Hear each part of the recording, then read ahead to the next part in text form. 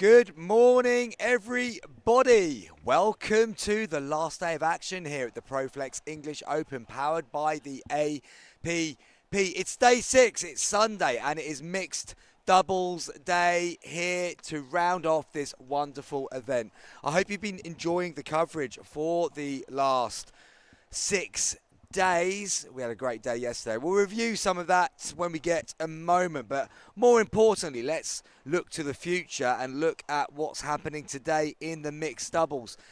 The first game we're going to be seeing is Mary Monson and Ben Slive against Jess Anderson and Harry Feast. What I'm going to do just before that, though, because that is a Group B fixture, we are going to quickly fly through the runners and riders in all of the groups. Now, we have got 1, 2, 3, 4, 5, 6, 7, 8, 9, 10 groups here. So, probably needed a slightly longer run-up to this. We will fly through as quickly as possible. Group A, Rose Van Reek and Jack Monroe, got to be one of the favourites of the tournament. They've got Claudia K. Mel and James Chowdhury, Maria Constantino and Ignacy de Rueda, Emma Rickson and Lewis Oak, Millie Sharma and Josh Roberts. The top 4 from each group will qualify for the knockout stage. In Group B, Kat Stewart and Ronan Cameron. They've got to be in there as well, you would imagine. Laura Facetto Font and Jake Bauer. Mary Monson and Ben Slive, who we're going to see in a moment. Jess Anderson and Harry Feast also in court. Gracie Hamilton and Flynn Crothwaite in round out Group B. Group C, Megan Fudge and Richard Livanese. That is a team to look out for. Talia Saunders and Josh Bright. Tell you what, Josh is going to learn a lot from playing with Talia today. That's excellent. Molly Nags and Cyril Peltier. Joe Foster and Harry Hamilton. Chantal Griffiths and Jamie Champion.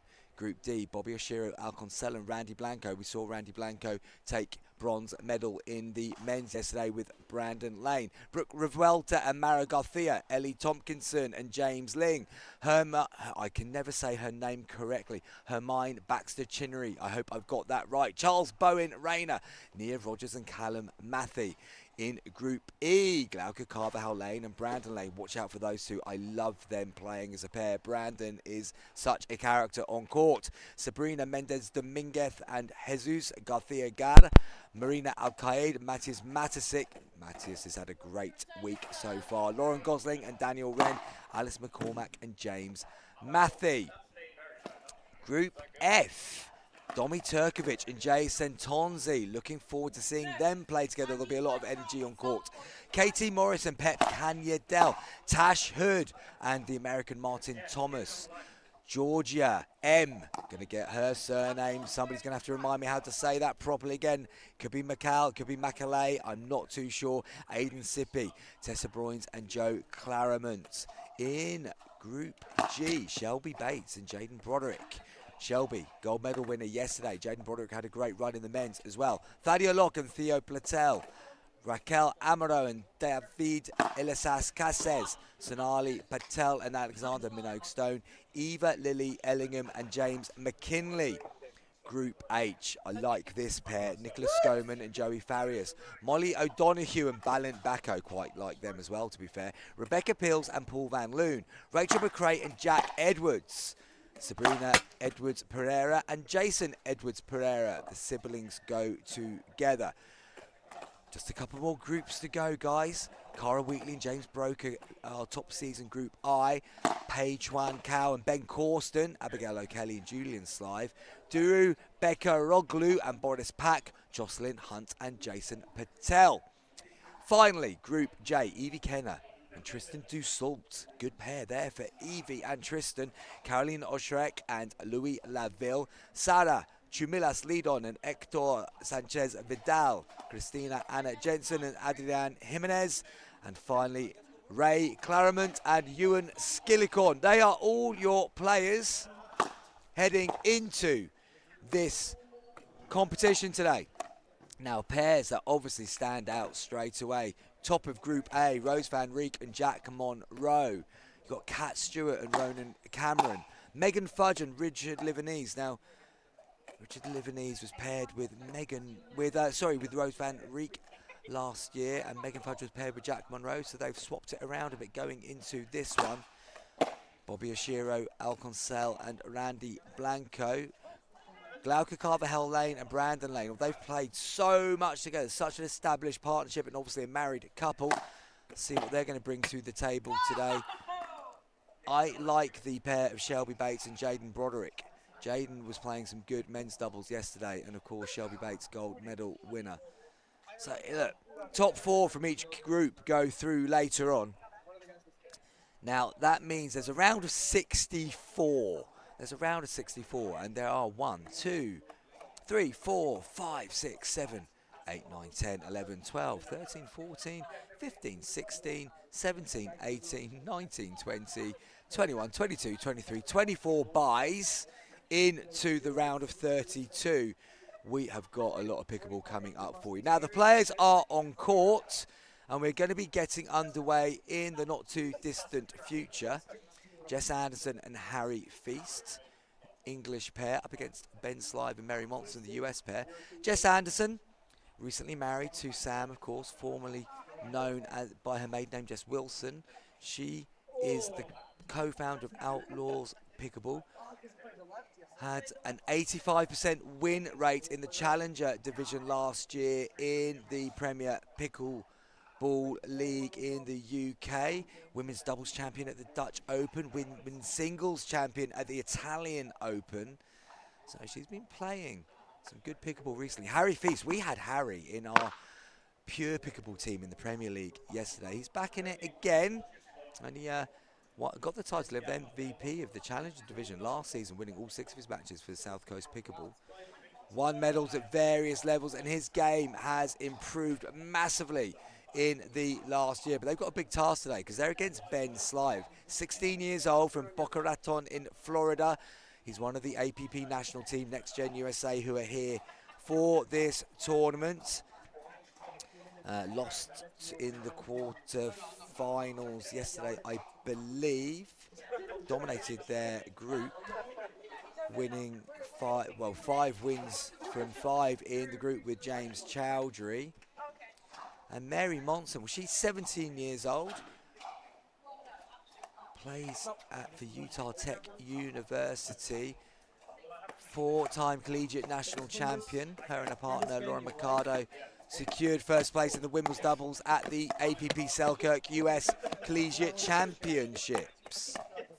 And in March 2026, she was officially welcomed to the pickleball national team of the US. And yeah, we like what we've seen from Mary Monson so far.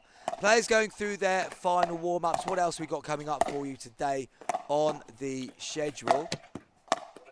Well, after this, we're going to see Rose Van Reek and Jack Monroe. They go up against Millie Sharma and Josh Roberts.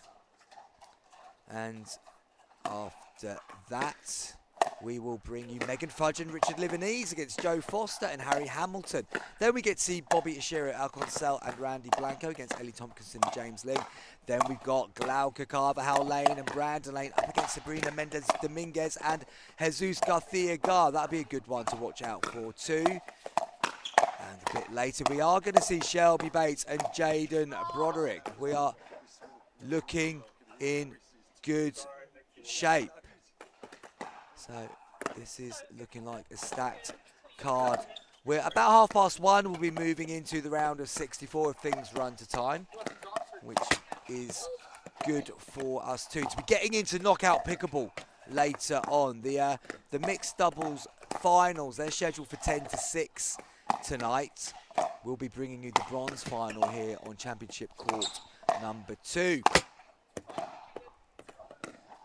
Now, if you are joining me on YouTube bright and early on this Sunday morning, do drop in and say hello, please. Always good to say hello to you. We'll give you a shout out, of course. And if you ask intelligent questions, we will try and give you probably a less intelligent answer. But going to need your support today, guys, to get through the final day of commentary here. Day 6. I was going to count up the amount of hours I've been talking from the last week, but I didn't have enough fingers, thumbs and toes to be able to do that. But it's been a bit of a shift. I hope you've enjoyed the coverage, and we're going to bring you some good stuff today as well, for sure. Of course, it's always useful when you've got top talent on court like we've got today. And interesting to see what Anderson and Feast can do against this very talented young US pair. You'll be delighted to know that the air conditioning is still in full working order here at the NEC. I know you were worried about that. Could we potentially be getting too warm here at the NEC? A categoric no on that front. I am rubbing my hands. I still don't know what Rob Williams has done with my gloves and my scarf that I had here last week. He's going to be joining you later, probably about 11:30, when I toddle off to start warming up for my mixed doubles event. And hoping not to be back too soon in the commentary booth. Of course, I will miss you when I'm gone, and I've heard rumours that you might miss me when I'm gone. But I will try and delay my return this week and see if we can get past 1 win per day, which is the current Beaumont ratio. Other things to look out for today. It's going to be first to 11 win by 1 in the group stages. Each team will get one review, one successful review, which can be used at any point. Seconds. If they want to review, they have to ask the referee whether he had a clear view. If the referee says no, then they can then take that to a challenge. If the referee says he did see it, then they will not have the ability to challenge. No timeouts in the round robin stages. Mary Monson is going to get us underway. Ben Slive to her left. 1 game to 11. And Ben was on commentary with me earlier in the week, Time in. as was 0, Mary. 0, 2. Two intelligent young people know a lot about pickleball already. Slive's first third shot drive goes into the net tape. Early side out. Anderson 0, on serve. 1.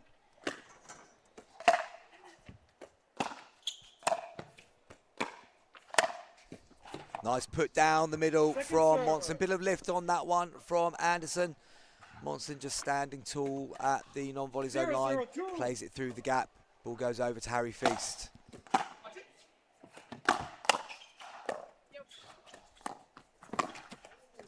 Feast stretching across, trying to take the ball in front of his partner, puts it down into the net.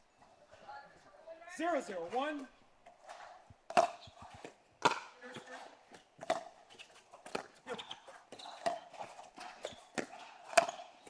Same pattern of play again. Anderson lifts. Monson just sitting on the forehand. Pushes it down the middle again. First point on the board. Second point on the board. Monson and Slive look like they've got something to do today. They want to push this on as quickly as possible.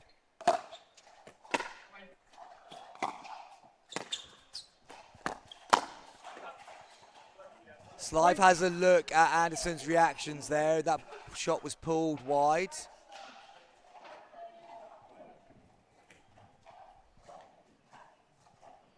Three-point advantage for Monson and Slive.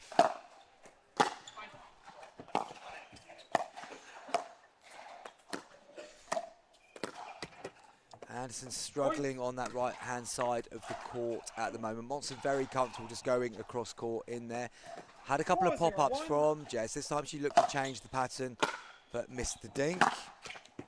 Bit low for the drive that time from Slive. Ball kept lower than I think he expected. Didn't quite bend his knees enough. 4, 0, 2. Feast comes in.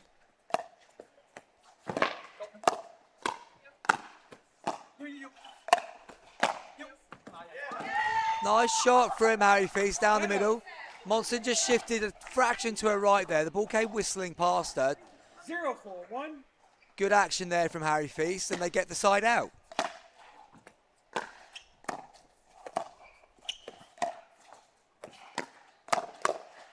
There's that lift again from Anderson. Feast battling well to keep this rally going. Good work from Feast.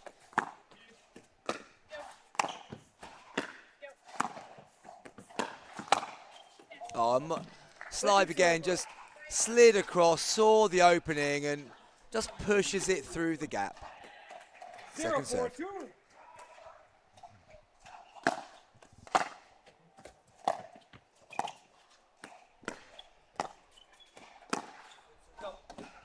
Not that time for Feast. Tried to repeat the shot he played earlier. Two-handed backhand looking to go down the middle, but 4-0-1. goes long. Anderson stretching. Nice serve from Monson. Ball goes beyond the baseline. 5-0-1. The US pair have 5 on the board.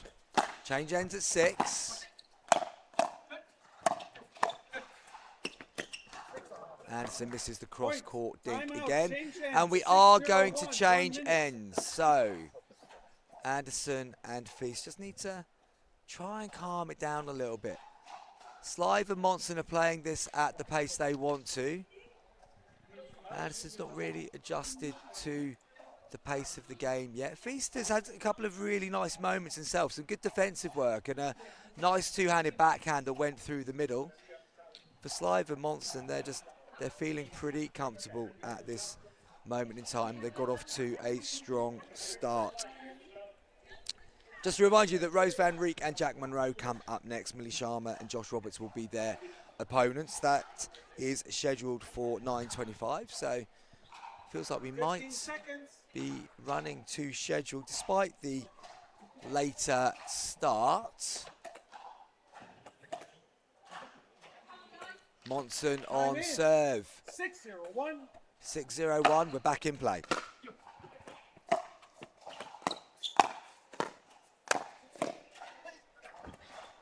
Just relentless pressure from the US pair. The UK team are able to defend the first couple, but quite often it's the third one that is finishing the rally.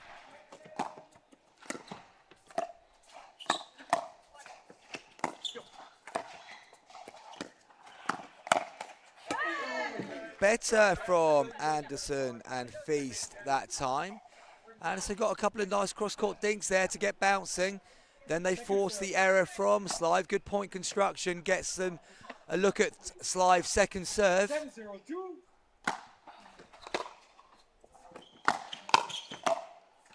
Drive from Slive. Anderson coped well, but then just a little bit of lift allowed Monson to be able to get it down the outside of Harry Feast.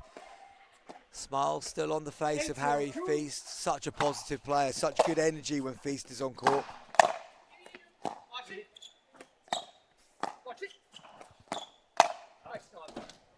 Lifted into the forehand of Monson. Punched back down the outside. 8-0. 9-0-2. 9-0, my apologies. Point. Anderson misses the return. And we have match point early here on court number 2. 10-0-2.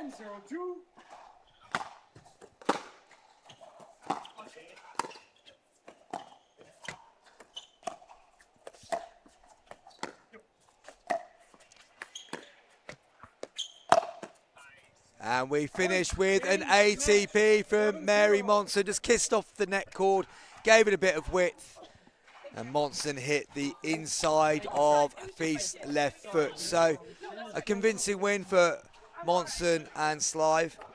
Tough start to the draw for Anderson and Feast. They will move on to their next set of matches. I mean, it's not going to be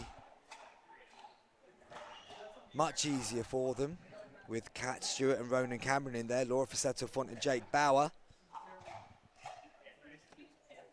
Gracie Hamilton and Flynn Crothwaite make up that group. We will be back in a moment with the next game. Oh, before we do that, let's have a quick look at where the match winners came from. Monson and Slive. Yeah, you can see a lot there were coming down the side of Jess Anderson on the right. And a couple that went past Harry Feast there. Well, we will be back after some adverts. We are off and running on mixed doubles day.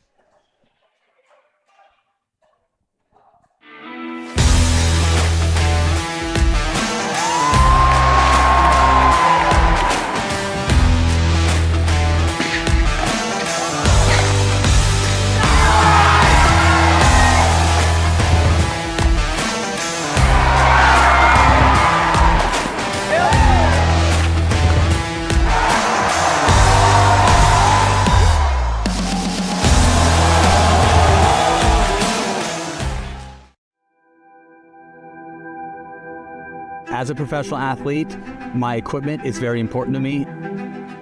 When I'm on the court, I need to trust what's on my feet. I need to stay focused with no distractions. I personally feel like the ViperCore Pro 2.0 is the best performance shoe out there. Durability for me is really important because I like to slide all over the court. I also love how lightweight they are. I feel like I can run faster. Skechers. Comfort that performs.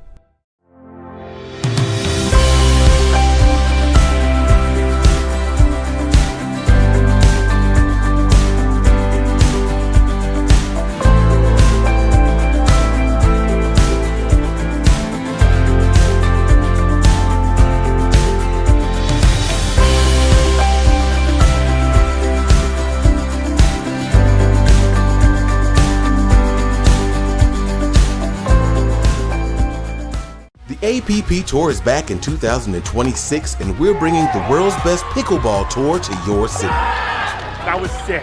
Join us on a court near you this year. To learn more, visit theapp.global.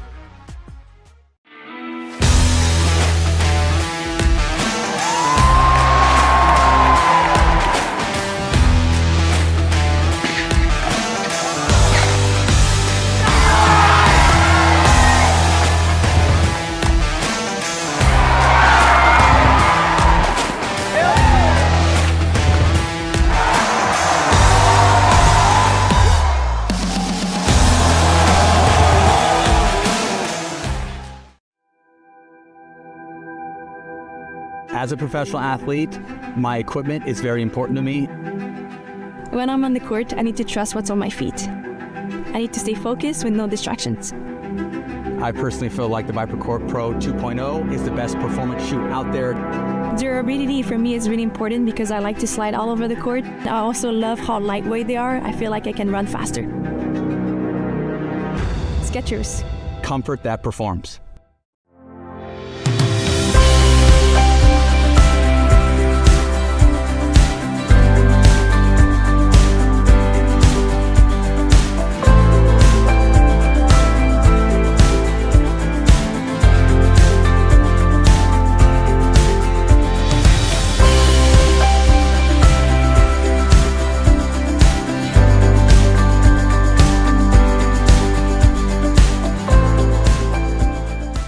The APP Tour is back in 2026, and we're bringing the world's best pickleball tour to your city. That was sick.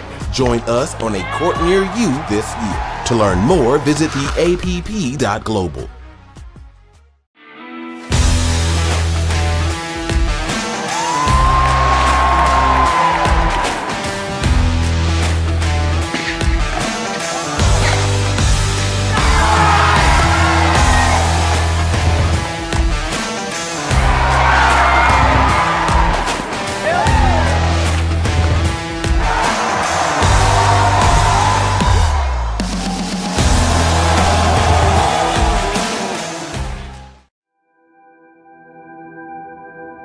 As a professional athlete, my equipment is very important to me. When I'm on the court, I need to trust what's on my feet. I need to stay focused with no distractions. I personally feel like the ViperCore Pro 2.0 is the best performance shoe out there. Durability for me is really important because I like to slide all over the court. I also love how lightweight they are. I feel like I can run faster. Skechers. Comfort that performs.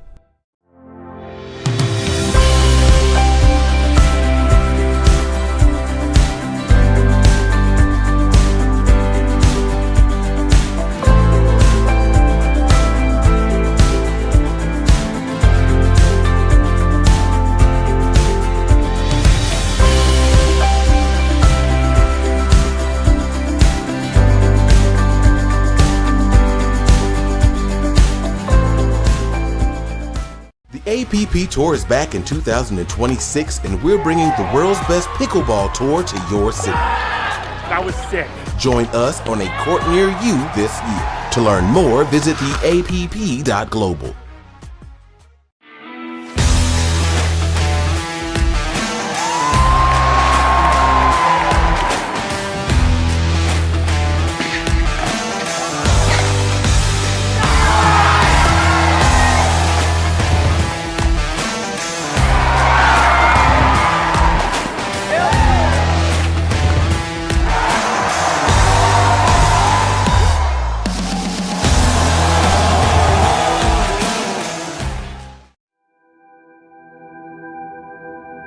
As a professional athlete, my equipment is very important to me.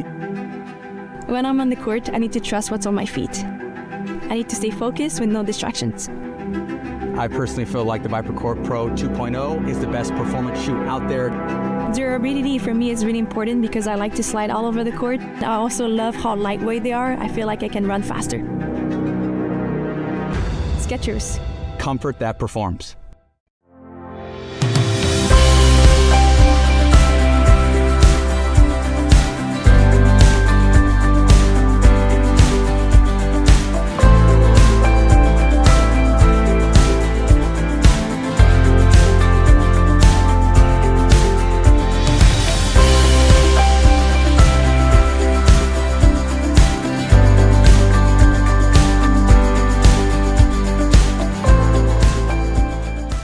APP Tour is back in 2026, and we're bringing the world's best pickleball tour to your city. That was sick. Join us on a court near you this year. To learn more, visit theapp.global.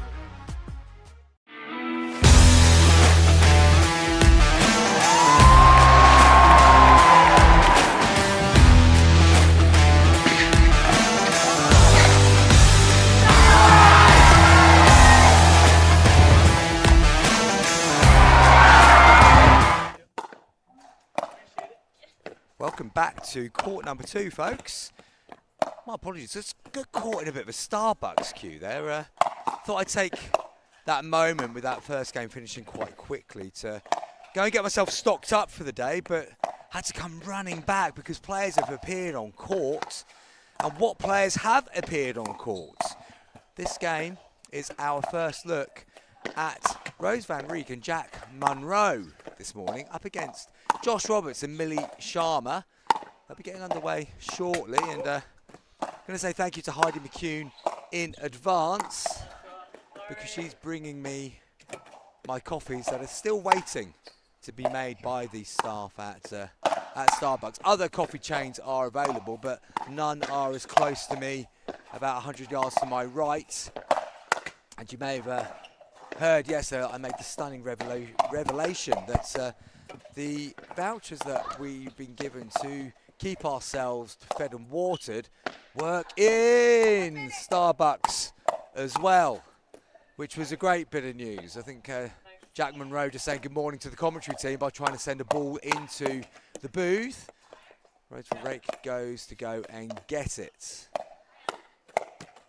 Now, let's have a look. Have these people played yet in today's tournament? What we got? So, in Group A, Kamal and Chowdhury got off to an 11-10 winning start against Millie Sharma and Josh Roberts. Good performance from Roberts and Sharma in that one. That must have been an excellent game to watch. They've got to now take that promising start, Sharma and Roberts, into this one against Van Rijk and Munro. That is the only game played so far in Group A. Let's have a look at Group B quickly. Well, Monson and Slive, we saw them win 11-0 in that first game. Facetto Font and Jake Bauer, they also won their first game 11-7 against Hamilton and Crothwaite. Bright and Saunders are off to a winning start. They beat Champion and Griffiths 11-0. Dobkinson and Ling got off to an 11-1 start, beating Baxter, Chinnery and Bowen Rayner. Revuelta and Garcia, well, they beat Nia Rogers and Callum Matthew 11-5. Mendez Dominguez and Garcia Gar, they won 11-0 against Alice McCormack and James Matthew. Turkovic and Casentonce haven't got going yet in Group F. Neither has Group G, neither is Group H, neither is Group I, neither is Group J. I'm guessing they are starting a little bit later. So some of the tournament is underway. Now, Roberts and Sharma, 11-10 against Kamal and Chowdhury. That's going to give them confidence, and they can take that forward into this matchup.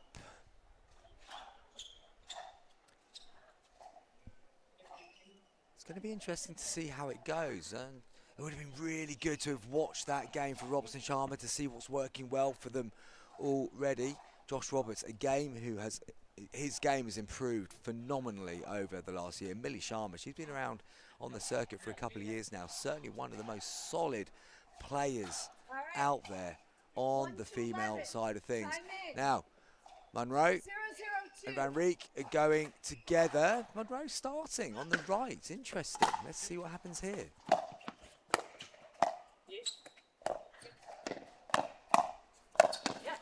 Good start from Josh Roberts. Gets on the attack. Monroe into the net, so early side out. Millie Sharma on serve.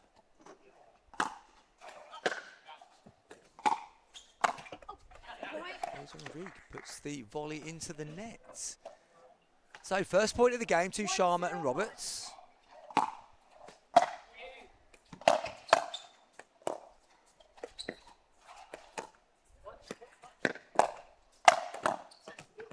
Roberts defended the ATP superbly, but just a little bit of lift and then that ball's punched down to his feet again. Good start from Roberts and Sharma.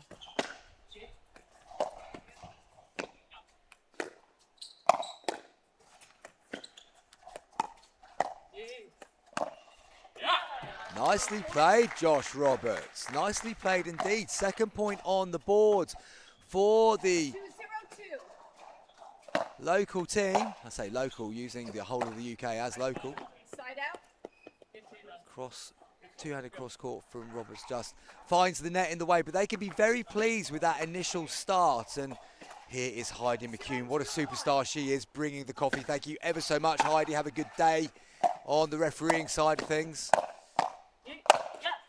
Punch through the middle by Josh Roberts. Really impressive start from Roberts and Sharma.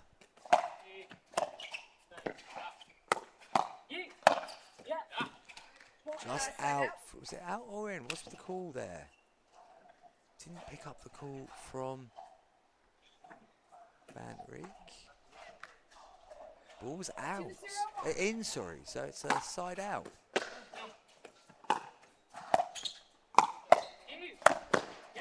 And again, Roberts getting on the attack, and this is good. I mean, Roberts he's rising through the pickleball ranks, known for his speed and aggressive play style. We're seeing that now. Sponsored by Third Shot, the great guys at Third Shot. Josh picked up a gold medal at the Prague Open, silver medal English Open last year. Another one that we brought into our pure pickleball team in the Premier League last season under the coach and guidance of Sam Basford.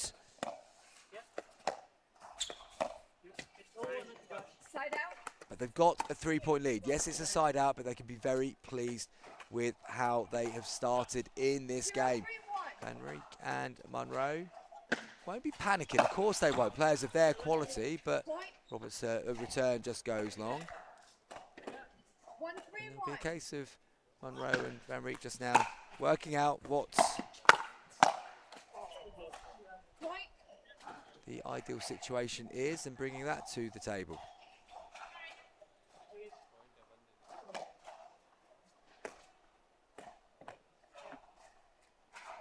So 2-3 now.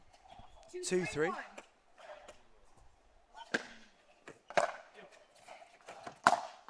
Drive from Van Rijk.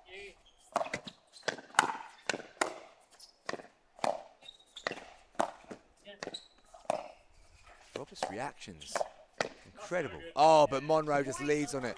Roberts did so well to keep that rally in play. It was good defence, but good soft hands. But eventually Monroe just able to lean in and nudge it down the line. Millie Sharma, she's in the PPL as well.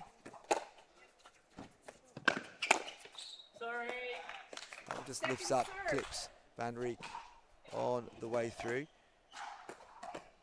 Associated with the Harrow Pickleball Club and Lemon Pickleball and various other clubs down in London. Roberts with a nice speed up, catches Monroe, gives it a nod of respect.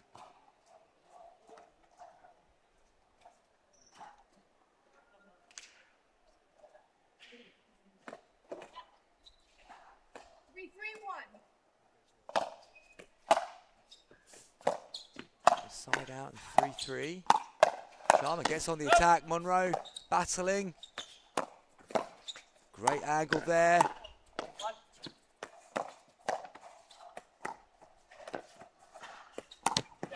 Oh, and Sharma went for the speed up. Such a good exchange, and then just that little bit of urgency from Sharma goes into the net.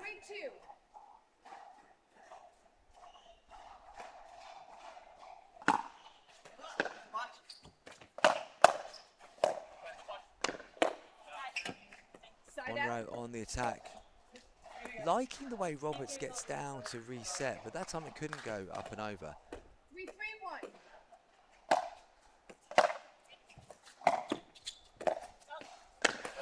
Yeah. That one comes crashing through, and Monroe's managed to hit a laptop this time. It's, just checking everything's still in working order. It does appear to be.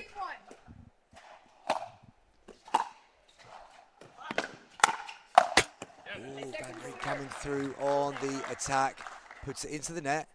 Holding their own here, Robertson, Sharma for sure. 4-3-2. What can they do in this exchange? Can they get the side out again? Lifted. Monroe with that touch of class. Just comes in, flicks it through. Now, we've seen this a few times in the games this week, that the underdogs get off to a good start, but then the favourites work them out, and it's important for Robertson Sharma just to stick in at this point. What a serve from Monroe. And we've got the 6-3 change of ends.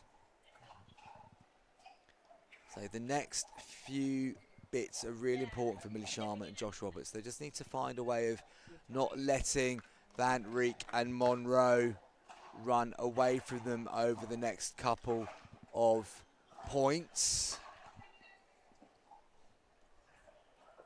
But it is a strong start from Robertson Sharma. I mean, we've seen bits there from Josh Roberts which are high level. I mentioned the development of his game over the last year or so, and it has been phenomenal. And getting better every single tournament. Impressive stuff, and Millie Sharma just really consistent. It's so good to see her competing at this level up against two of the best players that they will certainly play this month. Time in. 6-3-2. So 6-3-2, Monroe on serve. Using those lovely out paddles. Point. Roberts came running through, looking to leave an early mark, but the Ernie goes into the net.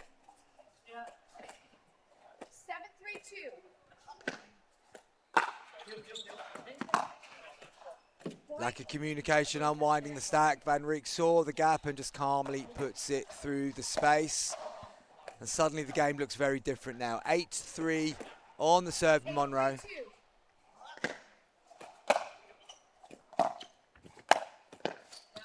Set from Monroe goes high. Great counter from Van Rijk. So quick from Jack Monroe. Read the play. Just had the paddle in the perfect position. Hits the line on the way out. Oh, are we having a review? We're having a review. First challenge of the morning. On the out. The tech team are here, bright and early, of course. They're springing into action.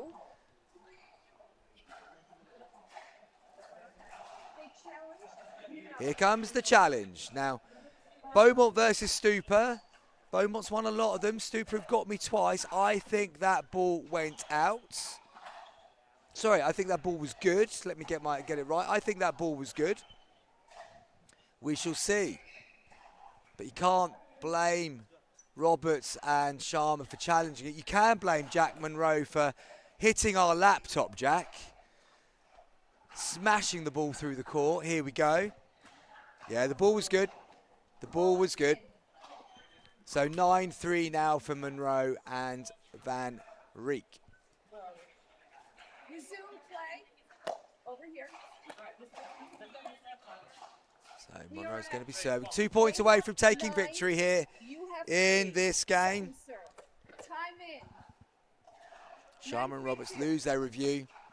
Beaumont has another one to his tally. Sharma punches into the net, and we've got game point. Sharma and Roberts got off to a good start, but it's 10 points in a row now for Munro and Van Reek. Side out. Ball called out by Jack Munro, and that is the game. Point. Game match, 11-3. Van Reek and Munro took a little bit of time to work out what was needed, and then they employed the strategy that takes them through fairly comfortably indeed. Impressive start from Josh Roberts and Millie Sharma, but the game turned and got away from them pretty quickly. We will be back after this short break with the next game. Good luck.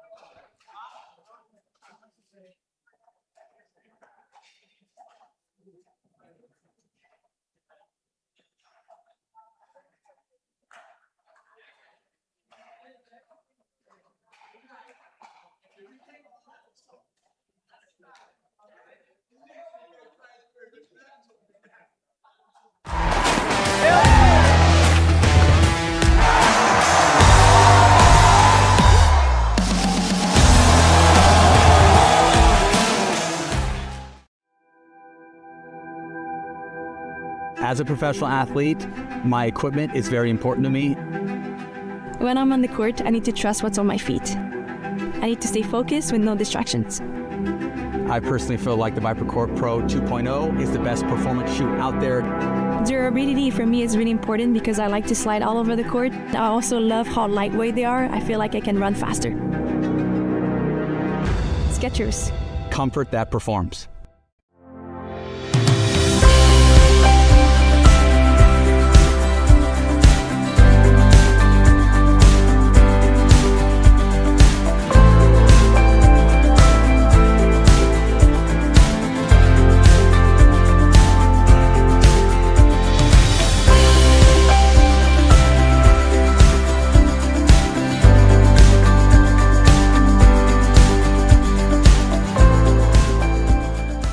APP Tour is back in 2026, and we're bringing the world's best pickleball tour to your city. That was sick.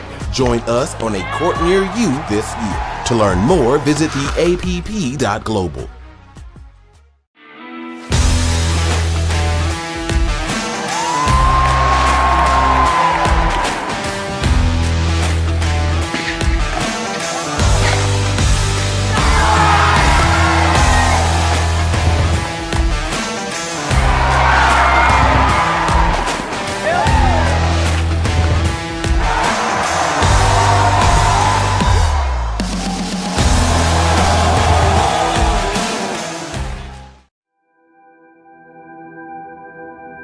As a professional athlete, my equipment is very important to me.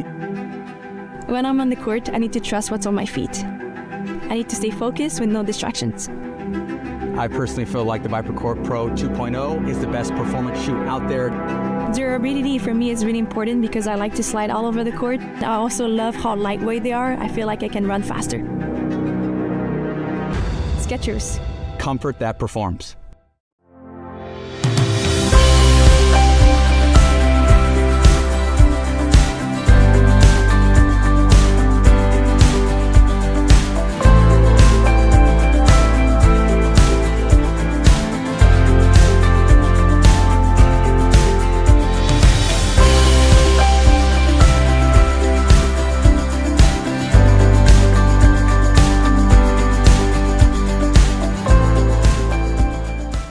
APP Tour is back in 2026, and we're bringing the world's best pickleball tour to your city. That was sick. Join us on a court near you this year. To learn more, visit theapp.global.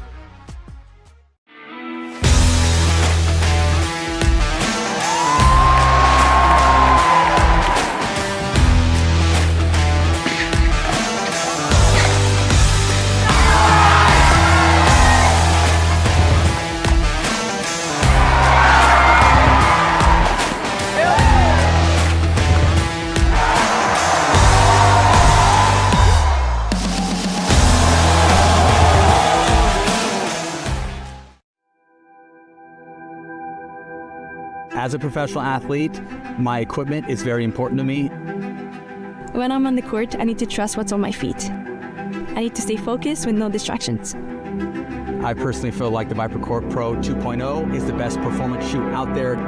Durability for me is really important because I like to slide all over the court. I also love how lightweight they are. I feel like I can run faster. Skechers. Comfort that performs.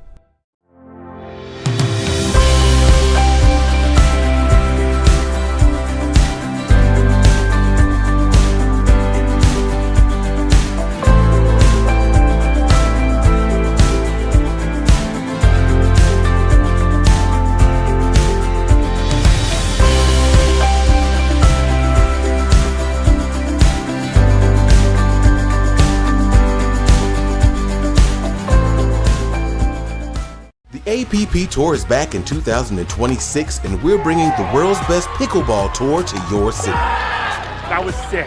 Join us on a court near you this year. To learn more, visit theapp.global.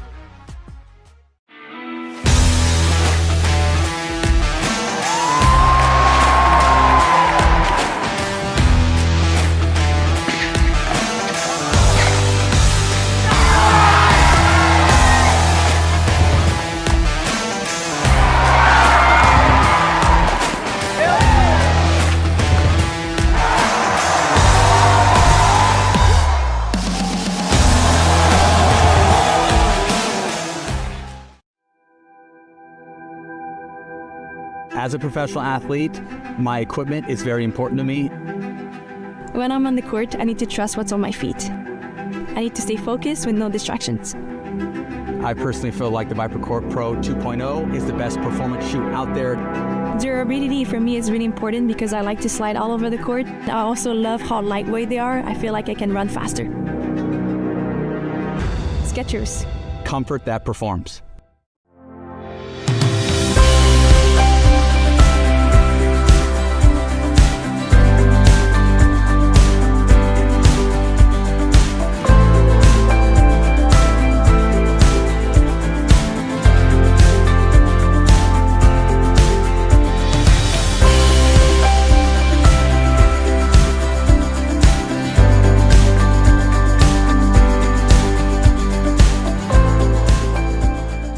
The APP Tour is back in 2026, and we're bringing the world's best pickleball tour to your city. That was sick. Join us on a court near you this year. To learn more, visit theapp.global.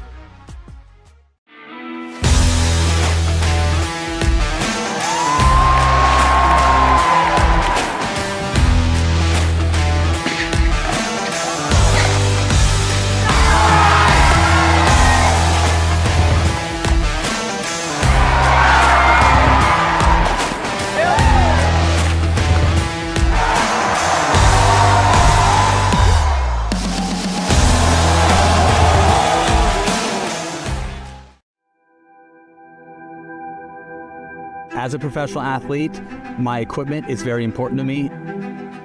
When I'm on the court, I need to trust what's on my feet. I need to stay focused with no distractions. I personally feel like the ViperCourt Pro 2.0 is the best performance shoe out there. Durability for me is really important because I like to slide all over the court. I also love how lightweight they are. I feel like I can run faster. Skechers. Comfort that performs.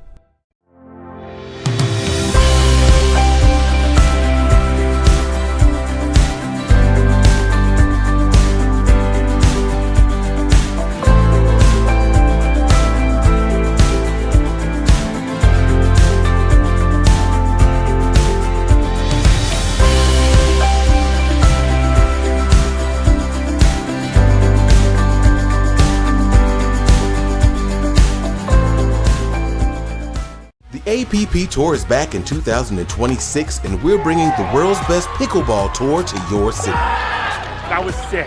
Join us on a court near you this year. To learn. Welcome back to Championship Court number 2. It's about 9:45 on your Sunday morning here at the ProFlex English Open. We've had 2 games so far today in the mixed doubles, and the one we're about to bring you now is our first look of the day at Megan Fudge and Richard Limonese. They go up against Joe Foster and Harry Hamilton. Now, how have these pairs got on so far? Well, Megan Fudge and Richard Livanese, they got off to an 11-0 win over Chantal Griffiths and Jamie Champion in their first game. Chantal and Jamie, 2 games in, haven't got a point yet. Tough start to their morning. And Joe Foster and Harry Hamilton, well, they went down 11-8 to Molly Nags and Cyril Peltier. What do we know about Harry Hamilton and Joe Foster? Hamilton, young and up-and-coming talent from Northern Ireland, partnering Joe Foster today. Joe Foster went deep in the women's 4.5 division yesterday. I believe took silver. I'm gonna confirm that actually, because I don't want to suggest the wrong thing. Let's have a quick look through my list of medalists, and yeah, it was silver with Chanel Lowe, who we had in the commentary booth yesterday as well. Of course, Megan Fudge and Richard Livanese. Megan Fudge was playing with Cara Wheatley in the gender doubles yesterday. Livanese went on to win gold with Jack Munro. Big test here for young Hamilton and his partner Joe Foster. And when you think about the opportunity to play against 2 of the best players playing in the US, what a chance here for young Harry and Joe Foster. Harry, left-hander on return, gets himself up to the non-volley zone.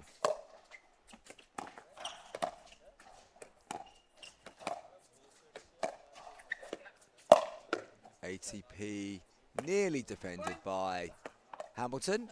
Good start there for Livanese, just took his time, went down the side. Fudge on serve, 1 point on the board already. Big drive for Fudge, comes off the nets. Livanese leans in, rolls it through the middle. Such an imposing figure, Richard Livanese. Tall, strong, broad, able to reach in, and he did there. Puts it through the gap. Fudge on the counter. Foster could see that coming. She moved so quickly, it was a blur. Straight away, Fudge and Livanese. 3 on the board. Foster defended 2. Fudge goes down the middle. So unfortunate for Foster and Hamilton that they didn't have the serve, because you never know. Pick up a couple of points at the start whilst your opponent's getting into it, but Fudge and Livanese have started at a rate of knots, and now that's 5 on the board. Hamilton and Foster have got to keep their heads up here. They know it's a difficult task. I mean, young Harry came around saying 1 point, just 1 point.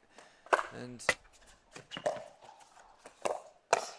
they need to find a way of arresting this slide. Smiles on the faces of Foster and Hamilton, but an absolutely tough ask, of course. Livanese and Fudge utterly respectful of their opponents, and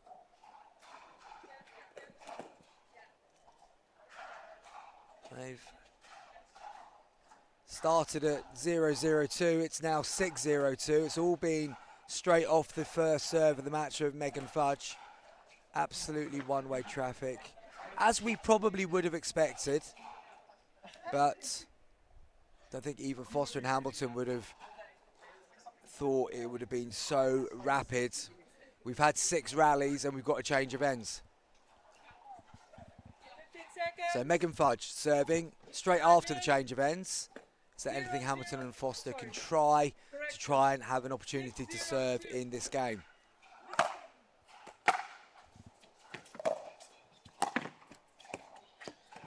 Hamilton reaching in and probably guilty of trying to be a bit over-ambitious on that touch, on that backhand. Of course, I mean, it's easy to say just try and get into the point, but I suppose you're choosing which way you're going to die in this one in many ways. Livanese does push that one wide, so they will get the opportunity to serve. 7 on the board. Hamilton's pleased that he's going to get the opportunity to whip the ball in the direction of Livanese.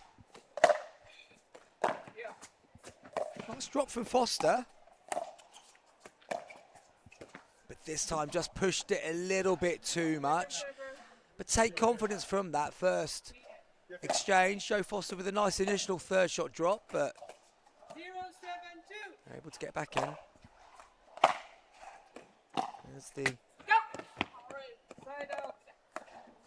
unwinding the stack. Thought about flipping over the net cord, but decided to land on the side of Hamilton and Foster. Not much going their way in this one.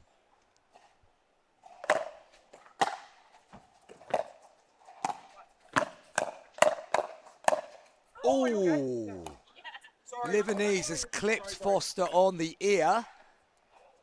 Foster's a tough cookie though. She'll just get up and get on with it.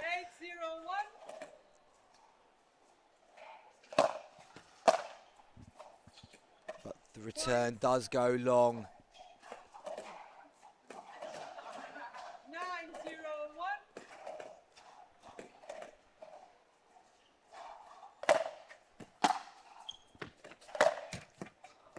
Livanese on the drive, goes into the net, so Fudge will serve again at 8. 9-7-2.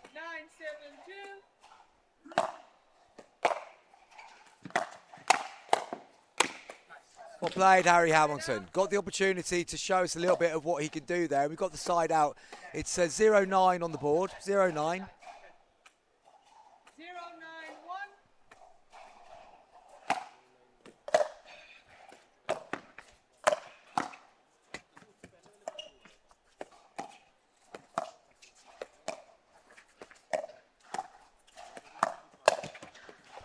Foster read the play, it was there to take, but didn't execute, pushed it into the net.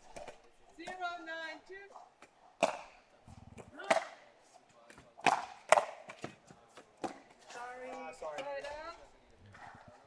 Livanese is standing so big and imposing at that non-volley zone.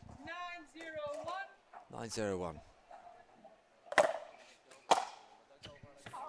Goes long.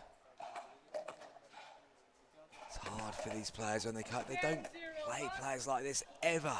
They've got to suddenly find a way of coping. Foster got that one up. 10-0. 10-0-2. 10-0-2.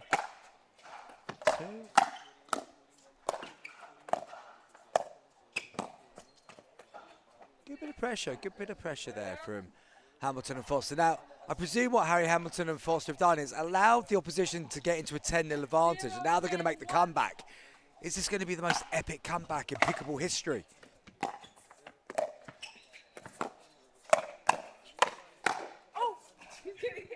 Foster's had one in the ear, now she's had one on the backside. 0-10. Hamilton just lifting that one into the backside of his partner.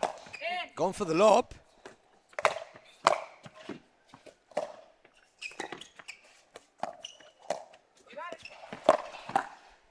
Great ATP there from Livanese. Nice point. Foster got a good lob to the back of the court, but it's only 2 steps back to the back for Livanese. And he's able to keep the point going, then ends it with an ATP. We're on match point again.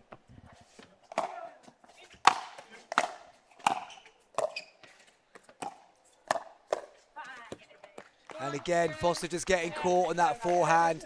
It's game, it's 11-0. Fudge and Livanese comfortable throughout in that game. A few nice moments from young Harry Hamilton there. He played some good stuff, but Livanese and Fudge never really had to move out of first gear to take that game 2-0. Okay, what is coming up next on court number 2? Well, before we do that, let's have a quick look at the statistics. 36% of Foster and Hamilton's errors went into the net and 14% went out. Coming up next on court number 2, the 10-15 game. Tell you what, guys, take a seat, calm yourselves down. We're running ahead of schedule here. We are currently 19 minutes ahead of schedule. It does sort of help when a couple of these games have been fairly one-sided. But a great experience for the players that have played and getting the opportunity to go up against some of the top players in the world. Bobby Ashiro, Alconcel and Randy Blanco up against Eleanor Tompkinson and James Ling. Next, we will bring you that game in the not too distant future.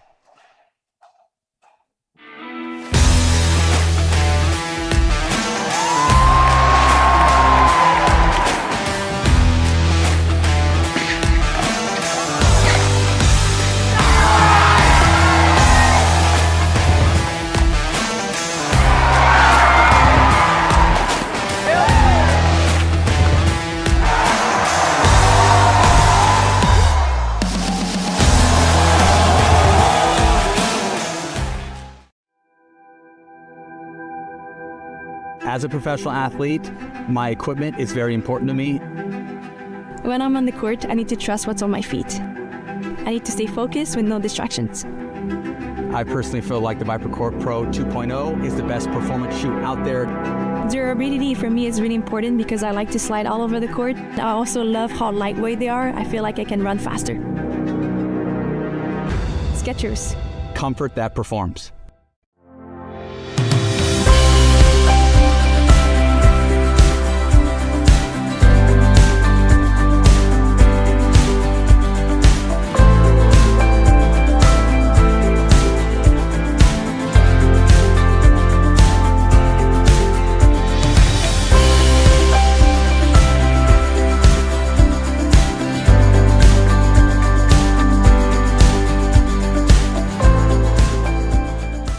Visit the app.global.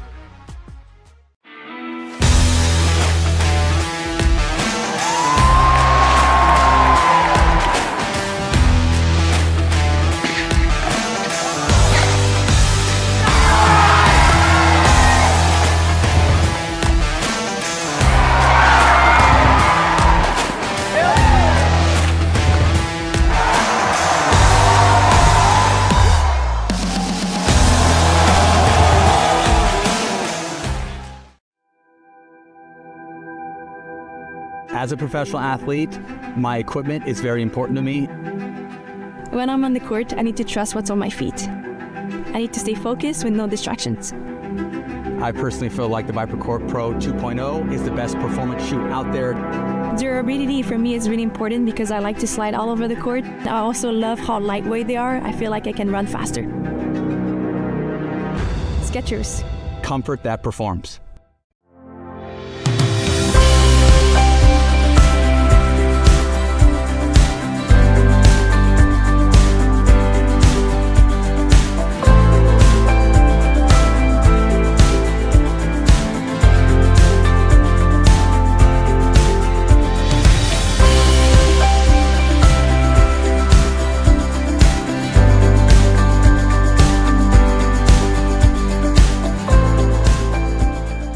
The APP Tour is back in 2026, and we're bringing the world's best pickleball tour to your city. That was sick. Join us on a court near you this year. To learn more, visit the app.global.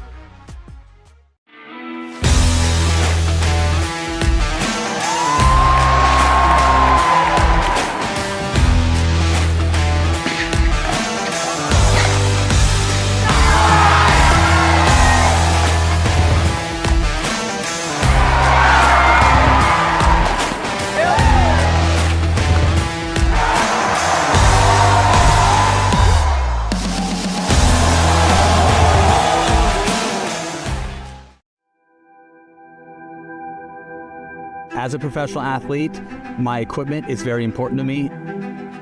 When I'm on the court, I need to trust what's on my feet. I need to stay focused with no distractions. I personally feel like the ViperCore Pro 2.0 is the best performance shoe out there. Durability for me is really important because I like to slide all over the court. I also love how lightweight they are. I feel like I can run faster. Skechers. Comfort that performs.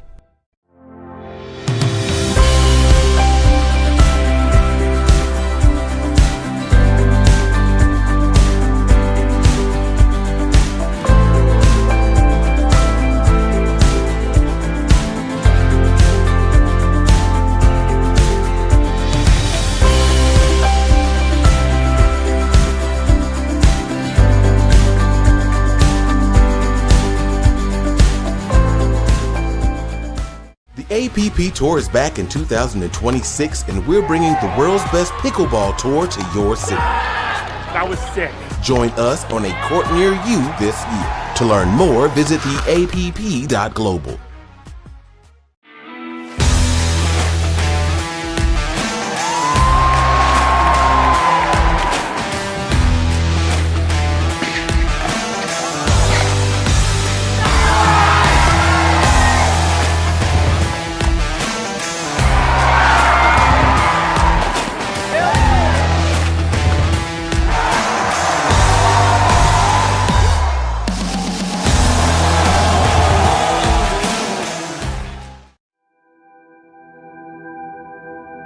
As a professional athlete, my equipment is very important to me. When I'm on the court, I need to trust what's on my feet. I need to stay focused with no distractions. I personally feel like the ViperCourt Pro 2.0 is the best performance shoe out there. Durability for me is really important because I like to slide all over the court. I also love how lightweight they are. I feel like I can run faster. Skechers. Comfort that performs.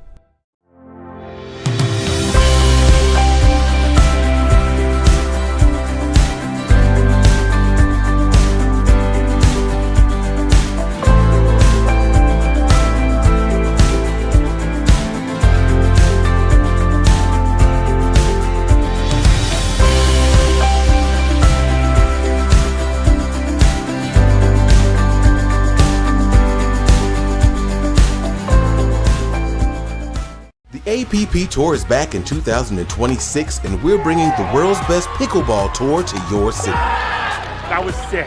Join us on a court near you this year. To learn more, visit theapp.global.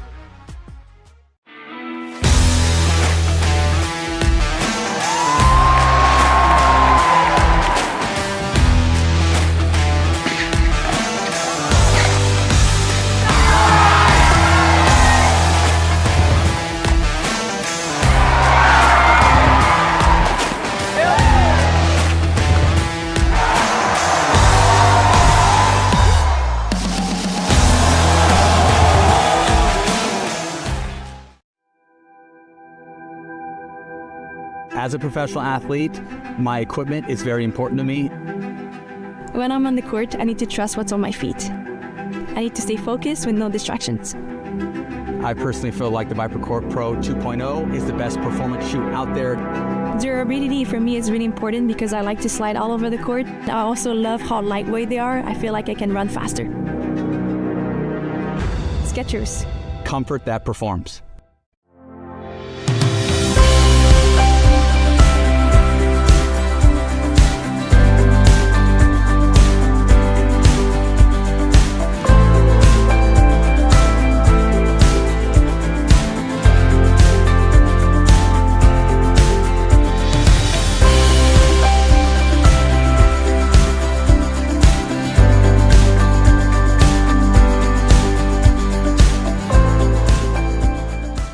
APP Tour is back in 2026, and we're bringing the world's best pickleball tour to your city. That was sick.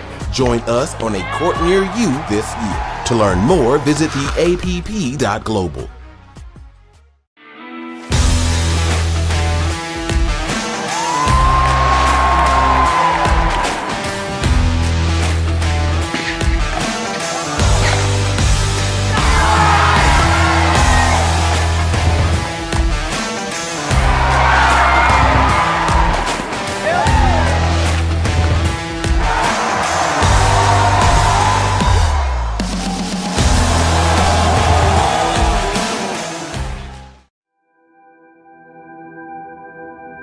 As a professional athlete, my equipment is very important to me. When I'm on the court, I need to trust what's on my feet. I need to stay focused with no distractions. I personally feel like the ViperCourt Pro 2.0 is the best performance shoe out there. Durability for me is really important because I like to slide all over the court. I also love how lightweight they are. I feel like I can run faster. Skechers. Comfort that performs.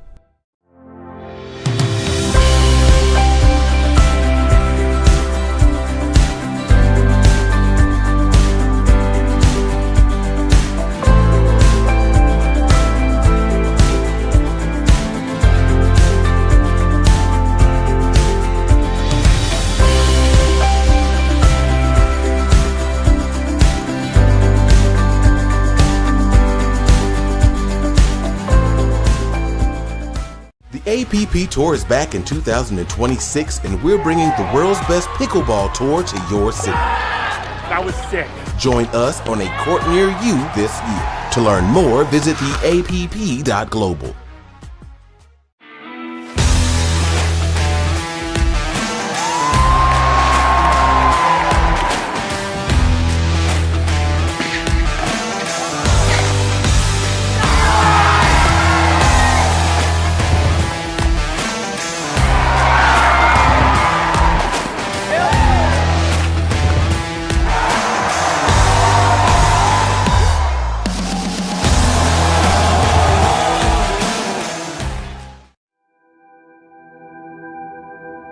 As a professional athlete, my equipment is very important to me.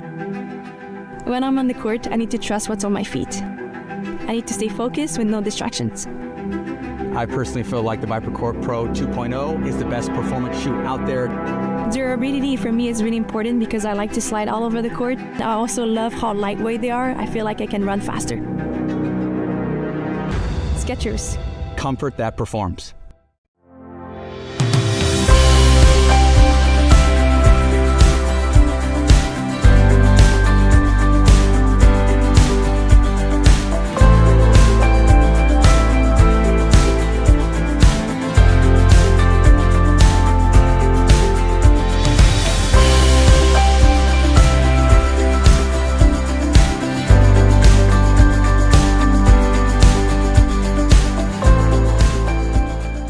The APP Tour is back in 2026, and we're bringing the world's best pickleball tour to your city. That was sick. Join us on a court near you this year. To learn more, visit theapp.global.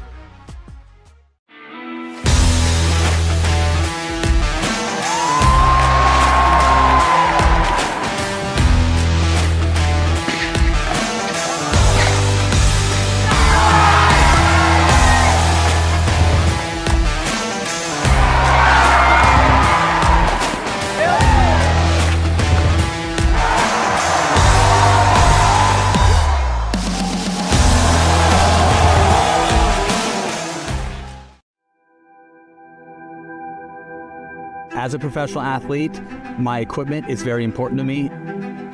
When I'm on the court, I need to trust what's on my feet. I need to stay focused with no distractions. I personally feel like the ViperCourt Pro 2.0 is the best performance shoe out there. Durability for me is really important because I like to slide all over the court. I also love how lightweight they are. I feel like I can run faster. Skechers. Comfort that performs.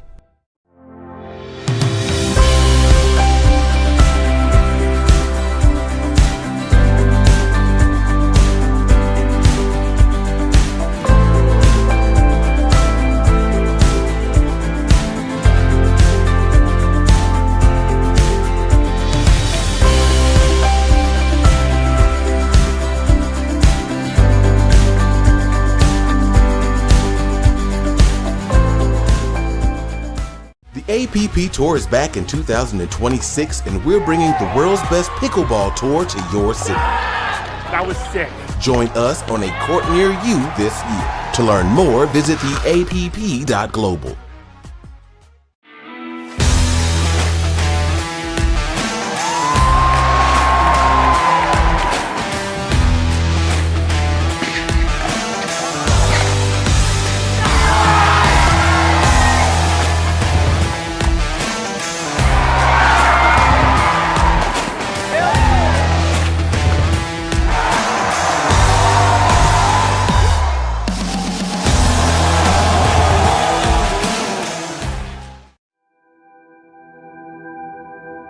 As a professional athlete, my equipment is very important to me.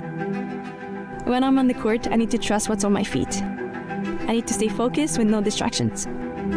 I personally feel like the ViperCourt Pro 2.0 is the best performance shoe out there. Durability for me is really important because I like to slide all over the court. I also love how lightweight they are. I feel like I can run faster.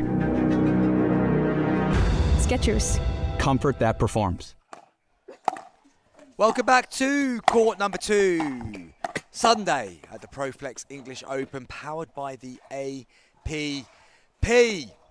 We are in mixed doubles action. We've got Bobby Ishiro and Randy Blanco up against Ellie Tompkinson and James Ling. The unmistakable height of James Ling to the left of court. His partner Ellie Tompkinson just in front of him. Bobby Ishiro and Randy Blanco, the opponents. And now this is a shootout for top spot in their group. 1 minute. Tompkinson and Ling have won all their games so far, as have Oshiro and Randy Blanco.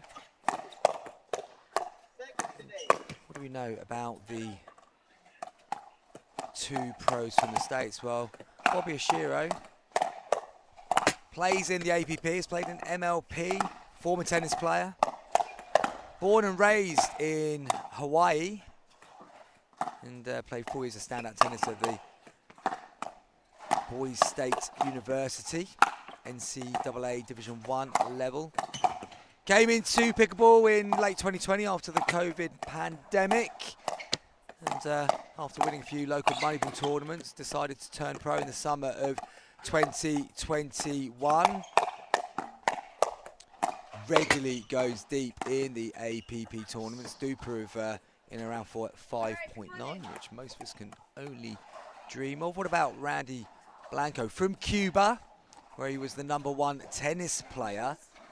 He moved over to pickleball and trains out of Florida and Miami. 33 years old, 6.3 Duper doubles, 5.58 in singles. We saw him and his partner, Brandon Lane, take bronze yesterday.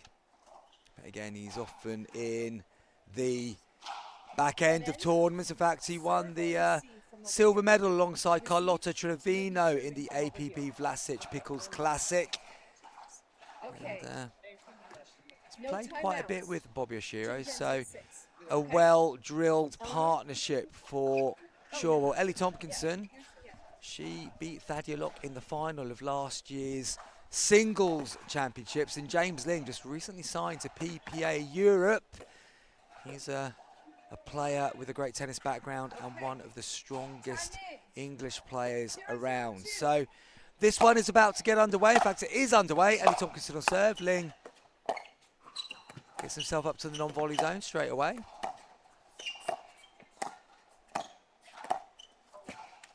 Tompkinson comes out on top of that first dink exchange with Oshiro. Do come and say hello if you're watching along on YouTube. Join us in the chat. I'll give you a shout out and keep you involved in what's going on here behind the scenes in the fridge. That is my commentary booth. Mistake from Tompkinson that time. Drive down to her left-hand side. Didn't mean to ask James Ling how tall he is officially when I was speaking to him just before this game, but forgot to do so.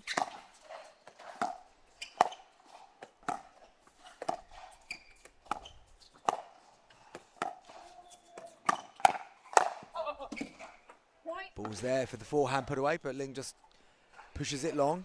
So first point for Oshiro and Blanco.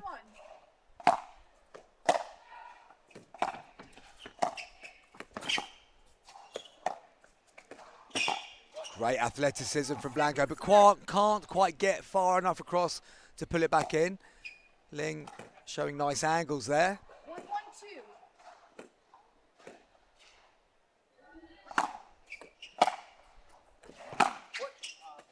Side out. Drive from Blanco from the back of the court. Frustration on his face. Goes long. Side out. 1-1-1.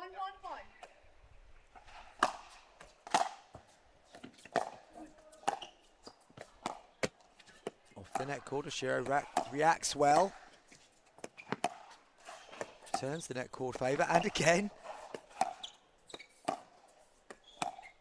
Oshiro staying in there with Tompkinson. Tompkinson goes to the middle, so Blanco is able to get in there, then got the mistake from Tompkinson as she goes long. So second serve.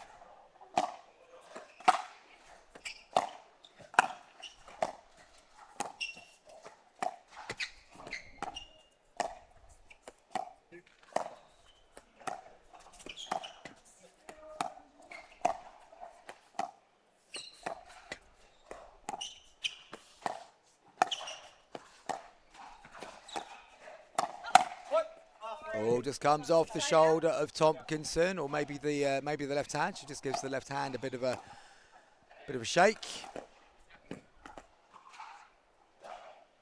1-1-1.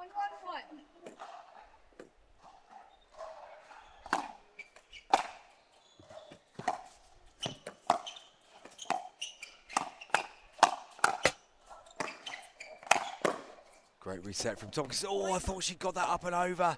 Not quite. She was slightly on the back foot there, but I thought she'd just done enough to lift the ball 2-1-1. to get it bouncing in the non-volley zone.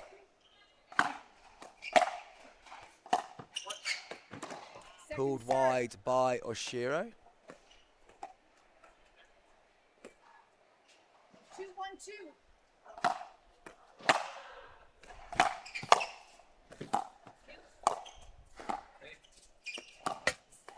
Point. Ling trying to go cross court there. Goes into the net.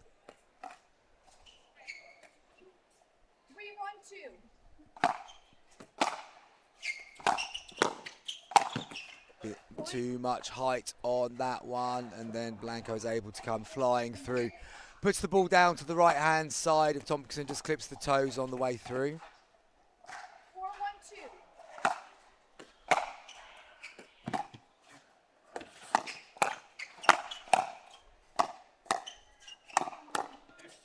Great resets from the pros. Oh, look at that misdirection from Blanco. Just held the paddle for a fraction longer and then just opened the wrist and puts it down to the side of Ling.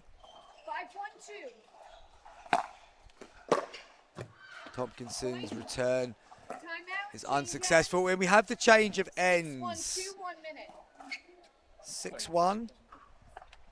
Oshiro and Blanco lead.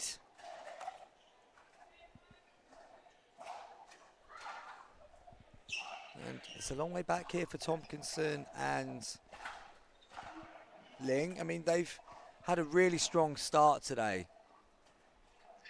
Beating Brooke Revuelta and Mara Garcia, Baxter Chinnery and Bowen Rayner, Nia Rogers and Callum Matthey. So they've done the job in terms of qualification. This is now about trying to finish as high up in the group as possible to get a decent draw going into the knockouts. Don't forget the top 4 go through. Many buys in that round of 64. 6-1-2. We're underway after the change of ends.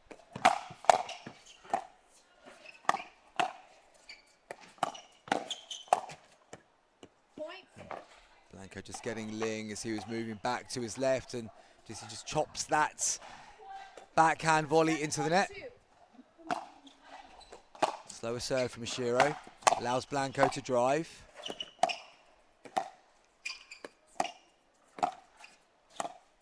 Nice change of direction. Side Good out. attack by Ling, and just catches Blanco on the way through. Side out. Chance for Tompkinson and Ling. Trailing 1-7. Make that 2-7. Nice serve from Tompkinson. Sorry.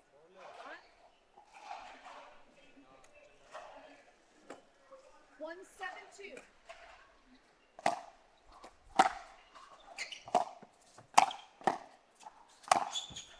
Well played, Randy Blanco. Side out.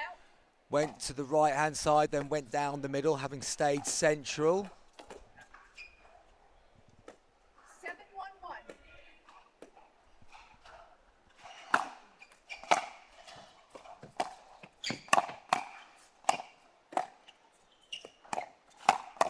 Oh, that's a good speed up there from Blanco, just catching Tompkinson unaware. 8-1-1.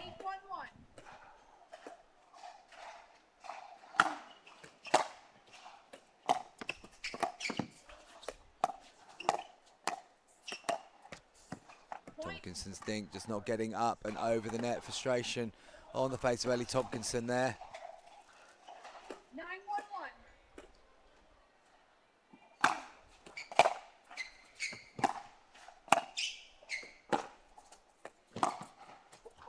Nice. Cross court from Blanco. brings up match point. 10-1. 1-1. Can they finish it at the first time of asking? They can indeed. That's the game. Oshiro and Blanco continue their 100% record. First defeat of the day for Ling and Tompkinson. They will go through to the next round with a record of 3-1. They can be very pleased with their morning's work so far. And pretty solid stuff from Blanco and Oshiro. Never really felt like they got out of first gear there, but as I say, they can be happy with their early bit of work there. Tompkinson and Ling. Next up is going to be Clark, Carvajal Lane and Brandon Lane up against Sabrina Mendes Dominguez and Jesus Garcia Gara. It is the 10:40 game. It's currently 23 minutes past 10. We are running to schedule here today, which is great to see. Going to take a short break and we will be back with that next clash in the mixed doubles.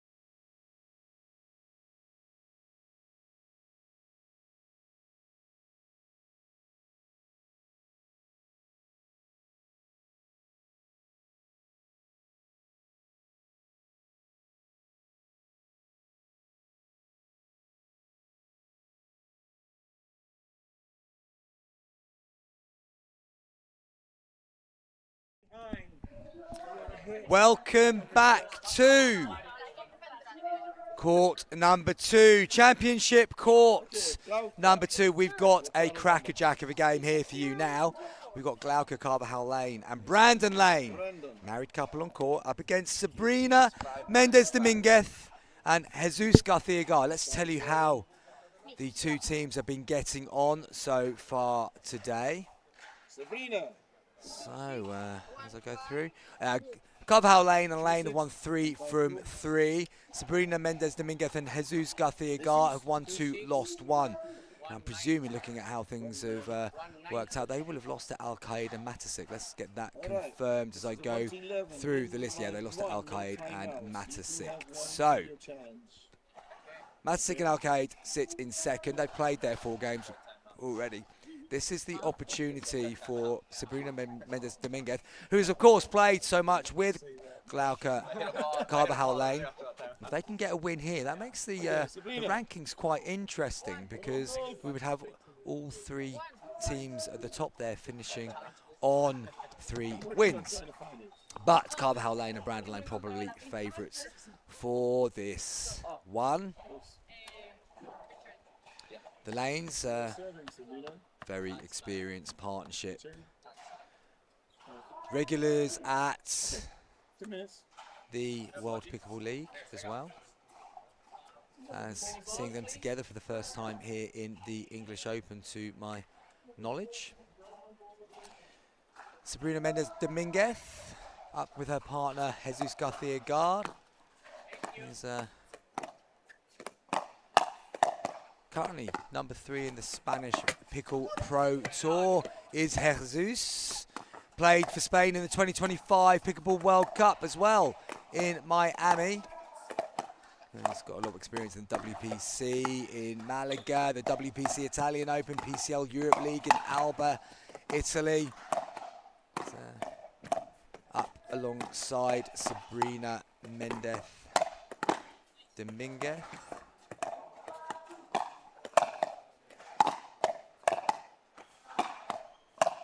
In this game, let's have a look at Sabrina and her background. Prominent professional pickleball player from Spain. In fact, widely recognised as Spain's top female pickleball athlete, and 2-time European champion with the Spanish national team. She also recently won the women's singles title at the PPA Italy in Portoros. Gold medalist with her opponent here, Glauca Carvajal Lane. They won in Rome, beating Katie Morris and Thadia Locke in that final. Brandon Lane, such a character. B Lane competes on the APP Tour, high energy, flair. Saw him take bronze medal alongside his partner Randy Blanco here yesterday, based in Melbourne Beach, Florida. He originally played to play college tennis, but a sharp bite caused nerve damage that disrupted those plans, and works as a coach, and eventually got introduced to pickleball by his college roommate back in 2022. Apparently, he carved his very first paddle out with a piece of half-inch plywood using a jigsaw, and then realising he was going to be quite good at it, they decided to transition away from teaching tennis to commit to pickleball full-time ahead of the 2023 season, and haven't looked back. And of course, his wife being Glauca Carvajal Lane. Glauca's background, well, at least 50% of it is going to be as interesting, because she shared a lot of that journey with Brandon, but she is a European champion. She represented Spain in the first championships in Southampton, winning women's gold alongside Paula Rivas, actually, in that one. Apologies, it was with Paula Rivas. I should know, I commentated on the game. And but then won it with Sabrina in Rome, defending the Spanish title. Glauca played NCAA Division I college tennis at Stony Brook University before transferring to Reinhardt. Degrees in sports management and business administration.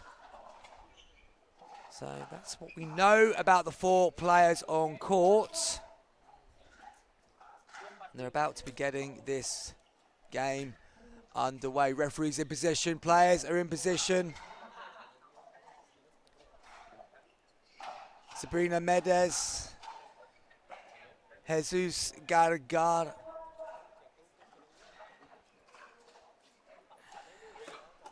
So Mendez and Garcia. It's going to be Mendez getting us underway.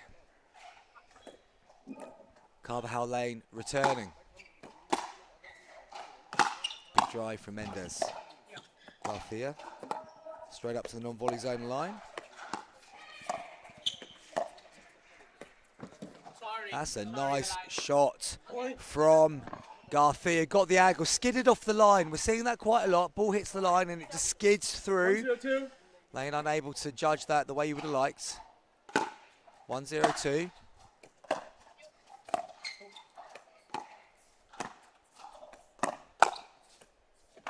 Garcia went for the speed up to the forehand of Carvajal Lane and punched back down. So side out.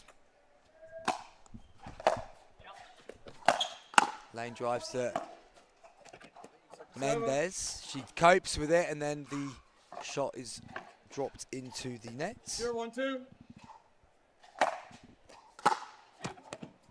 Missed return from Mendez and the Lanes have their first point on the board. 1-1-2.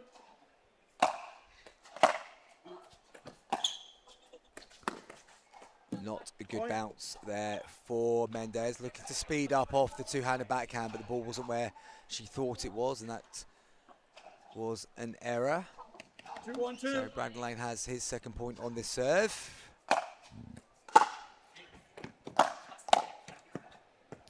Catches Mendez unwinding the stack, drove to her body, and ball goes into the net. 3-1-2.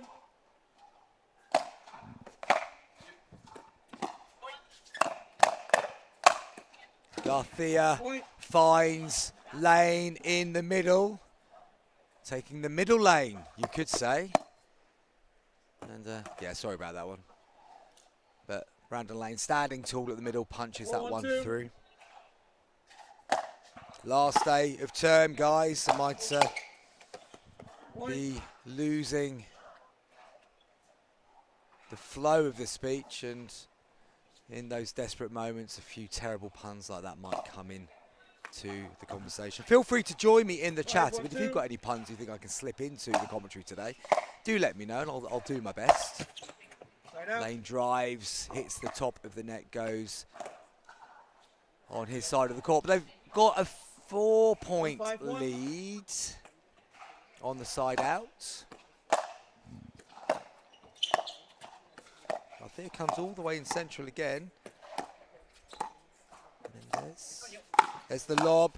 Carvajal Lane blocks twice, but Garcia is able to get balanced and smashes the ball through the legs of Lane. 2-5-1. Second point on the board for the Spanish pair. Lifted. Easy enough for Brandon Lane to dispatch of that one.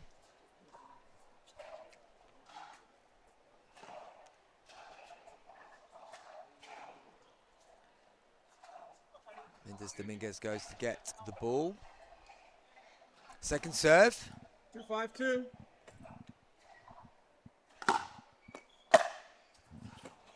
Just long from Brandon Lane. So another point on the board for the Spanish pair, and it's now just a 2-point deficit.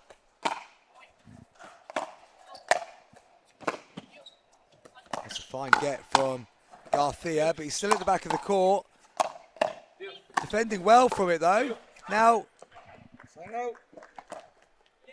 Mendez Dominguez finds herself at the back and unable to reset. So side out. Change ends at 6 here. First 11 win by 1 in these round robin stages. Top 4 teams from each group progress to the next round. Lane comes central. Let's have to look how low these players get. Look at how low they get, then go away and think about how low you get. You might think you're getting low, but you're not getting as low as these guys. That's why there's so much more control on the ball. So at the change of ends, Carvajal Lane and Lane lead by 6 points to 3. It's looking pretty solid for them so far. A little moment there for Garcia and Mendez where they went on a 2-point run, but Carvajal Lane and Lane quickly turned that around, got the ball back in their hands. They have it in hand when they start again after this short timeout. You get a minute to change ends in these competitions. 15 seconds. The referee is ready to go. Brandon Lane with that distinctive hairstyle and shorts.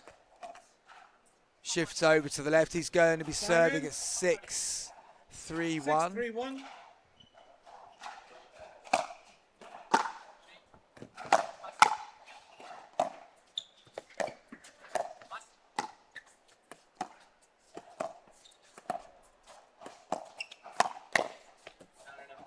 Just out from Garcia. Nice attack from Carvajal Lane. Garcia tried to push it back through the gap, but just nudged it too wide of the sideline. Good drive from Lane. Gets them up to the non-volley zone line. And a good attack again from Carvajal Lane. Hitting that left hip of Garcia yet again. He's unable to get the paddle into a good position quick enough, and another error has been forced. And since the change of ends, 2 quick points picked up. Garcia and Mendez need to try and get the ball back in their hands somehow.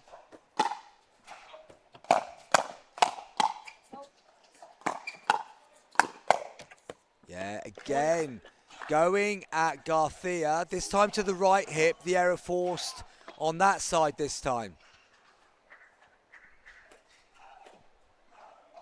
9-3-1.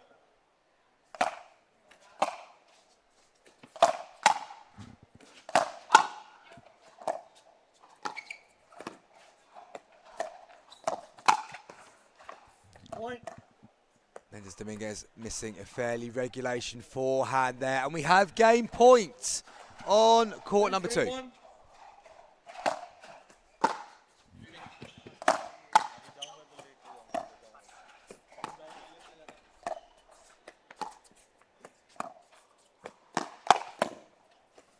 Once again, Carvajal Lane stands strong at the line, gets the counter. Job done for Carvajal Lane and Brandon Lane. Very efficient job against the Spanish pair. Mendes Dominguez goes back. She's sort of throwing the arms around a little bit. Don't think she really knows what they could have done there to get out of that one. So the Lanes, well, I think they'd already qualified before that, but they've now got the 4-from-4 record. That means they are going to go through with a 100% record. Are we going to have some stats coming our way? Let's have a look. Let's see what the guys have got for me.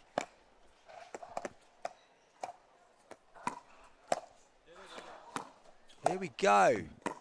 All right, so we can see the mistakes from Sabrina Mendes Dominguez, and 36% of their errors went into the net and 21% went out, 43% of which were forced off the paddle of Carvajal Lane and Lane. What have we got coming up next, folks? Let's have a look. What have we got coming up next? We have got Raquel Amaro and David Elescas Cases against Sonali Patel and Alexander Minogue Stone. Be back soon for that one.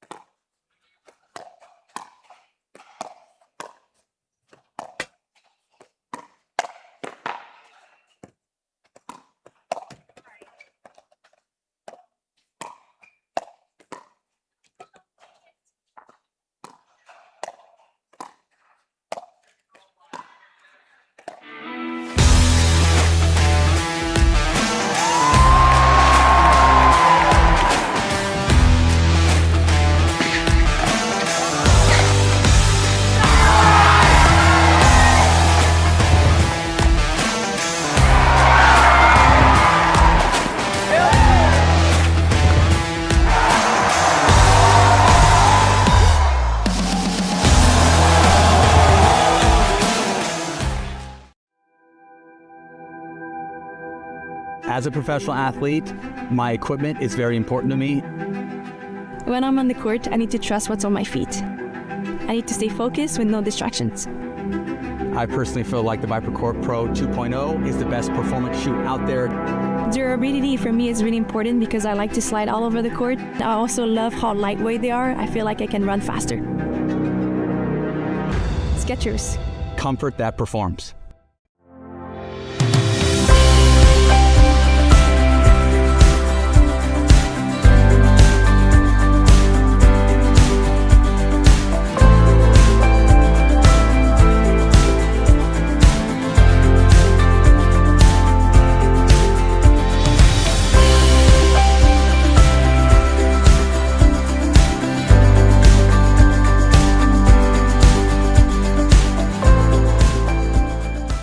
APP Tour is back in 2026, and we're bringing the world's best pickleball tour to your city. That was sick. Join us on a court near you this year. To learn more, visit theapp.global.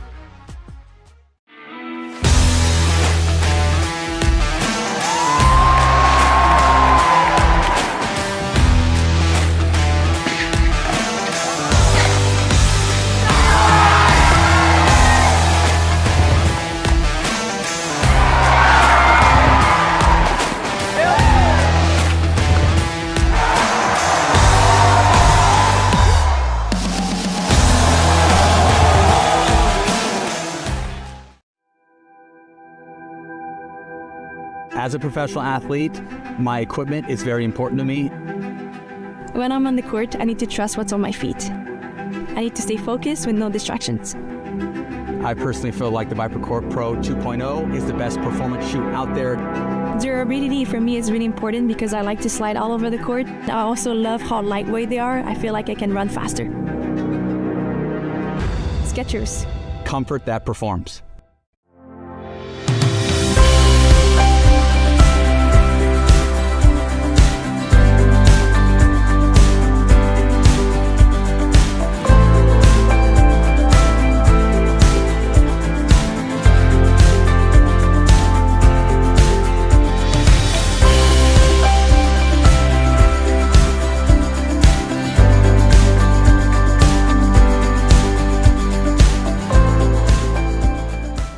APP Tour is back in 2026, and we're bringing the world's best pickleball tour to your city. That was sick. Join us on a court near you this year. To learn more, visit theapp.global.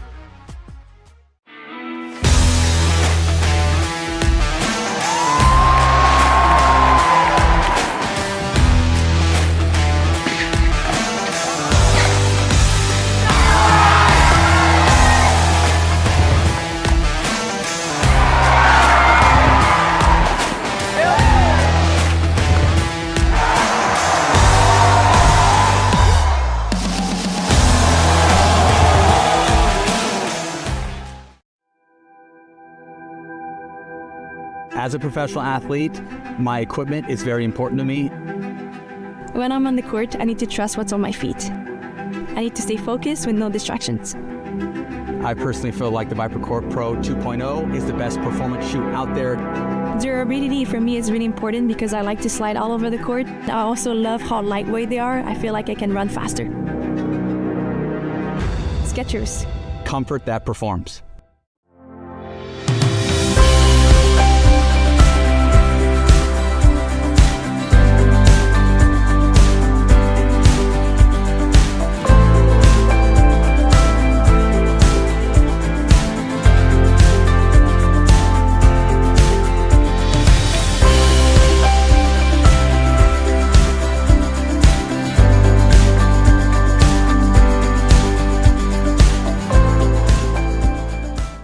APP Tour is back in 2026, and we're bringing the world's best pickleball tour to your city. That was sick. Join us on a court near you this year. To learn more, visit theapp.global.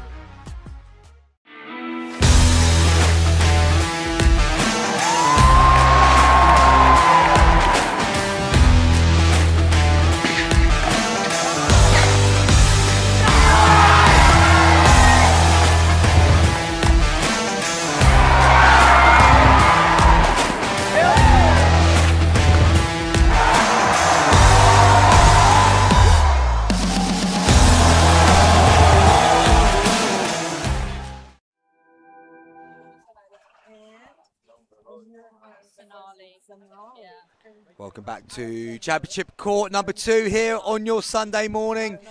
ProFlex English Open powered by the APP, and we are moving on to the next game in the mixed doubles. It's Group G now. Let's have a look. I think this might be the first Group G game that we've had so far.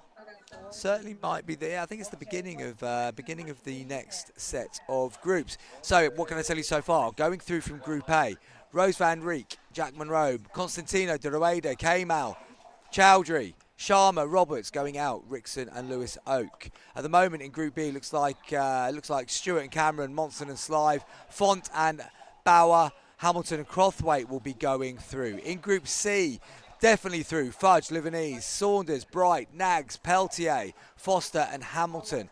Jamie Griffiths and Chantal Griffiths and Jamie Champion go out. In Group D, Oshiro, Blanco, Tompkinson Ling, Revelto Garcia, Baxter Chinnery and Bowen Rayner go through. Also confirmed in Group E, Carvajal Lane and Lane, Alcaid Matasik, Mendez Dominguez, Garcia Gar, McCormick and Matthew go through. And we're getting underway here in Group G. This is the first game.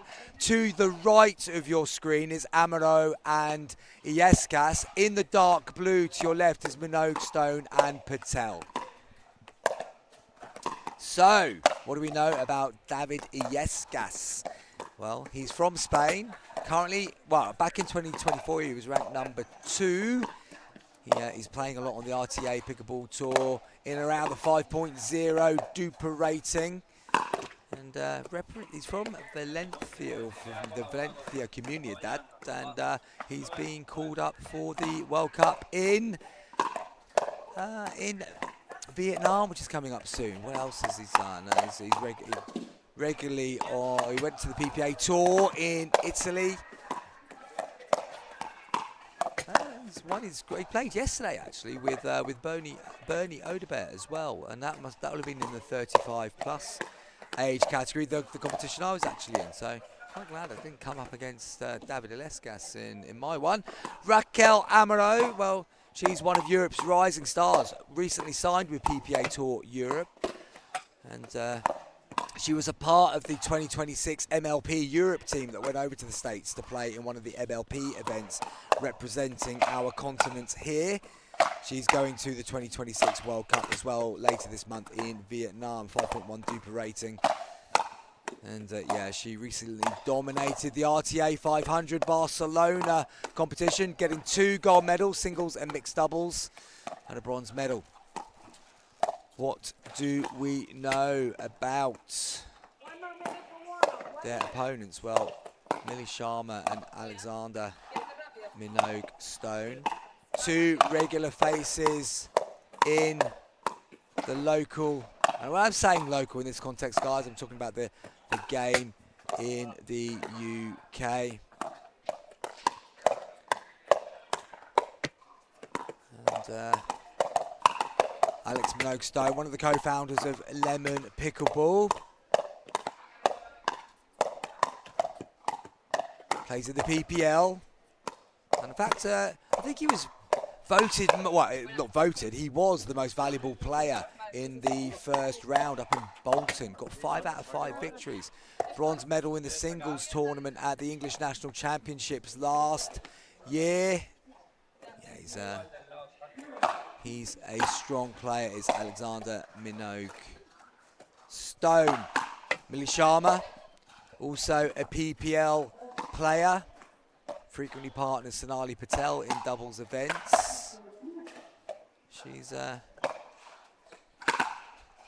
one of those strong, consistent players that we have in the female side of the sport in the UK. But this is going to be a big challenge for Minogue Stone and Patel up against Iescas and Amaro. Looking forward to seeing this one getting underway in a few moments, which it will be doing, of course. Still haven't heard from anyone on the YouTube chat this morning. Are you out there, people? Are you watching along? We've had some wonderfully varied conversations on YouTube so far this week, and it'd be good to keep that going as we go deep into Monday's play. This is the first game in Group G that we are bringing you live and exclusive here on court number 2 here at the Proflex English Open, powered by the APP. Amaro heads to the back of the court. Looks like she's going to be serving first. Iescas, her partner, to her left. Patel receiving.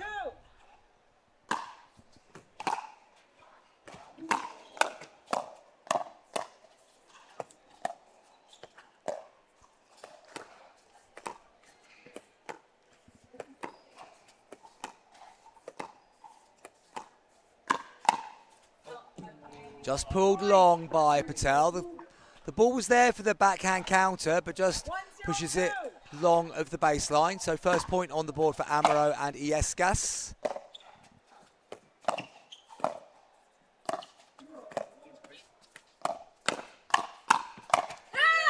Great footwork from Amaro at the line. They're able to punch that ball a little bit lower, and then Minogue Stone puts it into the net.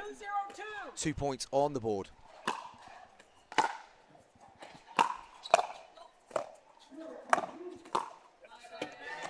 Nice spot there from Minogue Stone. Just got it down to the toes.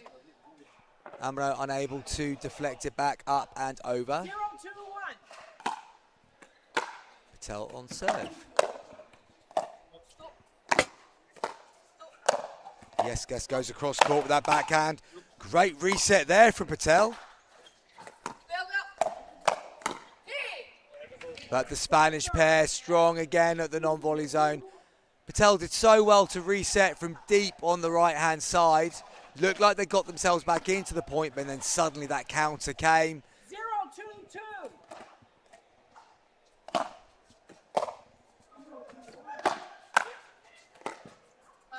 And again, Amaro coping with anything that's coming her way at the moment.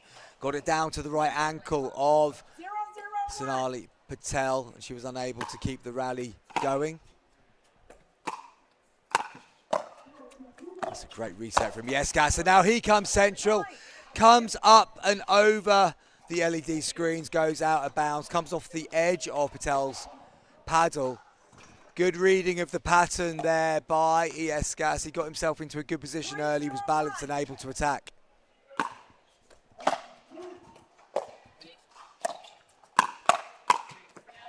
Attack from Amaro goes into the net this time, and Oakstone standing strong to a lot of this.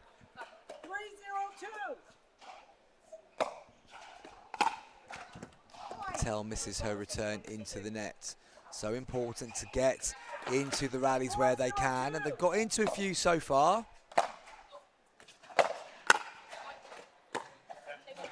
Amaro looking to go cross court on that drop, looking to get it back to Patel, but finds the net in the way. 0-4-1.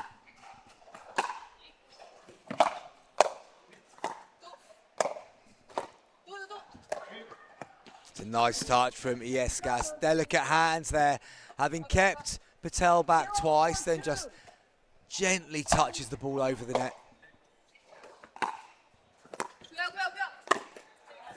There we go, that'll feel good for Minogue Stone. Able to extend fully through the ball, puts it to the back of the court. Side out. 1-4-2. Apologies, 1-4-2.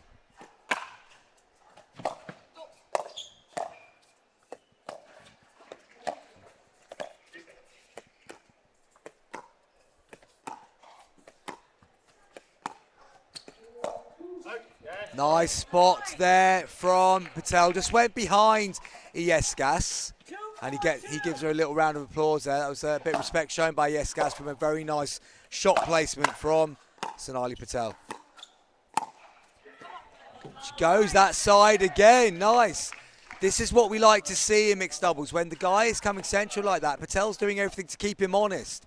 And is he going to now stay to the left, which will open up a bit of space for Minogue Stone in the middle?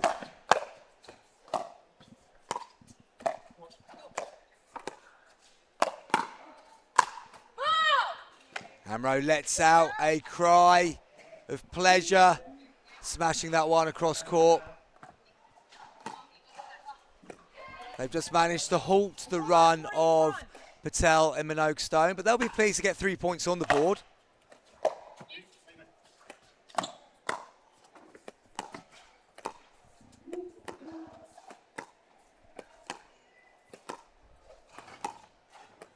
It's good control from Patel on these dinks. She's won the dinking battle there with Amro. Great footwork from Patel and nice paddle control. 4-3-2.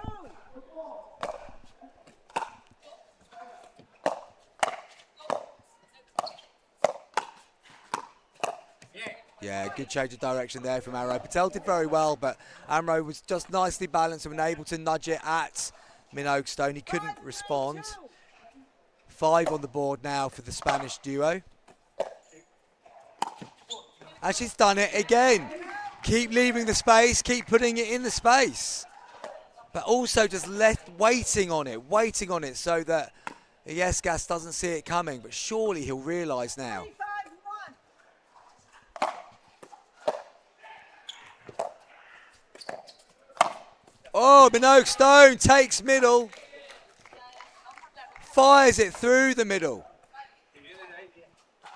It's a 4th point on the board for Patel and Stone.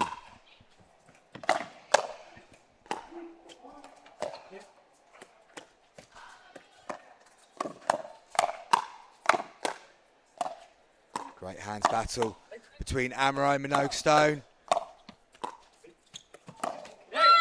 And they've come out on top.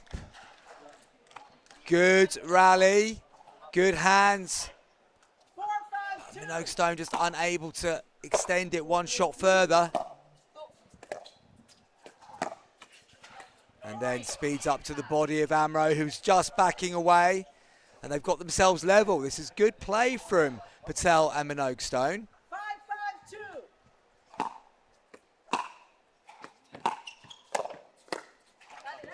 Side out. Patel just unable to deflect it, but again, we've got a close game here. First really close game of the day, if I'm being honest. Quite a few of the games have been one way. Oh, kisses the net. Point. Time Goes out. up over the paddle. Nothing that Patel could do about that. And at the change of ends, it's 6-5 to the Spanish pair. But Patel and Minogue Stone have certainly got a game plan that has got them back into this tie. So Yesgas is coming quite central, as you would expect in mixed doubles, as you would expect. But Patel is doing everything she can to keep exploiting that space to his left. Yesgas and Amro just off camera having a fairly one-way conversation. Yesgas is explaining what his thoughts are on the game so far. And for Minogue Stone and Patel, they'll just want to keep going with how they're playing at the moment because they've absolutely got themselves right back into this game. But Amro and Yesgas do have the ball in hand at the change of ends.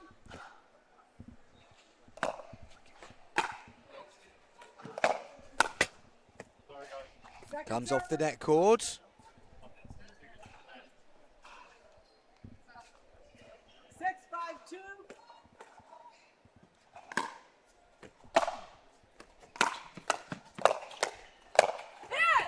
Patel stood up strong, but Yesgas able to get into a good position to attack one more time. Puts it down there, and they've got a 2-point lead now in this game.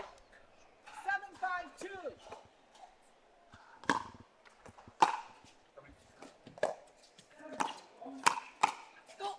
Balls up, and Yesgas punches down the middle again. So since the change of ends, it's quickly got a bit out of Minogue Stone and Patel's reach, especially with that long return. 9 on the board for the Spanish team.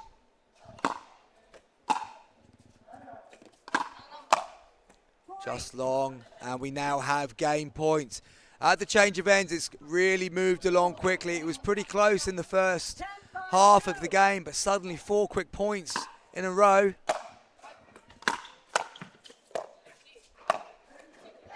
Minogue Stone gets into a nice shape there, plays it down the outside of Yesgas. 5-10-1.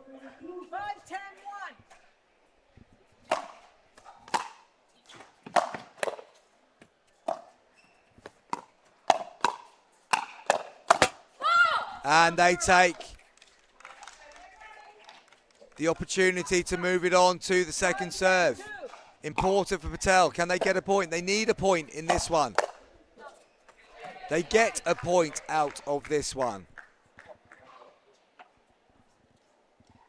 6-10-2.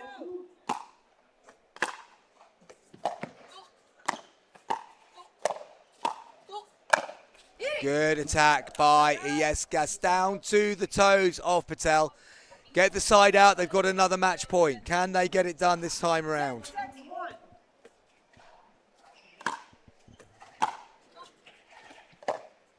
Nice drop.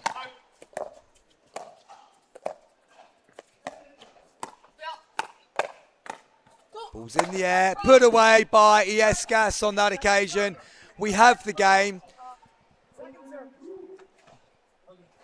Do we have the game?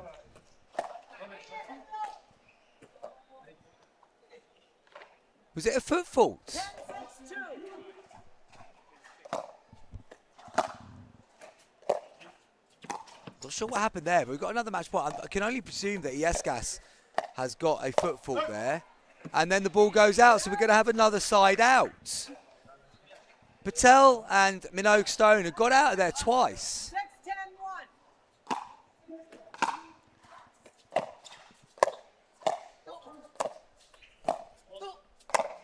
Good attack, and this time he stays out of the non-volley zone.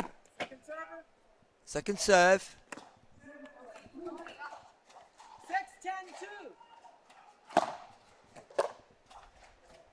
6-10-2. Big drive. Good attack by Amaro. She's fired up. Side out, and another opportunity for Amaro and Iesgas to get this game done. The ball goes long. That is game for Iesgas and Amaro. Strong game from Patel and Stone, but the Spanish team turned it around and they could be quite pleased with their first game. Got a bit of a test there, which will allow them to work on a few things immediately. And also a lot of positivity there for Sonali Patel and Alexander Minogue Stone moving into their later games. Now, what's coming up next here? Well, we've got another Group G game for you. We're going to be moving on to Shelby Bates and Jaden Broderick. They're up against Evie Lily Ellingham and James McKinley. We'll be back after we've looked at some statistics.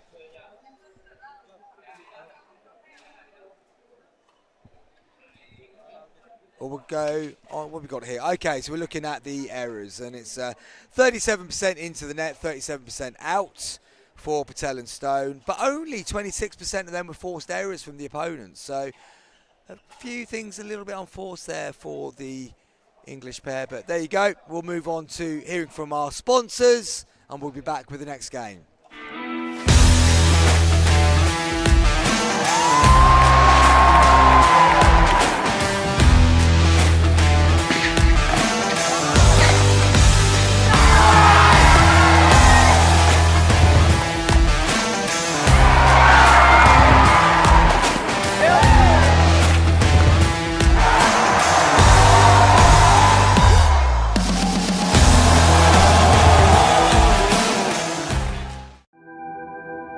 As a professional athlete, my equipment is very important to me.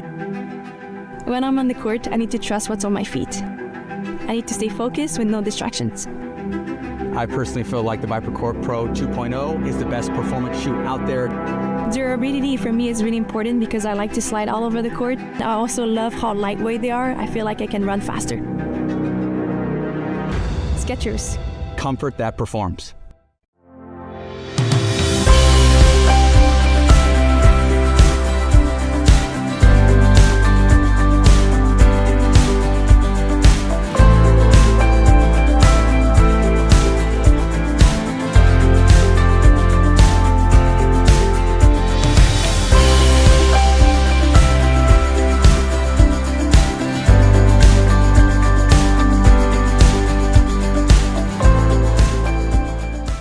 APP Tour is back in 2026, and we're bringing the world's best pickleball tour to your city. That was sick. Join us on a court near you this year. To learn more, visit theapp.global.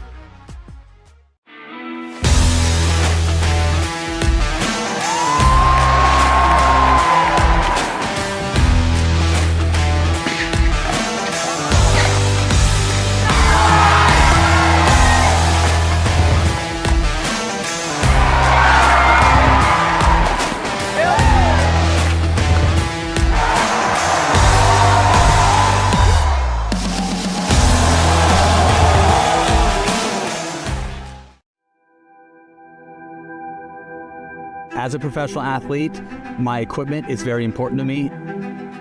When I'm on the court, I need to trust what's on my feet. I need to stay focused with no distractions. I personally feel like the ViperCourt Pro 2.0 is the best performance shoe out there. Durability for me is really important because I like to slide all over the court. I also love how lightweight they are. I feel like I can run faster. Skechers. Comfort that performs.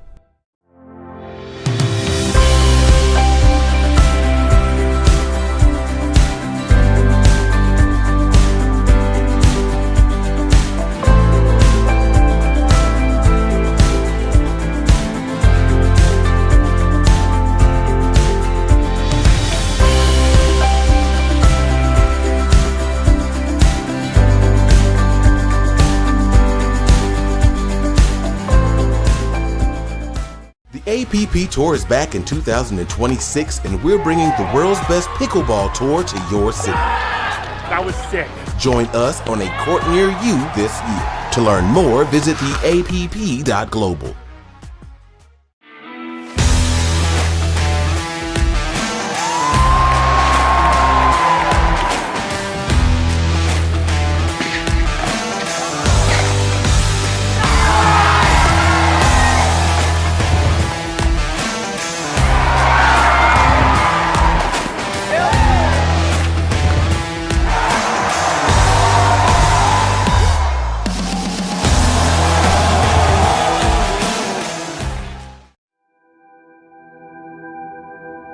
As a professional athlete, my equipment is very important to me.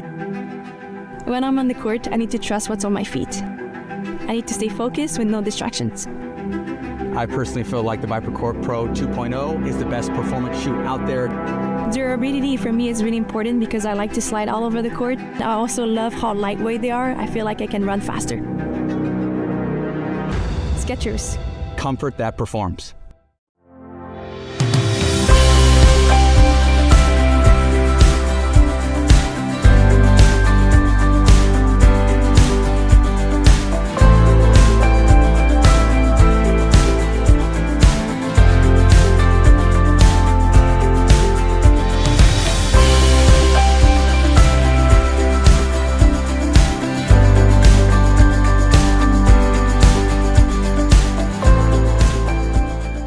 The APP Tour is back in 2026, and we're bringing the world's best pickleball tour to your city. That was sick. Join us on a court near you this year. To learn more, visit theapp.global.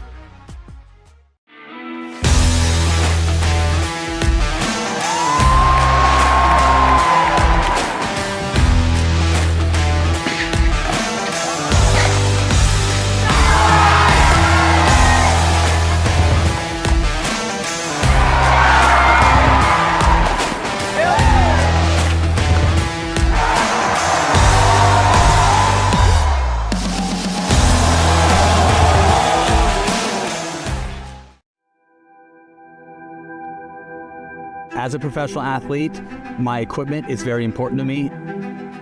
When I'm on the court, I need to trust what's on my feet. I need to stay focused with no distractions. I personally feel like the ViperCourt Pro 2.0 is the best performance shoe out there. Durability for me is really important because I like to slide all over the court. I also love how lightweight they are. I feel like I can run faster. Skechers. Comfort that performs.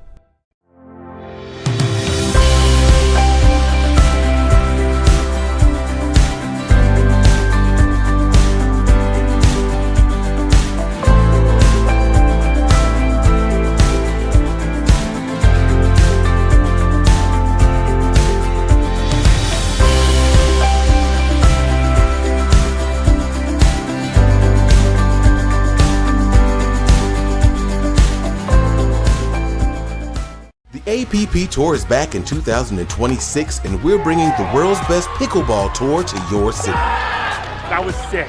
Join us on a court near you this year. To learn more, visit theapp.global.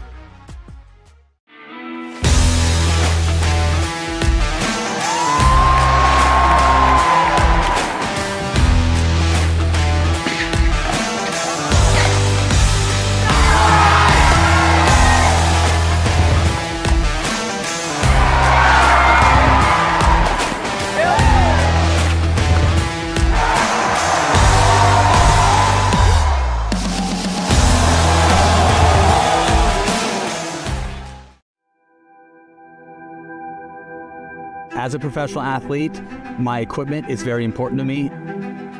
When I'm on the court, I need to trust what's on my feet. I need to stay focused with no distractions. I personally feel like the ViperCore Pro 2.0 is the best performance shoe out there. Durability for me is really important because I like to slide all over the court. I also love how lightweight they are. I feel like I can run faster. Skechers. Comfort that performs.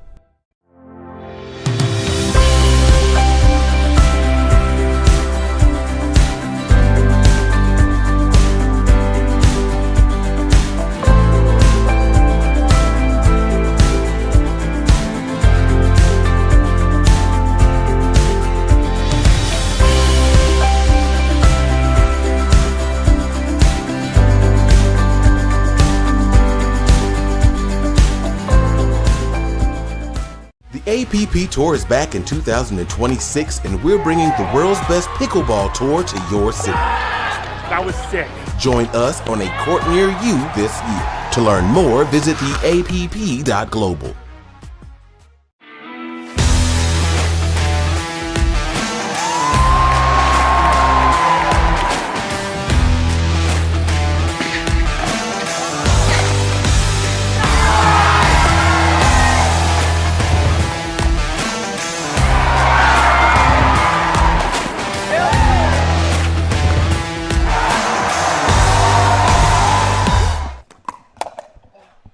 Welcome back to court number 2 here at the English Open, the ProFlex English Open, of course, powered by the APP. Now, we might be doing a little bit switcheroo here because I've just picked up the microphone, but then to my right comes Rob Williams, and it looks like he's brought Anakin Owen with him. So I'm going to be able to go off and prepare for my games. I'm going to let Rob Williams take this one. He's going to get Shelby Bates and Jaden Broderick up against Eva Lily Ellingham and James McKinley. And I'm going to see if Rob gets the Jaden Broderick soccer stat into the commentary that I've just found out. And does he know? He's looking quizzical. I've left Rob Williams with a bit of a puzzler. We're just going to step away from the mic just for a second whilst Rob gets himself into the hot seat, and we'll take it from there.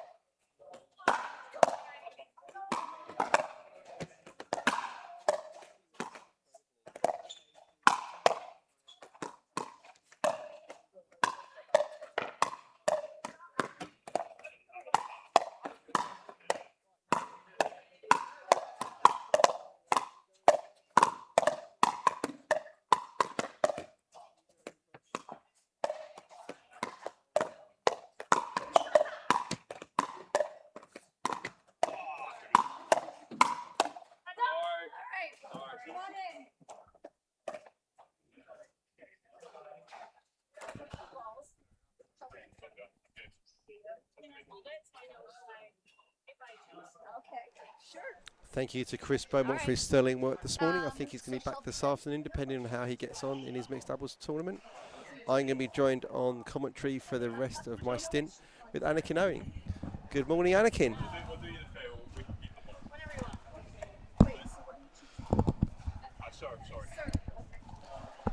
Hi Rob, good to be here. Great to have you back. It's about a year since we did this last together. Your debut, wasn't it? It has been about a year since the last time I was here. Not playing mixed doubles, so thought I'd take the opportunity to get back on the mic. So we're going to have the amazing insight from Anakin. Very much last year, your stint on commentary was very well received. The phones were blowing up as you were commentating on the B stream last year. Yeah, just long there from Shelby Bates. It's her first game of the day, so looking to try and warm into the match. This is a big bracket, isn't it? There is Group J in mixed doubles. That is a lot of players in the pro bracket. I don't think we've ever had this much this year. No, that is a very, very big category and a lot of talent in there as well. Like, there's not filler teams as such. There's talent all around. Yeah, I mean, interesting. I'm just looking at the list here. You must know who Joey Farias is. I'm not too familiar, actually. OG, one of our OGs in pickleball that's over here playing. Okay. Yeah, so actually, was he on the Hall of Fame board? I think he might have been. I saw his name on there, actually. Yeah.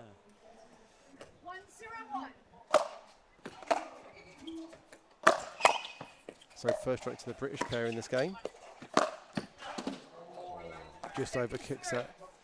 So some background. We know that Ella Lily Ellingham is obviously from tennis, and we know that McKinley also is currently a ATP Twin Doubles Pro. Is that correct, Anakin? That's correct. I believe he's in the top 200 on the ATP, which is very, very high caliber. And you can see that from the technique on his serve, getting a lot of topspin on this ball. Hoping to kick off the court and push Jaden and Shelby back. That is a big serve from Jaden Broderick, though. I mean, he's almost serving well above net height where his waist is. Yeah. He doesn't really need to shake the ball over. He can almost hit it down over the net. And a great speed up there from Shelby, just finding the right hip spot of Eva Lily Ellingham. Yeah, obviously playing on the opposite side to a left-handed male partner.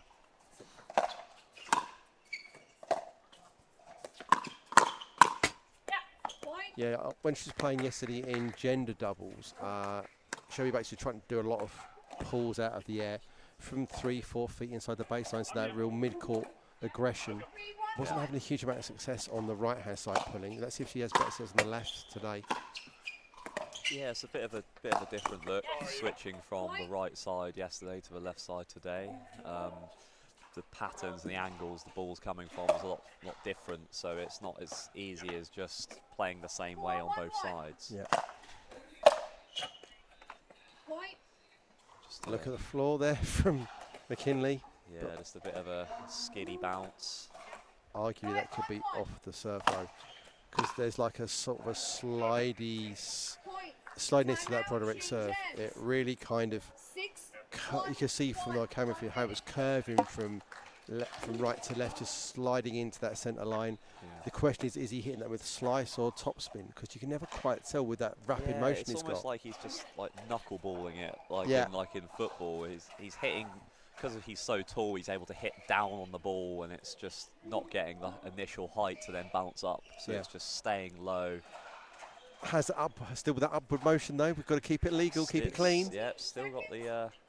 He's toned it down a lot from previous years. I haven't seen him get called by a ref. Time in. 6-1-1.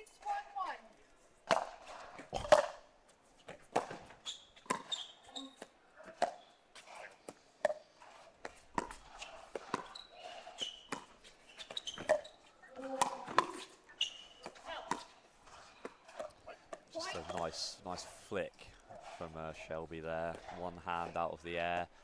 Not something you see too much on the right side, so she has adapted to hitting that shot now on the left side of the court. This is going to be a tough ask for the British pair. This is another level up from where they've been playing. And as solid as they are as tennis athletes, there is that adaptation phase, isn't there? And unforced errors is not what you want when you've got a deficit in the score like this. 8-1-2.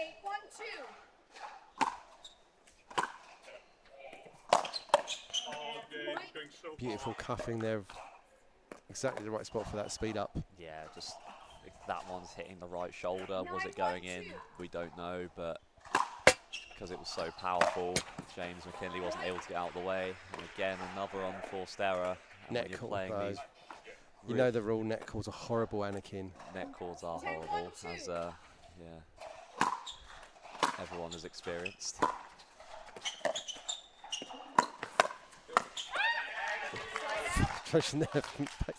Sounds like she played over the two-handed forehand. Yeah, Monica Seles on the court. Yeah. 1-10-1.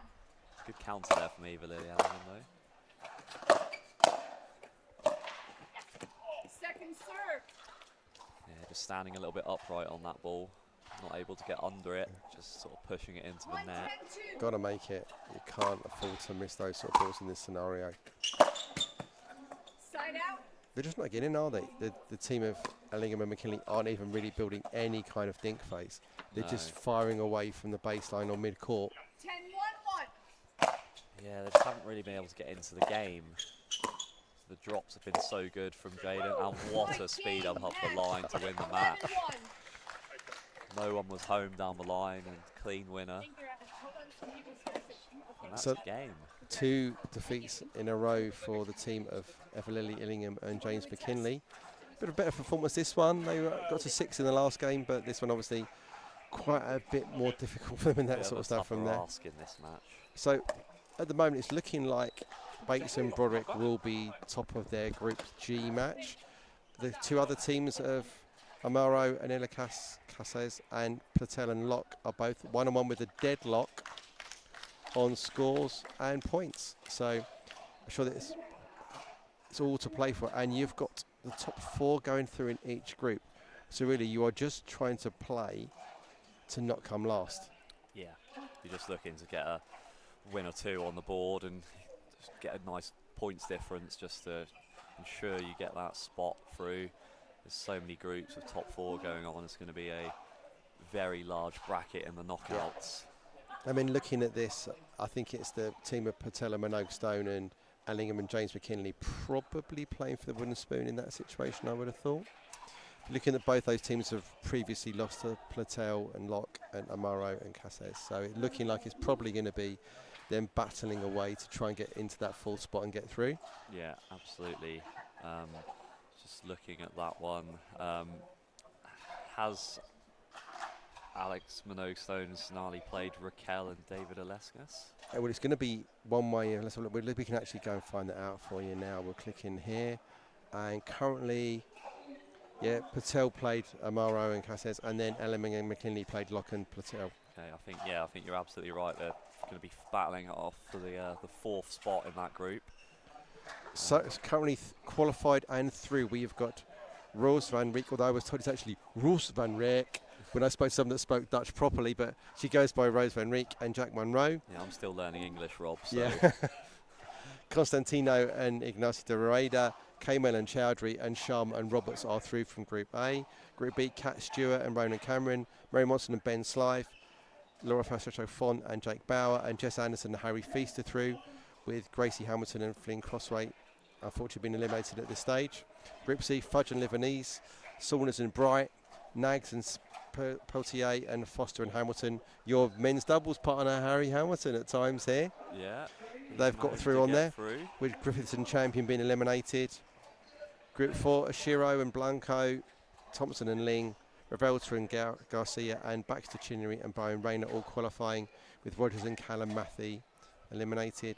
And in Group E, Glauca Carvajal Lane and Brandon Lane, Al-Qaidi and Matzik, Mendes Dominguez and Jesus Garcia Garay, and Alice McCormack and James Matthew getting through, with unfortunately Lauren Gosling and Dan Wren going home. That is their open finish for them. So yeah, those 5 groups looking as though you would expect. In the gender doubles yesterday, there were a lot of upsets, which you might not expect, which really shook up some of the groups. But the mixed doubles seems to be going as by the book, by the seeding. Yeah. So looking at what we have here, we've got Group F, we've got Katie Morrison, Pep Cohn-Udell, Georgia Macaulay and Aidan Sipe, Turkey Witch and Centones.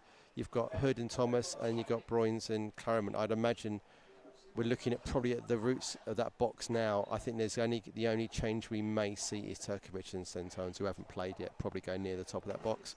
But otherwise, we think he would probably follow that pattern we're seeing at the moment. Yeah. Just depends on obviously how Aidan Sype and Joshua Macaulay play and work together on that. I absolutely agree. In that group, I think Dominika Turkovic and Jay Kentones is can be quite a formidable force. I played against Jay yesterday and his serve was massive. We were struggling to get to the net on the returning side. And then he was hitting a remarkable drive through the middle to close out the match, 3 shots in a row. So it's tough on some of these courts. I was facing that as well. I did a Unity Cup here on Thursday against Jay. Yeah. Beaumont on commentary said to me, "Do you have a thing against Jason Tones?" I said, "No. I have a thing about his partner popping the ball, but I can smack it at him." I have 2 absolute booming bags I got low from hitting it away. But yeah, that serve is ridiculous. It was tough to deal with, and because it's so big, your return of serve is likely going to be a bit shorter, a bit slower. Really allows him to set up a drive on the 3rd shot, and it's causing a lot of problems, especially for us when we played him. I think it's going to be fairly chalky looking at the brackets from here. I mean, I think we're looking at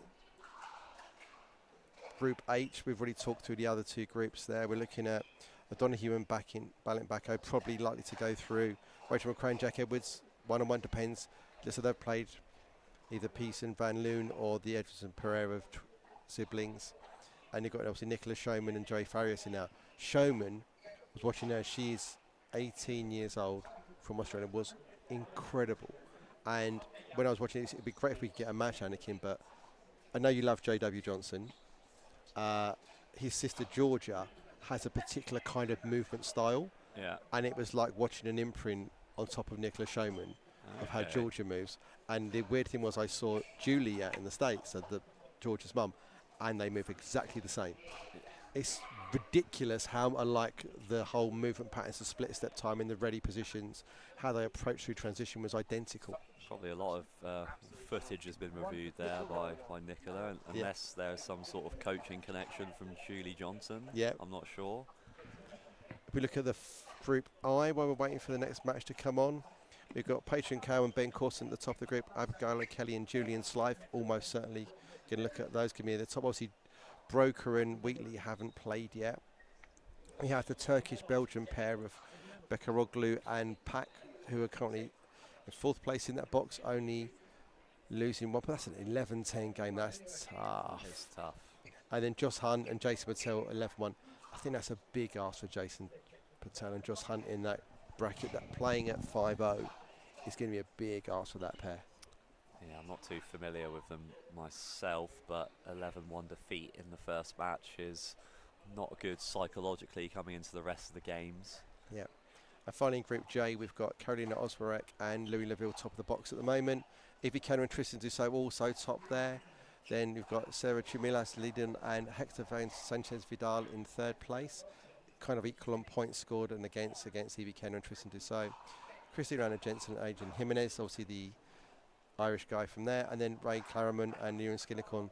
Ray pulling a ridiculous shift in this Open as the head of social media, fronting all of our social media videos, and working on the 3rd shot stand, obviously as well in the vendor village, and also playing 3 events. Absolute superhero to do all that in this weekend. Watching's tiring enough. Yeah. So the interesting is obviously Kenner and Dussault is interested in that Group J. Obviously Tristan Dussault north of 6 foot, APP Pro 17 out in Orlando, Florida. I was very impressed with him yesterday, obviously getting to the men's doubles final. Very fast hands, good counters, that sort of thing. But he was mainly playing on the right yesterday. He's going to be shifting to playing on the left today. So again, it's another switch, just change in play style, I suppose. I think watching him, I think he's quite a similar player to Spencer Lania from a couple years ago at the English Open. And he made that shift on the right side to the left side in mixed doubles and ended up getting a bronze medal. So definitely possible, just a slight mindset shift, possibly being a little bit more aggressive in this mixed doubles field. Yeah. I mean, it's interesting. Obviously, I know Evie really well. Obviously, being good friends with Helen, playing with her mum for so many years. And she's like, "Hey, Rob, I've lucked out. I've got a 6'0 plus, 6 foot young American to play in mixed doubles. I'm like, let's go. Yeah, that's the dream. Yeah. So we're going to take a short break while we're waiting for the next match to get started. We'll be back after these messages from our sponsors.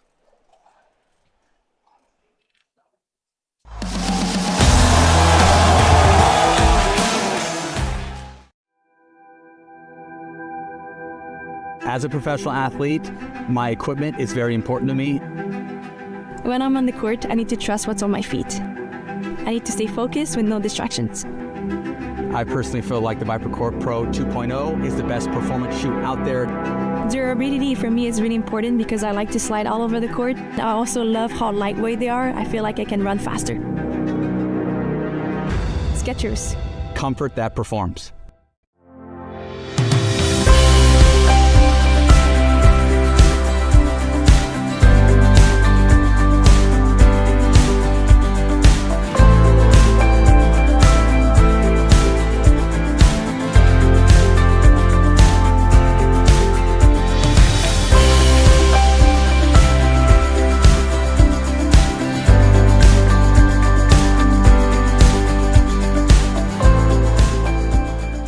The APP Tour is back in 2026, and we're bringing the world's best pickleball tour to your city. That was sick. Join us on a court near you this year. To learn more, visit theapp.global.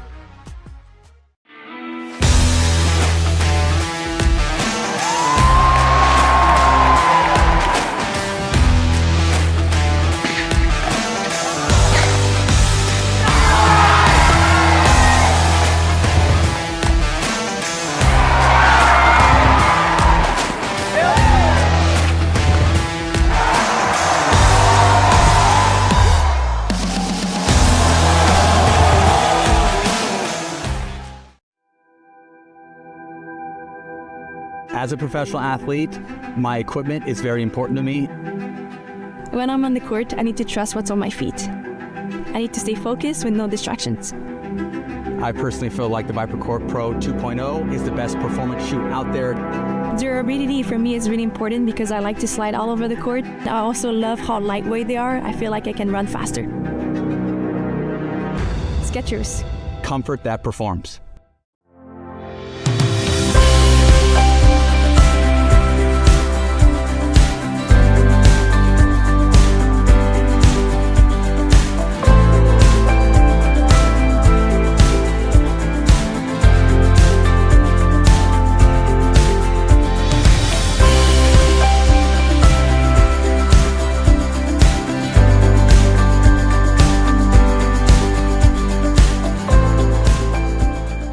The APP Tour is back in 2026, and we're bringing the world's best pickleball tour to your city. That was sick.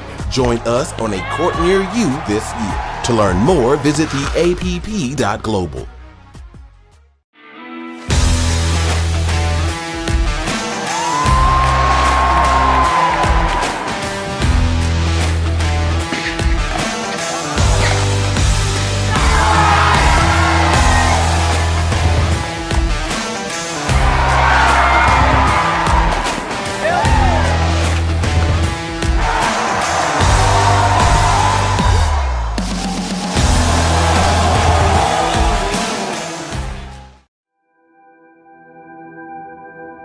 As a professional athlete, my equipment is very important to me.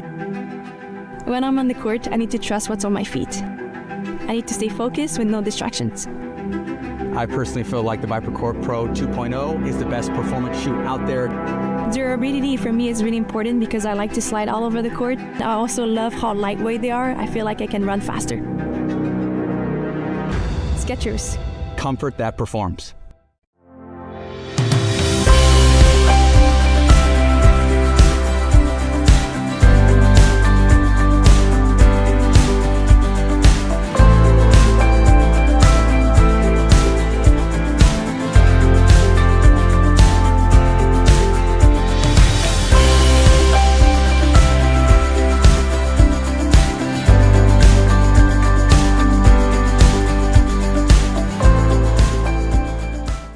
APP Tour is back in 2026, and we're bringing the world's best pickleball tour to your city. That was sick. Join us on a court near you this year. To learn more, visit theapp.global.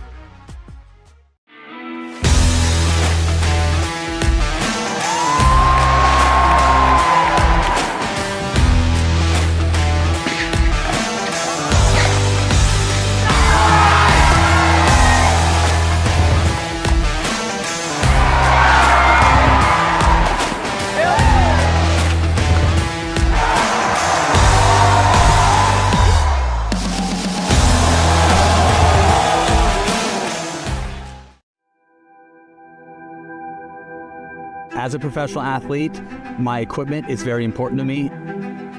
When I'm on the court, I need to trust what's on my feet. I need to stay focused with no distractions. I personally feel like the ViperCourt Pro 2.0 is the best performance shoe out there. Durability for me is really important because I like to slide all over the court. I also love how lightweight they are. I feel like I can run faster. Skechers. Comfort that performs.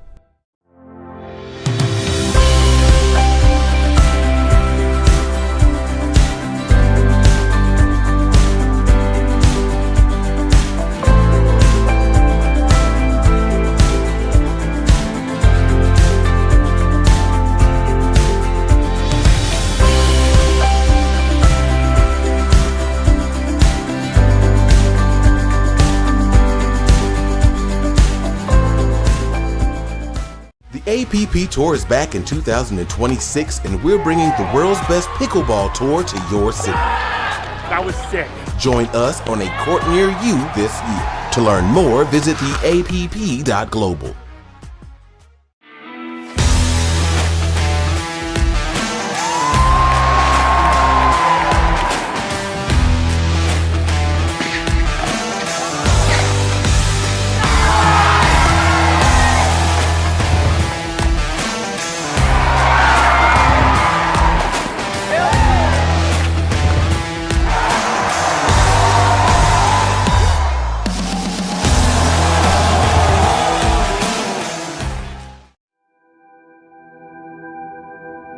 As a professional athlete, my equipment is very important to me.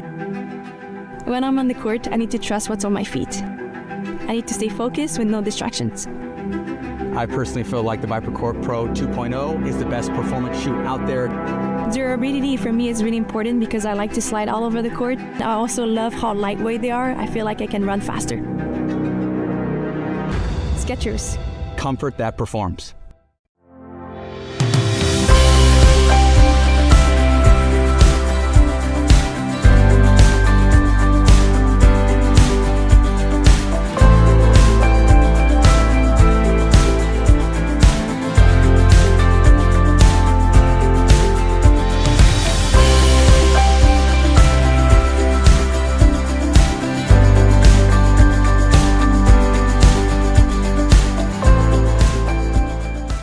APP Tour is back in 2026, and we're bringing the world's best pickleball tour to your city. That was sick. Join us on a court near you this year. To learn more, visit theapp.global.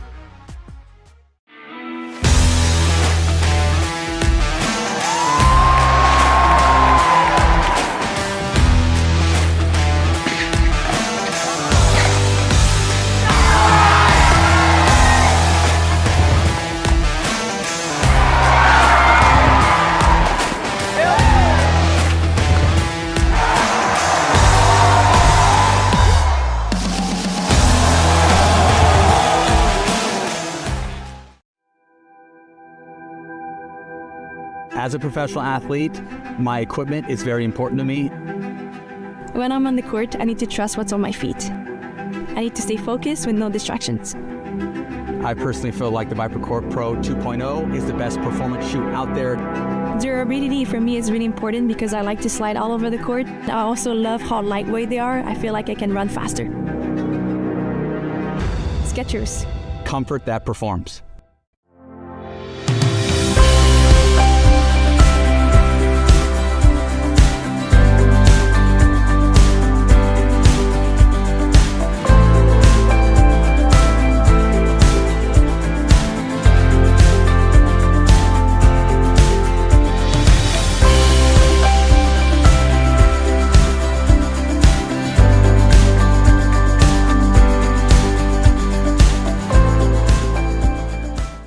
APP Tour is back in 2026, and we're bringing the world's best pickleball tour to your city. That was sick. Join us on a court near you this year. To learn more, visit theapp.global.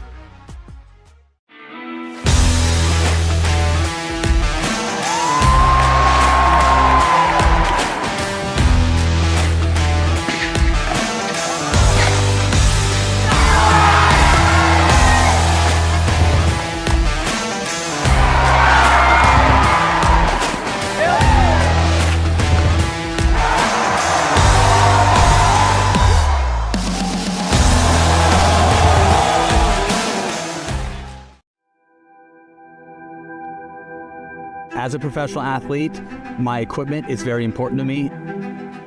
When I'm on the court, I need to trust what's on my feet. I need to stay focused with no distractions.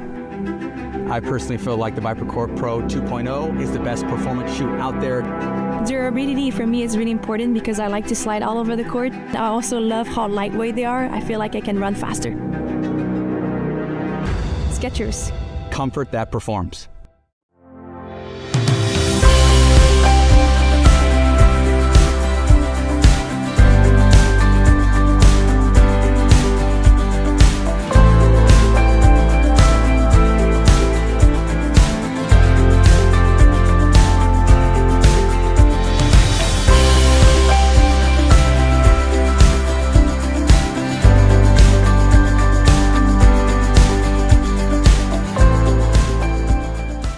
APP Tour is back in 2026, and we're bringing the world's best pickleball tour to your city. That was sick. Join us on a court near you this year. To learn more, visit theapp.global.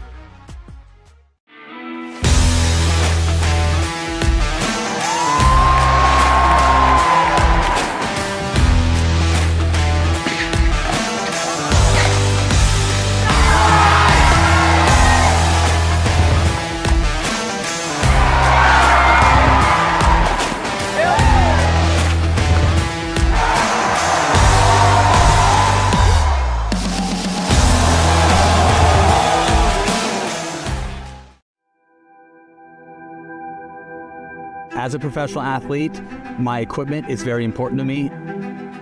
When I'm on the court, I need to trust what's on my feet. I need to stay focused with no distractions. That's just tough to see that. It is. It's fine.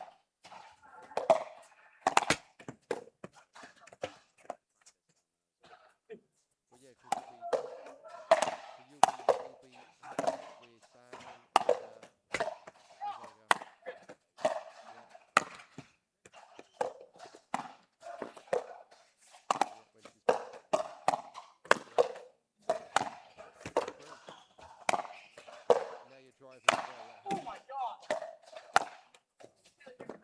I've always wanted to learn how to put away from here by hitting over it. I can never do it. I always slice.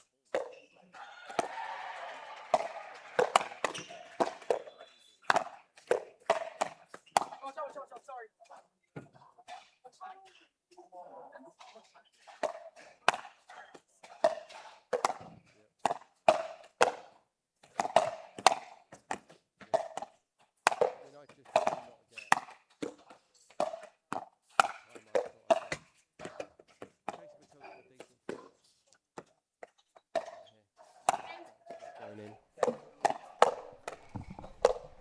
Welcome back to the ProFlex English Open, powered by APP Tour. On the left of screen, you have Abigail O'Kelly and Julian Slive. And on the right-hand side, nearest to us, we have Jason Patel, and he's playing with Josh Hunt. This is likely to be a tough game for the team of Patel and Hunt. Obviously, Julian Slive, part of the Anna Bright crew out in Florida. Ben and Julian have been on a couple of her social media posts. So yeah, they all play out of the replay complex out in Florida. The literal definition of pickleball ground zero for pickleball players, apart from probably the full, those two. I think replay will have Ben, Julian, Anna, ALW, Georgia, J Dubs, Gabe, Andre, if you're at home and you follow big pro pickleball. Then obviously the fort's got Megan and Ryla. A lot of the pros we see here are living out in that part of America, playing across replay and the fort. Definitely a pickleball hot spot for sure. Yeah, First strike to the team of Hunt and Patel for the unforced error from Abigail O'Kelly. It's going to be good for their confidence to get the first point on the board.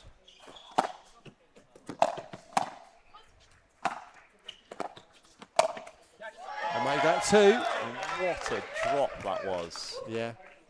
The amount of topspin on that drop really just caught Julian off guard there, and he just sort of had to hit up on the ball. And then I think he's got a bit of knuckle action as well on that ball. yeah. Side out. That just got a bit quick on Patel there. He's got to get lower and get set for that ball. 0-2-1.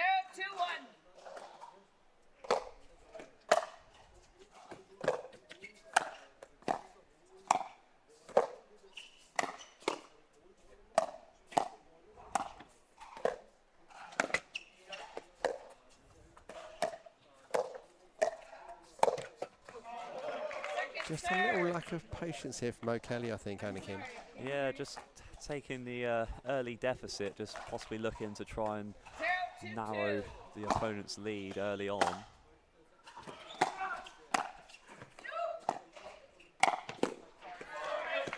Maybe a slightly crunchy pairing between O'Kelly and Slide. Don't seem quite dialed in yet. Yeah, but not to take anything away from Patel and Hunt. They've come out swinging in this match. And that's 3.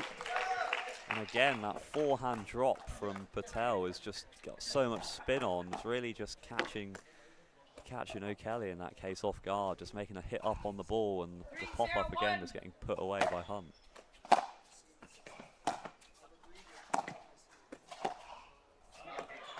Second serve. Then they've got to try and get the ball away from that Hunt forehand in the air. 3-0-2.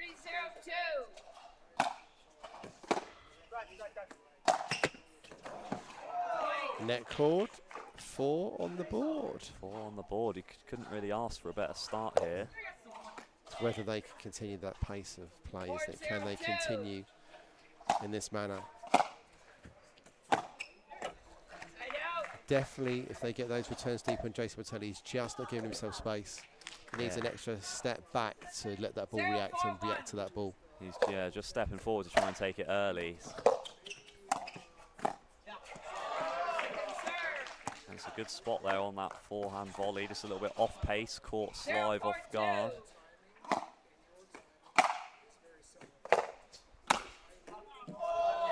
Too much. He was there, he had the court open to hit into. Absolutely there, just too much pace on that angle.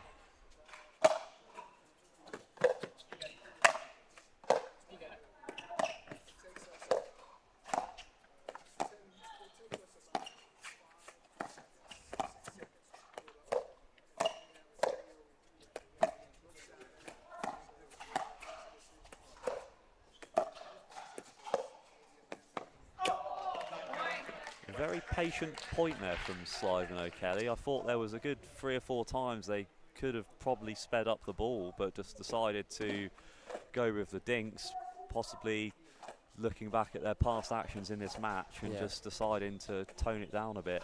Yeah, I mean, they're going to outdink the team of Patel and Hunt.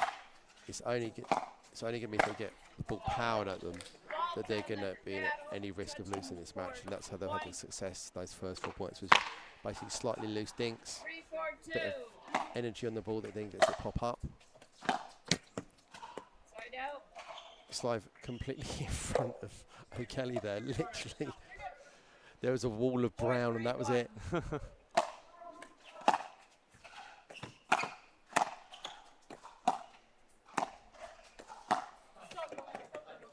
serve. And the flick there from Slive just caught the line, just skipped off to the side, just caught Patel off guard a bit. Side out. That goes long. They can't afford that. I mean, we don't want scoreless side outs in a game where your opponents are creeping back. Second serve. Yeah, looking at the floor there, re-shadowing that shot. 3-4-2.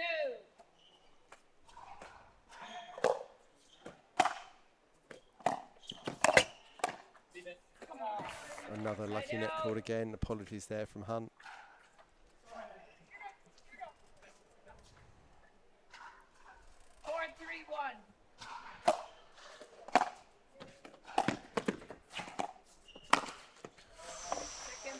I'm not sure that's the ball to speed up. Are you, Anakin?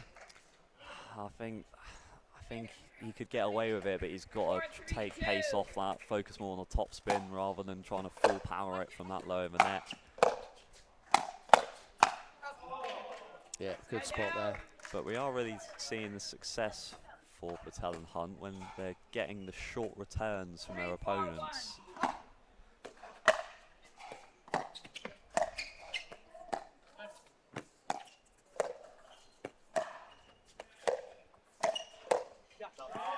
Again, that forehand cross-court ball to Hunt. I'd like to see some more central balls to the right foot of Jason Patel in those dink battles from O'Kelly.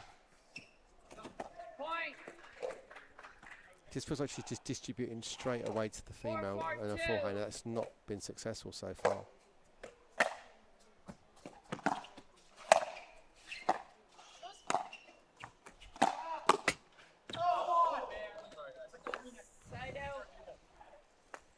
The net is only going one way at the moment, Anakin. And that's the team of Patel and Hunt. 4-4-1.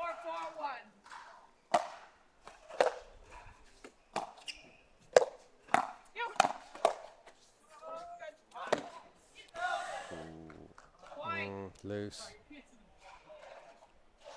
Seems like some nerves coming from the American Next Gen team here. They're clearly another level of play above the team, but if you can't make the ball consistently, it doesn't matter what level you are. Especially in these games to 11, it's a short format. You can get a couple of good runs and the game's over. Yeah. So minimal margins for error. 5-4-2.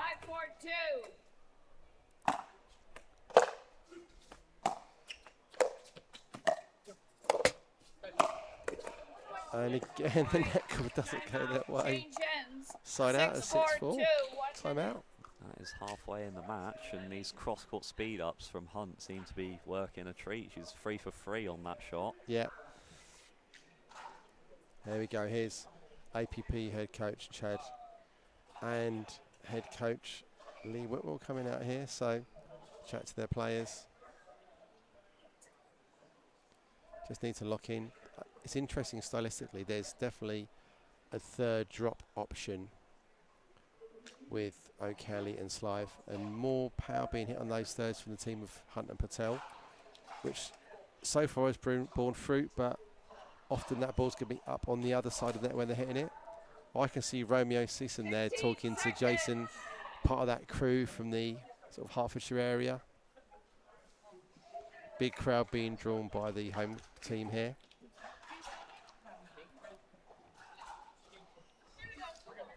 Whether they can continue this momentum right the way through the game. I'd like to see a few more middle dinks here from Julian Slive and from his partner as well, actually. These cross-court rallies aren't really working. There we go. Middle drop straight away. 4-6-1.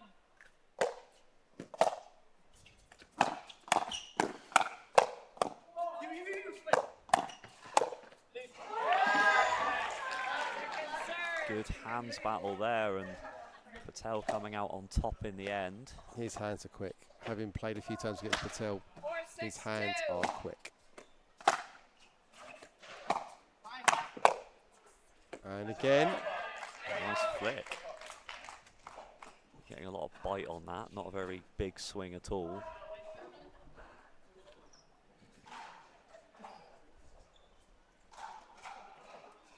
I'm not going to retrieve the ball, Anakin. We've got a camera very close to our position. If we trip it, it's going to move.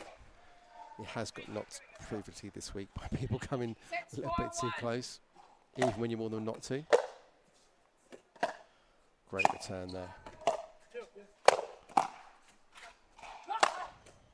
There we go. Much better overhead from the last time. Yeah, he'll be happy with that. Take a little bit of pressure off. Anakin, have you played on court 2 this week? I did play on court 2 yesterday.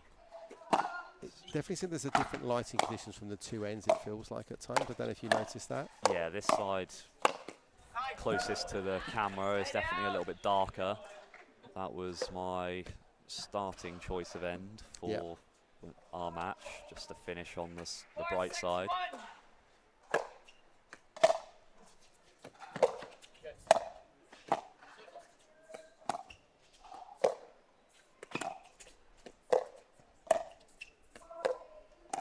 Here's that middle dink we were talking about, Anakin. Oh, and again that routine volley errors. 2 or 3 of those you've seen from the paddle of O'Kelly. Yeah, I think O'Kelly. she's snatching. She's just standing up a bit too early during the shot, just getting over the top of it and just sort of putting it into the net.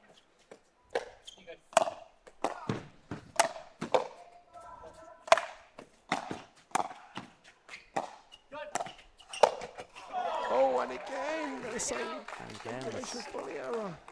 exact same thing. She's just getting a little bit excited at some of these pop-ups that she really wants to go for. But that just highlights the importance of staying low throughout your shot. Uh-oh. That's 7.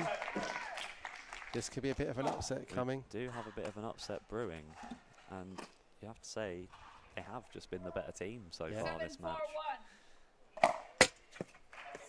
Commentator's curse. Commentator's curse.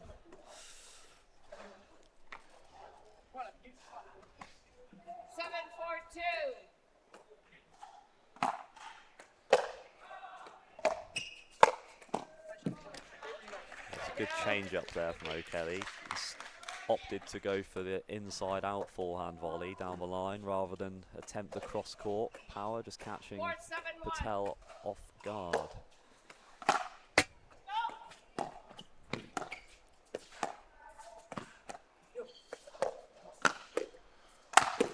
Oh, and again the net call going in the favour of Patel.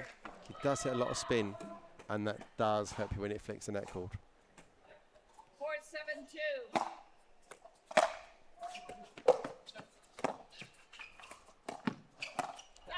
There we go. We've got to get that ball to the left foot of Jason Patel. All the errors that have come off the Patel paddle seem to come off that backhand inside foot.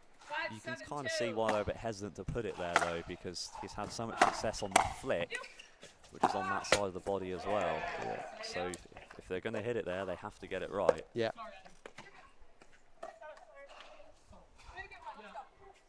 7-5-1.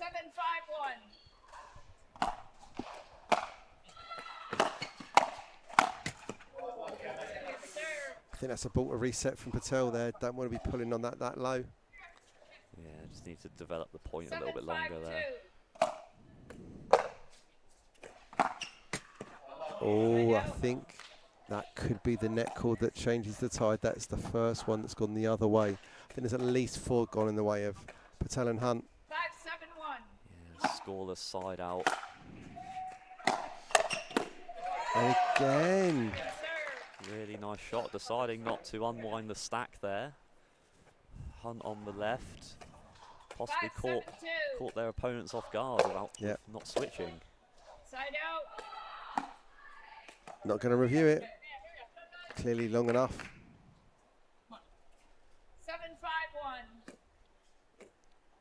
7-5-1. It's out. Second serve. Kind of sensed the second he was about to swing on that paddle, it was going to go out. 7-5-2. Yeah, just looked like the ball toss was a bit far in front of him. The top spin on that serve was ridiculous. Yeah, that was an unbelievable drop from Hunt. But the retrieval seemed to have just skipped on the line. Yeah. Just caught Patel off guard there.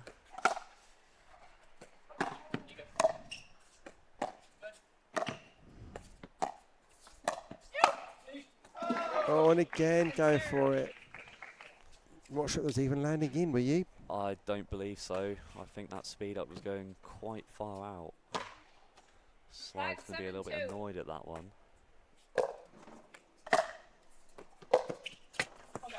And again, off the paddle of O'Kelly, that forehand is just not working.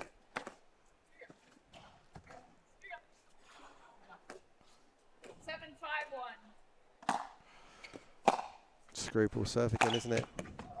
It's kind of Jess Anderson-esque, that kind of sidewinder from the right hip. I see it. I see it. 7-5-2.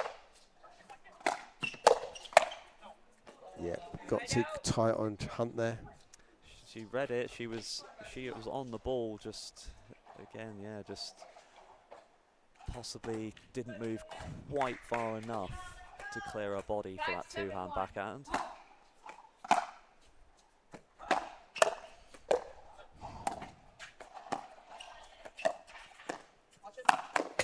Oh, and again that backhand flick. Great backhand flick, this time from the right side of the court, opting not to unwind, probably because of how confident he is with that backhand volley in the middle. Yeah.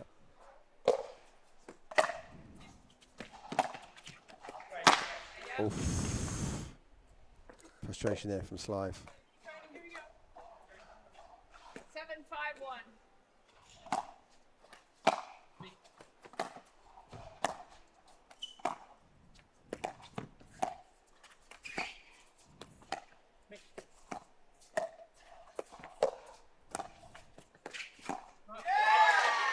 Skips off the line again, I think.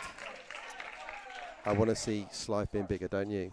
That was I the think pattern he's of play. being very passive in this match. Yeah. When I was watching yesterday, he was, dare I say it, being quite trigger happy, so I'm surprised to see quite a shift in play style.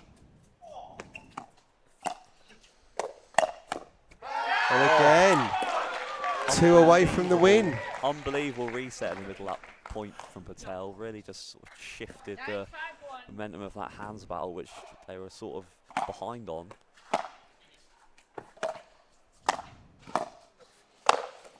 There we go.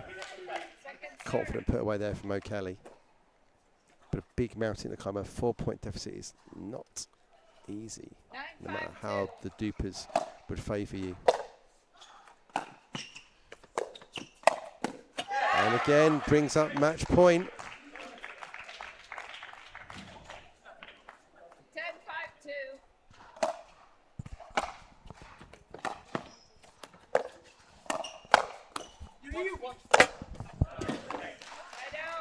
So, the punches are going to have to come in bunches to get them out of this hole they've dug themselves into. 5-10-1. Looks like they've decided to play straight up, just putting O'Kelly on the left side of the court.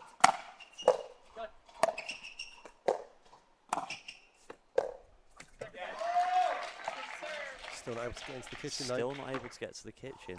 Drops just a little bit 5-10-2. high, allowing Patel to just keep the pressure on them. And again, On a scoreless side out, the at errors 5-10 down, you can't help but feel that's not good for the psychological state of them in this match.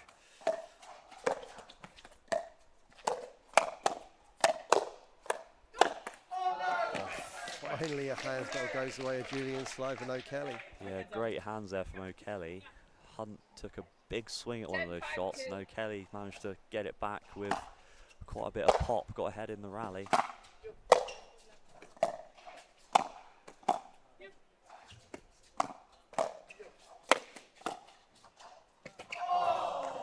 Here we go again, another scoreless side out. 5-10-1. Mr. Showtime is joining us in the booth at Motorsports of this match. Possibly an upset on the books here. 5-10 down for the American APP next gen pair. I feel it's got to be O'Kelly that's going to change that. The paddle of O'Kelly's been where all the unfair errors have been coming from. 6-10-1. Yeah, I felt there was Julian Slive could have had a flick in that rally. Oh, look at that from Patel. What a volley Wow. ding. A lot of backspin on that shot, just dragging it out wide, keeping it low. Still a second scoring chance for the team of O'Kelly and Slive. 6-10-2.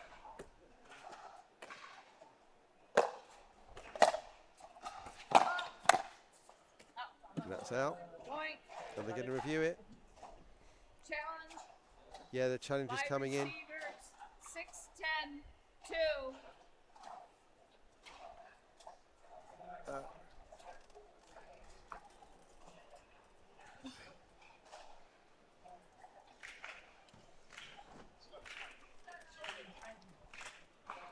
So we're waiting for the decision review system from our Stupa team here. Looked out to me, Anakin, didn't you? It's close. It's quite hard to see from this distance.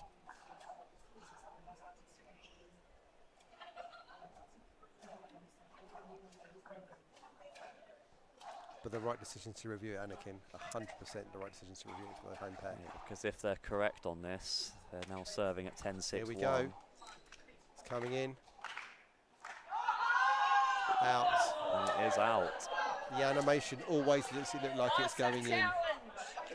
Every time it looks like it's going in, but we always don't really know until we get the dot on the line. Or not on the line. Time in. Usually not on the line when I'm hitting it. Yep.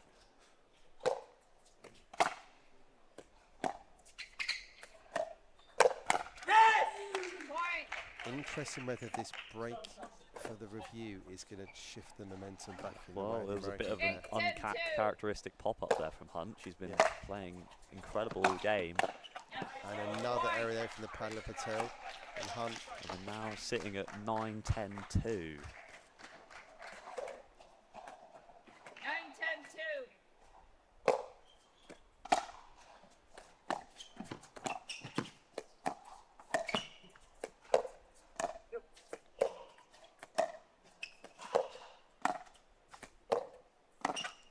And there we go. 1 point match. First match point to the APP Next Gen pair and US national team by Kelly and Slive.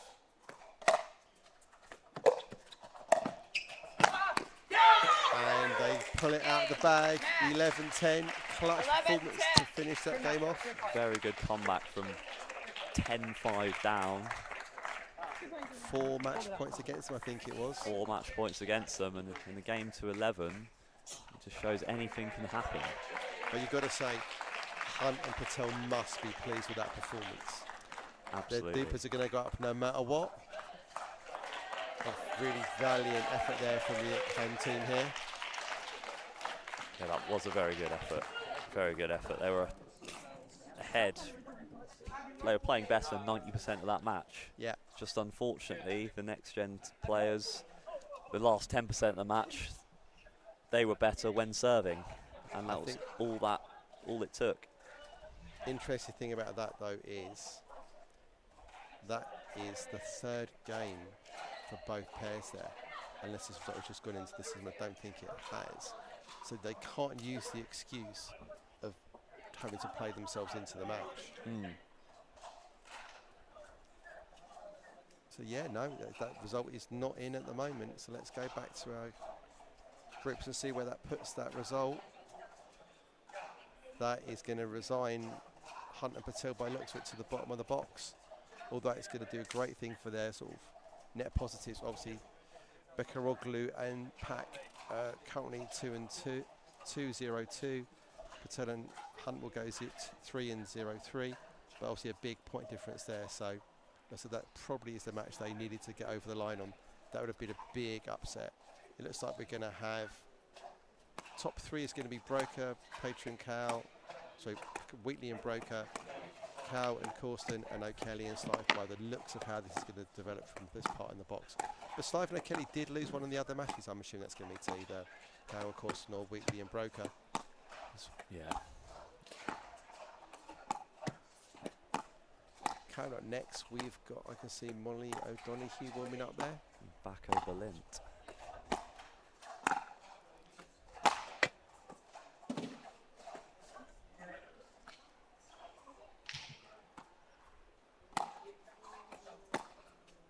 Just waiting for our pickle book to update and see what our next sort of matches are going to be coming up. I'm just going to scroll through the amazing system that the Pickleball England has been using this tournament, where the ability to enter your own scores has been fantastic. So coming up for us, we've got Molly O'Donoghue and Balint Bacco against Rachel McRae and Jack Edwards. We then have Christina Anna Jensen and Adrian Jimenez against Raynona Kleiman and Ewan Skillicorn. Sabrina Mendes Dominguez and Jesus Garcia Garay against Millie Sharma and Josh Roberts. Marina Al-Qaeda Matoush Matsik versus Elena Thompson and James Lings. That will be the end of our mixed doubles round of Open matches. By about 1:30, I reckon we should be out of the round robin phase, and then we're moving into the knockouts. We've already got some round of 64 and round of 32 matches. Round of 64, Anakin, in a pro bracket at the English Open. That's pretty impressive. Yes, that's requires a lot of administration and courts to sort all that out, and it just means a lot of matches for the players as well. I'm going to ask a question at the end of this event. I'm going to go to Trevor Robinson, one of the tournament directors, and say, can you please tell me how many total matches were taken part in over the 5 competitive days of this tournament? Because there is no way that Pickleball England has not set a new record compared to previous Opens. And I'm convinced that this is the largest racket sport event in England. That I'm trying to think of where else would you get 62 courts of any nature. The only thing I think you might be able to get to do that would be table tennis, because it's so much smaller and so much less space is required. Yeah. But outside of that, there is not. I'm not aware of a 62 court badminton venue that pops up at any time. I'm not aware of a 62 tennis court venue anywhere. I'm aware of them in Europe, but not in England. No. And would they be running in a tennis tournament a match every 20 to 25 minutes? Guaranteed not if it's going to be more than one set. No, I feel like we need to get the Guinness Book of Records here just to almost verify our suspicions. Yeah, that would be a fascinating thing that maybe the Pickleball England crew could consider doing something with. So obviously we've got a fair bit of knowledge about the players on court here. Obviously Rachel McRae hails from the north of England. We've both spent time on a holiday with some of our exhibiting partners. Jack Edwards obviously hailing from nearer to here, plays a fair bit of courtside. Well, Donahue originally from the north but living more in the south and training down there. And obviously Balo Bakin is from which? He's from Hungary. Hungary. He, our singles runner-up last year. Yeah. And he has been rapidly improving his doubles game throughout this year, and I think they are a dark horse team, Bacco Berlin and Molly O'Donoghue.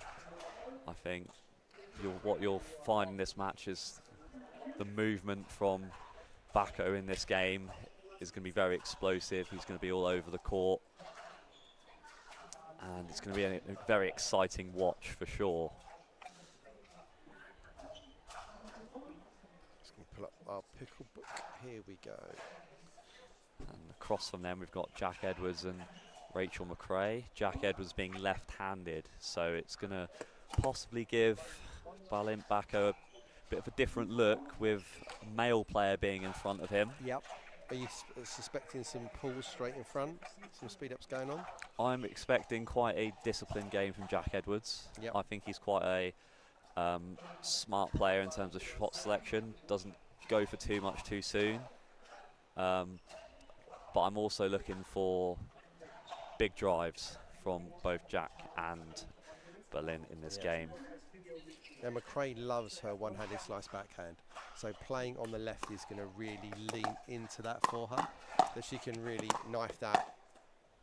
She can really get those slice dinks, especially near sort of the kitchen line in this game. Is going to cause a few problems. I remember watching her play with Abby Fung at Nationals against Molly Nags and Charlotte Presley, and there's a couple of absolute highlight reels from McRae. I think it was an ATP on a really critical point, but also just how knifey that backhand slice is.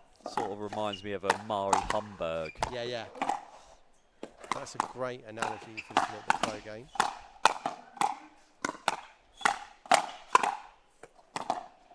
But we can see some sort of top spin rolly stuff that's less seen. See there, that roll from McRae they're not seeing quite as often. Must be a new addition to her game. Yeah. O'Donoghue, one of our Franklin athletes. I look like a good leave there. I love a good leave. Probably part of my cricketing, where you leave a ball that's just going outside your stump. Obviously, I know, Anakin, you play cricket as well. I did play cricket back in the day.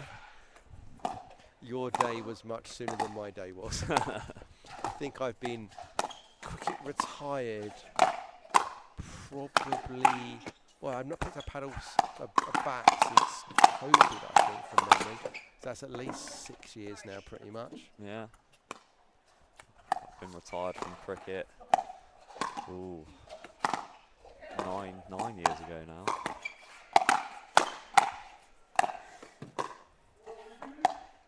So it must be about to get underway soon.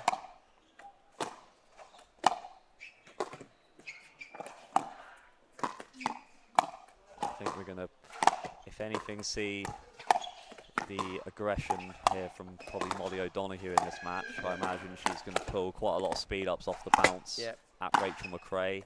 Especially she's got another lady in front of her. That's quite an uncommon thing. She typically speeds up cross, doesn't she? She likes to speed cross up at the other woman. Yeah. So it's going to have to be a recalibration of power. Because obviously the geometry and the distances are completely altered when you go straight ahead if you compare to trying to speed up cross into that left hip area. Absolutely. Looking at the standings in this box at the moment, we are looking at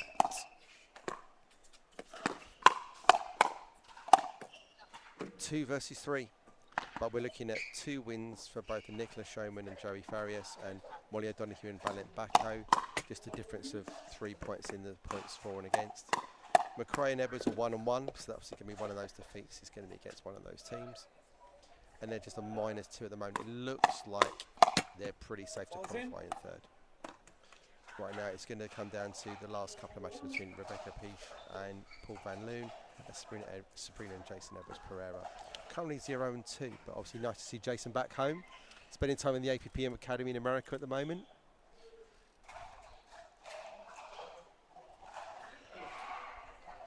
And I suspect the story of this match is going to be, can Rachel McRae deal with Molly O'Donoghue's aggression? Yeah, I think that's what's going to have to decide this match. I think both the men have very good movement and good hand speed, so I suspect it's going to be to the other side of the court what's going to determine how this goes.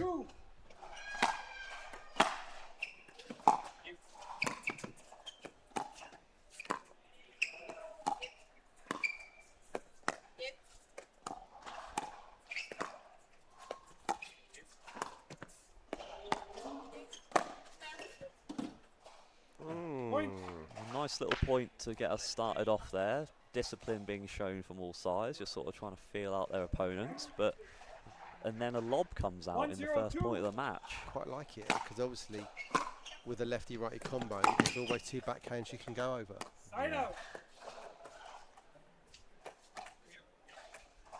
Well, that was lobbing into Jack Edwards' forehand. It was definitely a brave lob, but just got it far enough away from him. Here comes that McRae slice. Jack Edwards was completely on that counter, just got a bit too over it, just a bit too upright, just put it into the net.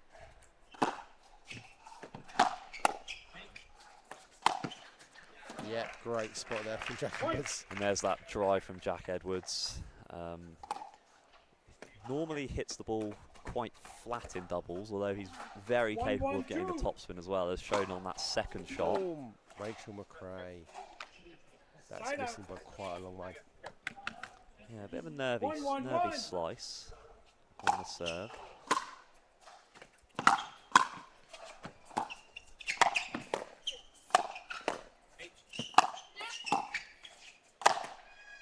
Great play there from Jack Edwards. And straight away we can see the movement here. Jack Edwards being really big in the middle, or forget the middle, he's in the middle of his partner's box with that left hand really keeping the aggression on. McRae was off the court for at least 2 of those shots in the rally, completely off court.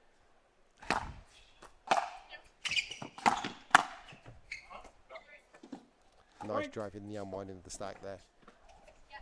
Really nice drive there from our top-rated European singles player. Although Ignacy might have something to say about that after his victory on Friday. Yeah. Look at the angle. What a flick. That was sort of Harry Hamilton-esque, that flick there. Both left-handed, find that angle. Yeah, that was a long way off the court to go and get Yeah, it. no one was home for that one. That was a very good shot from Jack Edwards.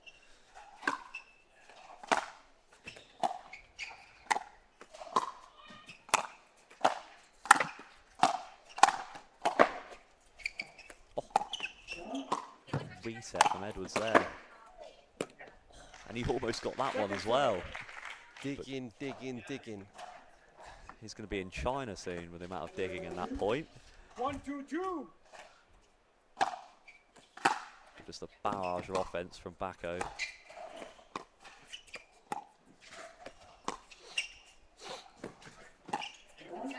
That was a dirty lob. And this time a lob from Rachel McRae through the middle over the forehand of Bacco. He's a tall guy, but just absolutely didn't see that coming. Yeah.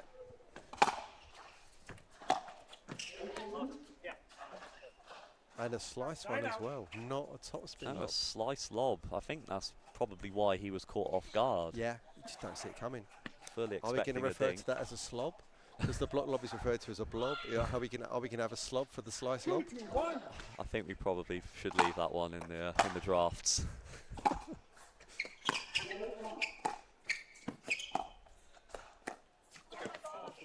Edwards is covering so much court. 2-2-2.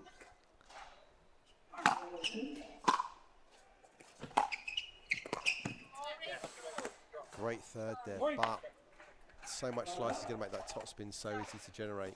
3-2-2. Yeah, these topspin drops are difficult to deal with, especially on these permanent nets, because once it gets down on you, the net looks very tall. Yeah. And it's difficult to really 4-2-2. get it over without popping it up when dealing with that spin coming down at you.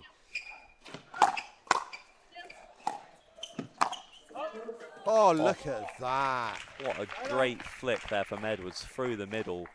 Both of his opponents shouting out, but landed about a foot in, the amount of spin he got on that shot. That wiped its feet on the net, I think. Second It serve. barely made it. It did.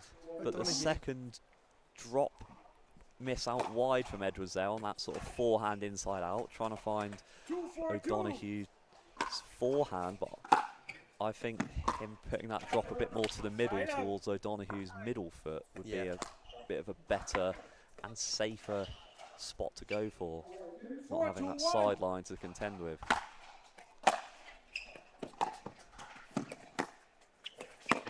And what a dink that was as well. Second serve. Was that a skip off the line, I think?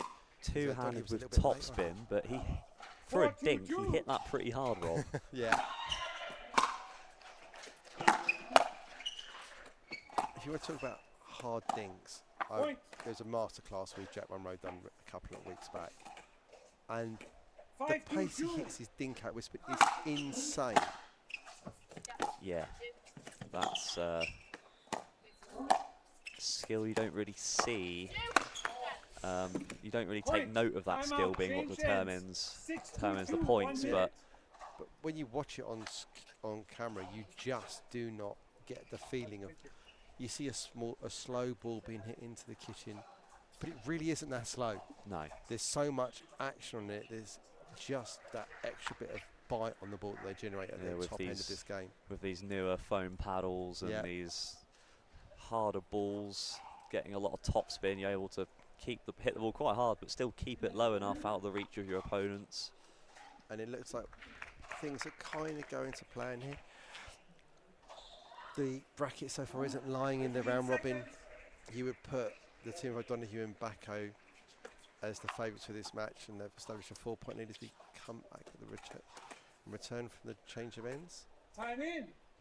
6-2-2. You can see now, you said about the lighting, the difference between O'Donoghue there, how much brighter she looks at that end.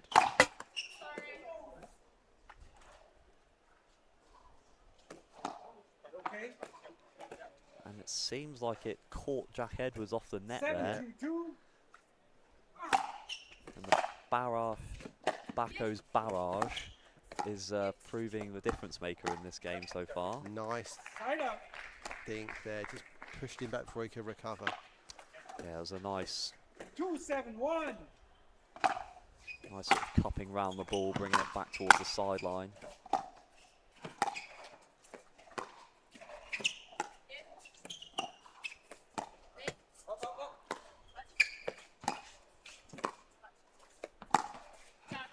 Yeah, that Really nice ball. McRae slice dink is going to enable that forehand two-e. It's the backhand two-e from Bacco, isn't it? That's the real downside of the heavy slice dink. If you're not getting that ball deep in the kitchen, you're in trouble for a speed up. Yeah. Great defence there from McRae, but offense again from Bacco just proved far too much. 7-1. Point. And unforced errors is not what you want at this stage in the game. 4-point lead, 6-point lead.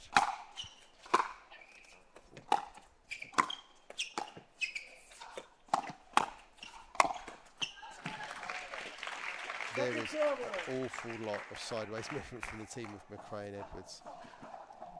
Yeah, it's almost a game of foosball on the court at the moment.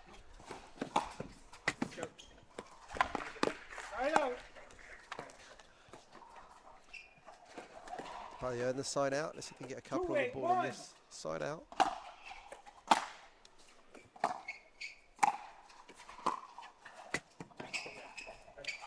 Oh, here goes McRae's football skills as well. 2-8-2. Oh, hello.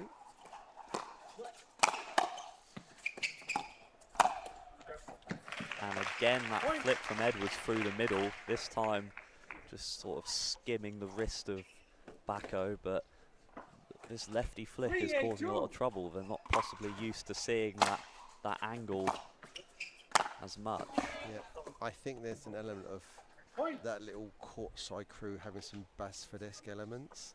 So you know Mr. Basford Samuel is extremely good at rolling his wrist on shots, and he look like you and Skillicorn. Look at Jack Edwards around that crew. Josh Roberts as well. Roberts, they've all got that kind of shot, haven't they? You sort of learn what's around you. And Sam's been ever present on commentary on Court 1 for the finals this weekend. Speed up there from Bacco, decides to go up the line this time on the flick. There's the rolls again.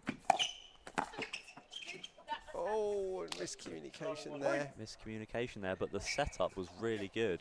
That short angle flick, just sort of catching O'Donoghue off guard.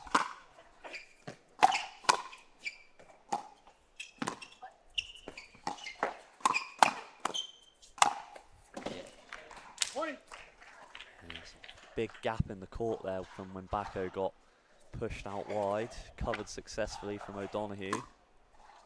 Brings up match point number 1. 10-1.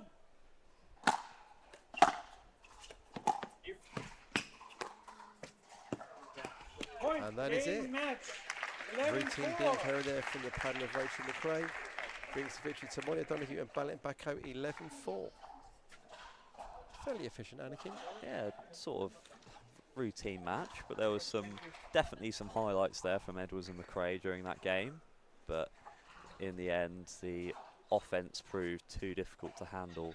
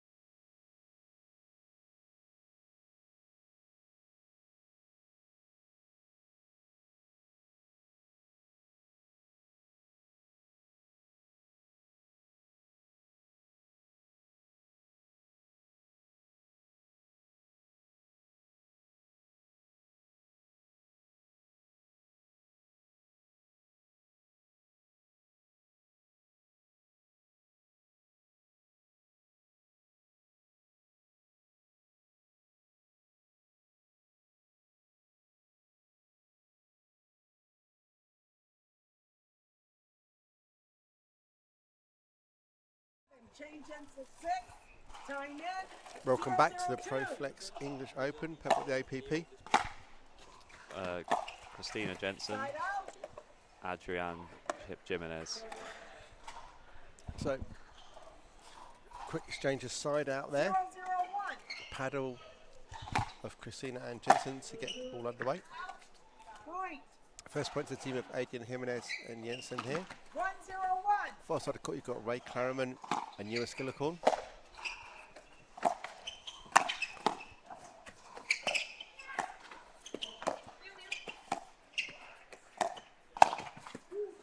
We were talking just before that we went live on air, Anakin, about how the schedules worked out with kind of like 3 people all from roughly the same setup. Bass with Inspired. What do you christen them, Anakin? We've got the Northern Free Flixketeers. Oh, cuts under that. And I can't help but feel Ewan heard me there and aimed the ball at me. 0-2.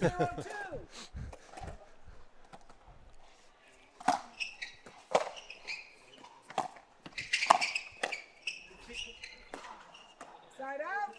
So Ray has been our head of socials all this English Open. 0-2-1. So she's been pulling a double shift, both working on the Open as well as playing in the Open. Point.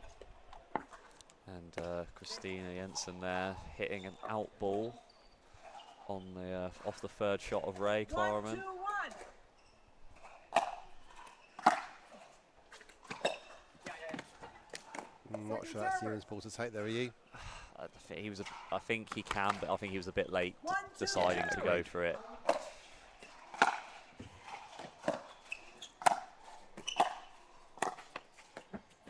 Ooh, and what a nice sort of short angle there. Yeah. Looked like he was trying to avoid a Burt attempt from avoid the Burt of Ewan, but ended up taking the pace off and actually ended up being a winner.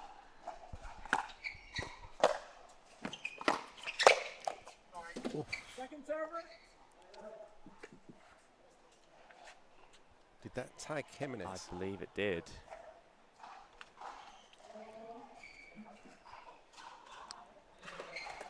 Two, 1-2.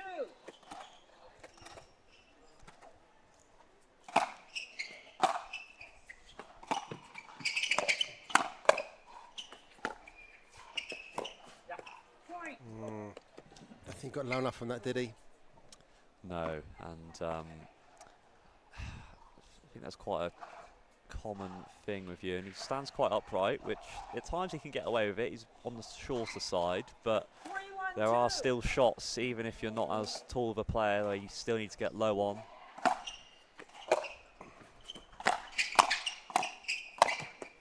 Point.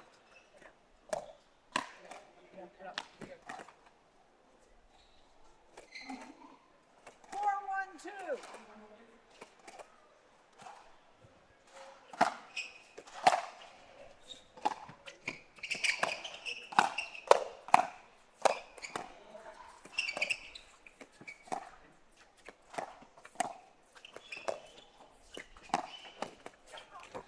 Good speed up off the bounce there from Adrian Jimenez. Two-hander. Just rolled it cross-body of Ray Clariman. Looks like she was covering the line with her 5-1-2. forehand and managed to pull the ball back to her left hip on her backhand side. Just completely caught her off guard.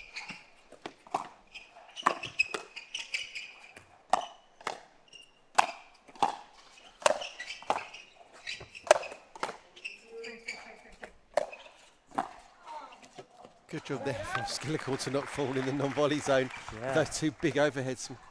Unbelievable defense from Christina Jensen, though. 1-5-1. Got one of those resets of a smash right back in the kitchen. Point.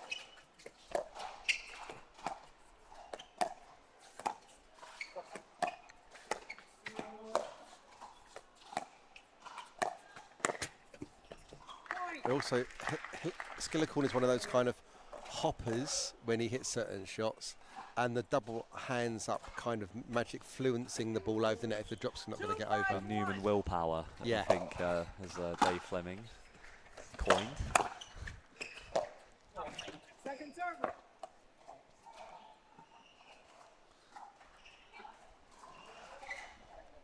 Two, 5-2. And just like that, they found themselves behind 5 points in a row. Yeah. Oh, I think it was on. it was on, very ambitious, but definitely doable. Cupping and side spin, do you think, to make it work? Yeah, just needed a bit more height, really.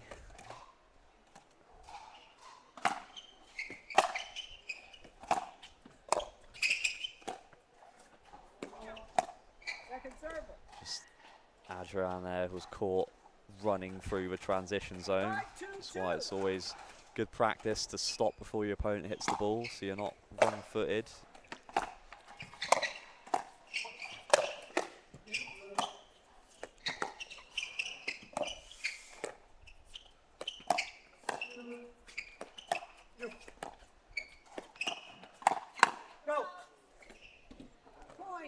Just get a little bit too close. The counter goes long, but the speed up itself looked quite high, so it'd be interesting to see if that was actually going to land in or not. I'm not even sure if it was even in a speed up. It was just like a sort of a popped up dink. It was kind of a bit of neither fish nor fowl. I think, yeah, he just luckily found the sort of the face zone of Ray there, where it's that awkward one where it's sort of self-protection shot rather than trying to do anything with it.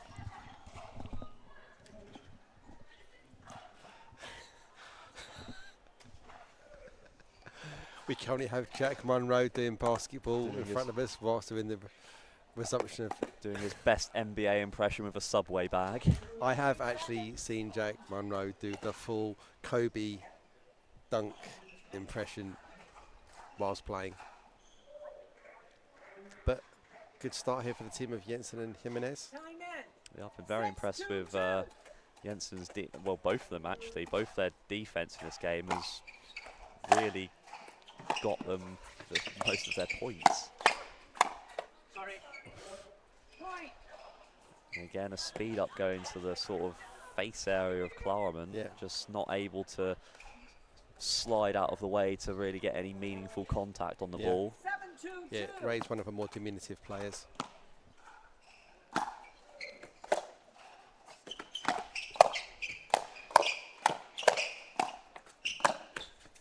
Nice play there from Ewan Skillicorn, confident taking control in that rally. A confidence builder there for Ewan, able to come on top in that hands battle with Jensen. This is where we might see him look to attack a bit more. Nice there by Jimenez. A nice little head fake there from Jimenez. Just puts the ball behind Skillicorn, who's looking to get involved on the poach. Is he going to review it? Or is he calling it in? What's happening? Don't waste the reviews. Took a little bit of a look to the crowd there and decided against challenging.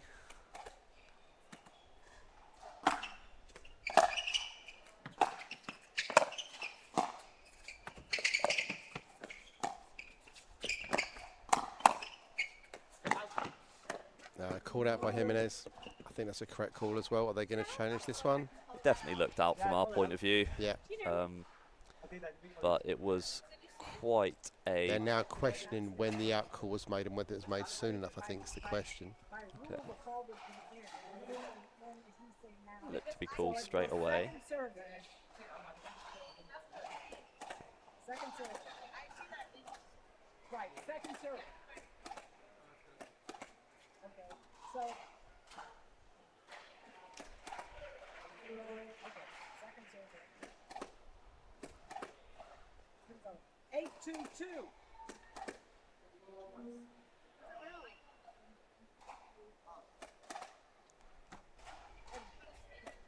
Hang on a minute, what's going on? Marsha Fresso just trying to get everything clarified.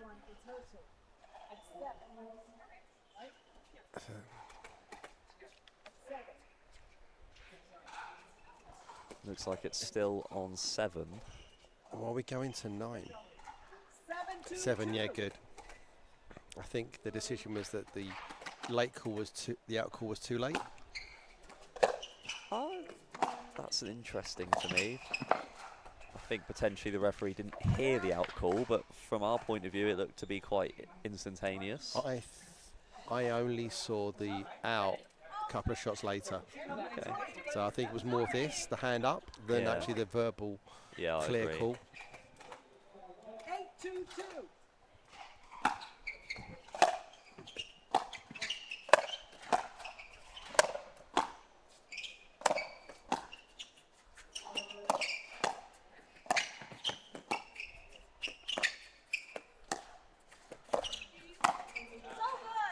Lovely roll there from Jimenez. Nice little, flick while on the stretch. It's quite a difficult shot to do because you only have your wrist for power.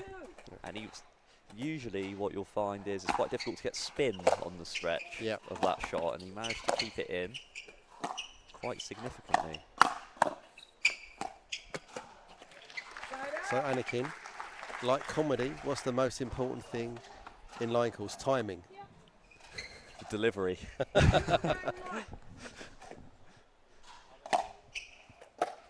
Oh, hello. Yeah, I remember it was Postman told me the secret to a good joke's in the delivery. 3-9-1.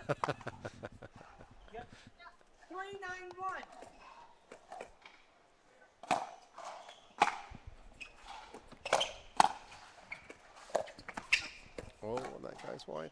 Second serve. It seems like the team of Claremont and Skillicorn are just rushing. Yeah, and 3-9-2. start of the game was very controlled. They had a 2-0 lead, and then suddenly they couldn't get past the defence. Now seem to be trying too hard. And looks like a foot fault was now just called on Skillicorn there. Just on the poach, moving around the kitchen line very quickly. Wasn't able to stay out of the non-volley zone.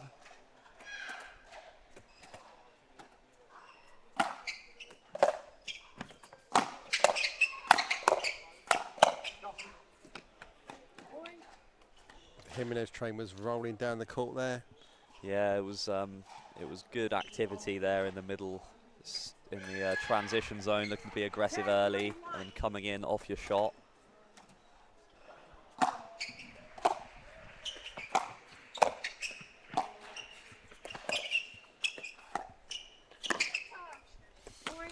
And that error there from the paddle of Claremont brings the win 11-7 to Jensen and Jimenez. Quite a solid performance there from them.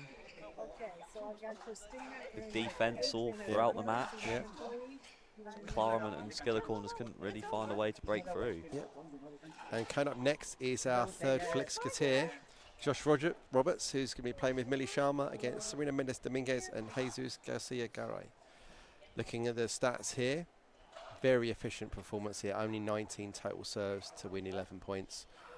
But the unforced error count is huge for the paddles of Skillicorn and Claremont. That is clearly the difference between the game. Yeah, and in these games to 11, you can't be getting double digits on the unforced errors if you want to come out ahead. Games to 11 are very short. Every point matters probably more than it does in some of the other formats because you have a little bit more time to get back into the game.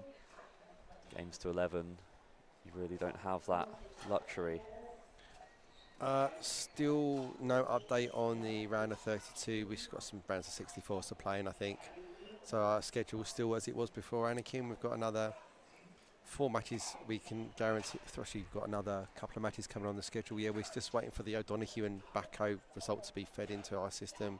We've got the Skillicorn and Jimenez one that will start to break out the boxes. I'll look on the main. We have a Beaumont watch. We're also doing Beaumont watch while we are here. Okay. So first match, Marcy Alderbert and Ben Fletcher were playing Monica Beeston and Chris Beaumont. An 11-2 loss there. I'm just going to do another quick refresh of our system. See if I can get any more updates from Beaumont. I did this about an hour ago, so let's see if there's anything else that's come in. Yep, next match will be against Kelly and Scott Cannings. That's going to be a tough ask. Husband and wife team, they're extremely experienced. Beaumont's also got a match against Aunt Antonella Giuliano and James, but also known as Auntie Pep's sister. Claire Crosswaite and John Halston, the Norwich contingent. You must know a bit about them, Anakin. I do know. I have coached Claire quite a bit. Has quite a lot of power on the on some of these higher volleys, so it'll be something to look out for in that match. And then Anna Gamma and Dennis Allery. Obviously, Dennis Allery, one of the permanent fixtures of One of English the pickleball. OGs. Yeah, a definite OG. One of my first ever English nationals. One of the matches was against Dennis. Yeah, and if you can't see him, you'll definitely hear him. Yeah.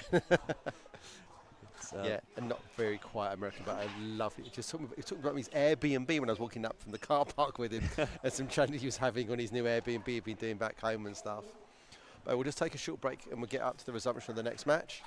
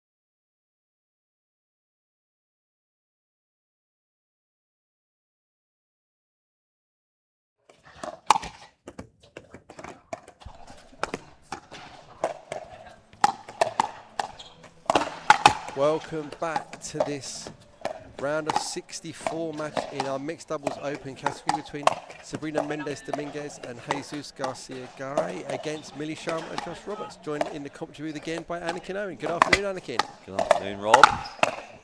Good to be back for the round of 64. We're into the knockouts here in the pro category. We've got a British pair here with Josh Roberts and Millie Sharma against Jesus Garcia and Sabrina Mendez, the top Spanish mixed doubles team. They actually won Rota in June, beating, I believe, Brandon Lane in the final. So very strong pairing there. So it's going to be a tough ask for our British pair, but I think they can give them a good game at the very least. I think consistency is going to have to be the key here. Jesus and Sabrina can dink all day and into them the following morning, so can Josh and Millie hold off and pull the trigger at the right moment? Yeah. I think if the team with that quality against you, you've just got to pick the right spot and the right ball. Quality, not quantity. Yeah. Nothing wrong with that. Nothing wrong with grinding it. If you can mash in the building phase of the rally, it's going to be how good you are your decision making when you decide to close.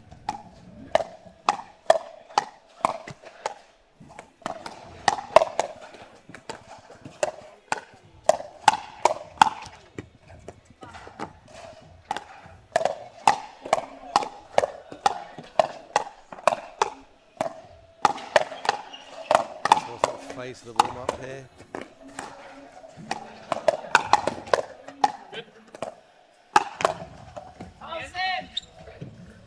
That's it, balls in. Make it underway.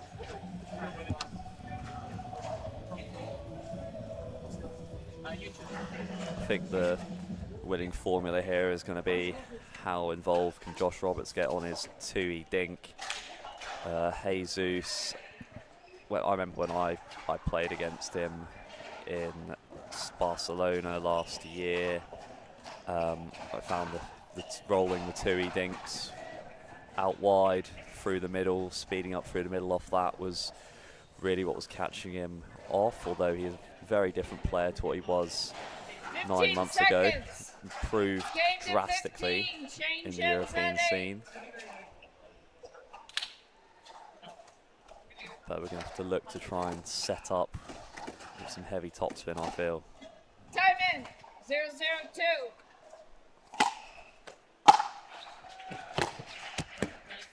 Side out. Do you think there's going to be a lot of balls hitting the direction of Sharma? Yeah, right at the start there, Millie looking to go behind Jesus, which I liked, keep him honest.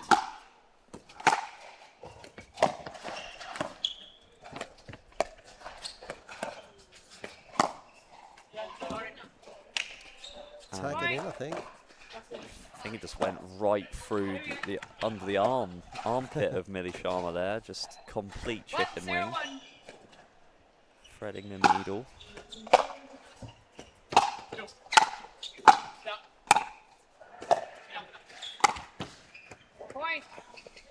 Millie Sharma there found 2 balls right on the baseline, but wasn't able to put away the third one.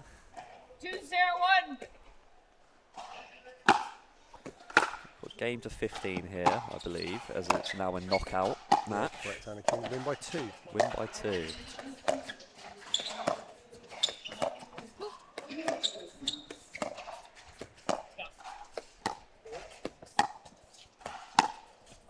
And that is a brilliant speed up from Sharma there, completely just through the middle, no one even reacting to it. It's because the wind up for that shot was exactly the same as the previous dink.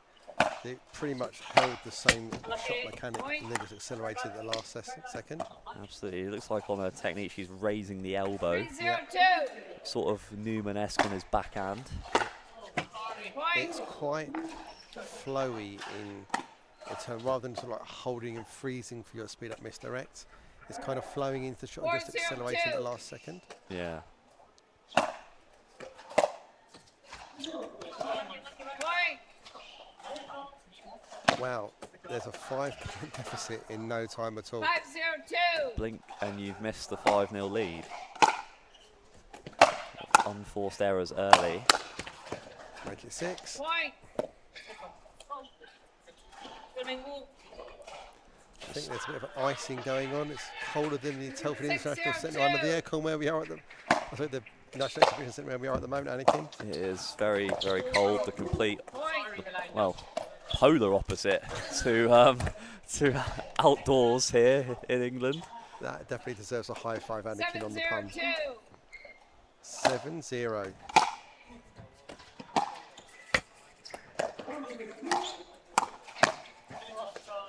And behind, and there we are, change of ends in a blink of the eye. And that's sort of Sharma's iconic shot, the sort of inside-out forehand volley. Jesus was late to it, but he was just able to get enough on it and just managed to just get it up the line somehow. And I don't think Millie Sharma was expecting him to get a paddle on it. Nope. And this is what the next level above is like. When you think you've got you just haven't. I mean, you even saw yesterday in the men's doubles semi-final, a double pickle in the semi-final. I was on comms for the other streams on that one. So, double pickle, even more comfortable than it looks on paper. Yeah, it wasn't really close at all. Every hands battle was going Monroe and Lebanese way. Just the team of Corson and Platel just weren't able to really find anything in that match. They were just sort of bested in every single element. Time in.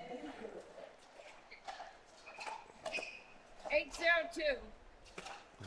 Back underway with the second half of this match. Serve looked out to me, Rob. Yeah, I wasn't sure on that one.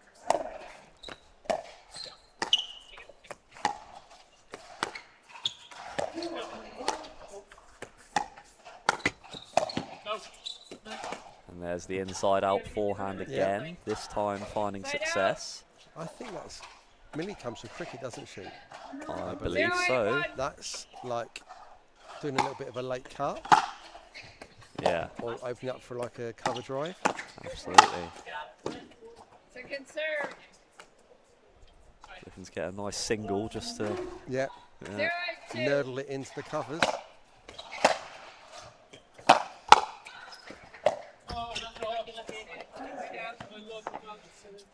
Back side out. Serve to Sabrina. 8-0-1.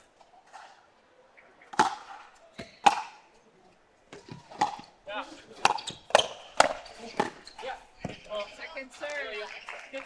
Good shot there. Jesus Garcia just caught that two-hand backhand a bit close to his body, just sort of popped the ball up. Josh Roberts able to deal with it.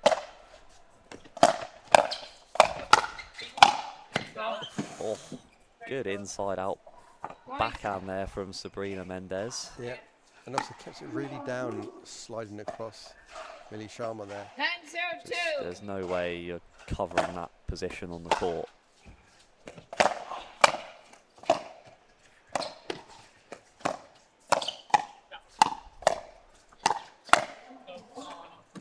Side out.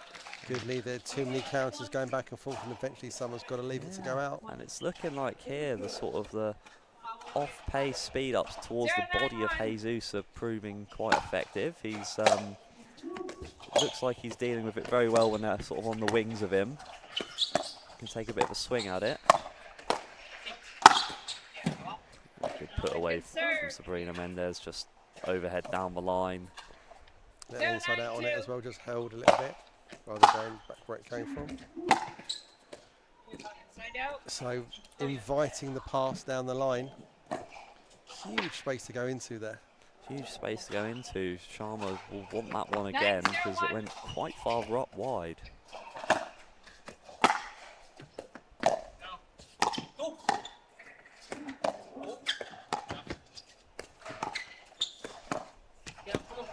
Second serve. Attempted early there, didn't cut across the plane, so it's okay.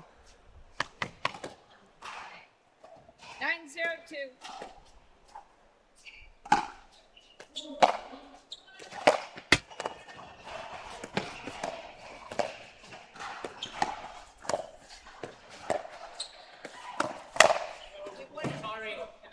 Point. You do not want to be speeding up through there. 10-0-2.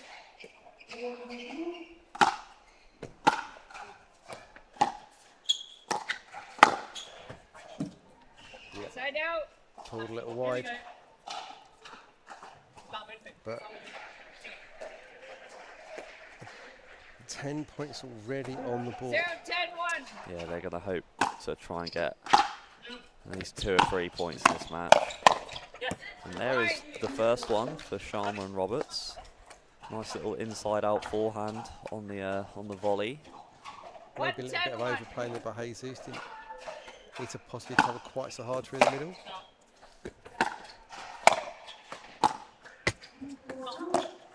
Second Again, serve. Sharma going down the line. This time got a bit unfortunate with the top of the net, just dragging it wide. 1-10-2.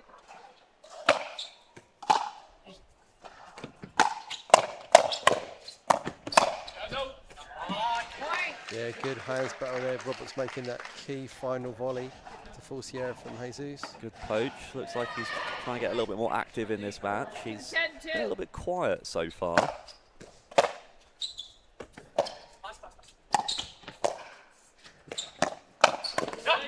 And good cover in the middle there again. Update on Beaumont watch. Unfortunately, it's not going well for Chris Beaumont. 11-7 loss against Kelly Cannings and Scott Cannings, and 11-3 against Anthony Giuliano and James Neal.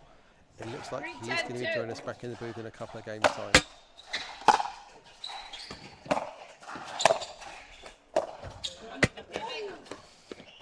A little bit of the old hop skip there from the courtside crew. Yeah, it just looks like sort of a common thing. There are a few 10-3-1. errors in the net because they're standing quite tall, Rob. Yeah.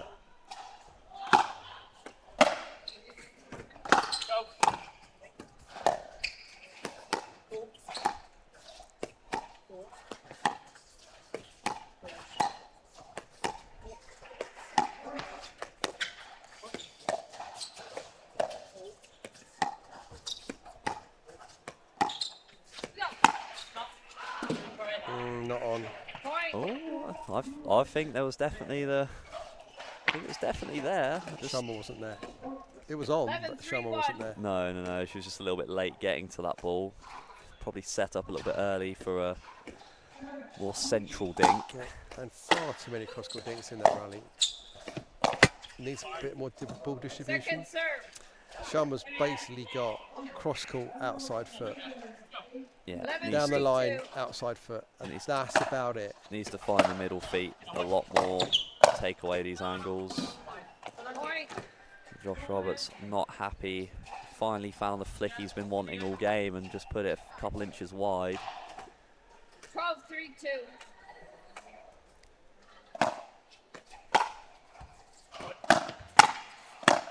Sorry. Point. Nasty net called there. I think we are seeing some of our newer athletes coming into pickleball. The kind of the IQ and the variety of the kitchen line play isn't quite there. I don't know if you agree on that, Anakin. Yeah, I think that generally the technique all around is definitely improving. You're seeing a lot of spin, a lot of power to the game, especially with the newer players. But I think 14-3-2. I agree, we can probably look at trying to add some more variety to where we're aiming our shots. Yep. Yep. Point game And that's match. all she wrote for this 15-3. one. I think Sharma and Roberts will be happy to get 3 points there after the 10-0 deficit. Yep. But the Rota champions just far too powerful for them in the end. Yeah, we went in polite pickle territory, but not much less than that. Looking at our stats here, fair few unforced errors. Yeah, and similar to the game to 11 format, not much not much time in the game to be giving away unforced errors. It's a long way back.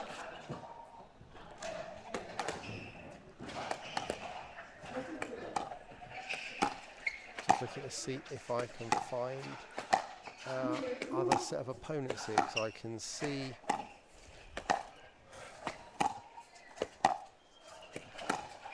Matush Matzik is here. Can't see Eileen Tompkinson or James Lynn yet, but I'm sure they'll be on their way shortly. Marina is on court warming up. We're scheduled for 2:05, so we're actually 20 minutes ahead potentially if they get here relatively soon. 20 minutes ahead. We will take that after the challenge for the first couple of days whilst we're ironing out the kinks with the Pickleball system. We'll come back after this short break and we'll be ready for the resumption of the round of 32 matches.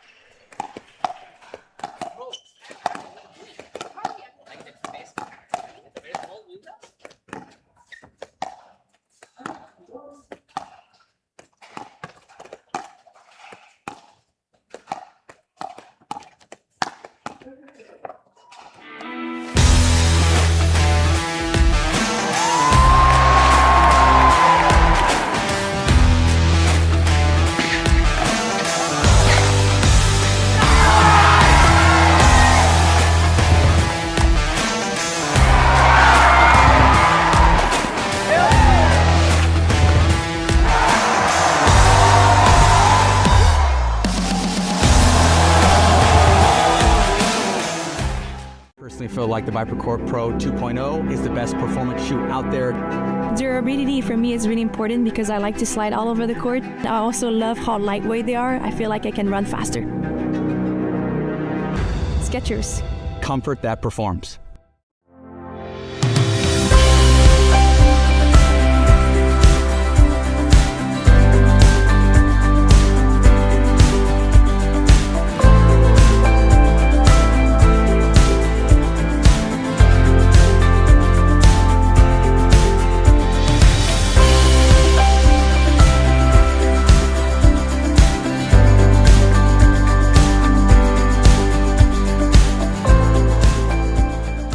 The APP Tour is back in 2026, and we're bringing the world's best pickleball tour to your city. That was sick. Join us on a court near you this year. To learn more, visit theapp.global.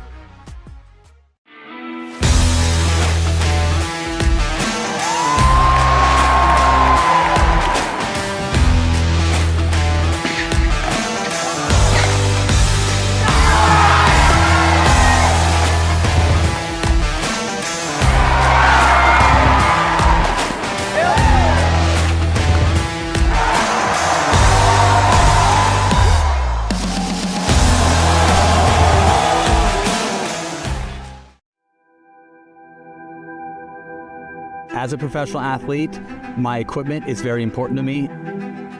When I'm on the court, I need to trust what's on my feet. I need to stay focused with no distractions. I personally feel like the ViperCore Pro 2.0 is the best performance shoe out there. Durability for me is really important because I like to slide all over the court. I also love how lightweight they are. I feel like I can run faster. Skechers. Comfort that performs.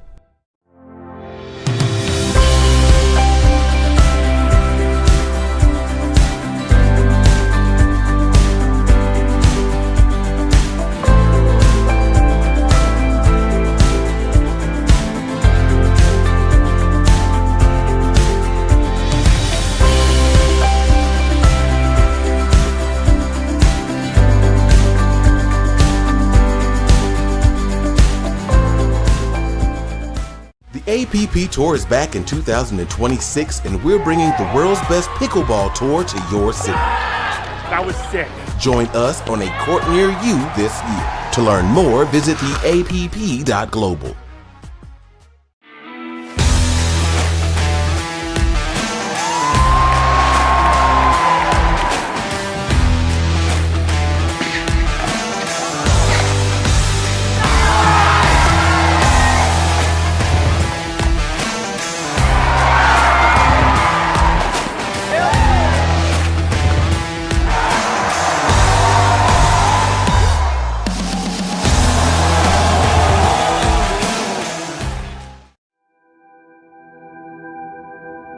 As a professional athlete, my equipment is very important to me. When I'm on the court, I need to trust what's on my feet. I need to stay focused with no distractions. I personally feel like the ViperCourt Pro 2.0 is the best performance shoe out there.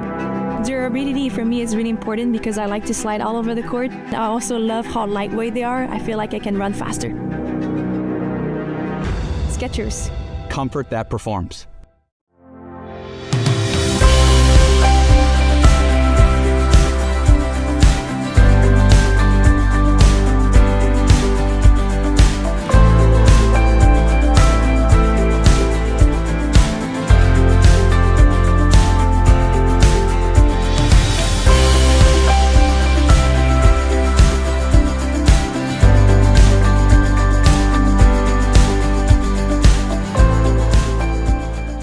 The APP Tour is back in 2026, and we're bringing the world's best pickleball tour to your city. That was sick. Join us on a court near you this year. To learn more, visit theapp.global.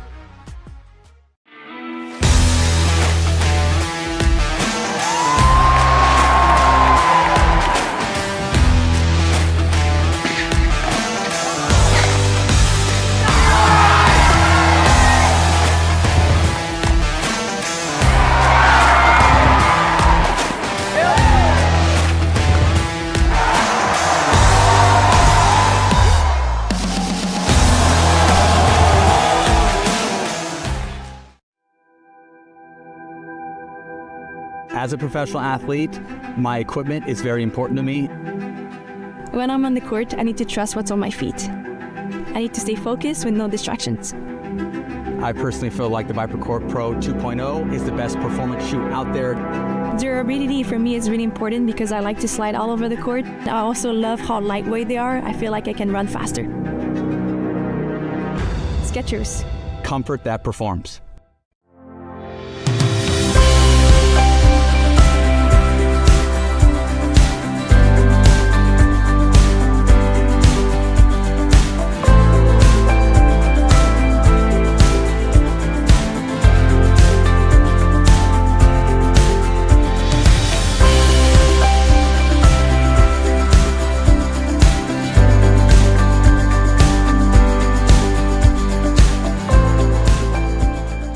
The APP Tour is back in 2026, and we're bringing the world's best pickleball tour to your city. That was sick. Join us on a court near you this year. To learn more, visit theapp.global.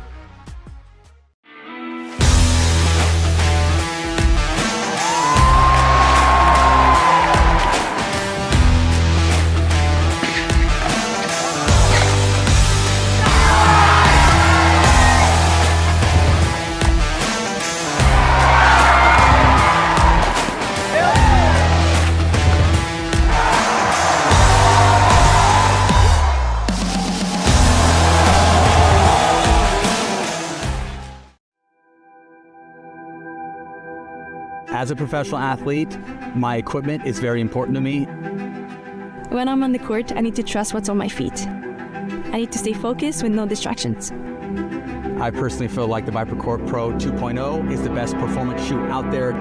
Durability for me is really important because I like to slide all over the court. I also love how lightweight they are. I feel like I can run faster. Skechers. Comfort that performs.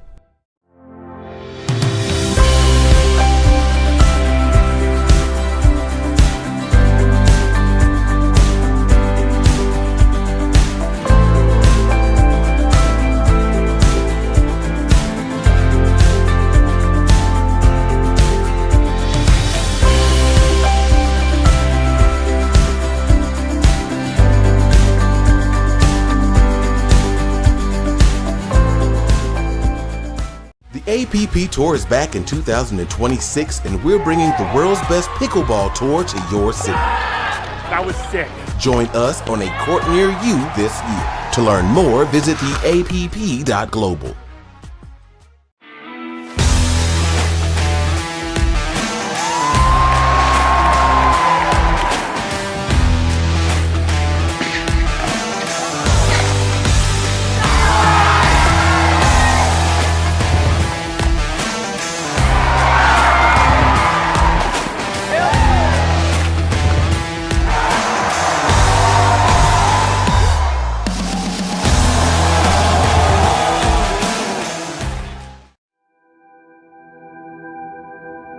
As a professional athlete, my equipment is very important to me.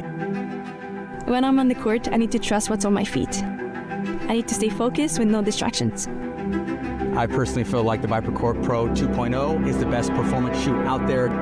Durability for me is really important because I like to slide all over the court. I also love how lightweight they are. I feel like I can run faster. Skechers.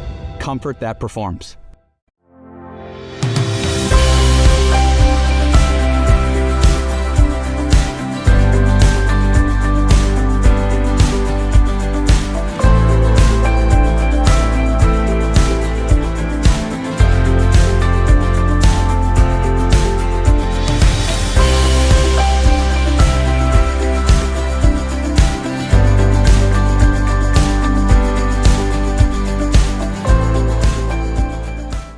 APP Tour is back in 2026, and we're bringing the world's best pickleball tour to your city. That was sick. Join us on a court near you this year. To learn more, visit theapp.global.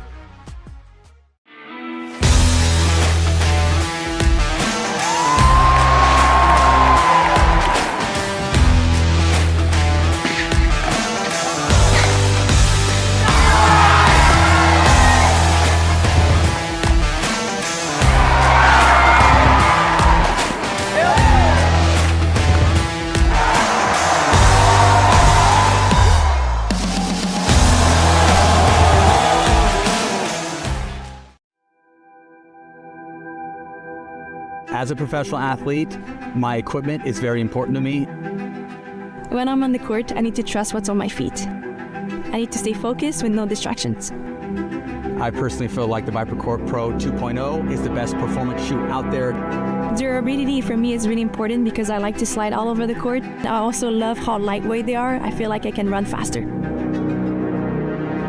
Skechers. Comfort that performs.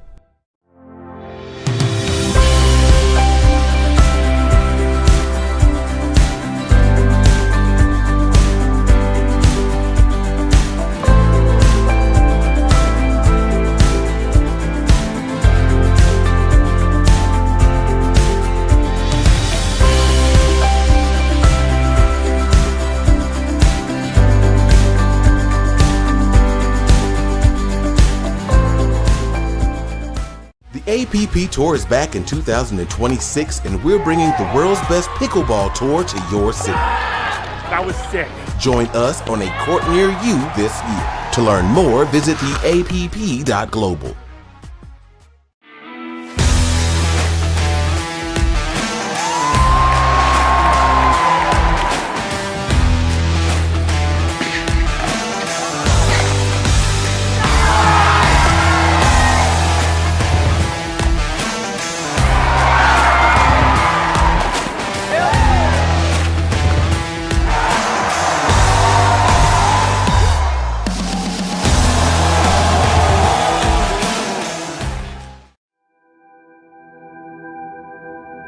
As a professional athlete, my equipment is very important to me.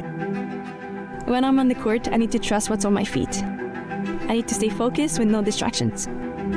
I personally feel like the ViperCourt Pro 2.0 is the best performance shoe out there. Durability for me is really important because I like to slide all over the court. I also love how lightweight they are. I feel like I can run faster. Skechers. Comfort that performs.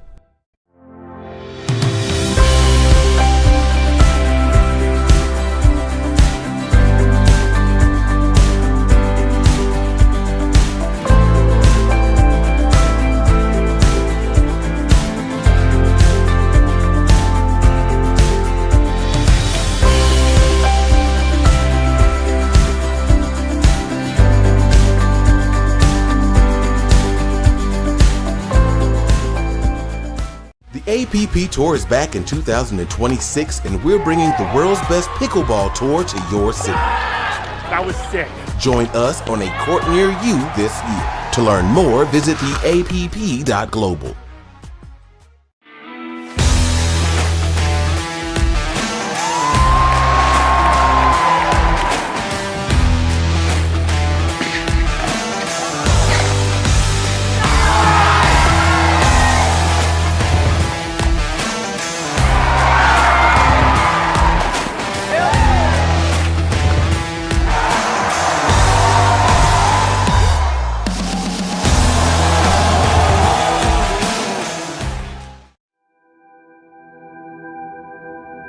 As a professional athlete, my equipment is very important to me. When I'm on the court, I need to trust what's on my feet. I need to stay focused with no distractions. I personally feel like the ViperCourt Pro 2.0 is the best performance shoe out there. Durability for me is really important because I like to slide all over the court. I also love how lightweight they are. I feel like I can run faster. Skechers. Comfort that performs.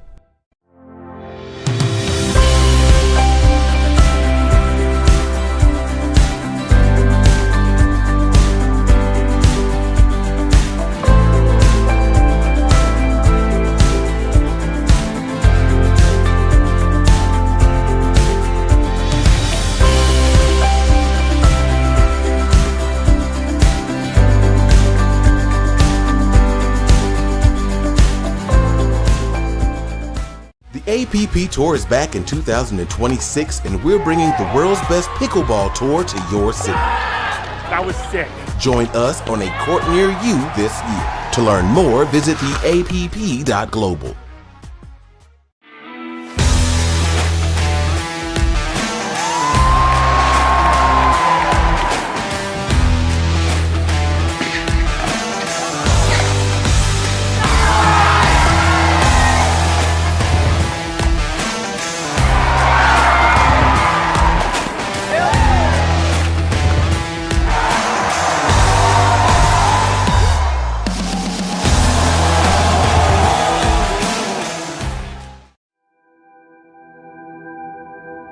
As a professional athlete, my equipment is very important to me. When I'm on the court, I need to trust what's on my feet. I need to stay focused with no distractions. I personally feel like the ViperCourt Pro 2.0 is the best performance shoe out there.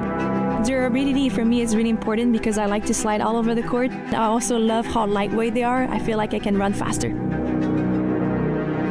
Skechers. Comfort that performs.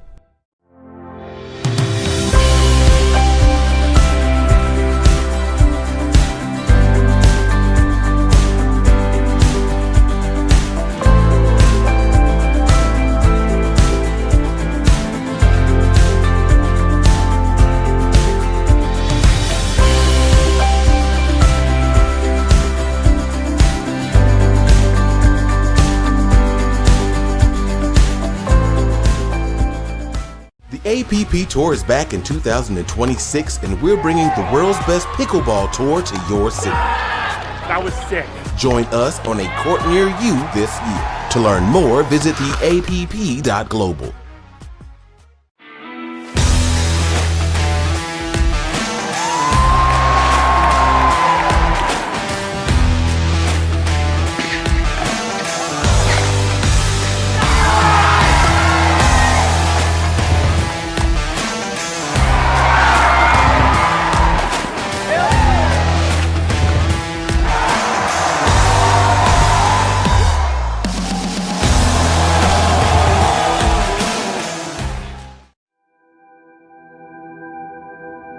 As a professional athlete, my equipment is very important to me. When I'm on the court, I need to trust what's on my feet. I need to stay focused with no distractions. I personally feel like the ViperCourt Pro 2.0 is the best performance shoe out there. Durability for me is really important because I like to slide all over the court. I also love how lightweight they are. I feel like I can...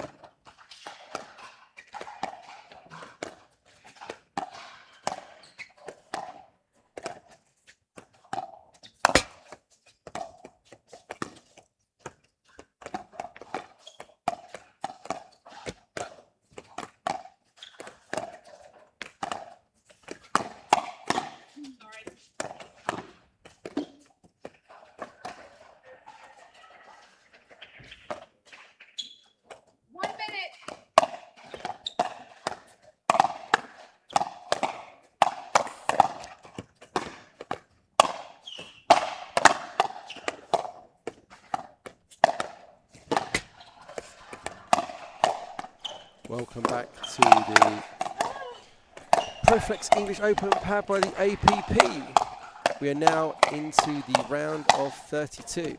We have Marina Al-Qaid and Matush Matsik against Eleanor Tompkinson and James Ling. You see the team of Matsik and Al-Qaid on your left and the team of Ling and Tompkinson on your right. Joining me back in the commentary box is Anakin Owen. Good to be back. Good to be back. Ready for our second round of the knockouts. Big sign on there says warm up. I wish we could. Yes, yes. Certainly underneath the aircon at the moment where we are, but we already were the coolest guys in the venue, but now that's just even doubly so. Yep, and very good for hoodie sales. I'm sure the vendor village has definitely had some stuff from the commentary teams and people around. Such a difference with our heat wave in England. We've been having that 10-degree difference from a couple of days ago, how it's felt across the whole of the centre. Yeah, I'm hoping it's a little bit cooler for my drive back later tonight. Yep. But certainly there's been a lot of hot action on the court so far today, and it should continue as we get into the latter stages of this event. And certainly the stronger, hotter teams that want a bit of a heater are going to be going through the draw today. So, how are you going to call this one, Anakin? What do you think? So it's a different look again, because we've got a lefty male in the match who is going to be Matush Matsik, who is going to be opposite James Ling, which is going to be a little bit of a different look. James Ling plays very big on the court. He's a very tall guy, massive reach, good power. But it's going to be, I think it's going to be on how Marina plays in this game.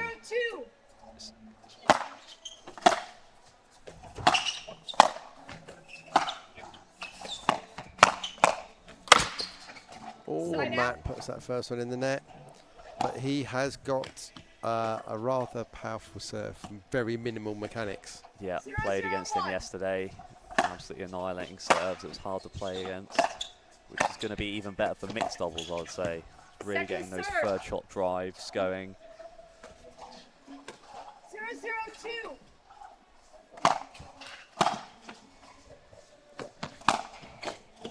Talking of big serves, wow! Have a big serve right up the tee from James Ling, almost an ace. Okay, only just got a paddle on it, and again that's two errors. I would want to call them unforced errors, but they look pretty forced to me. They did to me.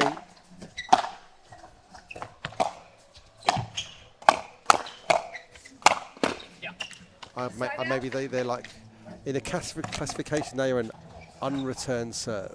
It's the cleanest way we could define those. I believe so. Matsik being very big in the middle there, massive power. Oh. Neckel killing it to the feet there of Matsik. The net's very much against him so far in this match.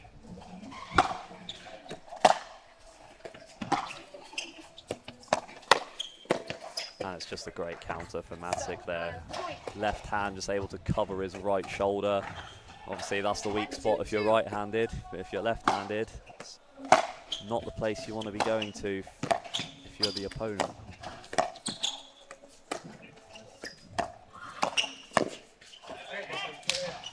Beaumont update. First win on the board. Beat the Norwich contingent 11-6. There we go. 2-1-1. Good counter through the middle there. Second serve. And the power from Matazic on that right side of the court. 2-1-2. He's going to need to keep up all match.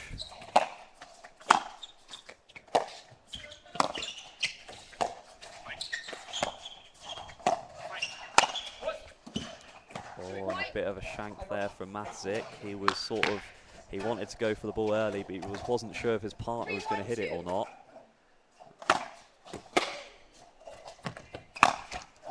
Side out.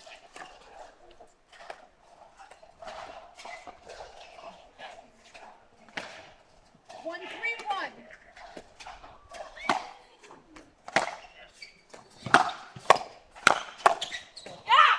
Oh, Second great serve. counter there from Ellie Tompkinson. Managed to get the backhand inside out. back to the right side of Mateus, who was looking to come across on the next one.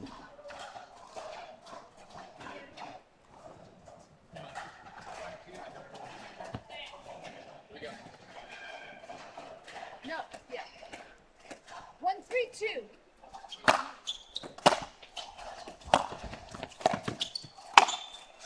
And that is just a massive serve from Matuzik, followed by an inside-out drop to the unwinding 2-3-2. Tompkinson there. Just caused a pop-up, which Alcade was able to put away.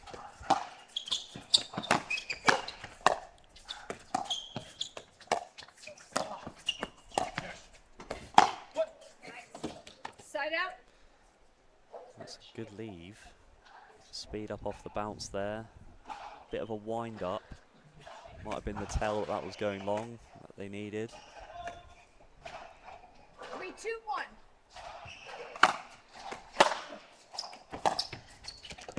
Second We've serve. had a few unforced errors from James Ling here, quite uncharacteristic. 3-2-2.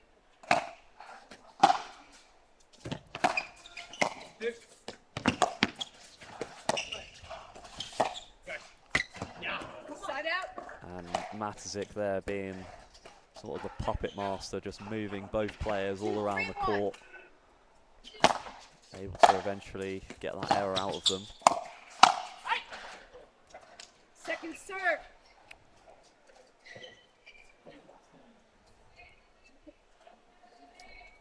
I don't know about you, Rob, but some of the shots so far in this match seem a little bit rushed.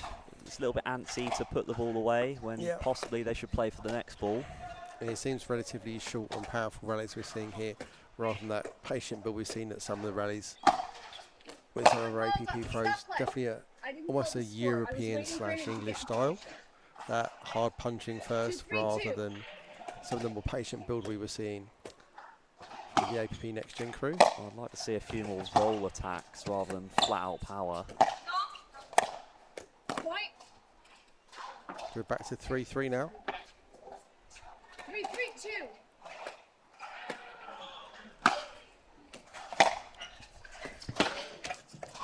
Side out.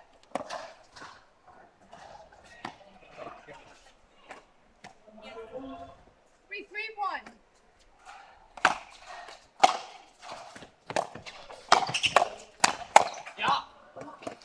Nice pull there by Matuzik across court to Lings. And interestingly, they decided to not unwind the stack there. We had our lefty on the left side of the court.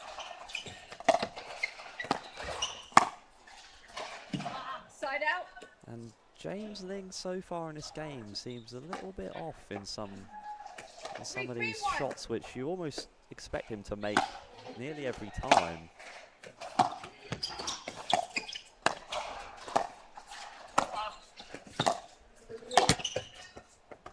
Second serve. And Alcade there looking for the flick. He's just standing a little bit tall 3-3-2. to get to really rip up the back of that ball.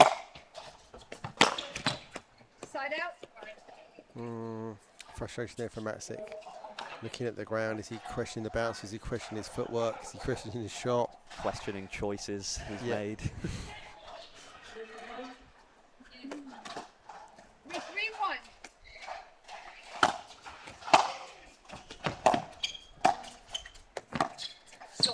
Second serve.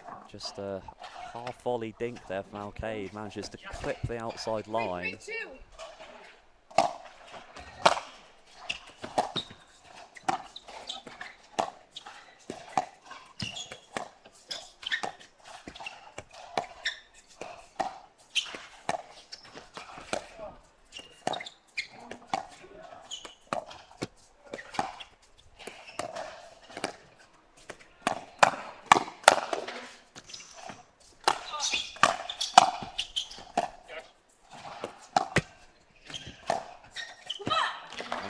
Absolutely rapid hand speed from Matouche there with the unbelievable counter. Again, defending that right hip. To me, that looks like not the spot.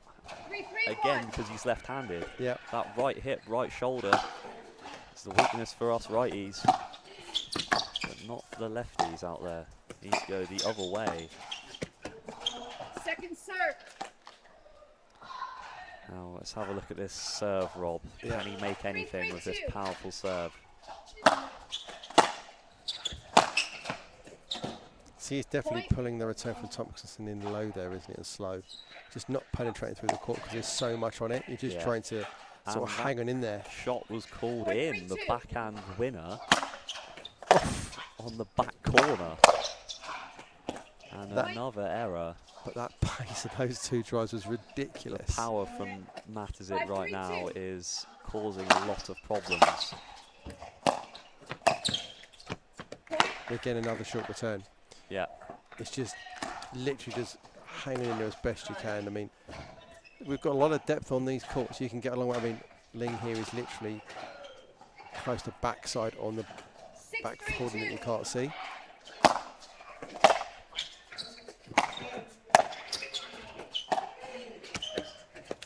And it goes to show everyone out there to really go for your serves because it makes the third shot drop so much easier. Yeah. And if you miss your serve, you don't lose a point. Yep. Might as well give it a go. Second serve. Yeah, the days of rolling it in and missing your serve being done one are over. Yes, absolutely.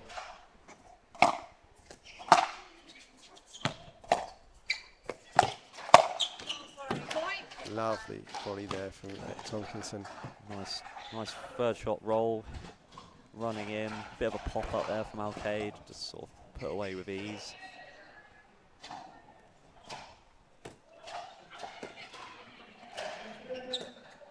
Four, 6-2.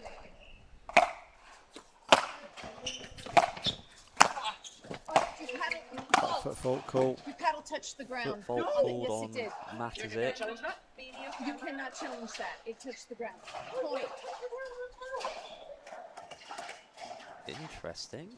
He opted for jumping over the kitchen off of a flick. Felt he was a little bit off balance, so he decided to try and jump across. But curious whether she called him on the sideline. I'm assuming it was toes on push off. Yeah. They look clean on the width side of that jump. Good top spin again from Matuzic, able to just sort of roll that ball deep. Made James then have to move backwards to play that drive. Just wasn't able to get the power to get it over the net there.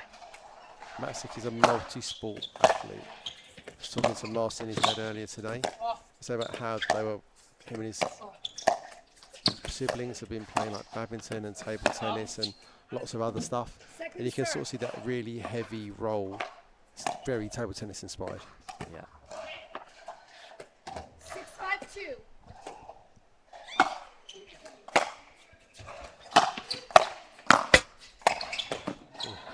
Side out. Good recovery there from Ling off the net cord.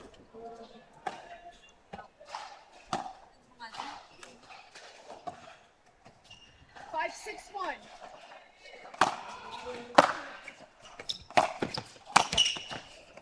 Point. Just not established, I think, Anakin. He was there, just not fully balanced. Yeah, just a little bit upright. Just not able to get under that ball. I think he fully split. I think he looked very narrow based. It's not going to help if you're standing a little tall as well. Long way down. Another big Ling serve down the tee. Big serve down the tee. Alcade's standing up quite wide, sort of giving that tee up, but history suggests she could be probably standing a little bit more central.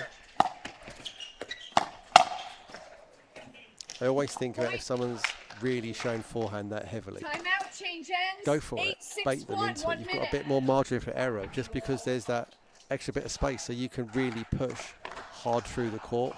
You don't have to go perfectly on that tee. Yeah. Because you've got the ability to take an extra 6 inches because they've given you 3 feet. Absolutely agree. So, change of ends. Our English duo are ahead at halfway after being down at the start of the match, but just somehow found a bit of a run here. I think there's an element of serving again. Yeah. Both gentlemen looking to exert themselves in rallies from that very first shot. And of course the great thing about the serving is that's the one thing you can practice on your own if you've got a court. That's the one thing you don't need another partner to do, and you can just get rep after rep after rep after rep to make that a weapon. Absolutely. So what do you think Matzik and Alcade need to do to get back into this game, Rob? I think it's a case of, can Matzik just do a little bit more? Can he be a little bit busier on the centre of his off-ball movement? Or just covering a little bit harder into the middle? You see, he's afraid to go over that centre line, isn't he? He's almost stopping his left foot from going on that middle tee. Yeah, I think he's worried about James Ling sort of cupping it and getting the ball round back behind him. Side out. Oh, you pull that out.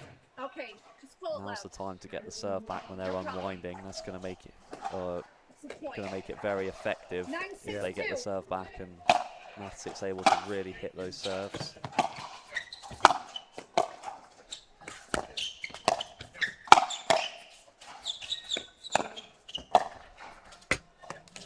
There we go. So 6-9-1. Matic's going to be serving. And unwind's going to be a challenge here, isn't it? While they're unwinding, are we going to see very big serves and a big first shot drive? Yeah. There's going to be space to hit into. 6-9-1.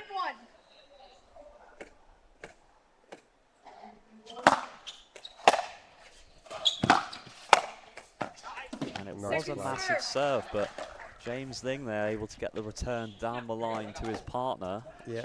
6-9-2.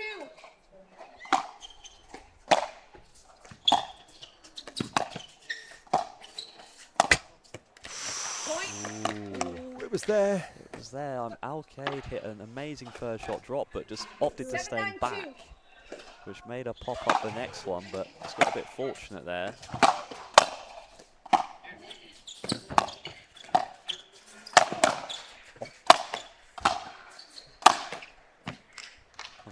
Big from Matuzik in the middle of that point, but it proved to not matter in the end.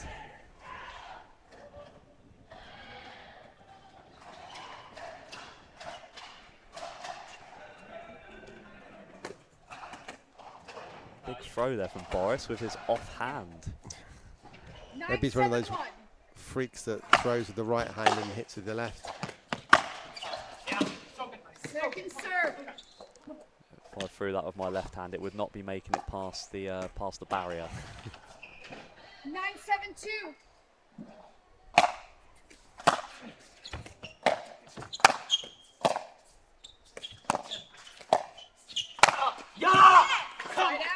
A few high drops. Matizic's really hitting through this ball.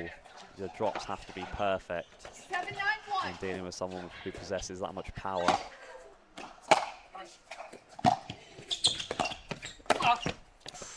Going for the Ernie again. Yeah, Matic, goes for the Ernie, but quite close to him when he decides to jump. It might have been better just to actually go for the flip itself. Yeah.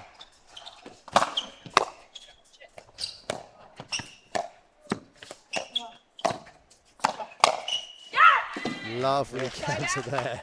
That was a great counter through the middle from Ellie Tompkinson. Mateus there with a left-handed flick through the middle. Back to that Ernie, I think he didn't quite get where he went to his volley net to jump to try and control it. All just was a bit of half one, half of the other. And James Ling with a serve in the net. That is the risk of going for more on the serve, but that serve is what got them back into this game, so you don't mind missing the one occasionally. No. As Sam Bass would say, that one's in the budget. That one is in the budget. Or Zayn Navratilsi, if you're not missing 10% of your serves, you're not trying hard enough. That's true.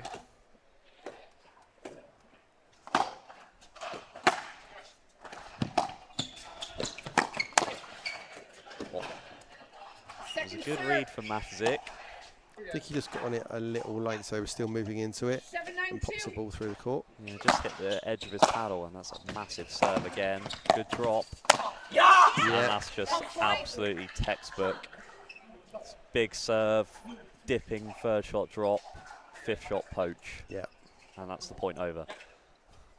8-9-2.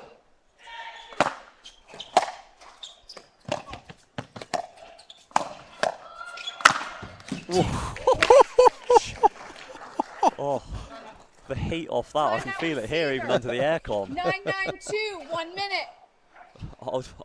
Spicy, I think, I Anakin. think we should be checking that ball after that one. Yeah, wow. There's some serious forearm strength. Serious heat. It's like Popeye's been having his spinach. He has, yeah. And he tried telling me he doesn't really go to the gym. I'm looking at those guns. I think he's being a bit modest. So 9-9, first time out taken. Let's have a look at on our Beaumont watch whilst we're just taking this short break. See where Chris is at. Obviously, the ever-present on this court we need to see where he's getting on to. So let's look at where his results are for today. It's all done. He went 1-4 today, an 11-8 loss to Anna Gamma and Dennis Allery. So I'd imagine inside the next hour we'll see Chris Beaumont back with us. You know, he needs to take a little bit of time just to decompress from playing, get ready into commentator mode, refuel. Back to our match here. Back from the timeout. To me, it's looking like the team of Ling and Tompkinson are going to have to really think about staying on this return and not switching, because they're really struggling with these returns. Yeah, you've got to make that return as good as you can, and the challenge, if you can't get it down the line when you're unwinding, you just don't have the ability to get where you need to get to. Your partner can't protect you. When he's hitting that serve that hard, it's very difficult to actually redirect it down the line. Yeah.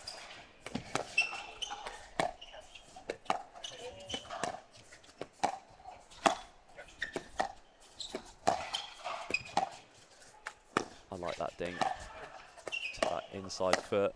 Yep. Really well picked off. Looks like Boris Pack is going to be our ball boy for this match. The ball keeps leaving the court. Here we go, offhand. Yeah, Boris is definitely plays left, throws right. 100%. Yeah, the technique is too clean. Yeah. 10-10-1.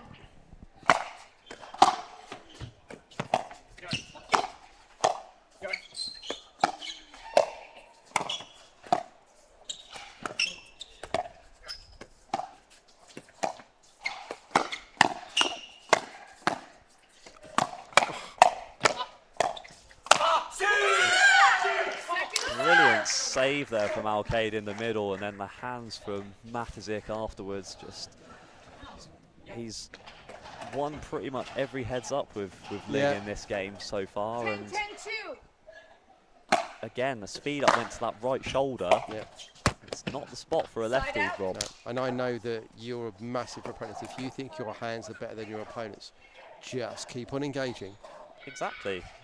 It's like there's no point dinking 10, 20 shots if your hands are faster than your opponent. Yeah.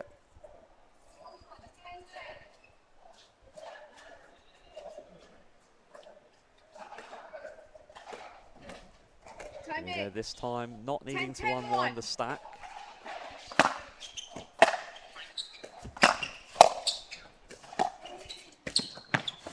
Second it's a little lazy on that fifth.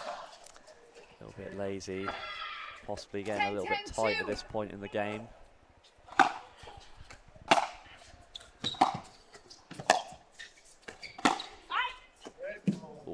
Side out. Early out call, but it almost dipped in right at the end. 10-10-1.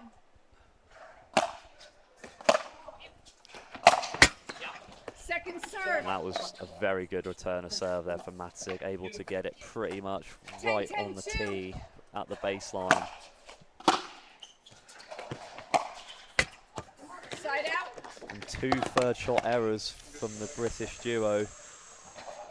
Dangerous at this phase. Stage of the game, you want to really be looking at getting at least one on each side out, especially when you've now got this serve to deal with straight after.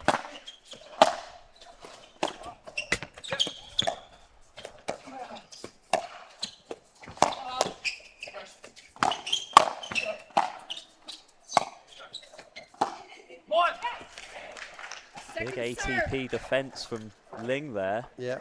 Just bailed him out of that point. The rolling dink just travelled a little bit too far, but he was ready for it.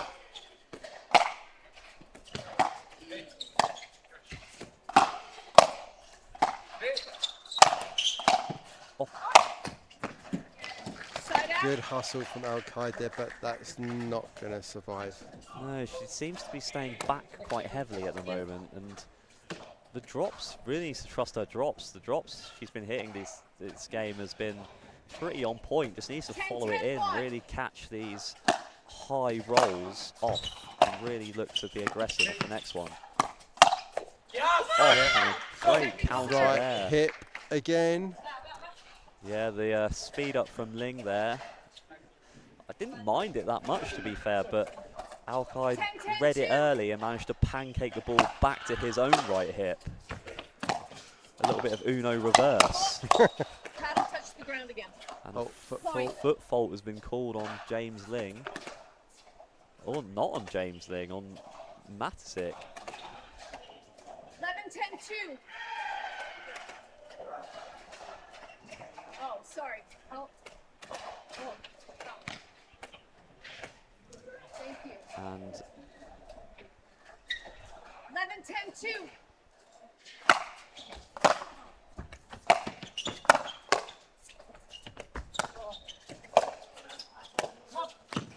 Cheeky.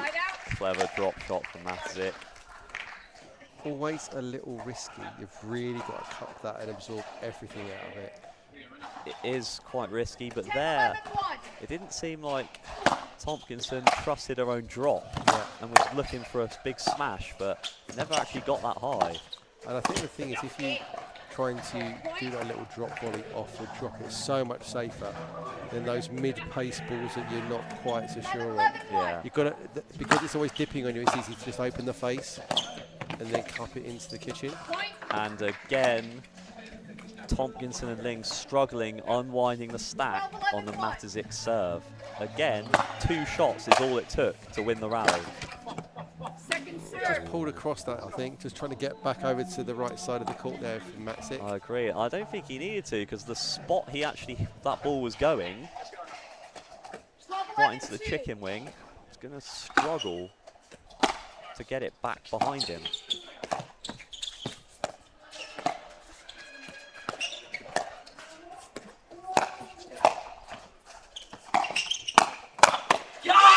ACP and big from Matisic. An unbelievable ATP, which is landing, it's almost going back towards the centre line, Rob, but somehow Ling was able to dig it out and actually got it into a favourable position.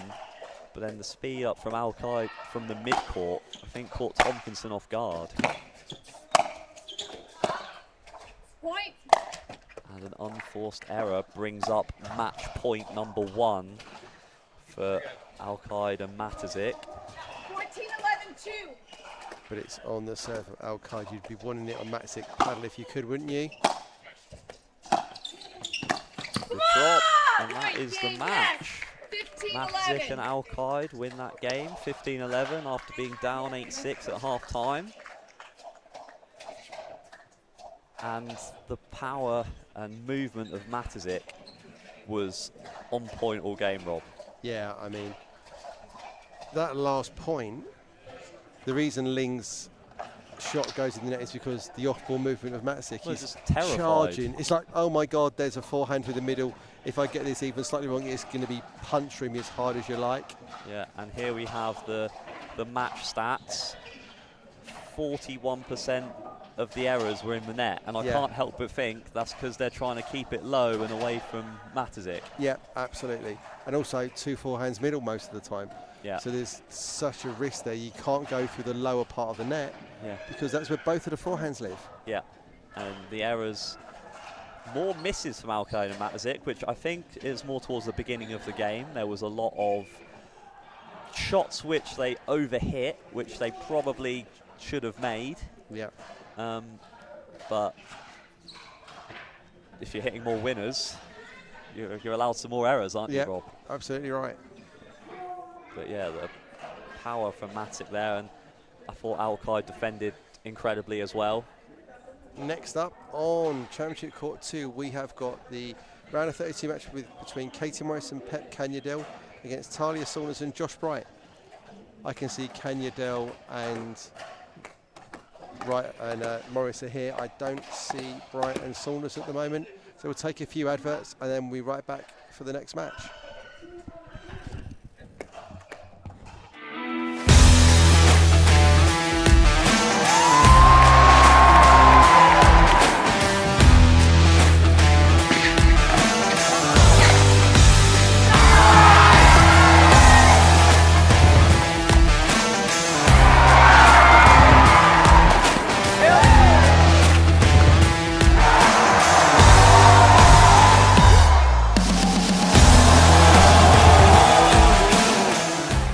Run faster.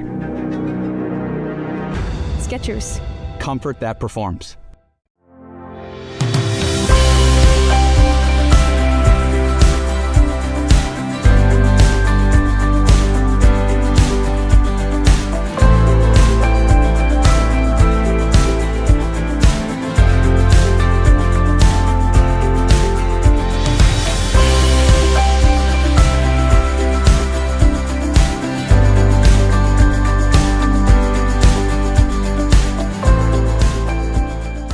The APP Tour is back in 2026, and we're bringing the world's best pickleball tour to your city. That was sick. Join us on a court near you this year. To learn more, visit theapp.global.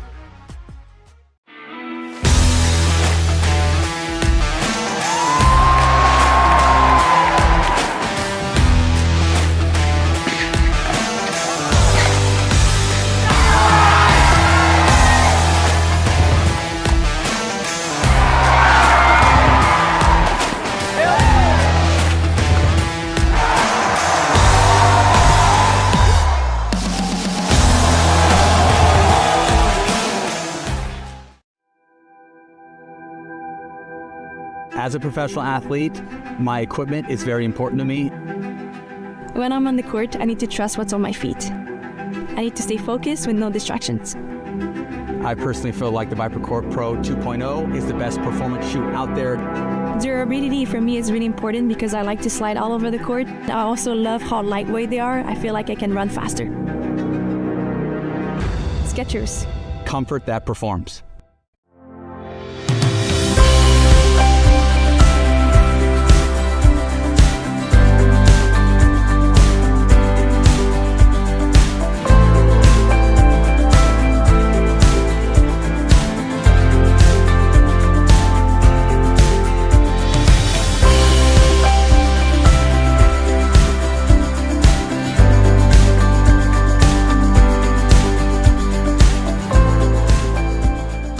The APP Tour is back in 2026, and we're bringing the world's best pickleball tour to your city. That was sick. Join us on a court near you this year. To learn more, visit theapp.global.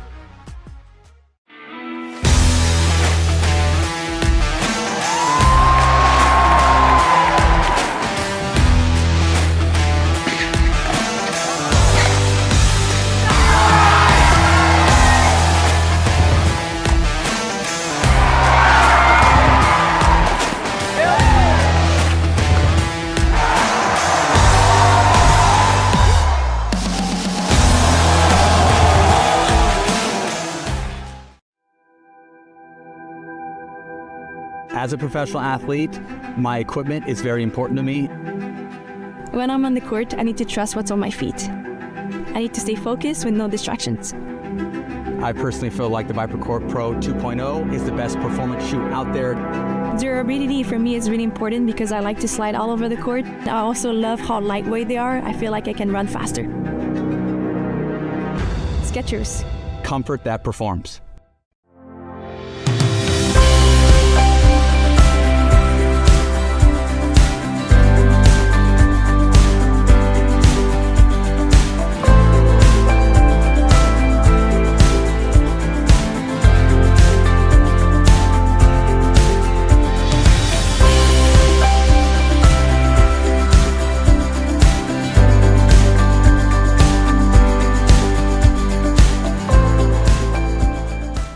The APP Tour is back in 2026, and we're bringing the world's best pickleball tour to your city. That was sick. Join us on a court near you this year. To learn more, visit theapp.global.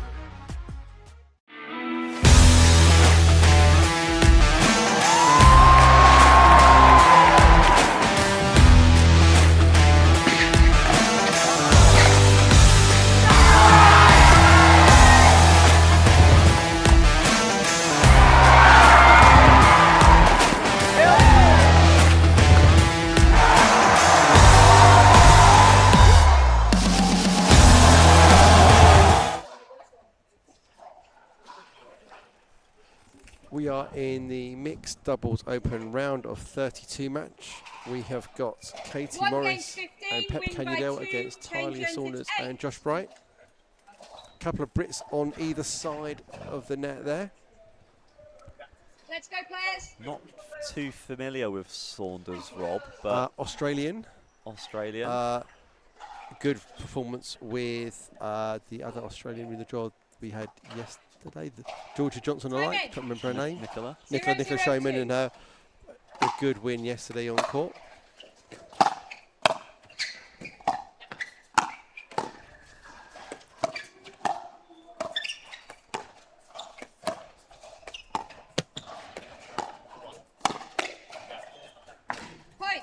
Good speed up there from Pep, just sort of pulling that forehand back towards Josh Bright's right hip. 1-0-2. Yeah, hard to control when you have to swing your forehand across your body. Side out. Confident overhead there from Saunders.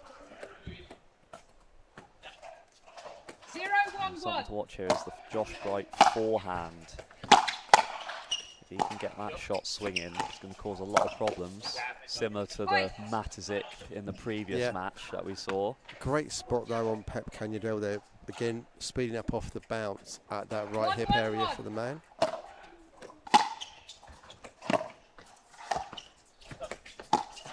Oh! Let's go, Josh Bright.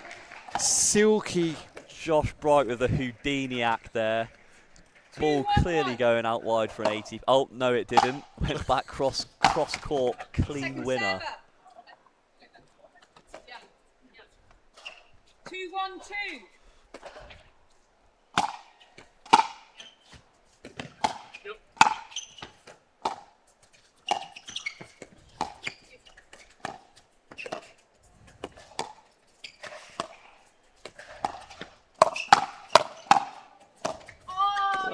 Disappointment there from Saunders. She knows she can do better if she's in that rally. Yeah, I think the inside-out forehand there, I think she channeled it quite early. 1-2-1. She sort of moved the shoulder very early, indicating to Pep Canyadel that it was going to go that direction. He was on it. Yeah, heavy on that again. And then this time decided to go the other way, but this time the forehand was dispatched. 2-2-1.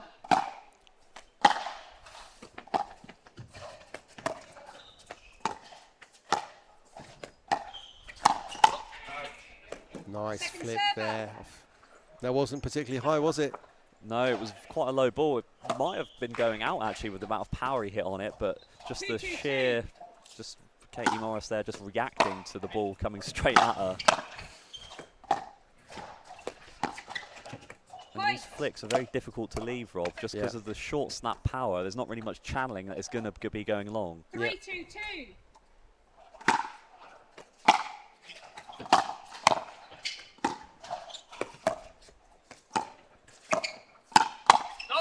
And he can pull from so low. I mean, that's probably, what, 6 to 12 inches off the ground. He's fully flamingoed, stretching out to get it, and still able to pull it with that power. Yeah.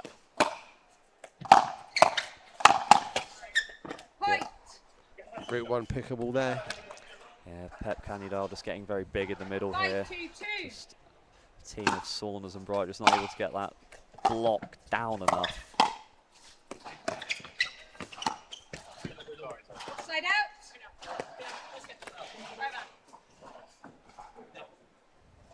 2-5-1.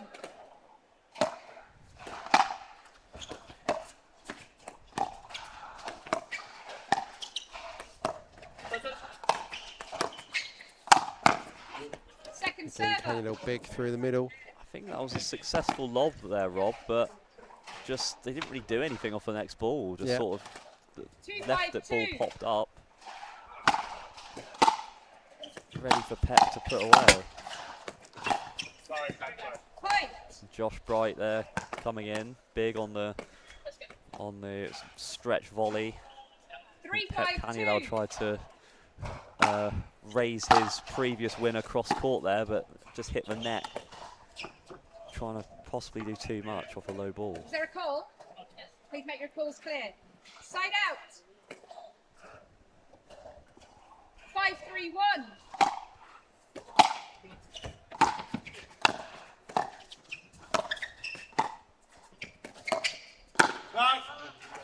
Second server.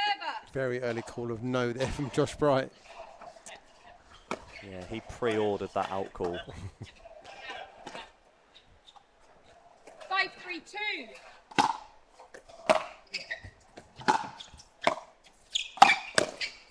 Good movement there from Canyadel.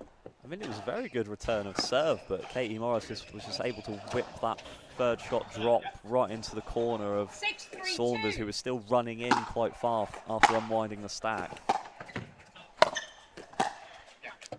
Side out. It looks to me at the moment Saunders is holding back a little bit on the power, 3-6-1. when really I think she could be going for a little bit more on some of these higher fourth shots. Yeah, I mean, I think if we're going to use a term, the new meta is being more aggressive on the fourth and not necessarily inviting your opponents into the kitchen.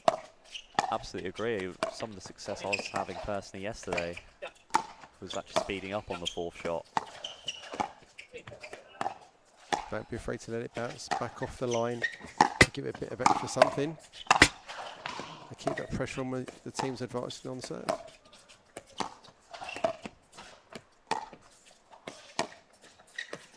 Have a classical pickleball point breaking out there. Yeah, the net was working overtime in that Yep. point. 3 net calls. The fourth not quite making it over. 4-6-2.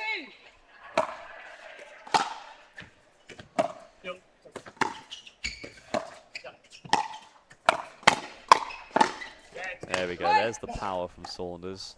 Sort of misdirected the ball down the line there on the first one and then used that setup to really put away the next ball. It's always about a combo, isn't it, Anakin, when you're looking at spin up? You're not looking to win on the first shot. Absolutely, the higher up the levels you get, the more balls that are going to come back. You can't rely too much on first shot winners. Yeah. And really got to be ready to on the next ball. 6-5-1. How much do you believe the pros practice their combos? The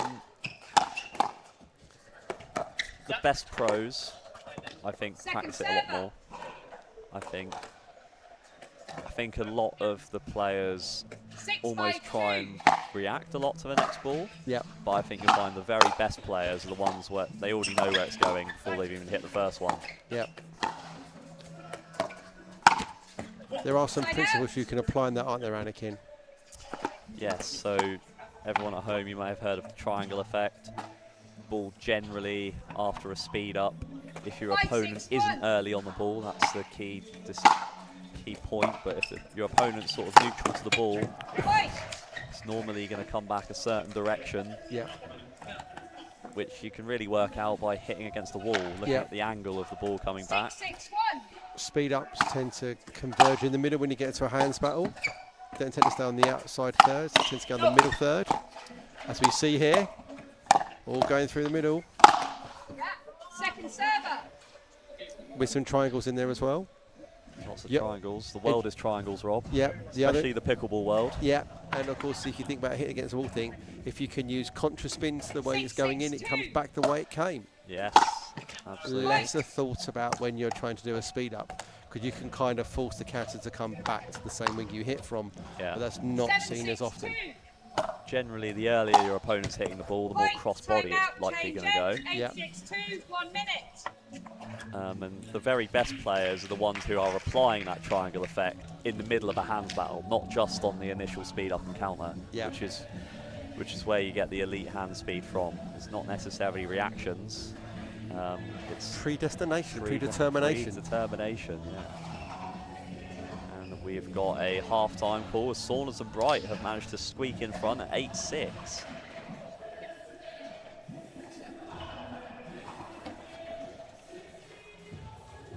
So now we're just going to see what the change of ends does to the full shoes. The teams of Morris and Canyadel. How can they get back in, Anakin? To me, it looks like we need to get into this pattern a little bit more. Katie Morris rolling her forehand dinks to Saunders a bit more and looking to speed up in front. She sped up once to Josh Bryant, was successful, but I think she needs to do that a little bit more, but after setting it up.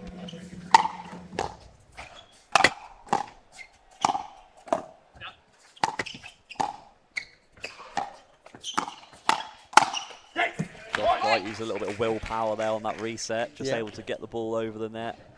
And just got a bit of a pop-up there. He was able to attack and put away the second shot after the attack, Rob, not the first one. Yeah.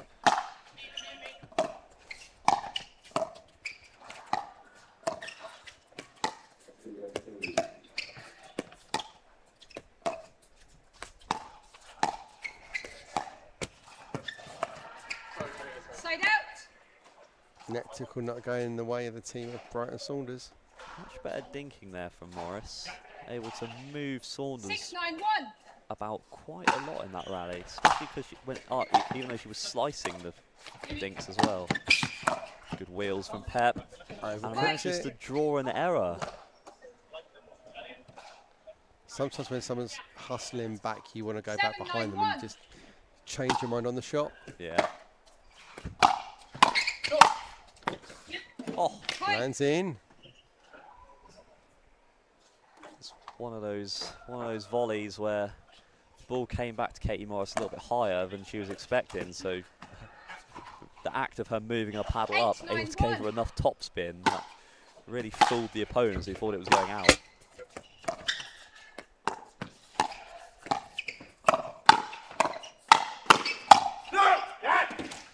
Yeah, I don't like the decision there from Morris to hit the dink down the line. She was winning the pattern cross court. Why change it up, Rob? Yeah.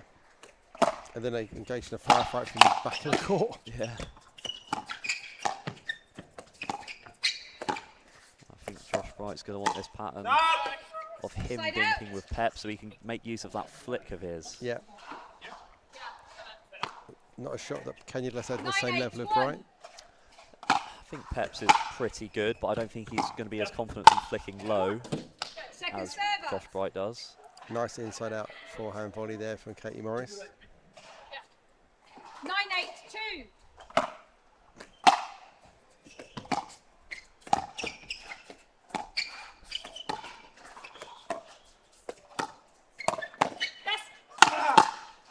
And the inside out speed up from Saunders again. Right down the line, Pep was not ready. He was covering that right side of his. Yep. 10-8-2.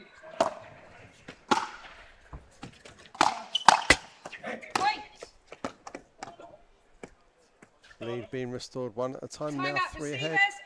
11-8-2. Timeout called. 1 minute. Timeout called.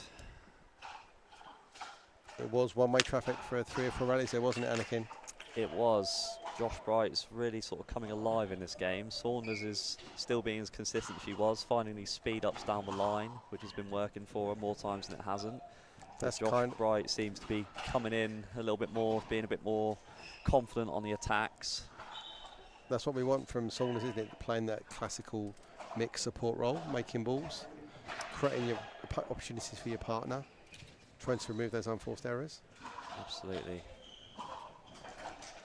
And if I was in Pep and Morris's corner right now, I'd be saying, make sure you're getting in that pattern cross court with Saunders, not resetting up the line. I think resetting the ball to Josh Bright's inside foot is going to be a much more successful play than going down the line, because he's going to be able to get that back cross court. Yep. Side out. Anakin, one of the master tacticians of the game, a real student. Privileged to have you in the commentary box with me this afternoon. Yeah, if only I could apply it in real time when I'm playing. Couldn't we all, Anakin? Couldn't we all?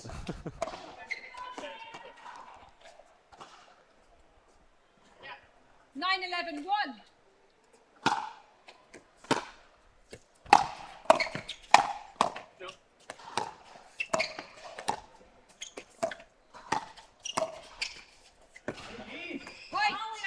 Clean resetting there from Saunders. Just got back into the rally after a bit of trouble, but then sort of decided to go for something maybe a bit spectacular. Yeah, not a big fan of the volley lob there, or the lob volley, whichever you want to put it. Yeah, I think she tried to get it too far to the left when really that's going over Katie Morris's backhand. She should be going really more towards the middle to make use of that, rather than getting it to her forehand side. Second server. And the ball there on the return seems to be skipping off the line. 10-11-2.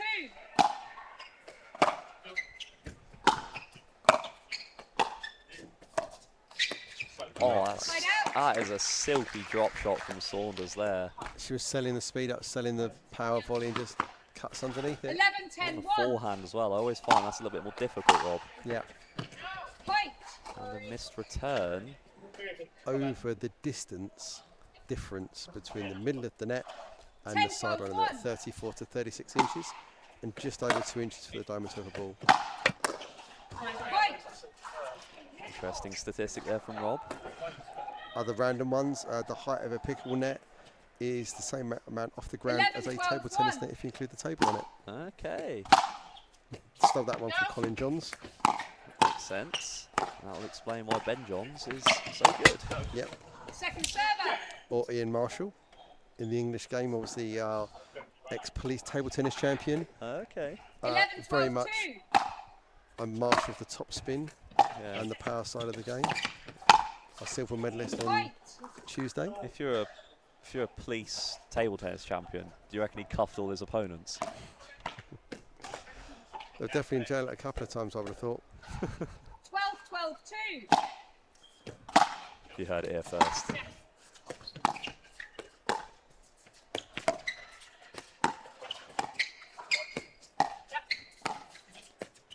And this is the pattern you want if you're Josh Bright. Yeah.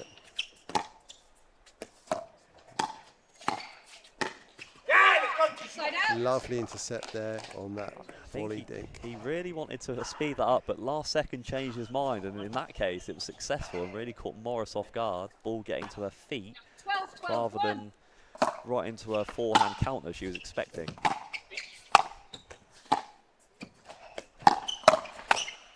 That is a great backhand drop from Josh Bright to get in and set the point up.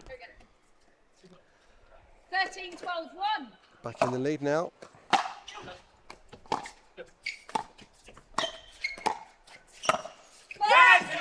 What a speed up through the middle. Calling it out. Might have a review coming. Second server. There's no challenge up front. I think it could be worth a challenge. Yeah, worth a review. There's no coaching from the side, thank you. And 13-12-2. Not calling on referee Kirsty Fish for the replay. But you can't use them when the match is over, so there's no harm in trying it. And the pickleball higher power has spoken. Yes. Karma has reigned supreme potentially by bringing up match point.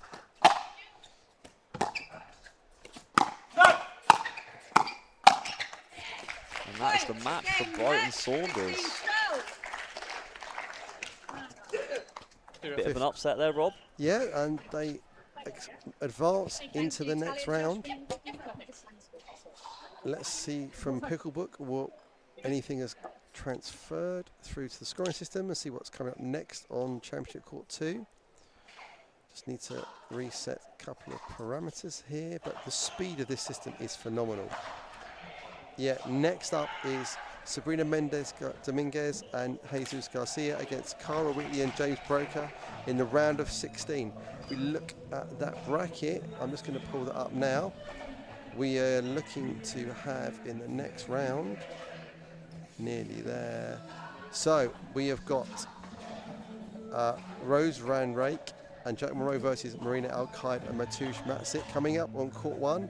On court 2, we have Serena Mendes Dominguez and Jesus Garcia against Cara Whitley and James Broker. On court 3, we have Bobby Ashiro and Randy Blanco against Nicholas Showman and Jeremy Farias. Court 4, which obviously won't be a C3 and 4, Glauco Carvajal Lane and Brandon Lane against Claudia Kamel and James Chowdhury. We see there in the previous round, Paige Juan Cao and Ben Corson narrowly losing 16-14 to Claudia Kamel and James Chowdhury. Bit of revenge there for James Chowdhury from the men's doubles, where Ben Corson came out on top. We're waiting to see the opponents we actually know the opponents of Kat Stewart and Ronan Cameron. It's going to be Talia Saunders and Josh Bright. We're still waiting to see the results of Evie Kenner and Kristen Dassault against Molly Nags and Cyril Peltier. And we're waiting to see the outcome of Locke and Platel versus Monson and Slive playing against Fudge and Livanese at the bottom end of the bracket. And our final one will be Dominika Turkovic and Jason Tanese against either Caroline Osric and Louis Laville or Laura Falsetto Font and Jake Bauer. So we're still waiting for a fair bit more to come through to convert in, but we know some of our quarter-finalists now, so around the 16s. Still got a lot of tournament to go yet, Anakin. A lot of pickleball still on available, so stay tuned because not too long we'll be seeing our next match. Very high level pickleball all day on this court, pro division. Looks like, Anakin, we are done for today and potentially done for the tournament. It's been a pleasure working with you again. We're going to hand back over to Pickle Beaumont. He's finished his day. How are you getting on with your day today, Chris? Give us some context. Hi everyone, and thanks to Rob and Anakin for sitting in for me there and probably doing an absolutely fine job. How am I getting on today, Rob? Give us the context. Learned a lot. I think I said that yesterday.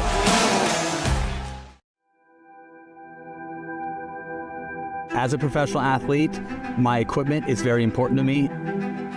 When I'm on the court, I need to trust what's on my feet. I need to stay focused with no distractions. I personally feel like the ViperCourt Pro 2.0 is the best performance shoe out there. Durability for me is really important because I like to slide all over the court. I also love how lightweight they are. I feel like I can run faster. Skechers. Comfort that performs.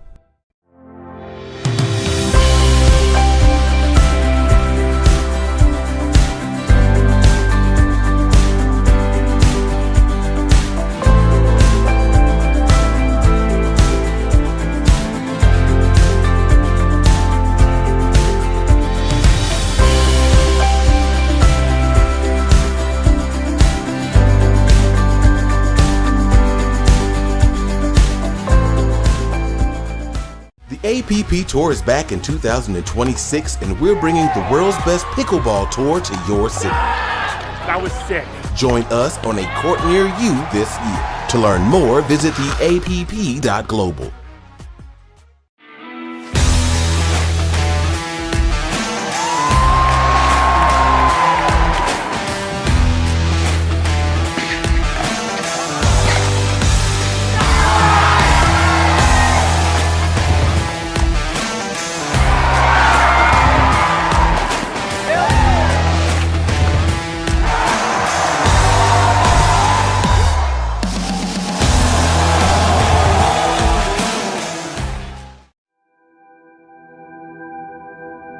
As a professional athlete, my equipment is very important to me. When I'm on the court, I need to trust what's on my feet. I need to stay focused with no distractions. I personally feel like the ViperCourt Pro 2.0 is the best performance shoe out there. Durability for me is really important because I like to slide all over the court. I also love how lightweight they are. I feel like I can run faster. Skechers. Comfort that performs.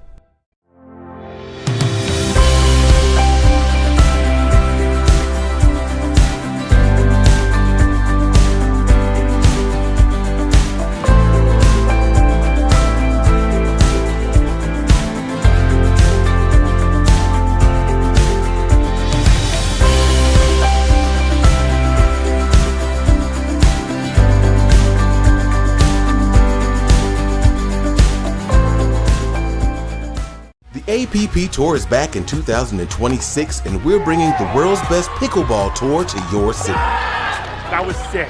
Join us on a court near you this year. To learn more, visit theapp.global.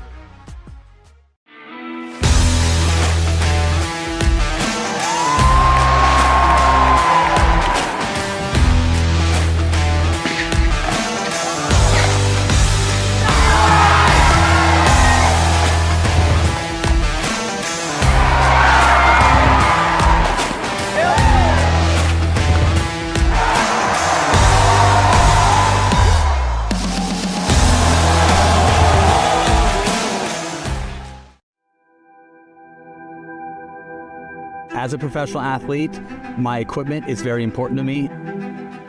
When I'm on the court, I need to trust what's on my feet. I need to stay focused with no distractions. I personally feel like the ViperCourt Pro 2.0 is the best performance shoe out there. Durability for me is really important because I like to slide all over the court. I also love how lightweight they are. I feel like I can run faster. Skechers. Comfort that performs.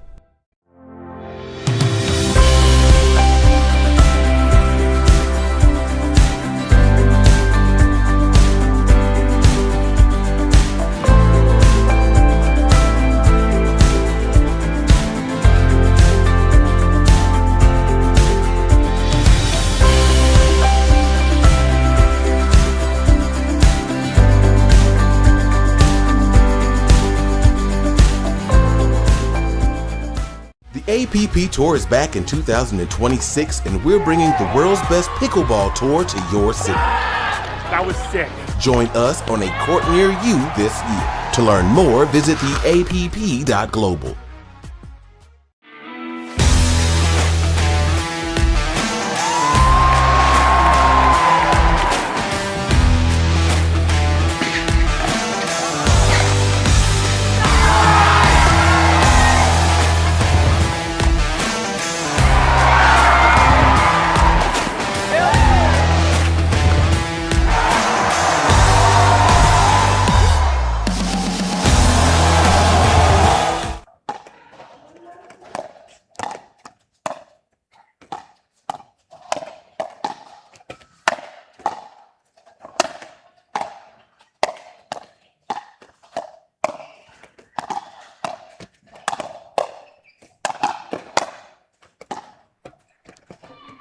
Hello folks, I'm back in the booth and you know what that means. Well, I think Rob and Anakin, A, were doing a great job of covering me whilst I was playing, and B, doing a good job of keeping anybody that might have been interested on how I was getting on up to date on my scores. Good fun today, played some nice stuff. But, didn't get out of the groups because, consummate professional as I am, wanted to get back to you guys, and I also wanted to catch up on what's going on in these amazing mixed doubles matches that we've got here on number 2 court. So, bringing myself up to speed on the latest. Let's have a look. I'm going to be doing this live, which always great for the viewer. What have we got? Well, I know the players on court. We've got Sabrina Mendez and Jesus Garcia up against James Broker. My first look at James Broker this weekend, actually. I haven't seen him on court myself at all this weekend. And Cara Wheatley. They're through to the round of 16 here. And let's just have a look at how they got here.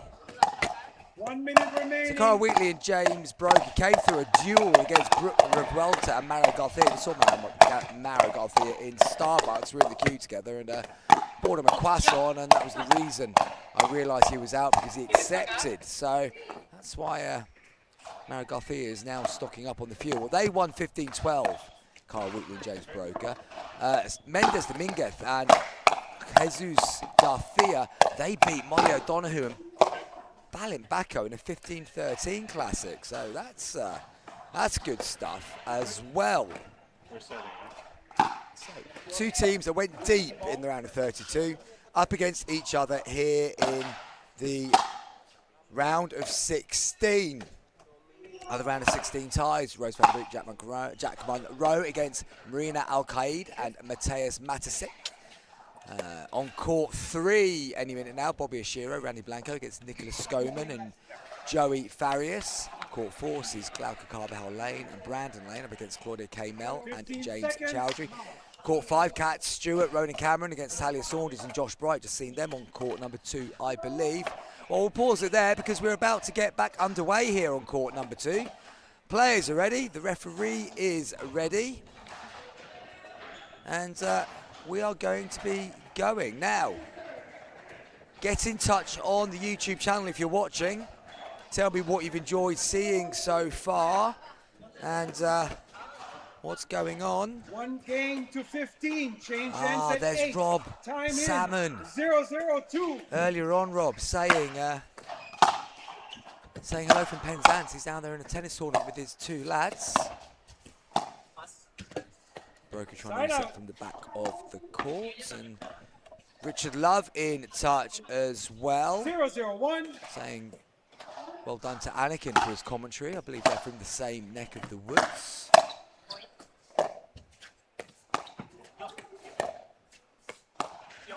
Broker happily going patient with Garcia. Attacks Mendez and wins that rally. Second server. George O'Connell, can you show other groups like the 4.0? Well, 0-0-2. not in my powers, I'm afraid, George. Way above my pay grade to make those decisions. I believe we might be showing one of the other categories in the bronze medal match on court number 2 later on today. Possibly, potentially. Don't shoot me if that doesn't happen. It's just it's a wild rumour at the moment. 1-0-2.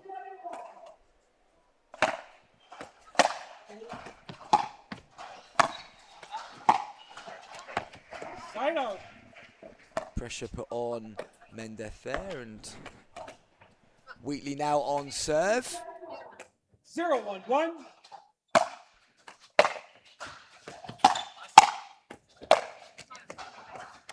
Second server. 0-1-2.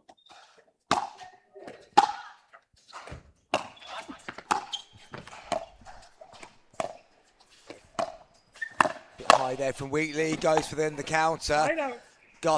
Garcia just ducks under it, ball hits the LED boards here at the back. 1-0-1.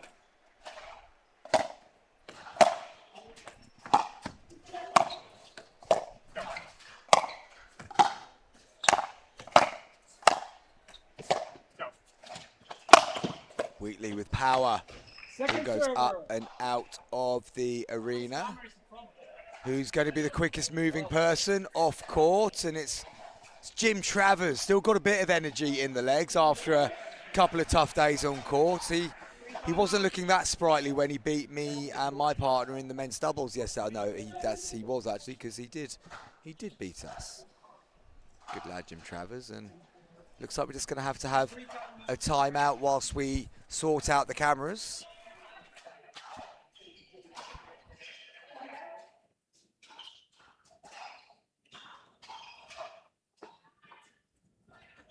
That's the worries we have with the cameras.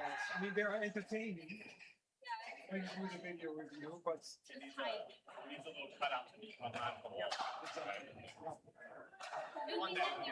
you have to have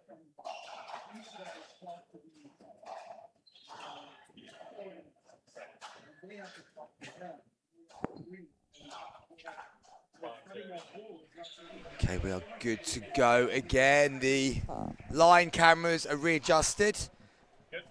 I'm sure we'll see the need for them to be in the right place in the not too distant future with challenges. Just waiting for the thumbs up from the tech team.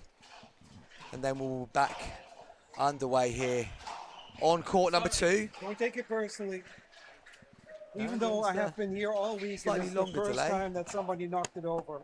Well, it gives me a chance then just to remind you of the other games that are coming up across the round of 16. Along the line. Yeah, but I mean, Where did we get to, folks? Where did we get to? because I'm not getting out of the court. When we showed up here on Monday, we said, ooh. We got to court number 6. Shelby Bates and Jaden Broderick still waiting to find out who they're going to be playing on court number 6, as are Megan Fudge and Richard Livanese waiting to find out their opponents on court number 7.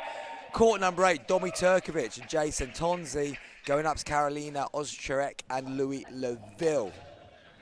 And I think we are going to be bringing you the winner of that game and the winner of the Megan Fudge, Richard 15 Livanese seconds. against whoever they play on court number 2 a little bit later. Which is good. We're going to see things rotated around a little bit. We are getting back in play here. 1-0-2. It's 1-0-2.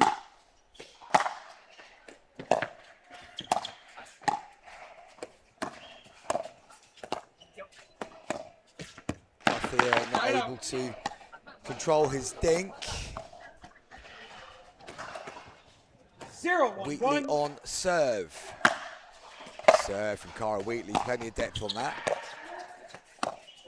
Then she gets a kiss off the net cord, and Dominguez 1-1-1. able to get it over the net. Deep turn.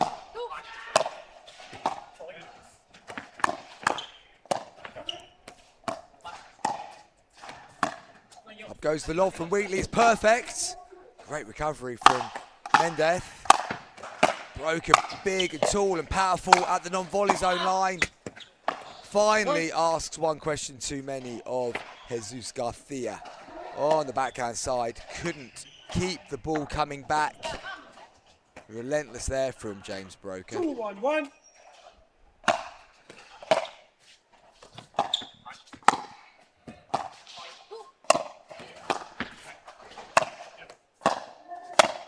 Pressure.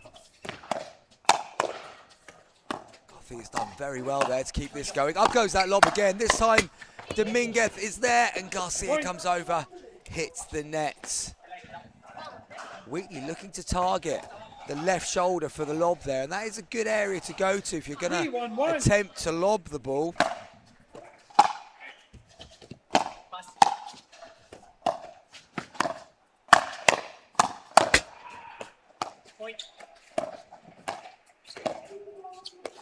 Off the net.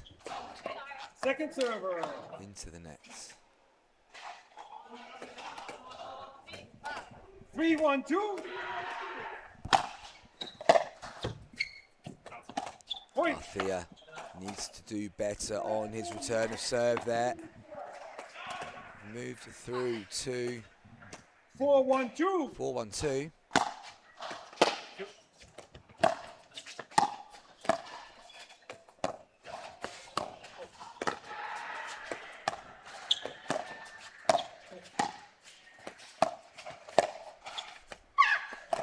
Wheatley just missing the ball completely there. Giggles on the other side of the court. Showing the fun side of pickleball. Even at this level, even in the mixed doubles open level in the round of 16, you can take a complete air shot and find it hilarious. I love this sport. Got to play with a smile on your face. We're just hitting a plastic ball over a net with a bit of carbon fibre. Left thigh targeted there by Garcia. 2-4-1.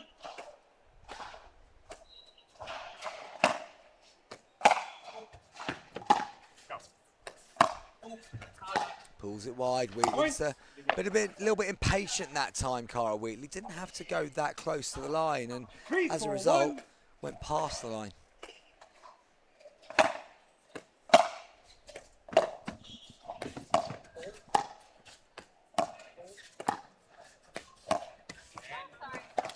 Point.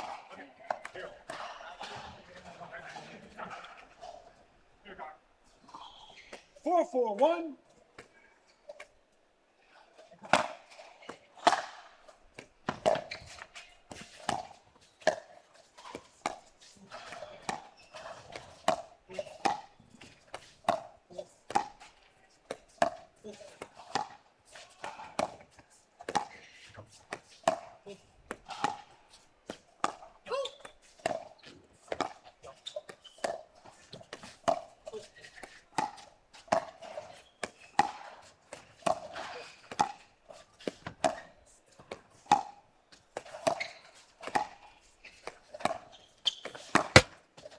Off the net from Second serve. Garcia.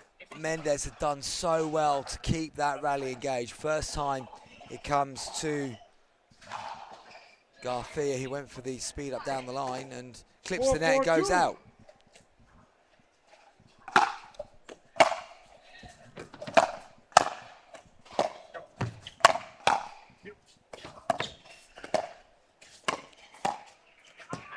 Side out. Good pressure again from Wheatley and Broker.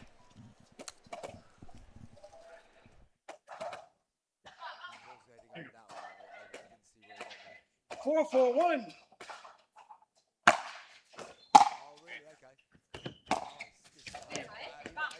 Second server. 4-4-2. Okay, 4-4-2. Broker. Garcia again with a sloppy return.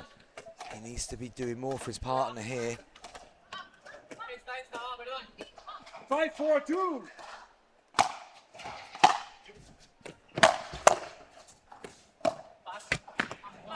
Wheatley just trying to reset, clips the net, goes over. 4-5-1.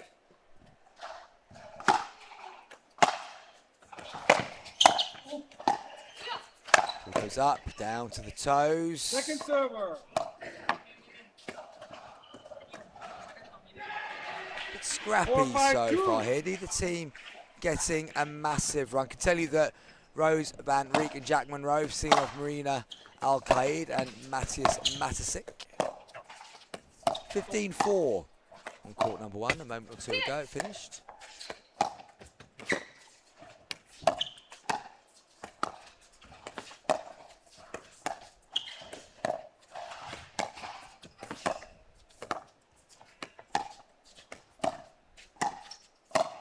There goes that lob again. It's perfect again from Wheatley. She's obviously seen something there that makes it feel like a viable option, and that's the third time she's gone in that direction. And two have been clean winners, and one forced an error from Garcia after Mendev coped with the lob. Point.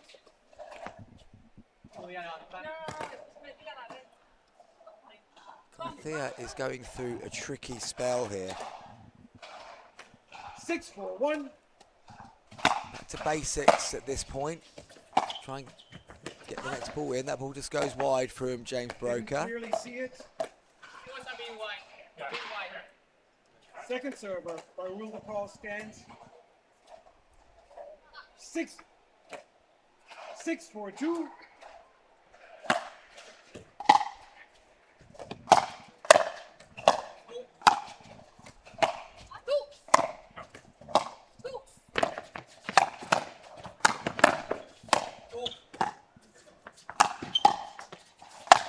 Broker gets on the attack. Big punch down to the toes of Garcia. 3-point advantage now, and it feels like the first team that can go on a little run here will get absolute control of this game. 7-4-2.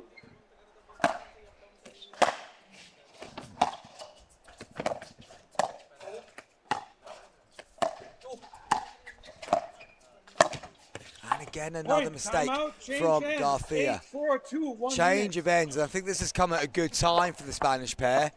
They need to reset, refocus, resettle. And they've got 50 seconds to be able to do that.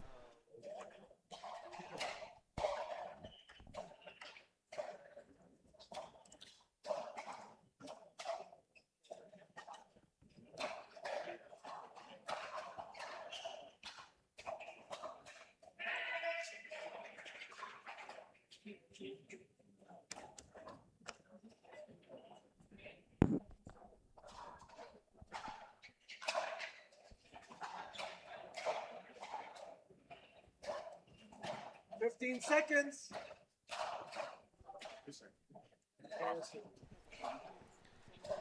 The players coming to the bottom of the court now. You've got obviously Wheatley and Broker coming to the bottom of the court. Carl Wheatley on serve. Hong Kong international player. Has done so well in recent PPA Asia events. It's theirs to lose at this point. 8-4-2. They've got that nice little advantage. 4 points.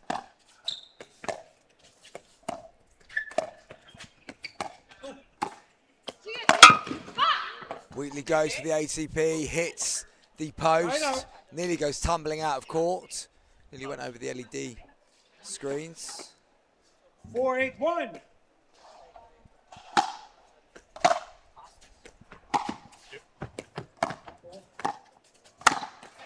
Well played, James Broker. Second Read the play. server. Got big. Punches it down the middle.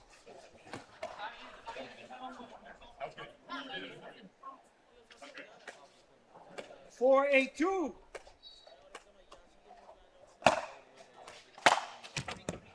Point. Nice return there for Broker. That's a rarity. Haven't really seen any unforced errors at all from James Broker in this game. 5-8-2. First time for everything, and first real chance to see whether Garcia has got over his run of errors. Point. We've just got another one out of James Broker there. So Broker's just dropped off the level slightly in the last 2 points. 6-8-2.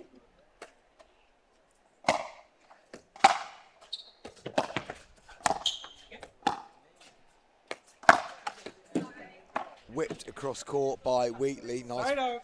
pace on that. Unable to get it back. Dominguez. 8-6-1.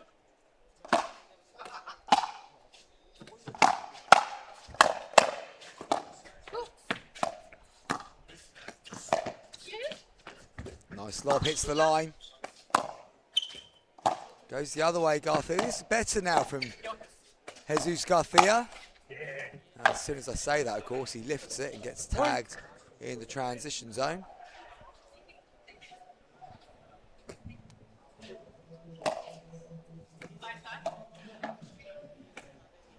Wheatley on serve, 9-6, 3-point advantage on court number 2.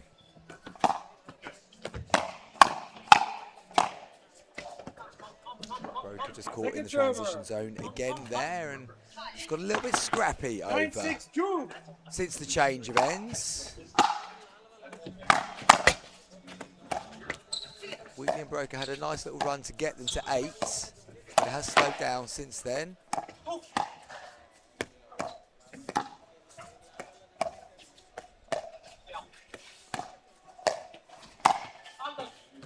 Broker leaning in, just went for the line, but again couldn't execute.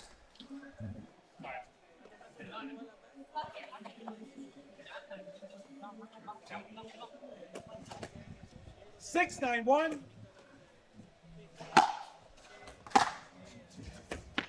Good drive to the backhand, and Broker forces the error. 7-9-1.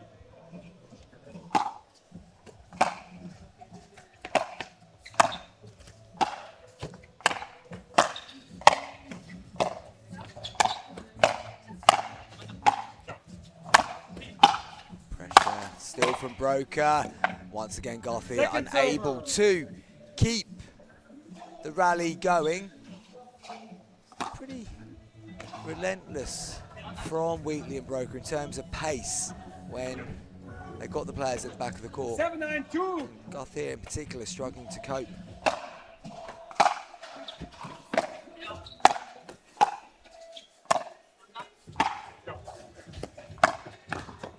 Nice shot again from Wheatley. Clips the paddle of Mendez on the way through.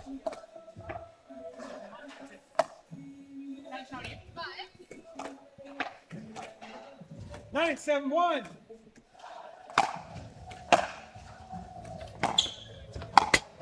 Sorry. Second server. They need a bit of that. Mendez clipping the net cord. Ball goes through into the volley zone and 9-7-2. unable to get there.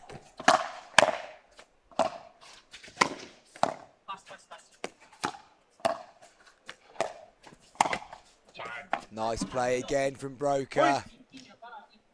Garcia is getting into his own head here. He's talking to himself quite a lot.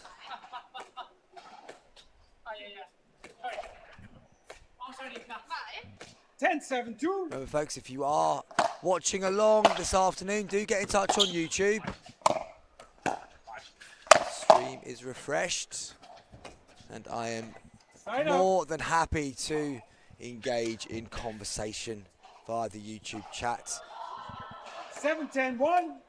Keeps me company in these hours where I don't have a co-commentary member, and in these hours as we reach the latter stages of the ProFlex English Open. Been here since Monday night. It's now just gone 3:30 on Sunday afternoon.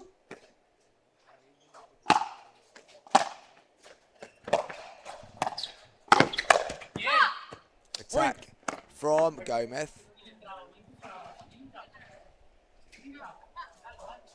8-10-2. Caught.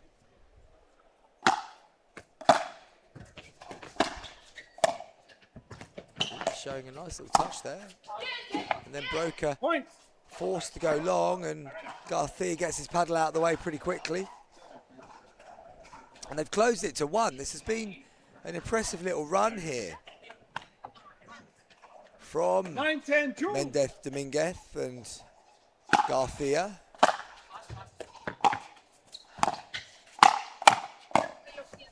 Good hands from Broker. Sees the ball pop down to the toes of Garcia.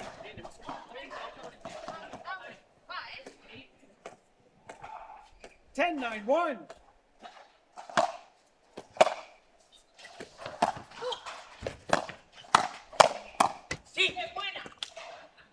Second server. 10-9-2.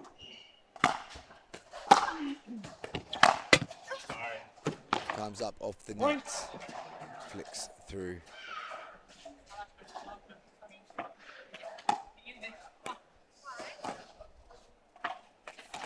Eleven, 9-2.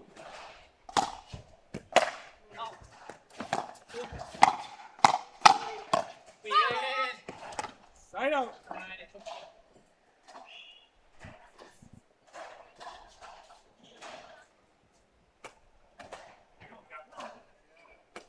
Nine, 11-1.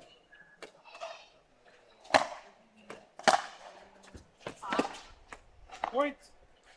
Just long.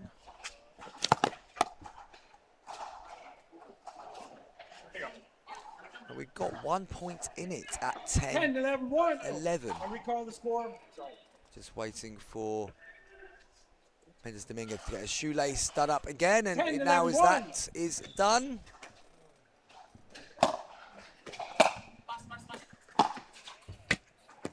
The little net cord there.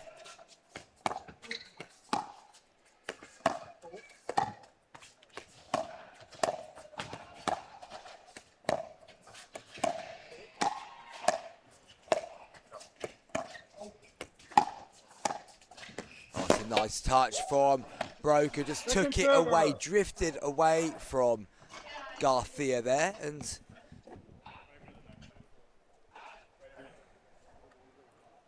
Garcia just stepped to his left, well, he was forced into ATP being the only real available option to him, but hit the post on the way through. 10-11-2. So still a single point difference on the second serve.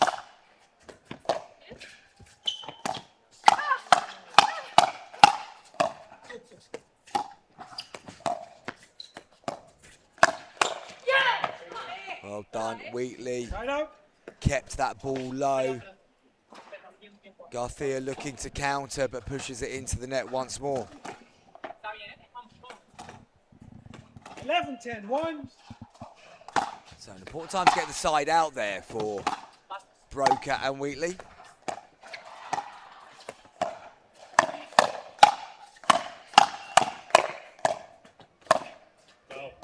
Once again, Wheatley with the intelligence just to go a little bit off pace, force the ball quicker from Garcia and long. Intelligent play again from Cara Wheatley. Timeout being called by the Spanish pair. Timeout receivers. Bro, 10-1. Can understand it. They've hung in there somehow, and it's mainly down to the excellent work by Mendez Dominguez. Garcia Gara just slightly off his level from what we've seen so far in this competition.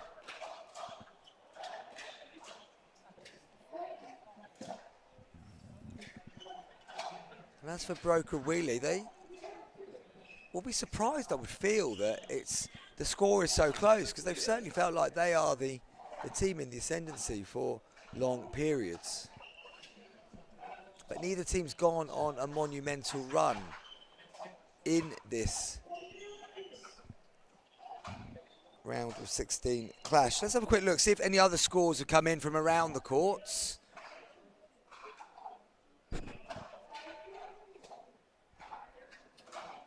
And yeah, I can tell you that Kat Stewart and Ronan Cameron are beating Talia Saunders and Josh Bright 15-8. And Dominique Turkovic and Jason Tonze beat Carolina Oshrek and Louis Leville 15-2. So we'll be seeing those two on court 2 of this game. Dominique Turkovic and Jason Tonze will play the winner of Megan Fudge, Richard Lebanese against Mary Monson and Ben Slive. Back here, the ball is in the hand of James Broker. And he's going to be serving 12-10-1. 12-10-1. Drop comes off the net cord. Really going for that lob again. This time, Mendez is able to deal with it, and Garcia was able to slide and get the volley to the side of Broker. First time Wheatley's tried the lob and it's not ended up with them winning the rally.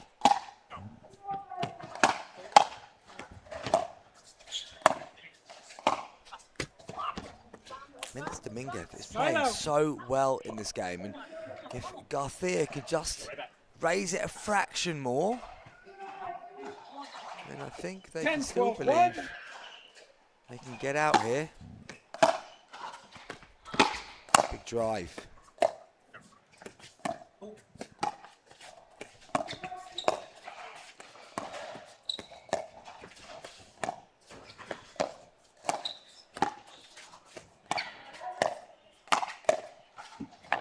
Once again, Broker gets on the attack. In fact, he's managed to get Garcia on the floor there. Not because it was particularly fast, just in a location where he couldn't really get the paddle where he wanted it to be, and was knocked off his feet as a result.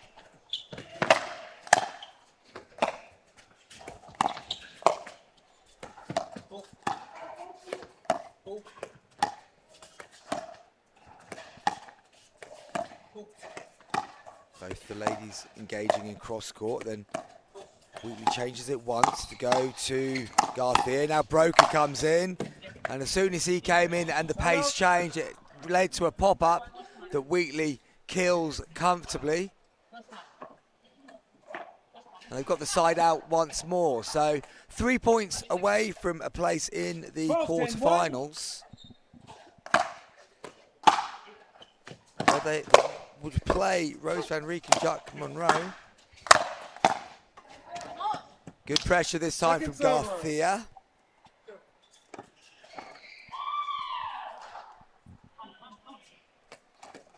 Twelve, 10-2.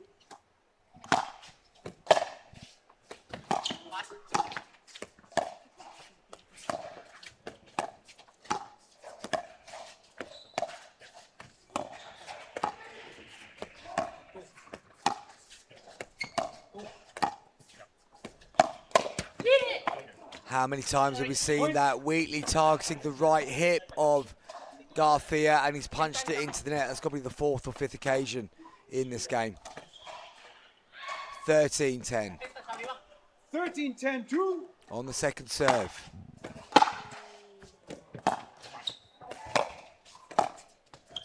This reset from Broker comes forward, and once again Garcia on the attack. Loses the hands battle because he's put it into the net. We have match point here for Wheatley and Broker on the serve of Broker. Going to have one bite of closing it out.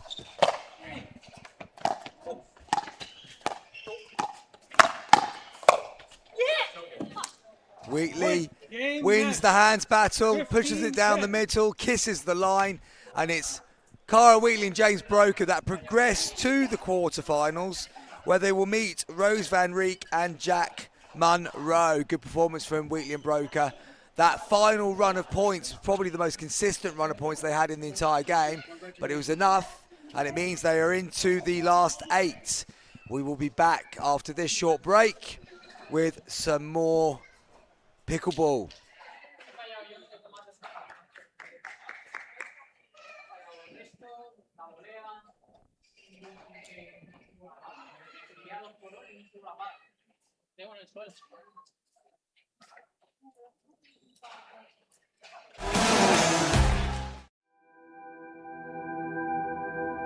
As a professional athlete, my equipment is very important to me. When I'm on the court, I need to trust what's on my feet. I need to stay focused with no distractions. I personally feel like the ViperCourt Pro 2.0 is the best performance shoe out there. Durability for me is really important because I like to slide all over the court. I also love how lightweight they are. I feel like I can run faster. Skechers. Comfort that performs.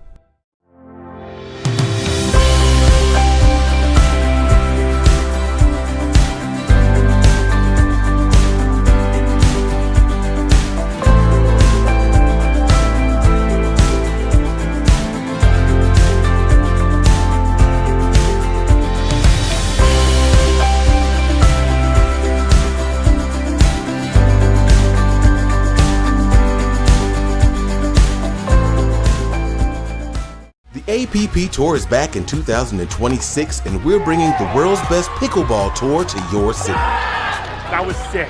Join us on a court near you this year. To learn more, visit theapp.global.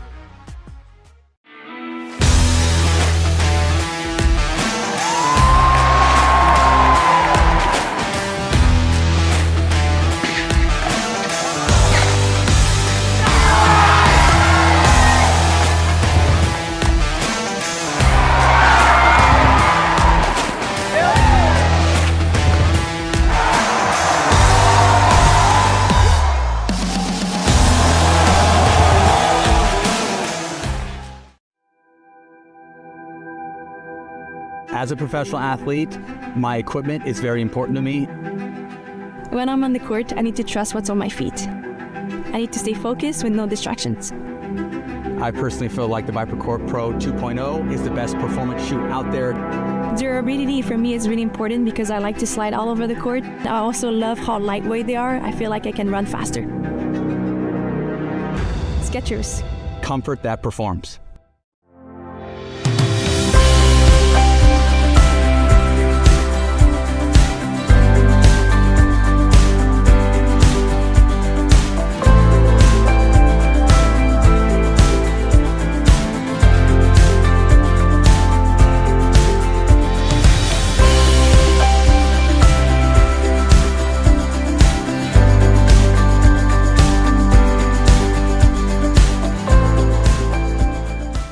APP Tour is back in 2026, and we're bringing the world's best pickleball tour to your city. That was sick.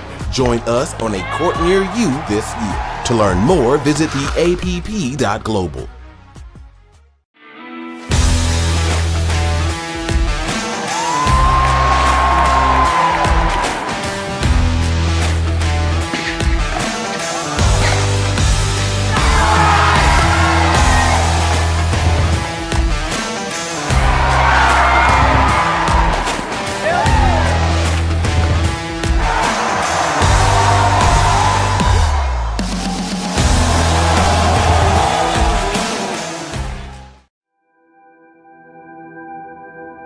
As a professional athlete, my equipment is very important to me. When I'm on the court, I need to trust what's on my feet. I need to stay focused with no distractions. I personally feel like the ViperCourt Pro 2.0 is the best performance shoe out there. Durability for me is really important because I like to slide all over the court. I also love how lightweight they are. I feel like I can run faster. Skechers. Comfort that performs.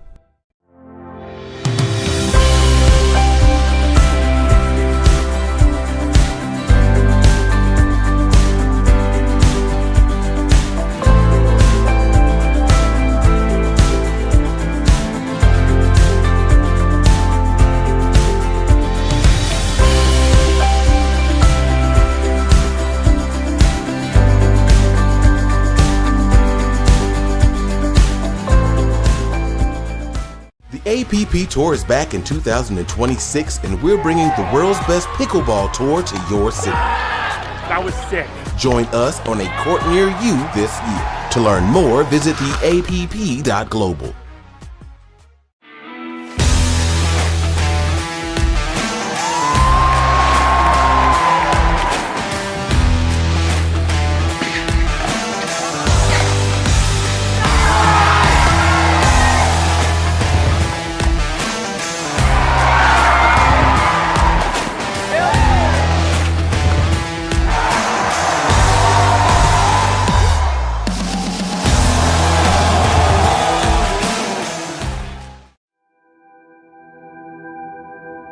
As a professional athlete, my equipment is very important to me. When I'm on the court, I need to trust what's on my feet. I need to stay focused with no distractions. I personally feel like the ViperCourt Pro 2.0 is the best performance shoe out there. Durability for me is really important because I like to slide all over the court. I also love how lightweight they are. I feel like I can run faster. Skechers. Comfort that performs.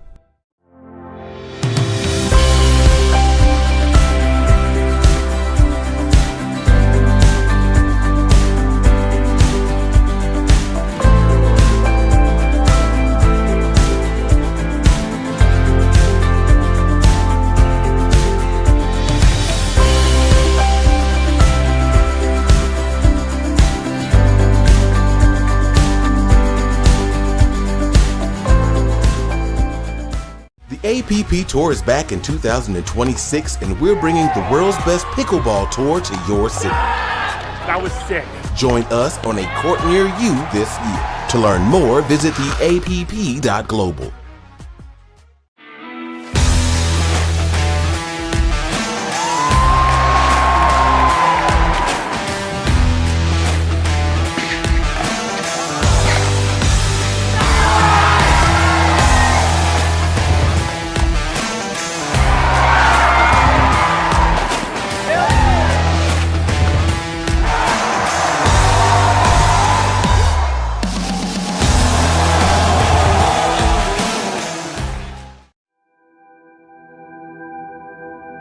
As a professional athlete, my equipment is very important to me.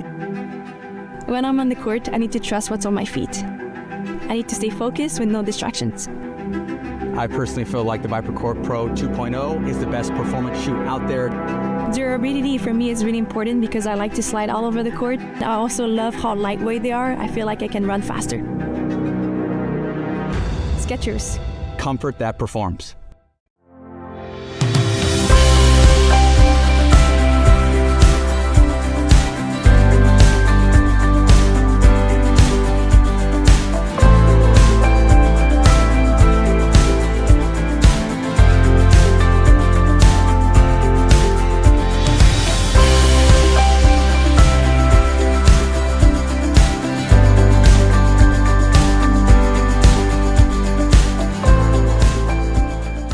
The APP Tour is back in 2026, and we're bringing the world's best pickleball tour to your city. That was sick. Join us on a court near you this year. To learn more, visit theapp.global.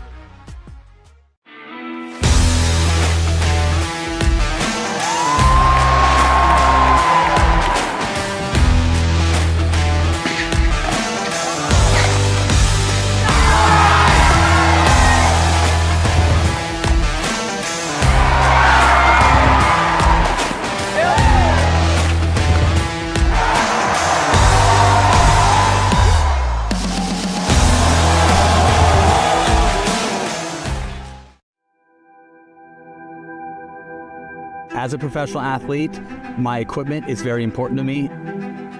When I'm on the court, I need to trust what's on my feet. I need to stay focused with no distractions. I personally feel like the ViperCourt Pro 2.0 is the best performance shoe out there.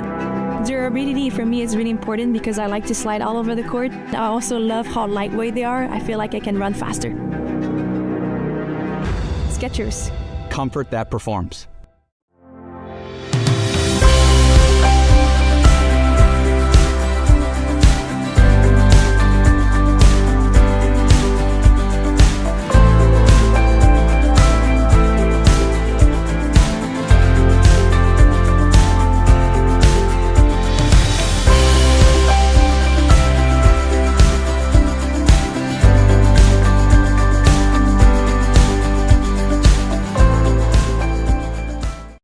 APP Tour is back in 2026, and we're bringing the world's best pickleball tour to your city. That was sick. Join us on a court near you this year. To learn more, visit theapp.global.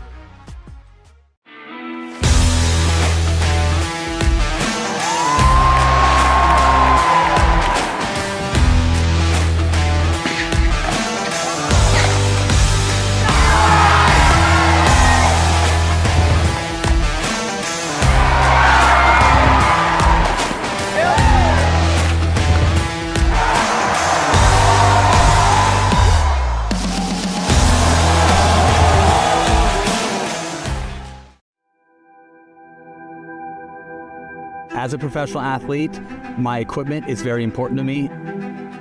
When I'm on the court, I need to trust what's on my feet. I need to stay focused with no distractions. I personally feel like the ViperCourt Pro 2.0 is the best performance shoe out there. Durability for me is really important because I like to slide all over the court. I also love how lightweight they are. I feel like I can run faster. Skechers. Comfort that performs.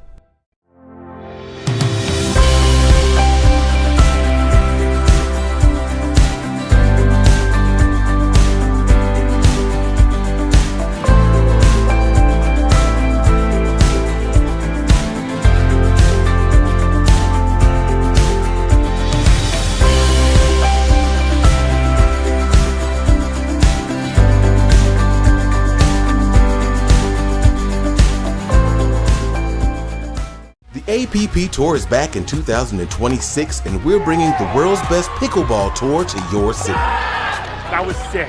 Join us on a court near you this year. To learn more, visit theapp.global.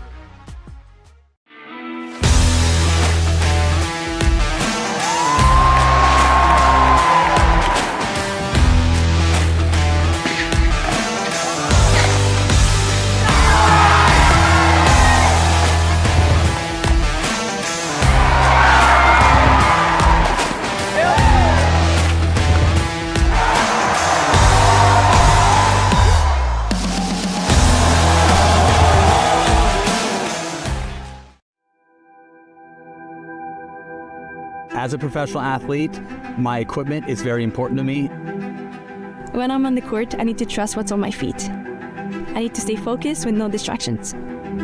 I personally feel like the ViperCourt Pro 2.0 is the best performance shoe out there.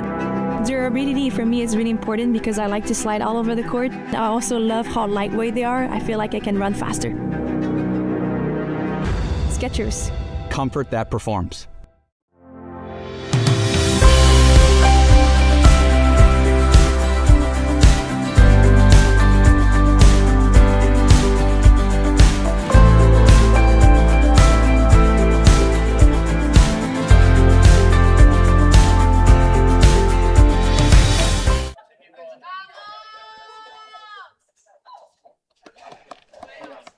Welcome back to court number 2, coverage of the mixed doubles here at the ProFlex English Open. Just thought I'd go live because there's a nice moment taking place on court number 2. Quite a few of the players who have been knocked out so far. I'm saying that, just sanity checking that yes, they are all out, but they're having a nice moment, just sharing photos, memories of playing at the ProFlex English Open, of course, powered by the APP. But actually, the action that is coming up on 2 is going to be Megan Fudge and Richard Livanese up against Domi Turkovic and Jay Sentonze. They are talking to Chad Edwards, the US national team coach. So Jason Tons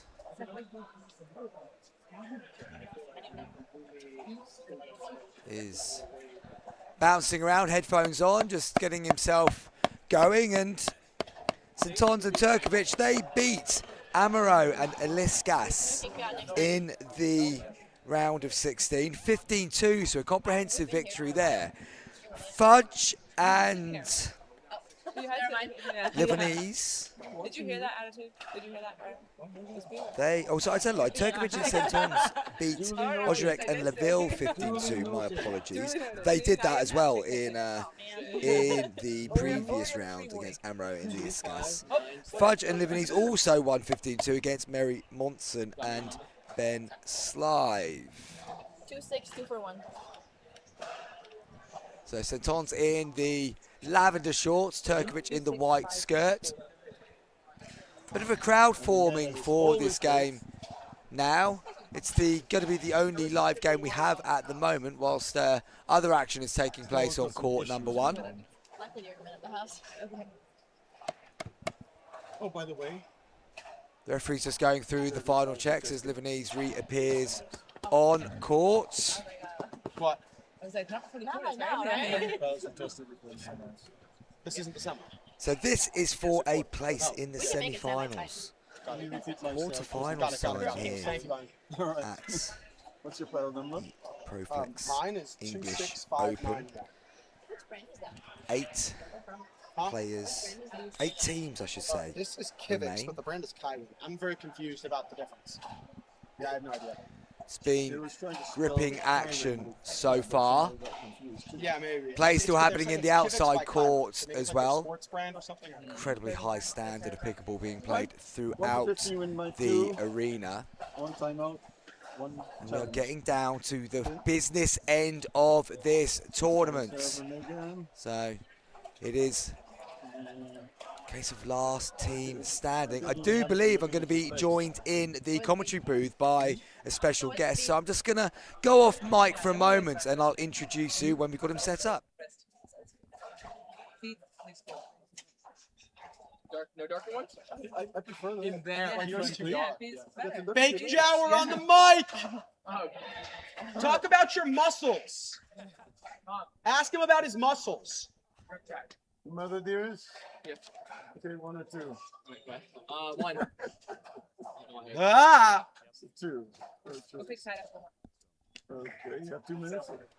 Okay, so we are back here from court number 2, and I'm joined by Jake Bauer, who went on an exceptional run on Friday, got to the final of the men's singles, ended up with silver. But Jake, I was watching the game you had against the Lebanese on here, and what a battle that was. That must have been a very intense game to come out the right side of. Yeah, it was really exciting. That was my first time playing Richard in singles. Really? And yeah, I played mixed against him once before, and that was our first time playing each other in singles. And it was a battle. I got up really early, like started really hot, I think 8-1, and then I was at 8 probably for 10 serves. Yeah, you were, and it was a really long time that I was stuck, and he came all the way back. I think he got up 9-8. And then I finally got off 8, but every point it was just such a grind. And, you know, he plays a lot of cat and mouse, so just long points. And it was really physical, but I think that also kind of suits my style. So, yeah, it was a really good match, and I was able to pull it out in the end. I mean, I'd say, Jake, I'm immediately amazingly impressed with your memory of that game. You've absolutely remembered each of it bit by bit, which is phenomenal. It's exactly as you described it. I mean, you raced out of the blocks, but he just found that way of grinding his way back into it. Made the points go long, but I think at the end of it, once you got back into the groove, the way you came back through again was exceptional. I did notice you went to your bag at one point and got a wristband and put that on. And I don't know if you realised, from the moment you put the wristband on, I don't think you missed. I don't think you dropped a point. Yeah, that's not surprising. For some reason, like, whenever you can change, like, the momentum and in a pickleball match, like, it can often flip the script a little bit. And not that I was, like, trying to do that at all. I literally was just like, feeling the sweat all over me. And then, yeah, it just ended up working. And did the wristband come off from that point, or are you superstitious enough then to keep it on for the rest of the day? I definitely kept it on the rest of the day. Excellent stuff, excellent stuff. And look, you lost to Ignacy in the final. But again, that must have been an epic battle. Ignacy surprised us. We know he can play, but he certainly wasn't one of the players that we picked to go all the way and take gold. What was that final like for you? Yeah, another battle, super physical. He came out hot. I think he went up 5-0, and I had to take a timeout immediately. It was really cool to play, you know, in that atmosphere. Like, definitely one of my first times playing on a center court, a championship court with like this many people watching. And this is like a true championship court with, you know, the fans and, you know, the lights and everything. So it felt really special. I was just also trying to like take it all in the beginning and like try to really appreciate the moment. But yeah, it was a battle. He came out hot, and then I started to find my way back into the game, into the match at the end of game 1, and then I think I carried that well into game 2, and I think I was up like 10-2 or something in game 2, and then he got some momentum back his way. I closed it out, and then game 3 was just another war, and I was playing well. I got up late, and a lot of back and forth, and I had a lead but just couldn't quite close it out. I'm getting a smile from Jason Tons right now about to play a bit of a showman, young Sentons. Oh, for sure. Yeah. No, he's been great fun in the time that we've had him here, as all you guys have been. To be fair, I've been really impressed with the way that you've all got involved in the spirit of the English Open, particularly on Unity Cup Day, which was a little bit more fun. Yeah. Good chance for you guys to get time on court, whilst also no pressure on you whatsoever. Yeah, it was a fun day. It was good to like just get here an extra day early, have another day to adjust to the conditions, and also get some reps, meet new people. So yeah, that was a really fun day. I was happy to be a part of that. So yeah, hopefully gonna hopefully they keep doing that every year. I would have thought so. Look, we're about to get underway here. Fudge and Livanese are on serve at the top of your screen. Turkovic and Sentons at the bottom. Fudge will be getting us underway. Turkovic returning.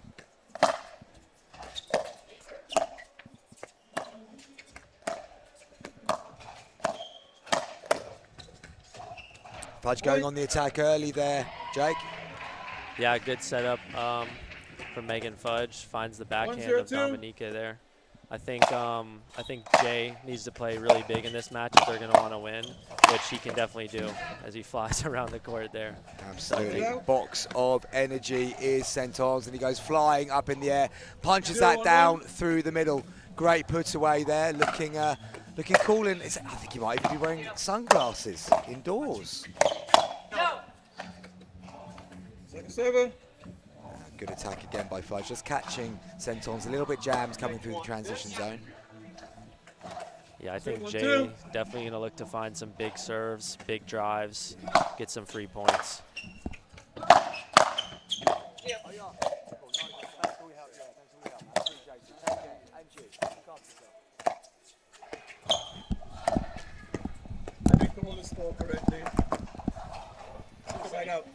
And how important are these early exchanges in this type of game, Jake, where it's just finding out about each other? I mean, the players will know each other, of course, but may not know exactly what they come in with the game plan for this particular fixture. Yeah, I think finding your way into a match is super important. You know, getting a solid start, not going down, you know, 3-0, 4-0 super quickly and having to take a timeout is super important.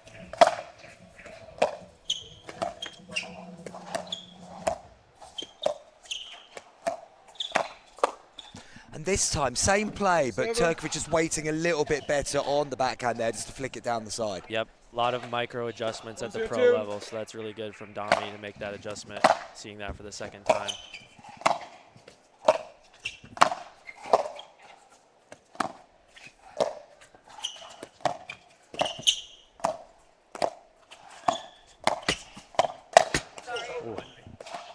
A little bit of net cord action in there that might have just affected a little bit of balance, and Fudge makes the error.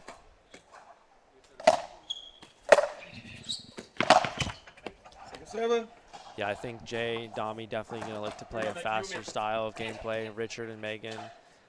Richard especially notorious for slowing it down and playing grindy points. Sentons just looking to take as much of the court as possible there, but I mean Turkovic isn't exactly short of being able to drive a good third herself.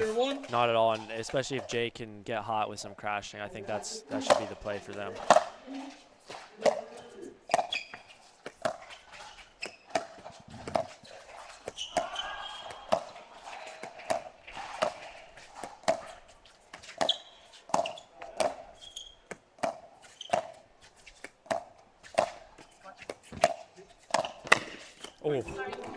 Read that one well, got it down to the body of Fudge. When you're the guy in this mixed doubles dynamic and that cross court is going so often, how difficult is it not to get involved where you don't need to be? it's very difficult because you're always looking as the guy in mix to poach and, you know, take advantage of those middle balls. But it's hard because if you fake out your teammate and they think you're going to take a ball, you know, that's going to turn into a missed dink. So that communication is key. Great reset from Turkovic, and it sets up the point beautifully. Great work from Turkovic. Sentons read it, gets through and puts it away. And that's what we were talking about. Dami taking that third, Jay getting up early to poach. That's going to be a recipe for them.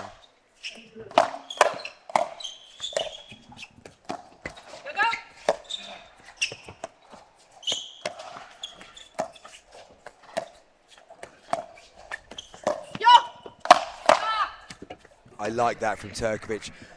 Livanese looking to come central, but just trying to keep him honest by going back in behind him. Yep, good to mix those dinks in behind Richard. He's looking to play big in the middle.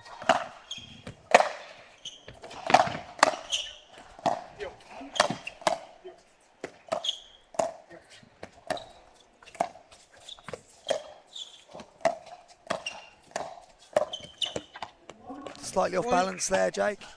From Richard? Yeah, a little bit. Jay coming over, playing big. Maybe he thought he was going to go middle, but went behind him there.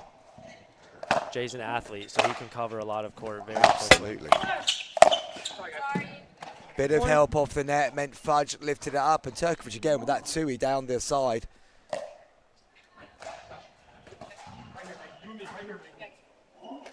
Yes. 4-1-1.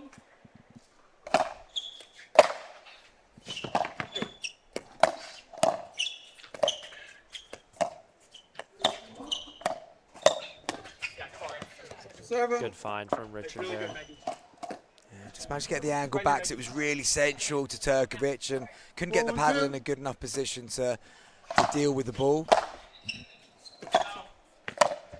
That's got to be rare. A missed return from Megan Fudge. He looks over to the referee and no, they're not going to use their review.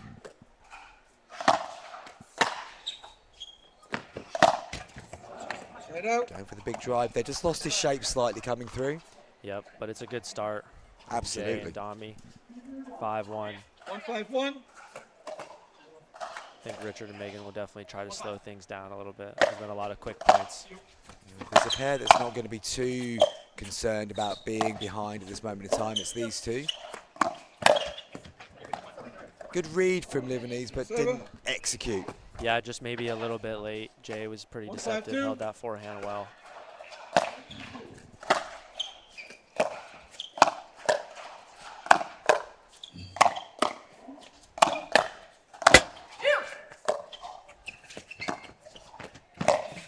That's really good from Jay. Covers so much court, snaps his wrist every single ball. Kid's got a lot of talent.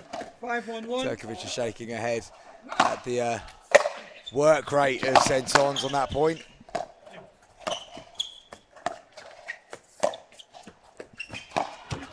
And that's good from Livanese. That's the first time he's really been able to get the angle and get Sentons back on that side. If Jay's going to play that big, they have to go behind him to his backhand. You can't keep going to his forehand or in the middle.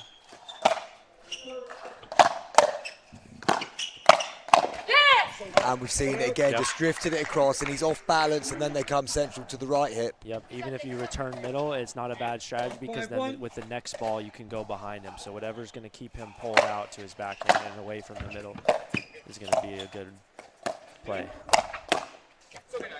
Good attack, though. Fudge was balanced, but just unable to reset from there. Important, I think, for Fudge and Livanese to make an impact on this side out. Yeah, Jay's doing putting a lot of pressure on fourth balls. They're not, Richard and Megan aren't getting to the kitchen a lot. That's 2 points in a row they haven't gotten to the kitchen. So I would like to see them maybe try driving a third and getting in on a fifth ball. Yeah, non-scoring side out. Sentons just going long with that drive. But you can still see the intent from the pair in the lead.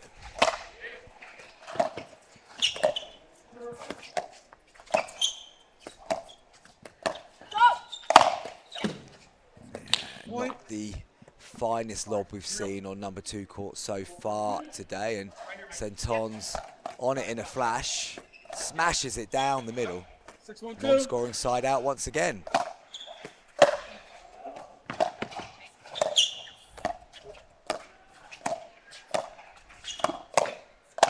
Nice off-speed volley there from Sentons to open it up again. Jay's presence really being felt right now. I think he caused Megan to throw up that lob and got the put away there. So he's causing a lot of problems for them in the middle. I'm surprised they haven't taken a timeout yet.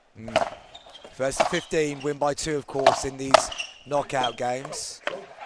But Richard and Megan been here plenty of times before, so we'll see if they adjust anything strategically. 171.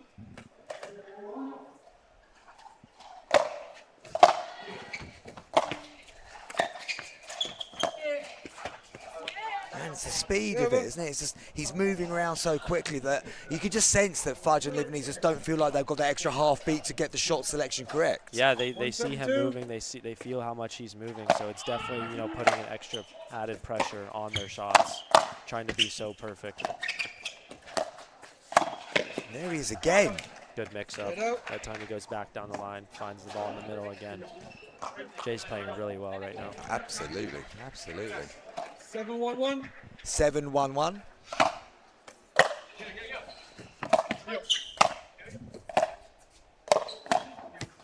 And that was nice from Livanese. Just held it a fraction longer, and I don't think Sentons was expecting it that time.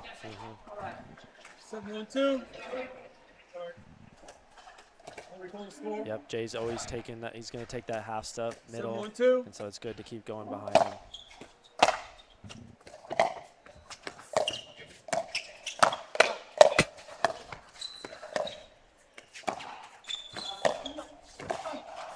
There it is again. Good ball from Richard. Takes the backhand back behind Jay.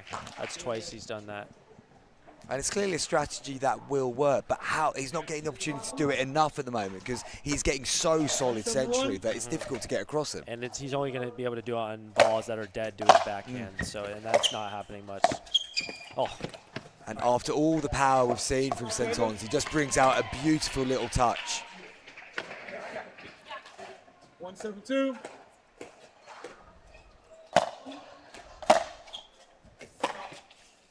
It's possibly the first unforced error we've seen from Turkovic and Sentons in this entire quarter-final. Chance for Fudge and Livanese to try and get their way back in it.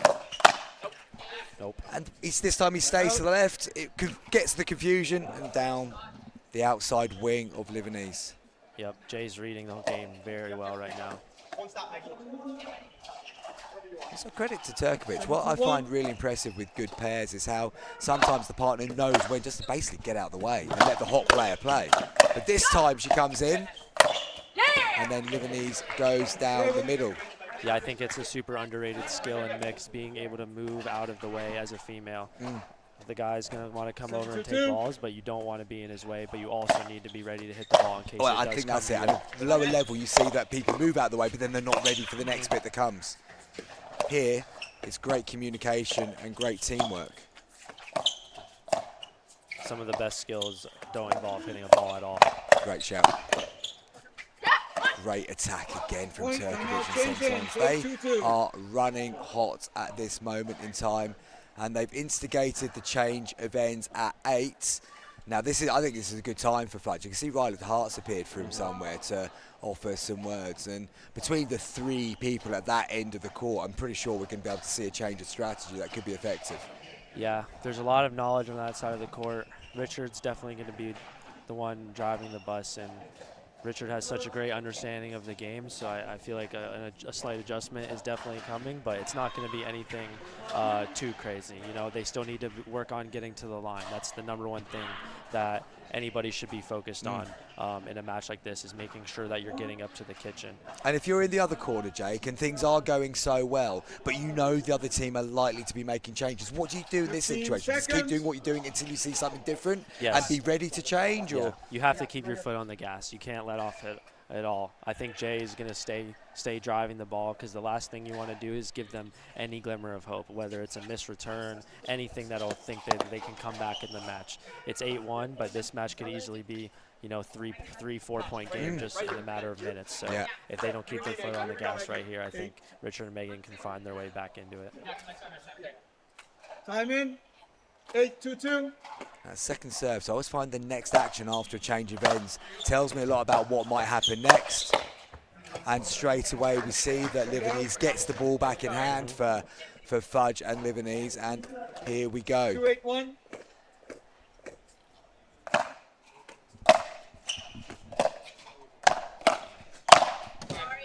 Ball comes back down the middle. Yeah.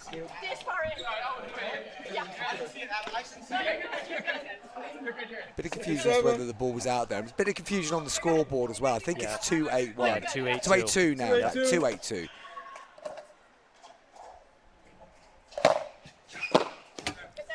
Points. There it is, missed return. Yeah, so a couple of errors. Yeah, I think two of the 3 points from 3-8-2. from Megan and Richard are actually missed returns. So it'll be interesting to see if they can keep doing Side it. out.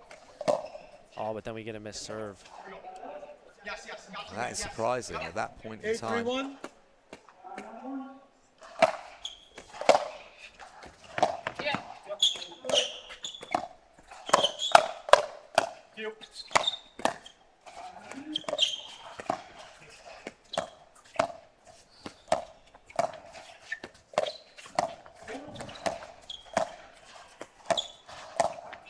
Goes a lot from Turkovic, kisses the line. And Centons now. There has been a little bit of change in dynamic, I think, here. I think Richard and Megan are putting just a few more balls in play than they have been. And just like there, Richard just gets that ball back, and Jay goes for a little bit too much there. That would have been 9-3-1, but here they are, 8-3-2. See if they can get a side out right here. 8-3-2.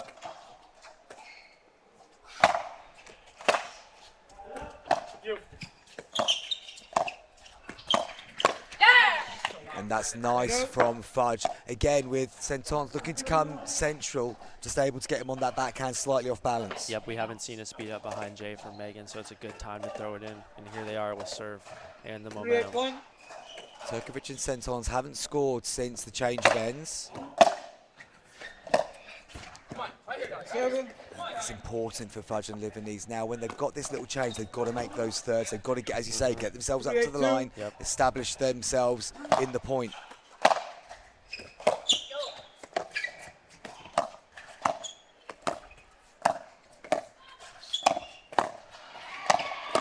Such good work from Fudge in the transition zone. Anybody watching that point, watch how low Megan Fudge was getting when resetting in the middle of the court. What work, and then the error forced once again. 8-3-1. Yep, Jay had total control of that point, and just an extra reset by Megan Fudge forces the error. 4-2. Suddenly it's 4 points difference. Off the net.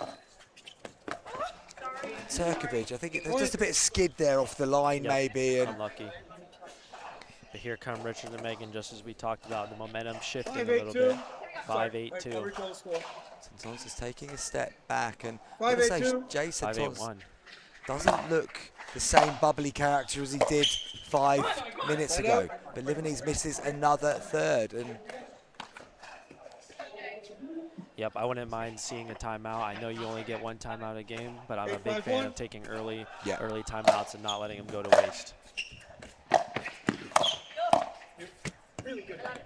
yeah, I definitely think now is the time. As you say, Centons isn't the same player since the change of ends.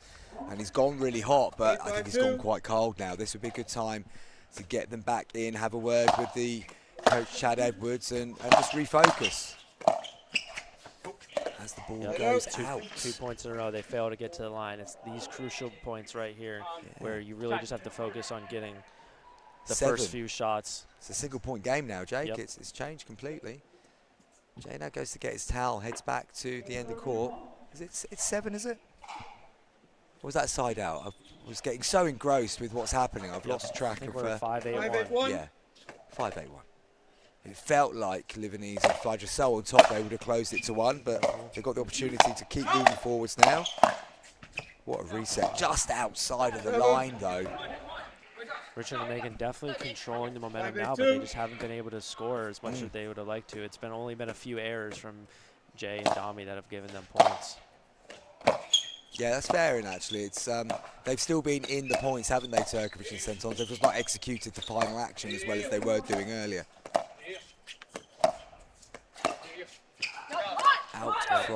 Fudge. That's felt like a big exchange to win. If that had gone the way of Fudge and Livanese, I think the game goes in a different direction. Now they're sensibly just taking a moment before getting back in serving. It's amazing how sweaty players get when they just need to take a moment or two extra, Jay. 8-5-1. A little bit of gamesmanship. Absolutely. Oh,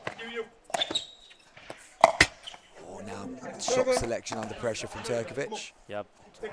Might have had the speed up down the middle, but just a little bit too low. 8-5-2.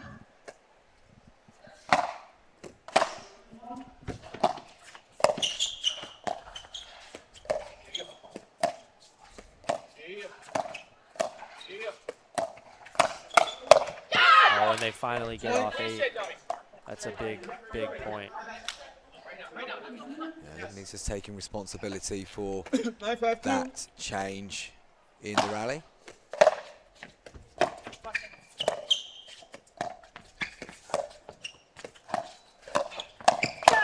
Oh, Megan Fudge, great hands, drives it back to the right hip of Centons.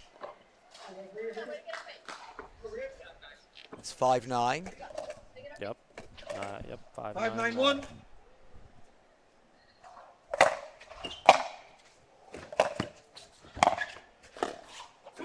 Just nice top spin there from Centons. Got it right into a good location. Yeah, a little bit of off pace too. Didn't quite hit it as hard as he has been. I think that took a little bit Megan by surprise.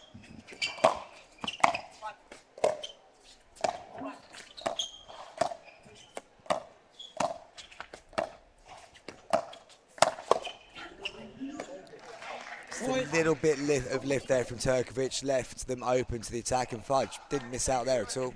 Yeah, I think she's 2 for 2 now on those speed ups down the line to Jay, so I would like to see her go for that a little bit more. Just long on the return as well.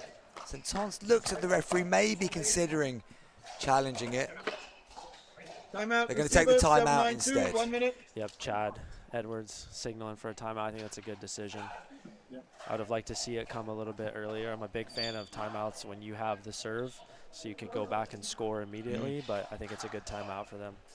Now, bearing in mind that I'm guessing as players you don't have a video review system like this in place a lot of the time, would it not have been a better use to take the video review, because it was quite close, and then you've got that break anyway, and then you keep your timeout, or is it actually better to keep the review, do you think?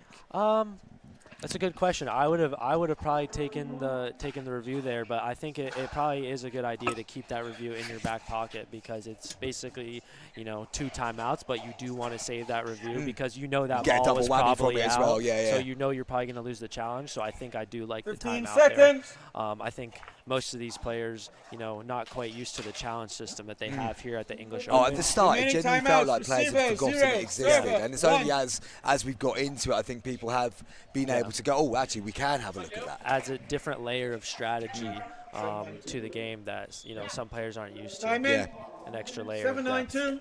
Okay, so we're back in at 7-9-2.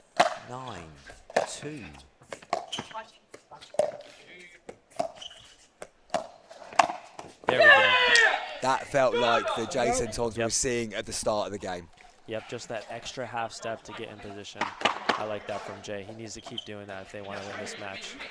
This is where I feel like you learn a lot about a player. It's great when it's going well, but how do you come back from the fact that the team have caught you up a little bit? And Centons, although that was good, there's a bit of inconsistency slipping in now. Yep, he wins the point, but then missed the serve right after. It's how consistent can you be over a long stretch of time.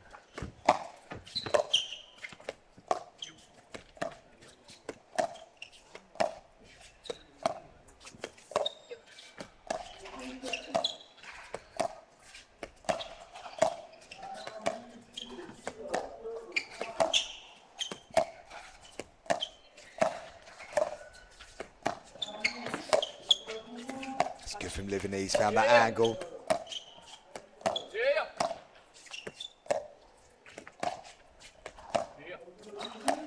Who's going to blink first in this exchange? And it's Megan goes Fudge for looking the for that speed speed up again, yeah. I think that one was just a little bit too low. I don't think it bounced as high as she wanted it to. That's a big point. Absolutely huge point, I think. It was one of those ones where who was going to go first, and it was Fudge who decided it was her, but it's given the ball back to Turkovic and Sentons at 10. There we go. That goes flying out of the arena.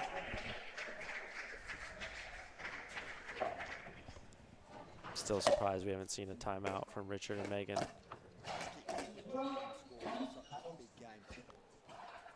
I think we're at 11-7 on second serve. I believe that must be the case. 11-7-2. 11-7-2. 11-7-2 becomes 12-7-2. Timeout receiver, 12-7-2. There comes the timeout 1 from minute. Richard and Megan. That's a big stretch of points from Jay and Dami. They're in the driver's seat. They're going to hope to close it out. Yeah. Being impressed with how they've got through that tricky spell and they've just started to re-establish themselves. But it feels like actually going back to plan A. They've just got back to be more proactive and they looked a little bit in their shells for a period of time, but now they're back foot on the gas. Yep. Jay finding his footing again, playing big in the middle. That's the kind of the Jay that we want to see. You know, he's bouncing up and down. He wants this bad. So I think it's going to come down to him if they want to close out this match. Yeah. This would be a big win for both of them. So coming into this game, if you were asked to put your hedge your bets on it, which way would you have gone? I think you know, Jay's a fantastic player, Dami's a fantastic player, but I think anybody that's 15 been in this seconds. match would 100% take Richard and Megan. You know, So they're a bit of a definitely the potential favorite. breakout victory here for Yes, for these two. 100%. Remaining timeouts, receivers. Jay's one of the best Zero. up-and-coming Servers. players. Zero. That plays, you know, APPs, and I think this would be a big win for him. Richard, established veteran, one of the top mixed and men's players, you know, on the APP tour in the United States. So this would be, you know, a big win on a big stage for And Jay. Megan Fudge is, well, Megan Time Fudge. in. Yep. Here we 12, go. 7-2. 3 points away from the finishing line and the place in the last 4. Yeah, important that they got that one right, and they have done. Ball goes immediately over to Lebanese and Fudge, and a good use of the timeout because they got the next 12-1. action spot on.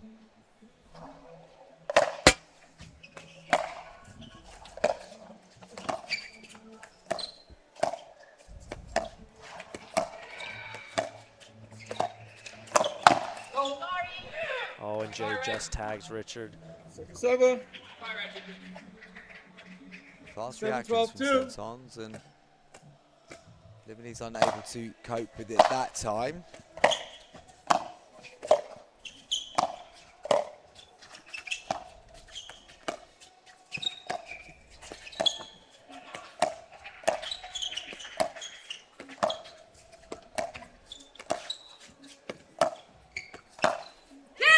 Oh, what a shot that was from Megan Fudge. I thought Turkovic was doing so well there to keep moving Fudge around, but what a shot. Yeah, she pulls her way off the line, and that's the ball that you think she's going to go back middle and Jay's going to come and take. 8, She sees 12, Jay 2. cheating over and hits the speed up line. Takes a lot of courage to go for that, and she hits Absolutely, it. that's the difference between 8 and 13.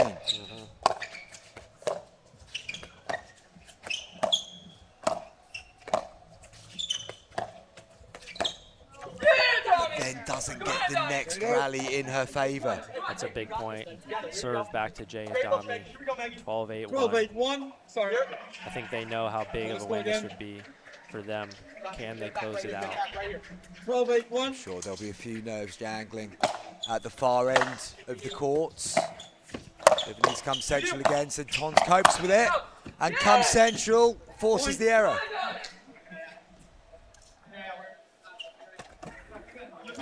That's really good from Jay. 13-8-1.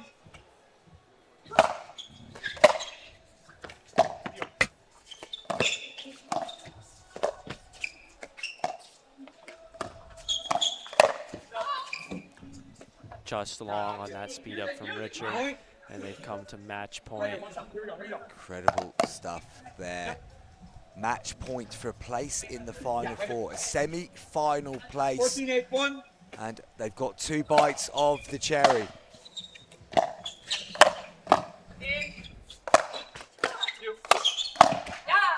They're going to need both. Senton saw the last 4 in front of him there, but found the net was stopping him getting there immediately. Chad Edwards can barely watch as the second match point comes for Jay and Dami.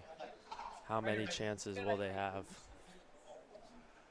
Senton takes a deep breath. 14-8-2. The adrenaline will be pumping. I'm sure the heart is thumping.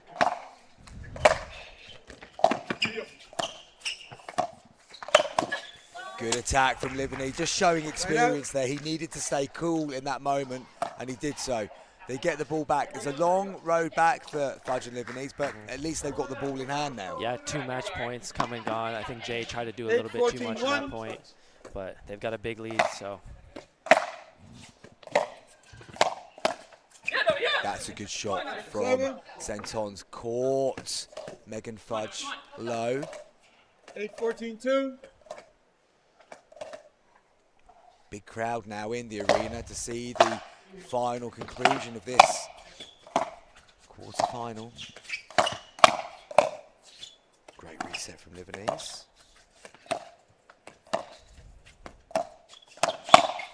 Fudge went on the attack. Senton says no, it's a point of contact, and the ball goes flying back past Megan Fudge, and we have a side out, non-scoring, and it's match point once again. I think that's big for the confidence of Jay and Dami. Match point number 3 coming.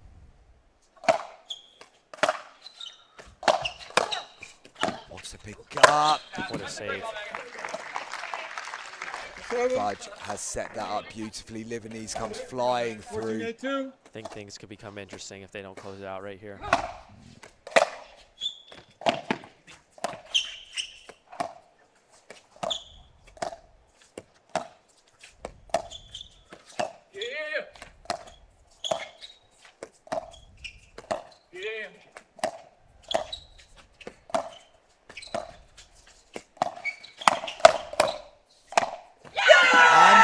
Done it on this occasion.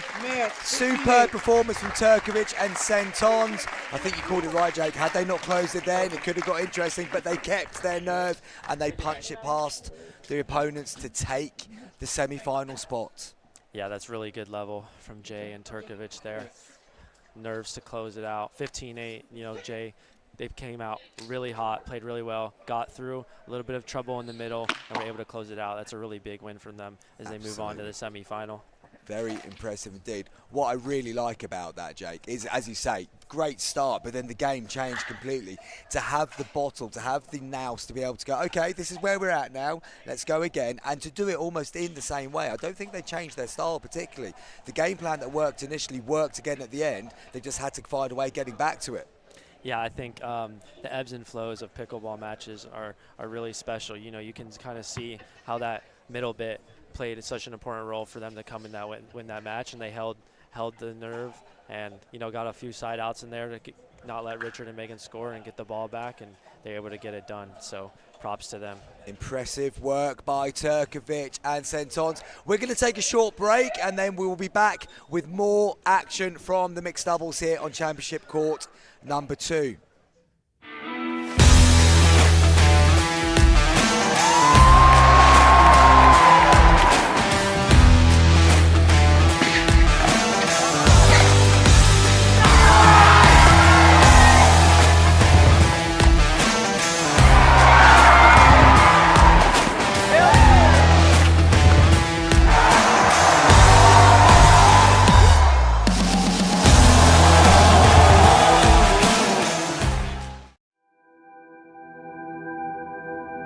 As a professional athlete, my equipment is very important to me. When I'm on the court, I need to trust what's on my feet. I need to stay focused with no distractions. I personally feel like the Viper Court Pro 2.0 is the best performance shoe out there. Durability for me is really important because I like to slide all over the court. I also love how lightweight they are. I feel like I can run faster. Skechers. Comfort that performs.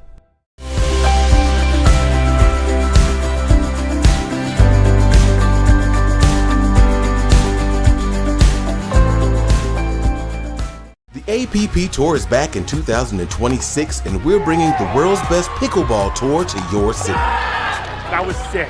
Join us on a court near you this year. To learn more, visit theapp.global.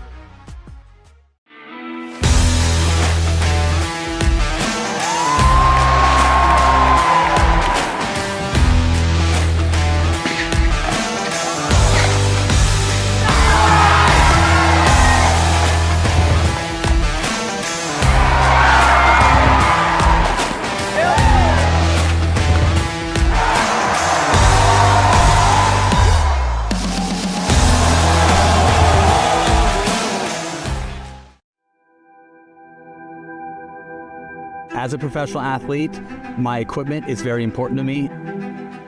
When I'm on the court, I need to trust what's on my feet. I need to stay focused with no distractions. I personally feel like the ViperCore Pro 2.0 is the best performance shoe out there. Durability for me is really important because I like to slide all over the court. I also love how lightweight they are. I feel like I can run faster. Skechers. Comfort that performs.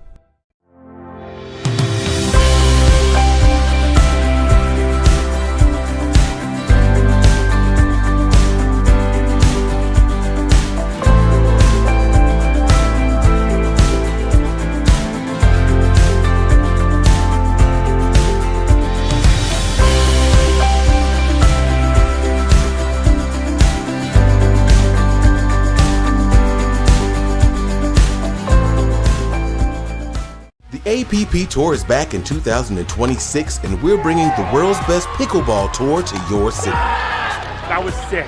Join us on a court near you this year. To learn more, visit theapp.global.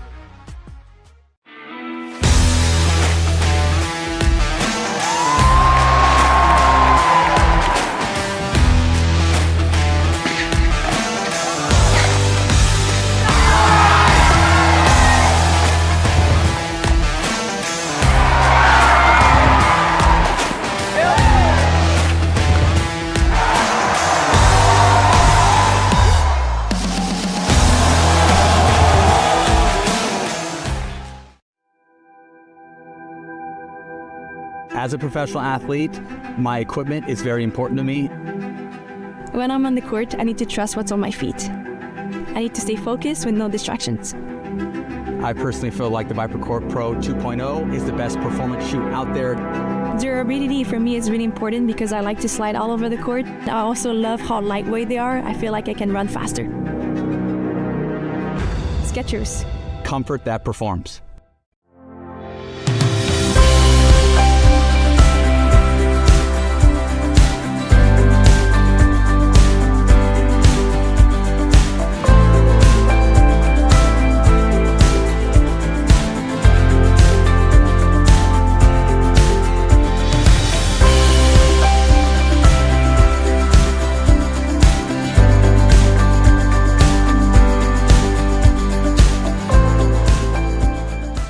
The APP Tour is back in 2026, and we're bringing the world's best pickleball tour to your city. That was sick.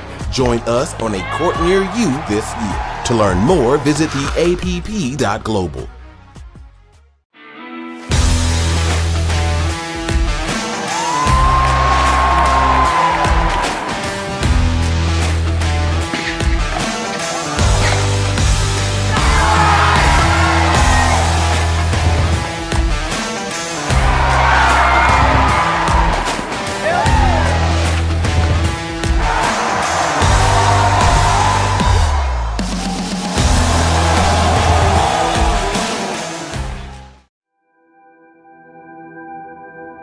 As a professional athlete, my equipment is very important to me. When I'm on the court, I need to trust what's on my feet. I need to stay focused with no distractions. I personally feel like the ViperCore Pro 2.0 is the best performance shoe out there. Durability for me is really important because I like to slide all over the court. I also love how lightweight they are. I feel like I can run faster. Skechers. Comfort that performs.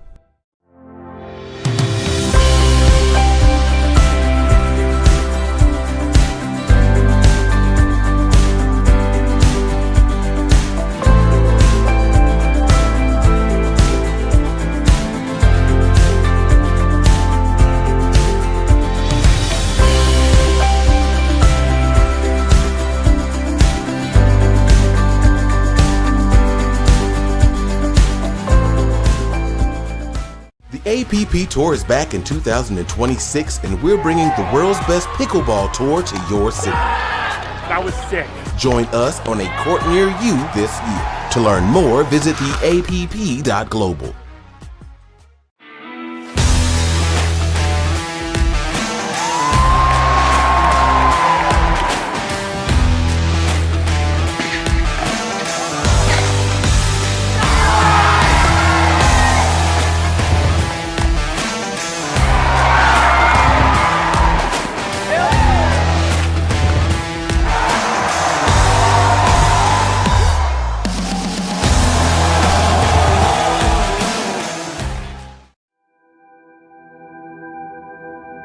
As a professional athlete, my equipment is very important to me.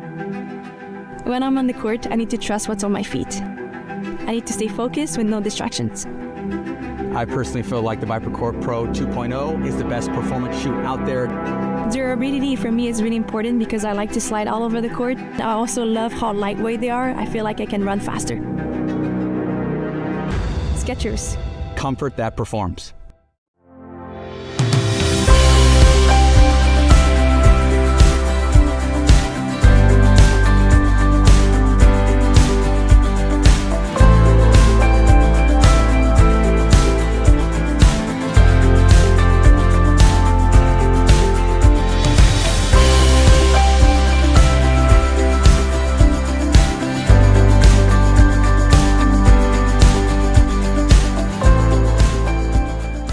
The APP Tour is back in 2026, and we're bringing the world's best pickleball tour to your city. That was sick. Join us on a court near you this year. To learn more, visit theapp.global.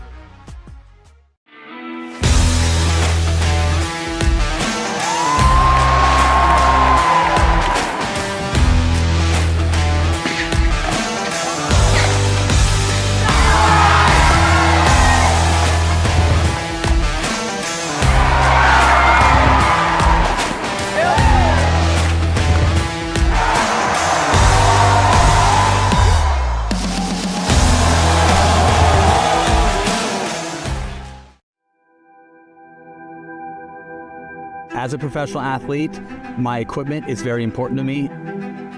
When I'm on the court, I need to trust what's on my feet. I need to stay focused with no distractions. I personally feel like the ViperCourt Pro 2.0 is the best performance shoe out there. Durability for me is really important because I like to slide all over the court. I also love how lightweight they are. I feel like I can run faster. Skechers. Comfort that performs.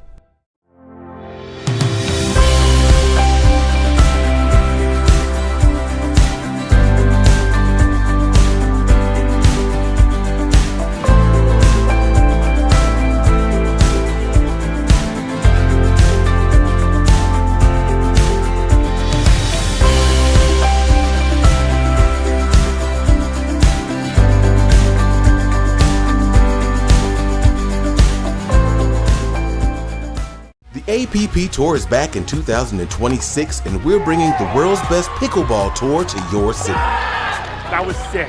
Join us on a court near you this year. To learn more, visit theapp.global.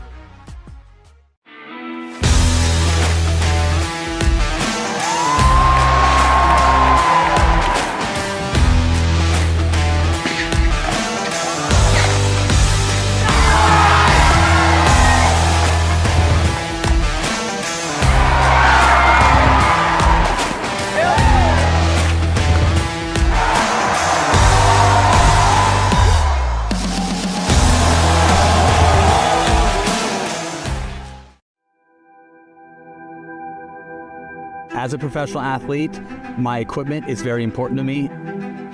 When I'm on the court, I need to trust what's on my feet. I need to stay focused with no distractions. I personally feel like the ViperCourt Pro 2.0 is the best performance shoe out there.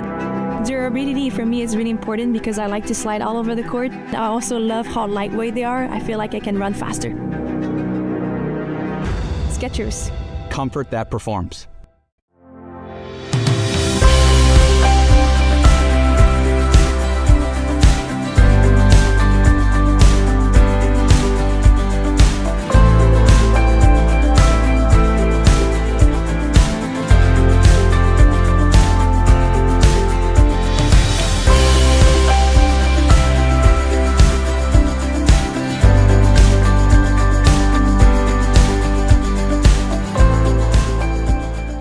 The APP Tour is back in 2026, and we're bringing the world's best pickleball tour to your city. That was sick. Join us on a court near you this year. To learn more, visit theapp.global.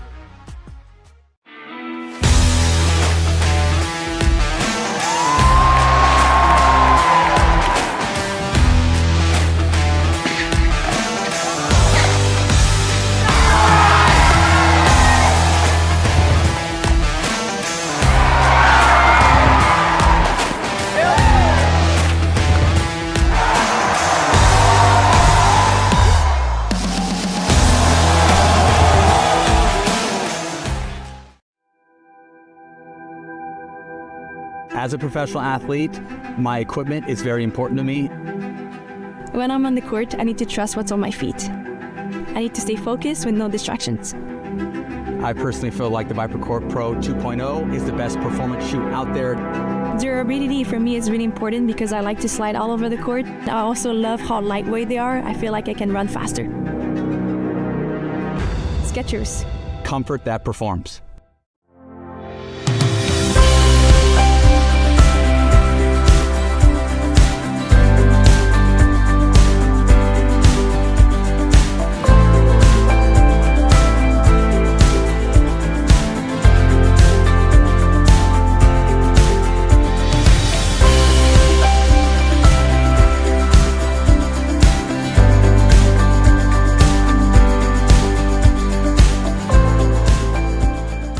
The APP Tour is back in 2026, and we're bringing the world's best pickleball tour to your city. That was sick. Join us on a court near you this year. To learn more, visit theapp.global.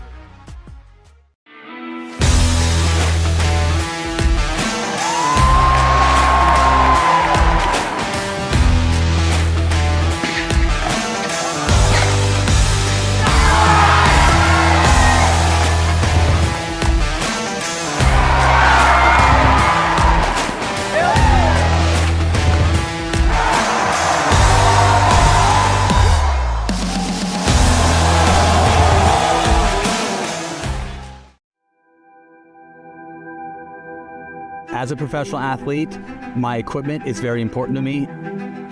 When I'm on the court, I need to trust what's on my feet. I need to stay focused with no distractions. I personally feel like the ViperCore Pro 2.0 is the best performance shoe out there.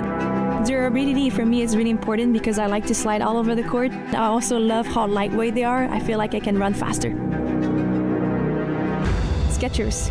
Comfort that performs.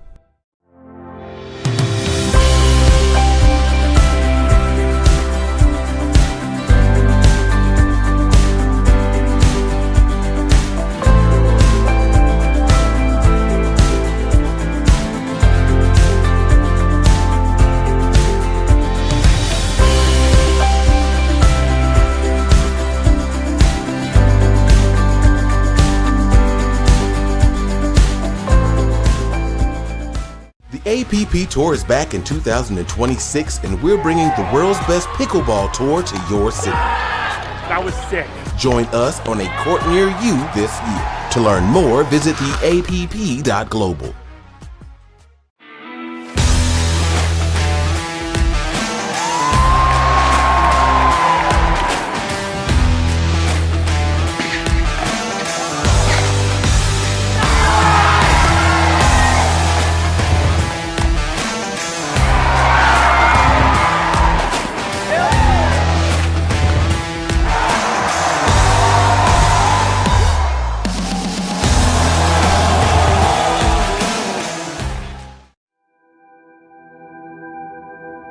As a professional athlete, my equipment is very important to me. When I'm on the court, I need to trust what's on my feet. I need to stay focused with no distractions. I personally feel like the ViperCore Pro 2.0 is the best performance shoe out there. Durability for me is really important because I like to slide all over the court. I also love how lightweight they are. I feel like I can run faster. Skechers. Comfort that performs.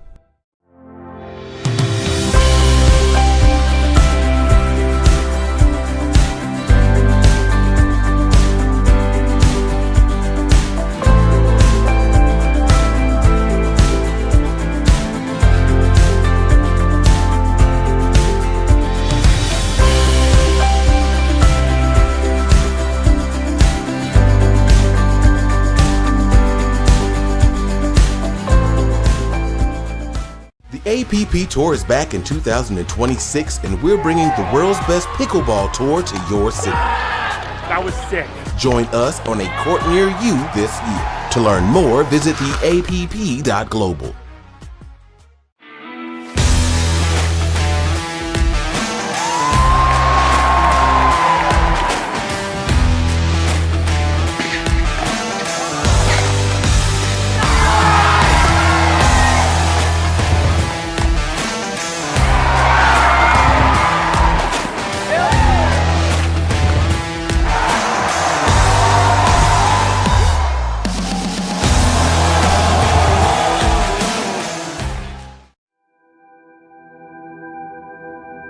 As a professional athlete, my equipment is very important to me. When I'm on the court, I need to trust what's on my feet. I need to stay focused with no distractions. I personally feel like the ViperCourt Pro 2.0 is the best performance shoe out there. Durability for me is really important because I like to slide all over the court. I also love how lightweight they are. I feel like I can run faster. Skechers. Comfort that performs.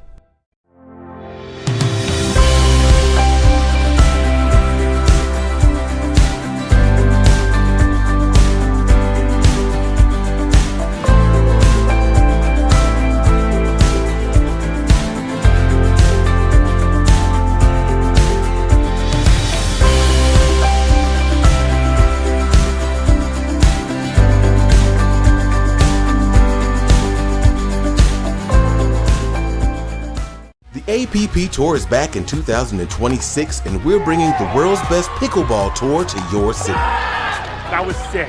Join us on a court near you this year. To learn more, visit theapp.global.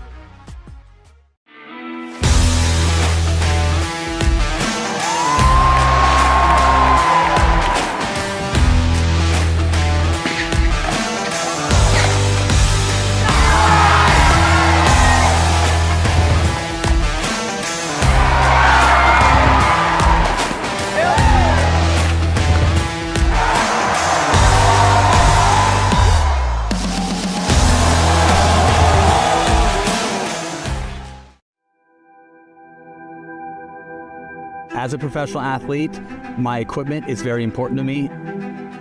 When I'm on the court, I need to trust what's on my feet. I need to stay focused with no distractions. Welcome back to Championship Court number 2, and we're about to bring you the first of 2 semi-finals. On court number 2 here, we've got Rose van Rijk and Jack Monroe up against Glauca Carvajal Lane and Brandon Lane. And this, Jake Bauer, looks like another game like we've just seen, in the fact that there's a favourite, but it doesn't necessarily mean it's going to go that way. Yeah, I think it'll be a good match. I think Brandon Lane, Cheetah Lane as they call him with his cheetah hairs, have been playing pretty well. Oh, we're going cheetah. Yeah. That's a cheetah. Okay, so Yeah. the chat in England is being leopard, but now you say cheetah, I can see the likeness to the cheetah. And obviously Glauca, I've seen quite a lot of Glauca over the years from the European perspective. Gold medalist, well, back-to-back gold medals with Spain in the women's doubles. Yep. Fantastic competitor.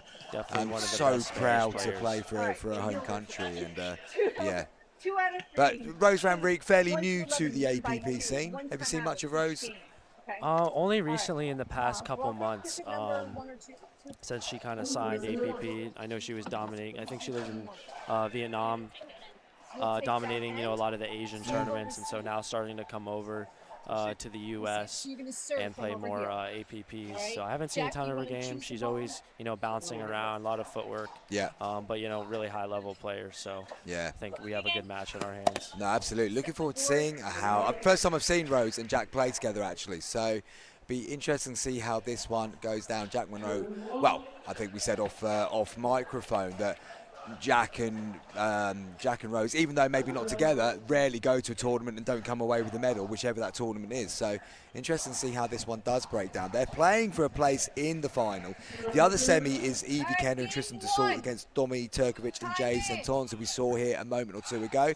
We're about to get underway here, and it is Jack Monroe on serve. Jack Monroe maybe feeling a little bit cool here. It's a tracksuit and long sleeves. Or is he just super cool? I think, I don't know, whatever, if it's going to make him play good. He just wants to be comfortable. Side out. Just reaching in there, and they've got a little bit of time just to settle into this semi-final.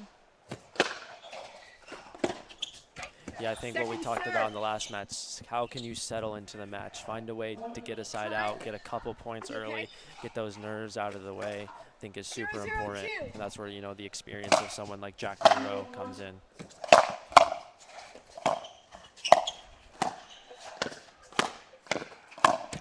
And Lane just reaching in there, takes it from the middle, but a bit on the stretch, not able to control the volley.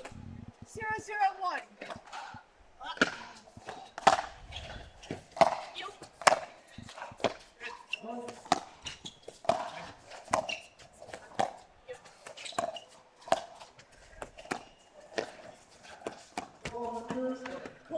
Nice control there from Rowe. Ball just goes low on Carvajal Lane and unable to control the dink.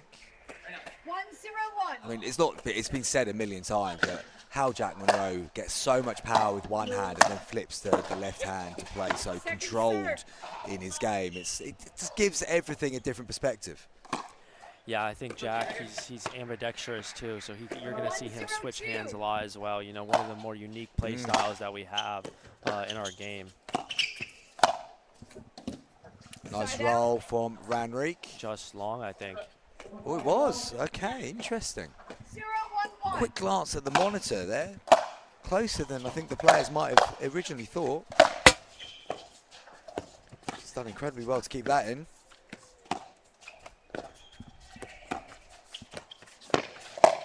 Yeah, there's that change of hands.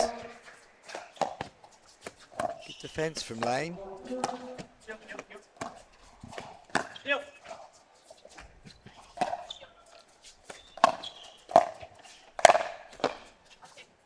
Hands once more, and Lane goes inside out. That one's not coming back.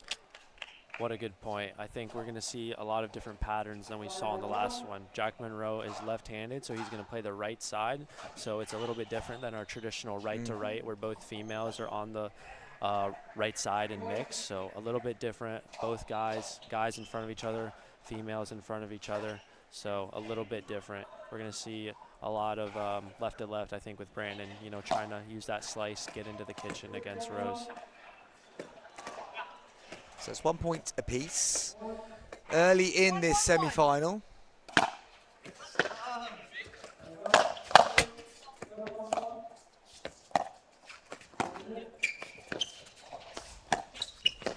Trying to read the Ernie opportunity. And then didn't quite get back and balanced, having the ball not coming for the Ernie. He had to get back, didn't quite get set. 2-1-1. Yep, just a little off balance for that one.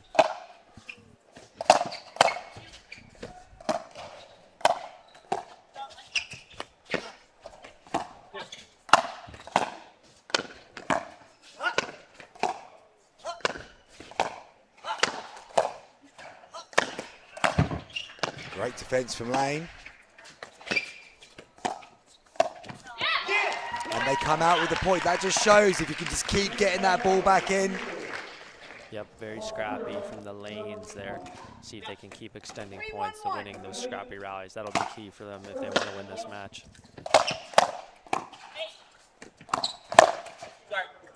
Lane goes at the right hip area of Van Rijk, and it deflects off her wrist. Just takes a moment to check everything's still in working order. Just rotating that wrist. Yep, good fill in the middle there from the cheetah. Probably an unfortunate animal to choose name-wise in a sport where there is a little bit of controversy from time to time around line calls. Not for 1 minute suggesting that Brandon's ever involved in that. No, but, no, of course not. One of the more fair players we have. Certainly one of the players with the biggest personality. Monroe scampering from one side of the court to the other. Clips the net on the way through. Yeah, I think Jack and Rose haven't quite settled into this match the way that they want to. Down a few points early, see if they can get the ball back here. Clips the net.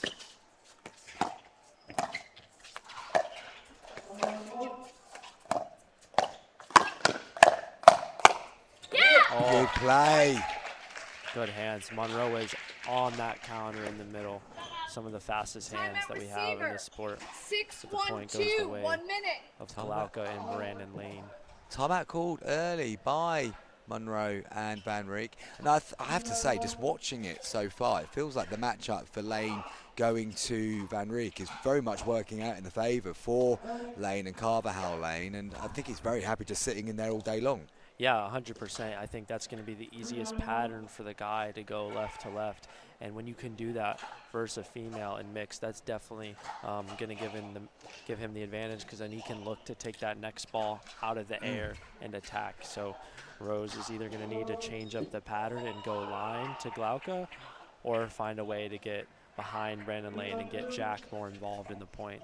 Is there any value in maybe Monroe and Van Rijk just switching it once in a while, just to give them something different to look at, just to ask maybe a different question? Yeah, I think it's possible. I don't think they'll do it, but I'm a fan of, throwing at a different look. Maybe you're on a second serve and you need to get a quick side out. Maybe just throwing in something different, whether it's, a fake switch or something like that. I wouldn't mind seeing it, but I don't think they'll do that. I think they're going to, keep switching.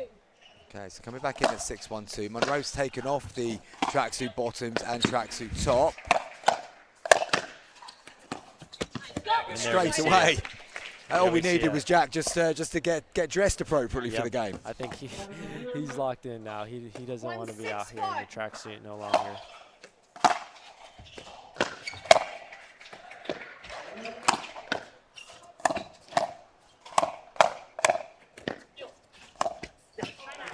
This is a fairly regulation volley there. Yeah, I think that's a good start for Glaucon Brandon. You got Jack Monroe to take off his tracksuit, sweat a little bit, and now you have an early lead.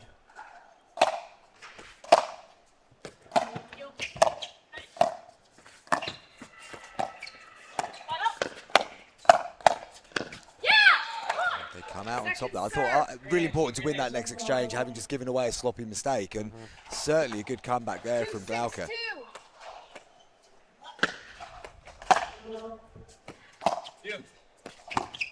Nice drop, just gets them moving back from the line.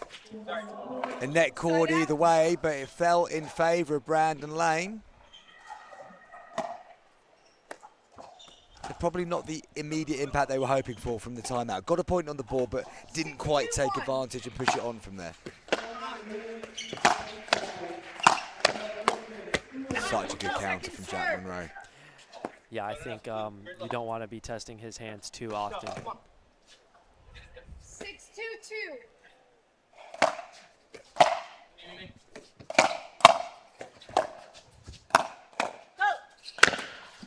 That was likely to end up one place and one place only, and that place is in the tech team, who are ready to spring into action if a challenge does come in, but no need to challenge that one. It was flying through the middle of the court and out of the arena. Yep, we'll see if Jack Monroe can add a few more, getting some stops.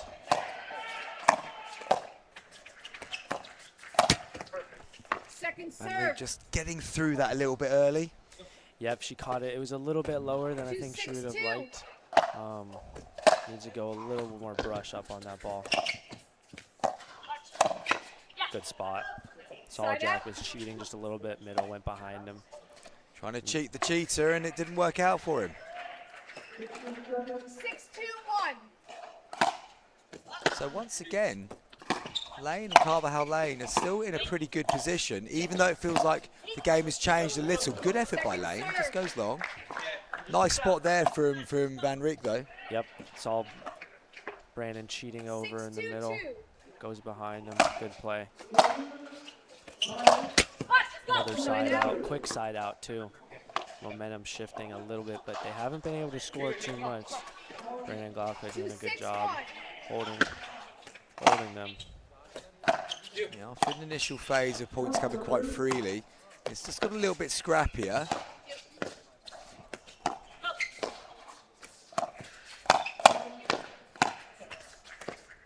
And I think to a certain extent, scrappy will suit the Lanes at the moment. They've got that advantage. They're happy to stay in this like this as it is. 100%. And if they keep winning hand battles like this, they're going to do just fine.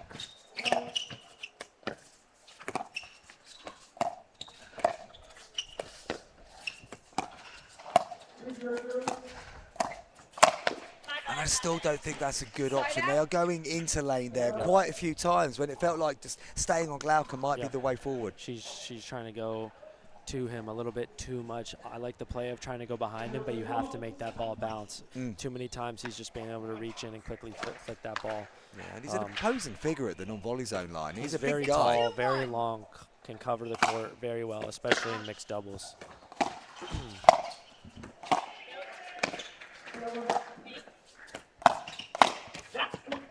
And then that time we see going back to Carvajal Lane and catching her moving through the transition zone. Yeah, I'm surprised we haven't seen more of that, more line-to-line dinking between both girls. Side out.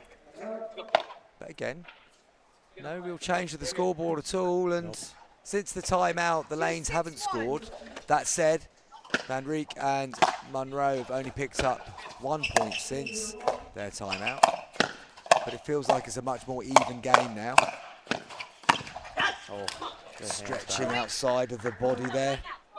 Yep, good from Moreau to get behind. And one thing that he does really well in these hands battles, he kind of doesn't swing as hard as he can. He kind of goes off pace on some of these counters, whether it's intentional or not. Some of the time, it works because you're expecting the ball to come a lot faster than it does. Speed up initiated by Van Rijk. Carvajal Lane dealt with it well. Monroe countered, but only put it into the zone for Brandon Lane.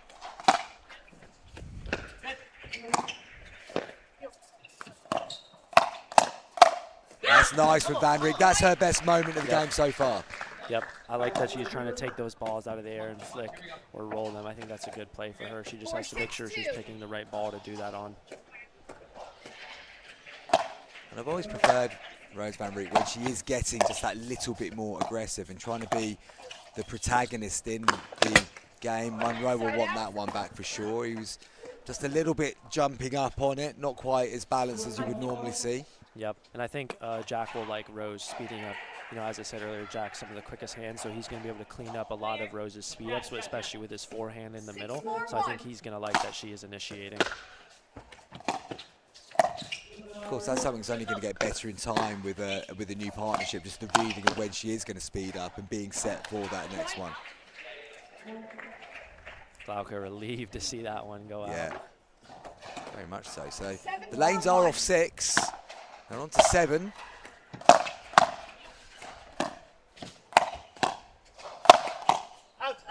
Again, good work from Van Rijk. They are now going line to line a lot more. Yep, and I think, you know, the lanes, they got to 6-2 pretty quickly. They got off 6, but they still, you know, had troubles getting the square. But I think getting a side switch up 8-4. Well, actually, no, they're playing 2 out of 3.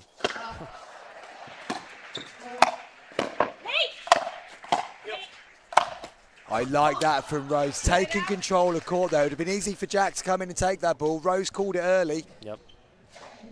Yep, well, yeah, we're playing to 11 here. Best 2 out of 3 in the semifinals. 4-7-1.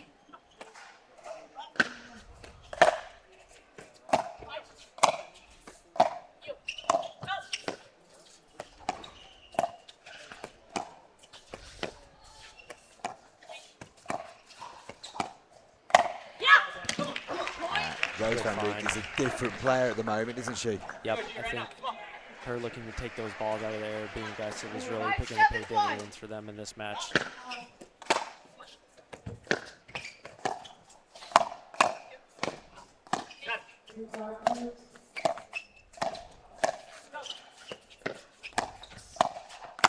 That's a good attack from Glauca Carvajal Lane. Yeah, I don't think we've seen her, you know, attack too many times. There, the opportunity was given to her, but I would like to see her look for that ball out of the air a little bit more. Almost do what Rose Van Rijk's doing to her, really. Yep. Try and give it a little bit back. And as well, Jack Monroe's doing up his shoelace. What difference does it make when you're playing and you've got a quiet paddle like Jack is using the owl paddle? Yeah, it's an interesting thing because no one has really played with a paddle like that at the pro level, but just hearing the ball come off differently than you're used to definitely changes things up.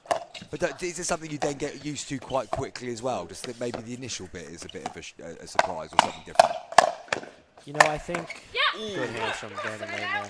I think I don't know, it might throw you off more at first, but I think just, you know, hearing the ball, like when you speed up or drive, you're so used to that, and it's, you know, an underrated thing that when you play against something or play against them without that, it kind of never really goes away.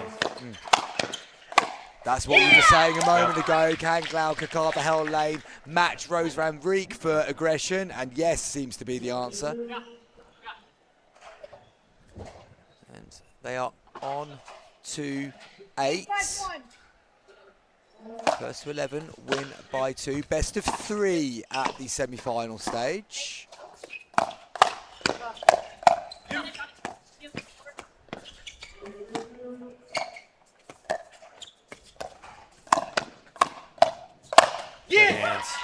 And that time Rose changed the pattern again. She went outside, but didn't really then deal with the forehand ball as well as she could have done. Yeah, I think those last few points from Glauca have been really good. You know, she's finding her footing a little bit more, finding some offense, allows Brandon Lane to get the finish. 9-5-1.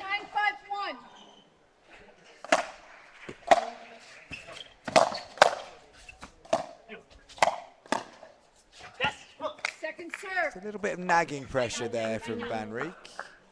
Yeah, I think Brandon Lane's been driving a lot of thirds. I like the drives, I like the pressure. I wouldn't mind seeing him mix in a drop or in between.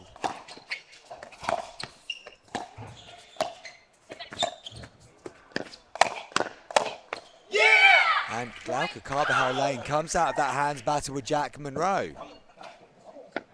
Yeah, that's really good hands from Glauca. Slides, gets the two-handed backhand in there, wins the hands battle. We have our first game point here.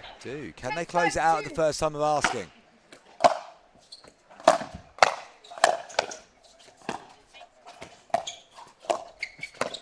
Oh, it's a good ball. It's a very nice position to get the ball to go to, and well, clearly an important side out because they had game point against them, but that could just leave a little bit of an edge as well because it was such a good shot.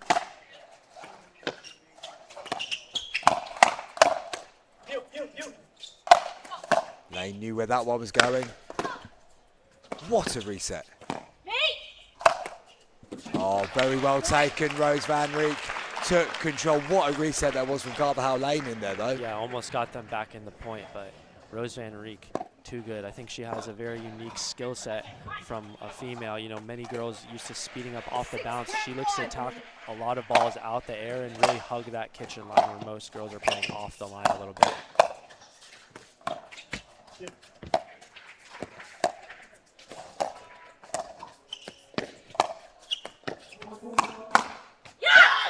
Another one from Van Rieck. This game might have a little bit of juice left in it, and that's exactly why Brandon Lane has called a timeout. So, at the moment, the Lanes sit on 10, but Van Rieck and Monroe have taken the last couple of points. What do you think they're going to be saying in the chairs at the moment? This is purely to break the momentum more than a tactical chat. Yeah, they feel really good where they're at. You know, they had a game point come and go, but they feel good, you know, just to slow the momentum down. They still have a nice lead, 3 points. So, yeah, just look to slow down the momentum and hopefully get the ball back here. But, yeah, looking for a good return here to get the side out. Just a reminder, this is one of the two semi-finals here on number 2 court. And the other semi-final is taking place on number 1 at the moment. Yeah, right if I'm now, not mistaken, it looks like they have Jay and Dominica up a game and up 10-5 in game 2. Amazing stuff. 15 seconds. You got better well, you got better angle as well, Jacob Dennis, but also better eyes than myself. I've had to adopt the glasses this week because I'm finding the lighting in here a little bit time really messing with my eyes. Very bright, and especially playing on court too. 7-10-1.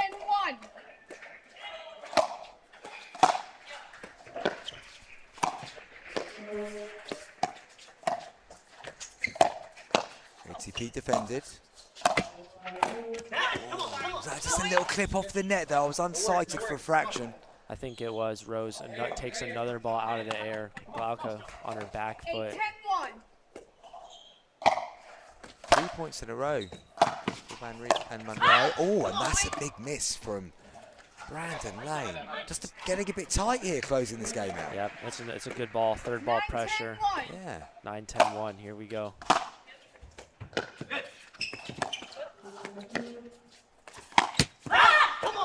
Suddenly, mistakes that we weren't seeing are slipping into their game. Yeah, I don't mind the speed from Glauca. I think Rose and Jack are really controlling these rallies, so they need to change something, but it goes to the net.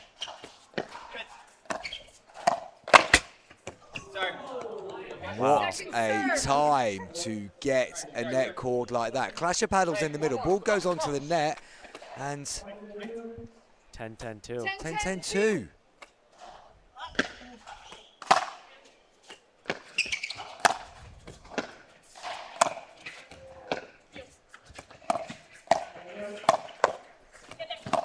Oh, what a get. Oh, we're still playing. Incredible point at 10-10, and Van Rijk and Monroe win it. And we see it again, Rosa and Rijk reaching in the middle, taking the ball out of there and attacking it. Very good stuff from her. And there was a reset in there from Brandon Lane. That was top class. That point could have been dead about 7 or 8 shots before. And there we go. Now, I didn't see that coming earlier on. Van Rijk and Monroe come back to take it. The lanes were in control. What a turnaround. Pretty much the whole game. You know, they got off to a good start, got to a game point first, but couldn't close. And at this level, if you don't close on your first or second game point, oftentimes you're going to be losing that game. So it's going to be tough to come back from that after being up in the first game and losing all the momentum. We'll see how they bounce back in game 2. Just have a quick look at the match summary so far. 17 unforced errors from the lanes. I have to say, I didn't feel like it was as many as that. And 11 unforced errors, but only 9 forced errors put onto the lanes. Interesting how the stats don't always match what the eyes might be seeing. But I think the psychological impact for the lanes there could be quite big as well. When you're playing against this sort of pair and you've got the opportunity to strike first, I mean, it goes without saying, it makes it doubly difficult for the other team, but this feels like more than just a game dropped. Yeah, that one really hurts. You know, you're looking, you know, I think everybody here would agree that Jack and Rose are favored in this matchup, and when you're looking to pull an upset of this caliber, coming out and taking the first game is very crucial, and they put themselves in that opportunity to do it. But you know, the opportunity came and went. They're experienced. They've been in this situation before. They know what they have to do to bounce back, and they can't let that, you know, missed opportunity in game 1 affect them in game 2. You have to treat it as a whole new match. Absolutely. And credit to Rose Van Rijk in that game as well. She took a little bit of time to get going, but then once she got the pace of the game, she was as dominant in there as Jack Monroe. Yeah, I think she was probably the best player towards the end of that game 1, attacking so many balls. So here we go. How can Carver, Lane, and Lane deal with it? And that first point is very similar to how game 1 ended. Yep, I think a lot of the hands battles that were going the lane's way in game 1 are starting to go the way of Jack and Rose. I would like to see a little bit more slow game from Brandon and Glauca now.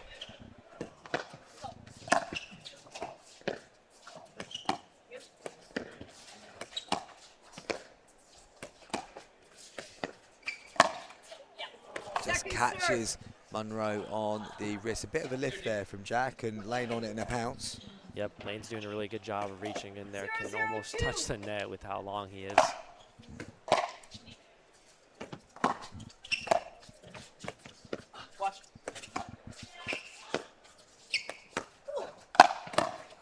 Reset from Lane.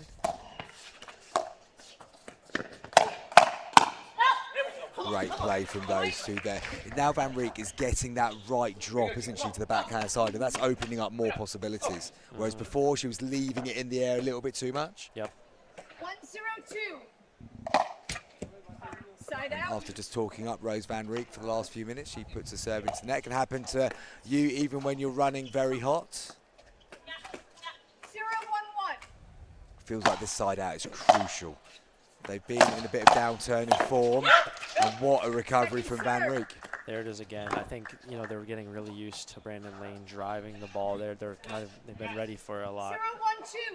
0-1-2.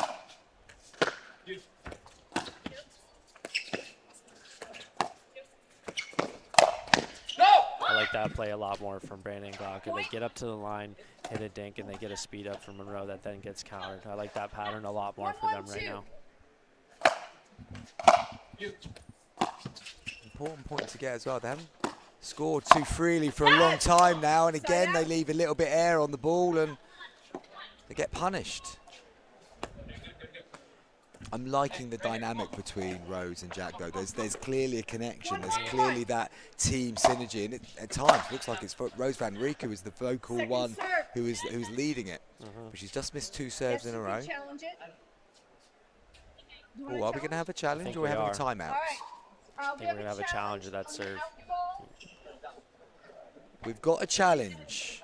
First challenge I've seen since I've come back from playing, Jake, and it's been one of my favourite things of this week, is this new toy I've got to play with in the commentary booth. We've recently added a nice holding picture so people know what's going on, which I think is a good addition, and we are going to see what happens. I think it's really cool. We're not used to having a challenge system that we can see like this in the United States, so I think it's really cool to have. But one thing that hasn't happened yet, Jake, is the crowd haven't really worked out when is the right time to start the clap. We've gone a bit too soon at times. We've gone a bit too late. We're all learning together with this new bit of kit. Here we go. What's the call going to be? It's out. And it is only just out, but it is out. So Van Rijk and Munro lose their challenge. I'm just trying to refresh my memory. Is it one challenge per game? Yes, it is. I think it is. But if you get that challenge right, correct, then you'll keep it. But if you get it wrong, it goes in the bin, and you won't be able to use it until there is another game. But will Van Rijk and Munro need another game? Yes. Okay. Let's go right now. All right. 1, 1, 2. I'm just trying to find out who's won the. I think I just got confirmation from Dylan Lewis over here that Jay and Dominica won in straight sets. You've got correct information there. 11-5, 11-5. The winner of this match. Oh, Glauca Carvajal Lane. She got so low there. If we could have got a photo of that, that would have been perfect. 1, 1, 1.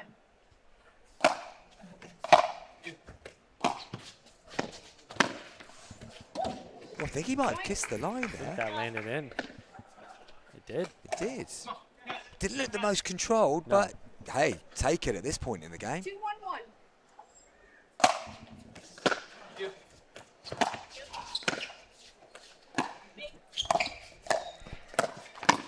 There he is again. Brandon Lane's presence in the middle. If I'm Rose and Jack right now, I'm hitting my returns to Brandon Lane because he is doing a good job of poaching off Glauca's drops. So if I am them, I'm going to keep Brandon Lane back on the baseline here. I like that. One of the great things for me from this point of view when I'm commentating with one of the pros is you learn something so often. I never thought of that at all.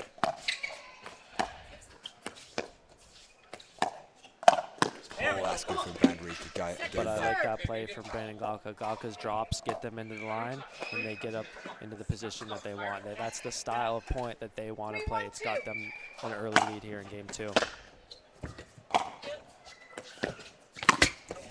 And there is again, Brandon Lane looking to poach on that fifth. Now, is that a good thing still to continue that momentum? It hasn't come off that time, but that's still the play for them. I think it's a good play. You know, maybe that ball was a little bit early, but I don't mind it because you do want to establish yourself as being a big presence. Great work from the ATP. That's what I love about this level, Jake, is the fact that to us mere mortals, that ATP 9 times out of 10 is a clean winning ATP. But that's not even a problem for Lane. He's just sitting there waiting for the ball to arrive. And to the naked eye, that looks like a normal ATP. But Jack Monroe switches hands and goes for the ATP. It's just ridiculous. He's a bit good, Jake. I mean, he's probably as good right-handed as he is left-handed, and some of us are still, when we are right-handed, trying to work out how to play right-handed. And he even serves right-handed too. I'm not even sure which hand is dominant for this guy. I think when I interviewed him a couple of months ago, I think he said he isn't dominant with either. He's just equally good with both. And he said it with that sort of like cheeky smile that he has as well, which exudes confidence that I would have if I was his age, looked like him and could play any sport like he does. 3, 2, 2.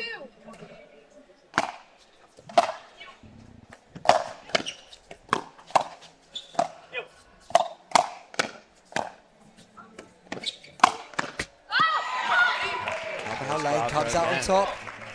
Glauca again on the attack, wins the hands battle with Jack Monroe. I think Glauca's playing really well right now. It's a 2-point advantage, but after what we saw in game 1, I don't think much will phase Van Rijk and Monroe at all. How much has Rose going for or lining up the Ernie there actually opened the court up nicely for them, even though the ball's not coming that way? Sometimes the most effective things have nothing to do with hitting a shot at all. Her presence there forces Glauca to go more middle and into the paddle of Jack Monroe. It's a good find from Brandon Lane there. Glauca puts it away. And although some good stuff happening from Van Rieck and Munro, it's happening against the serve, and they're not really adding the points just yet.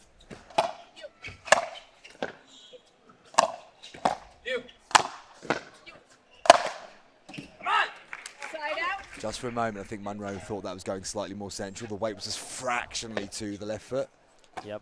I've been very impressed with how Brandon Glauc have started this game. It doesn't look like anything that happened in game 1 has affected them in game 2. Yeah, excellent shout.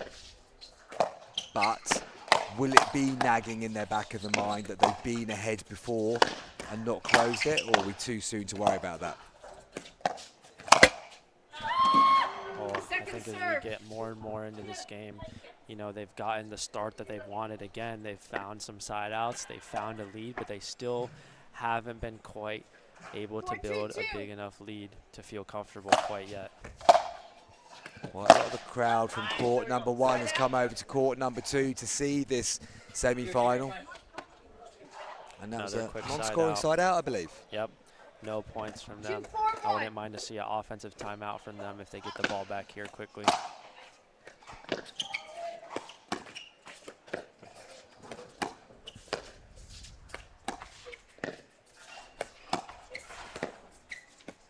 Change of hands again, but then this time doesn't quite get sat on that dink. Good mix up from Brandon Lane. I think that's the first time we've seen him do that, going to Jack Monroe's backhand there.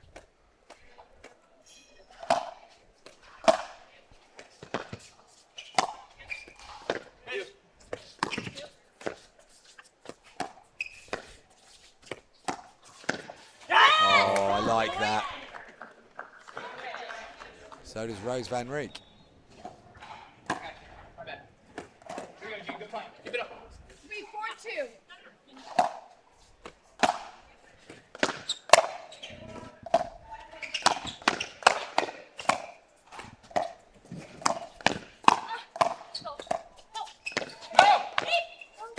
Oh, just wide from Monroe.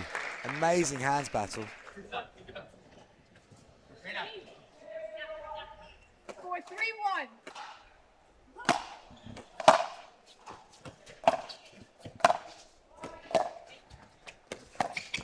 There we go.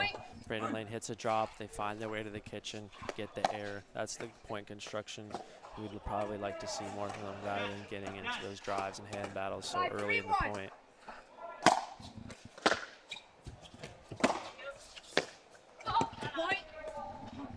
Monroe's shot selection there, letting him down somewhat. So Oh, call the timeout, I believe. Yep. Timeout. 6-3-1. 1 minute.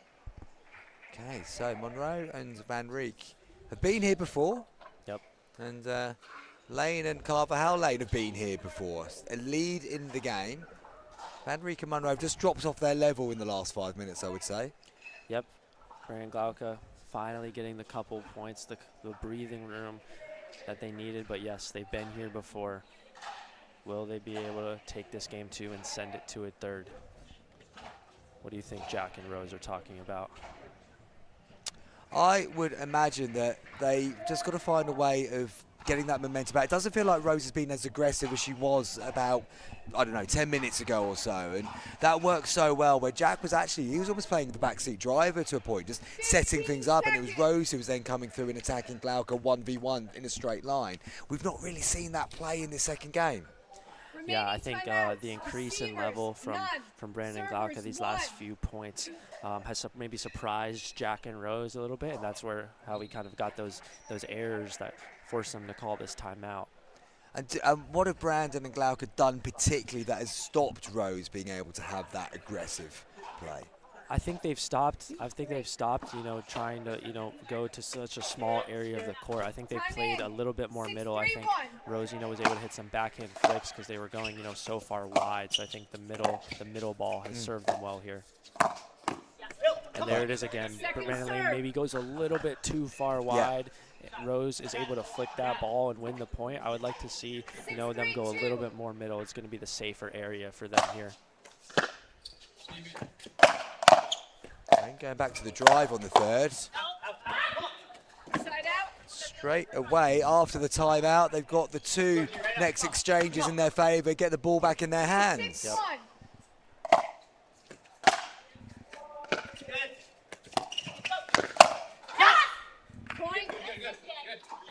And there we go again. This time it's Munro on the drive volley and deflects off Lane's paddle. And does it just start to get into your head a little? Here we go again. Yep, here they come. Brandon Lane's just got vocally encouraging there, and he did that last time when the tension started to come in.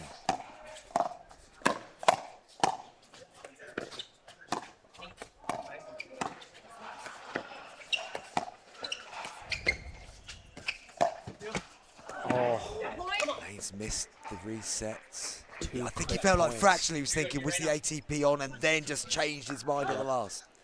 Yep, it would have been a tough ATP either way, but here we are, 5-6-1. I wouldn't be mad if Brandon Gaga called a timeout. That was 2 quick points, but I think we'll see one after this if they lose this point. Second serve. Just finding the net with the third. Takes a deep breath. 5-6-2. It's that mix of trying to keep the momentum but not being too reckless with it. And then Van Rieck misses the third as well. Back-to-back missed thirds, gives the ball back to the lanes. See if they can build on this lead. 6-5-1.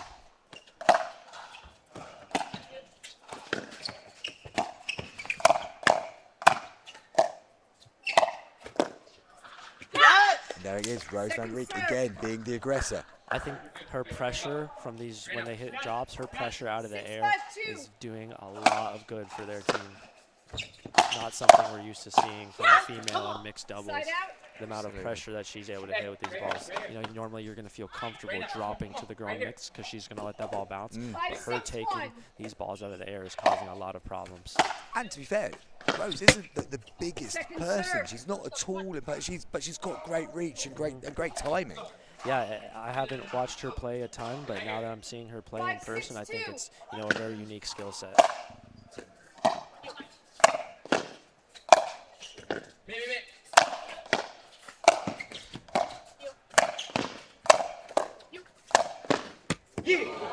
She just felt like that pressure was going to tell eventually. Lane being able to keep asking the question. So another not scoring side out. Brandon Lane goes to the towel, takes a deep breath. He knows, I think this is a big possession for them. They've been on 6 for a little bit. They need to score here.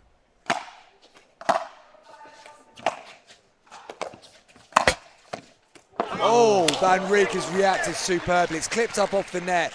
Wasn't the cleanest contact, but good enough. Yep, good job from Lane there. Finds the attack. Rose with a good counter.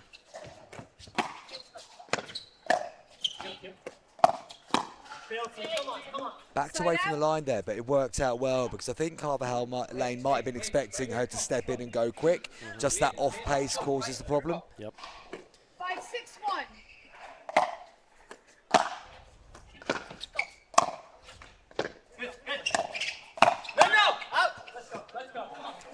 I think Glauca hits an out ball there, and she knows it. Absolutely. Well, the shout came in from Brandon, but one of the shouts, it almost came too late. I mean, she was already there. Here come Van Rieck and Munro again. They're back to a tied game. And Munro is pumped now. They are moving through the gears at the same time as they did last time, and I'm convinced this is now in the heads of Carvajal Lane and Lane. Yep. Because the dynamic just doesn't feel as positive. The body language doesn't feel the same as it did at the start of this game.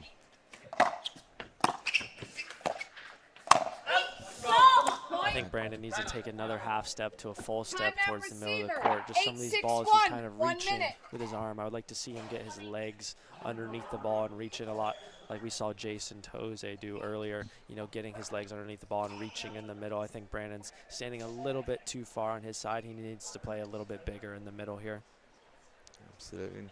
Also, just in these moments of tension, just those little fractional changes which were right earlier but just slightly off now.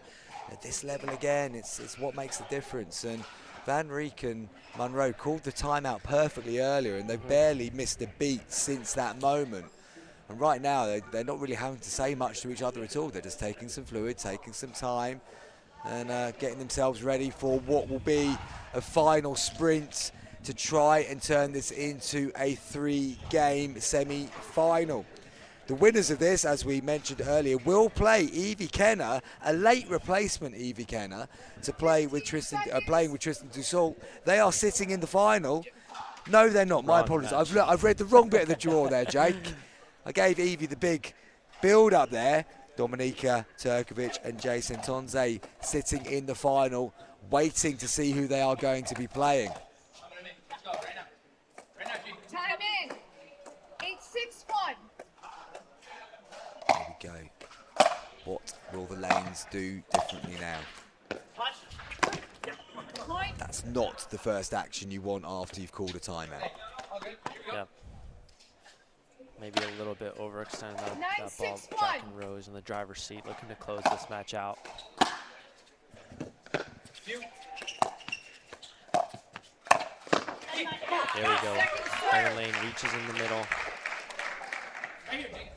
And that time, I think, as you said, that extra step, he's then got a choice to go centre or across. Yep.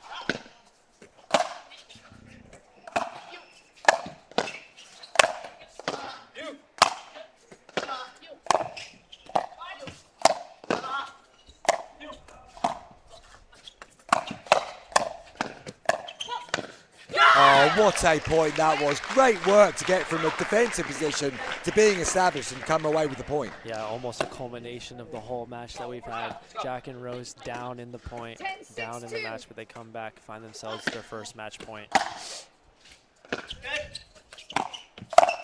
And there we go. It is Rose Van Rijk and Jack Monroe come from behind in the second game, as they did in the first, and they take their place in the final against Domi Turkovic and Jason Tonze.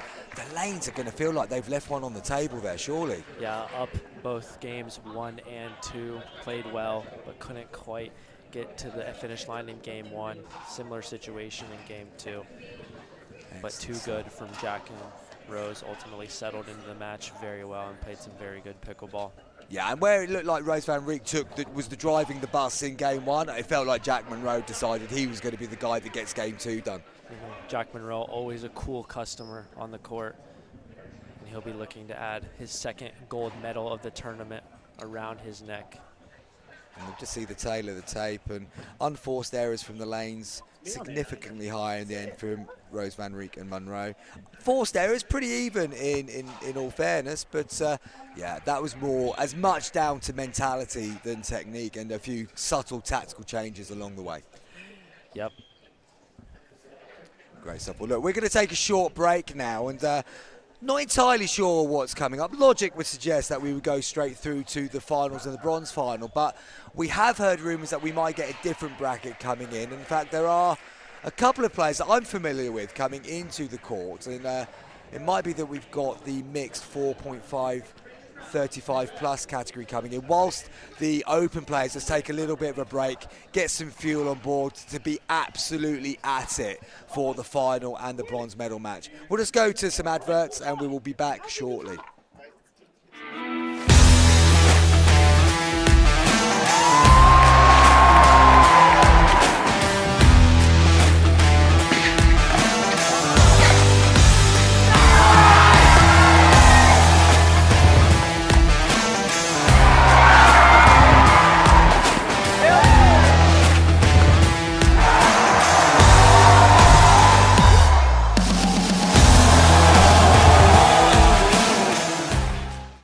I personally feel like the ViperCore Pro 2.0 is the best performance shoe out there. Durability for me is really important because I like to slide all over the court. I also love how lightweight they are. I feel like I can run faster. Skechers. Comfort that performs.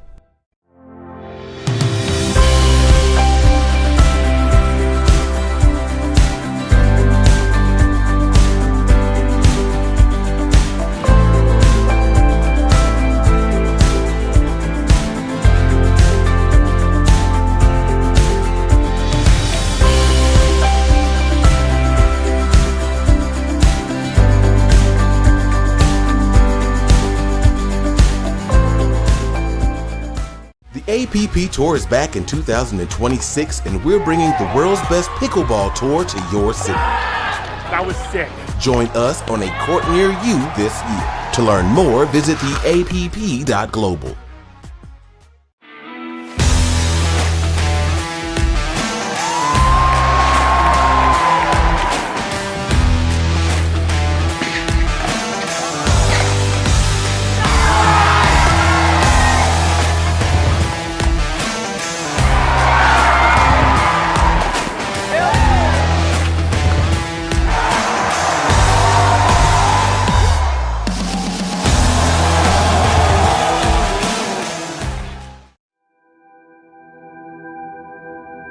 As a professional athlete, my equipment is very important to me. When I'm on the court, I need to trust what's on my feet. I need to stay focused with no distractions. I personally feel like the ViperCourt Pro 2.0 is the best performance shoe out there. Durability for me is really important because I like to slide all over the court. I also love how lightweight they are. I feel like I can run faster. Skechers. Comfort that performs.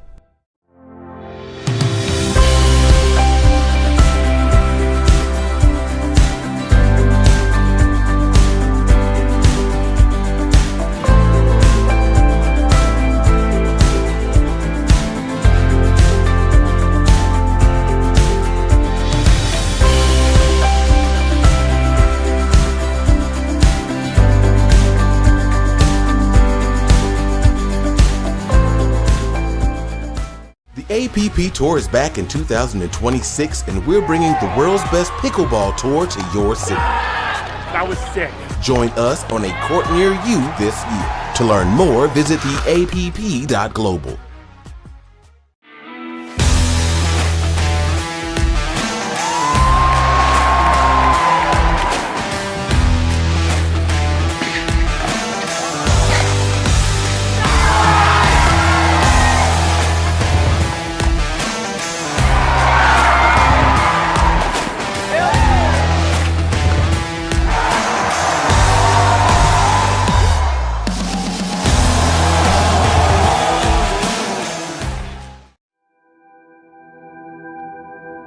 As a professional athlete, my equipment is very important to me. When I'm on the court, I need to trust what's on my feet. I need to stay focused with no distractions. I personally feel like the ViperCourt Pro 2.0 is the best performance shoe out there. Durability for me is really important because I like to slide all over the court. I also love how lightweight they are. I feel like I can run faster. Skechers. Comfort that performs.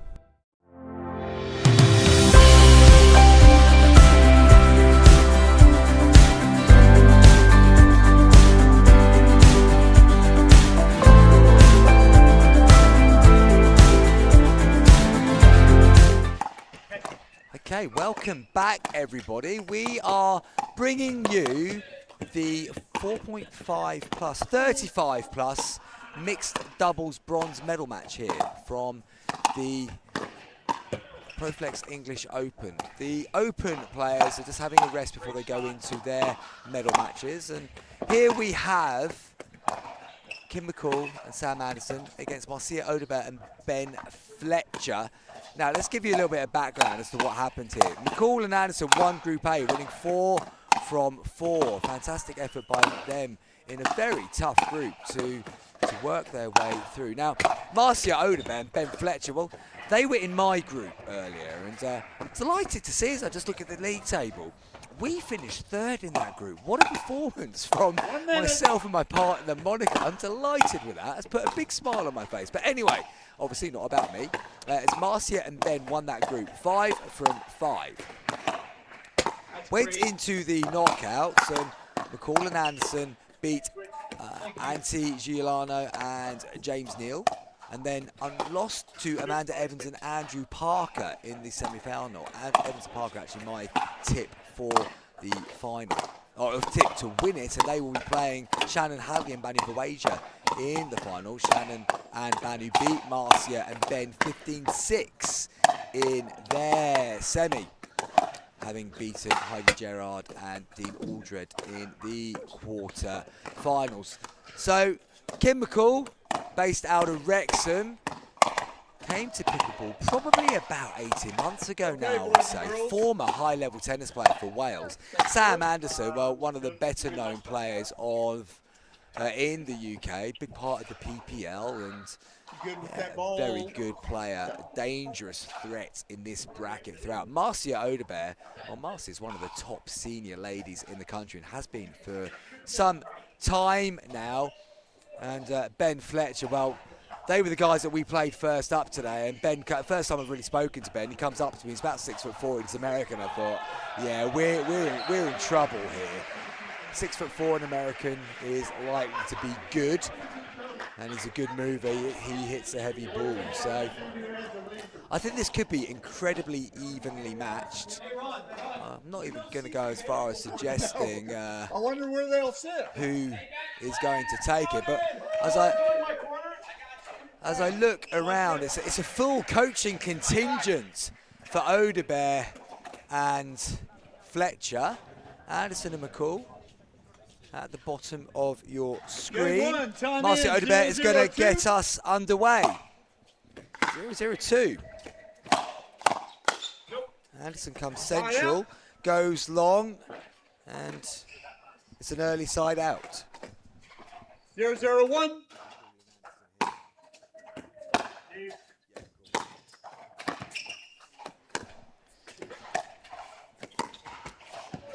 Second serve. Clipping the net. Now, Kim McCall is a fellow teammate of mine in the Northern League in the Cheshire and Mersey Fusion. Delighted to play a lot of pickleball with Kim. She's a great player a great ambassador for Welsh pickleball and a lovely, lovely person. Her twin sister, Leah, also playing, and they picked up bronze medal, Leah and Kim, yesterday in the 35 plus 4.5 plus gender doubles and women's. Probably didn't need clarifying, it was the women's. Just wide there from Fletcher.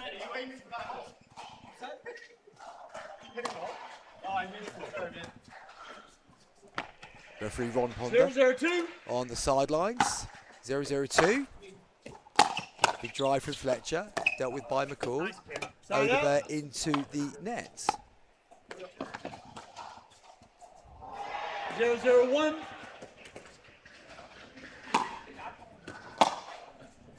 Odebear long with that return. So we have the first point of this bronze medal game. Best of 3, first to 11, win by 2. Odebear leaning in and puts that volley into the net. Nice slice backhand drop there from Anderson. 2-0-1. 2-0-1.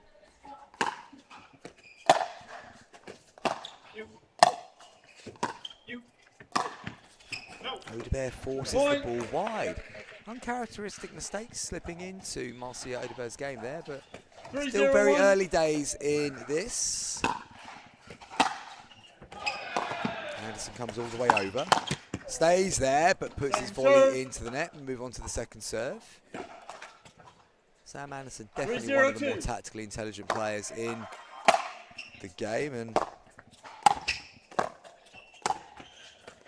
just tactically intelligent, technically very sound as well. He's a tall man. That does give him a particular skill set that can work in his favour. 0-3-1. So another chance for Odebear and Fletcher to get their first point in this bronze medal game. Anderson just opens the paddle face, puts that away very nicely. 0-3-2.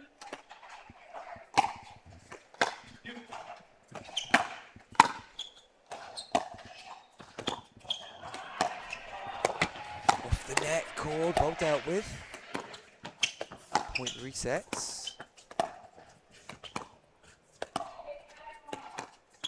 Cool, getting some nice spin on that two-handed backhand dink.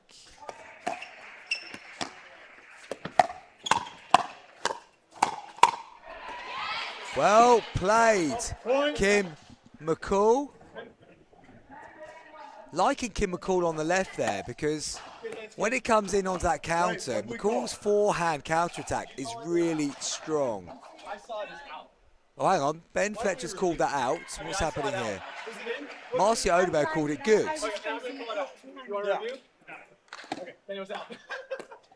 Okay, Ron Ponder has confirmed the ball was out, so pattern of play was very strong. McCall was incredibly close. First point on the board for Odebear and Fletcher. 1-3-2. Okay, 1-3-2.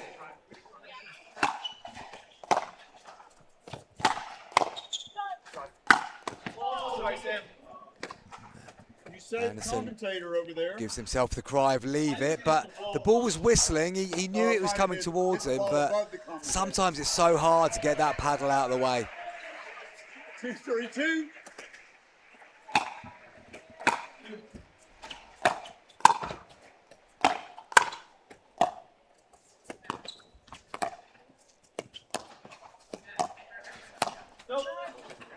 Just pushed long by Anderson. Tried to go behind Fletcher there. The intent was right, but execution not quite on that occasion. 3-3. Fletcher drives into the net. Yep. 3-3-1.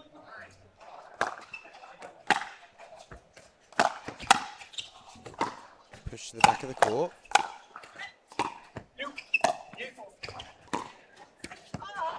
Trying to go cross court there, McCall, but has found the top of the net.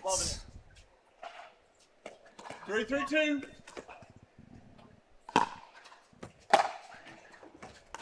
Big drive from Kim McCall. She's got such a good forehand. Good reactions from Anderson. Odebear attacks. Anderson defends really well. Fletcher pushes into the net. Good hands from Sam Anderson. Balanced at the non-volley zone. Able to deflect the ball into an awkward area for Fletcher, and they've got the ball back in hand. 4-3-2.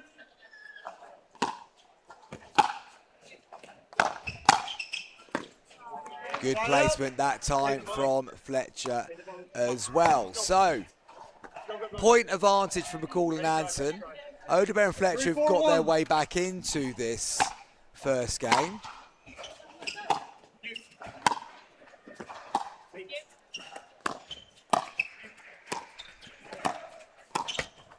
Gets it off the net. Oh, that was an ambitious speed up there from Fletcher. Ball was low. Ball was in the non-volley zone.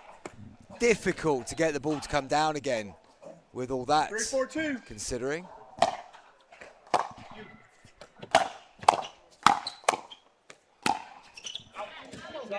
Just wide. Yep, 4-3-1. So 4-3-1, side out. Non-scoring side out from Odebear and Fletcher on that occasion. Anderson comes all the way over. Too much height on that drop, not punished for it. And then Odebear drops it into the net herself. So a 5th point for McCall and Anderson. 5-3-1. Stay.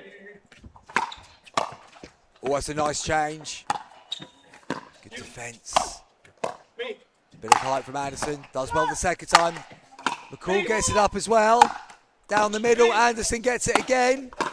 Oh, and McCall this time. Unfortunate. They were able to get 4 or 5 back, but just couldn't get that ball bouncing. And eventually the pressure told. 2-point advantage.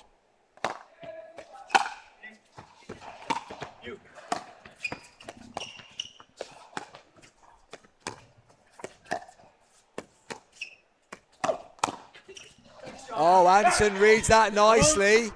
Put the paddle into a good position and the ball drifts to the back of the court and lands in.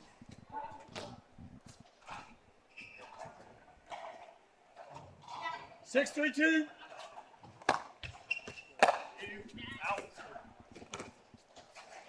Point.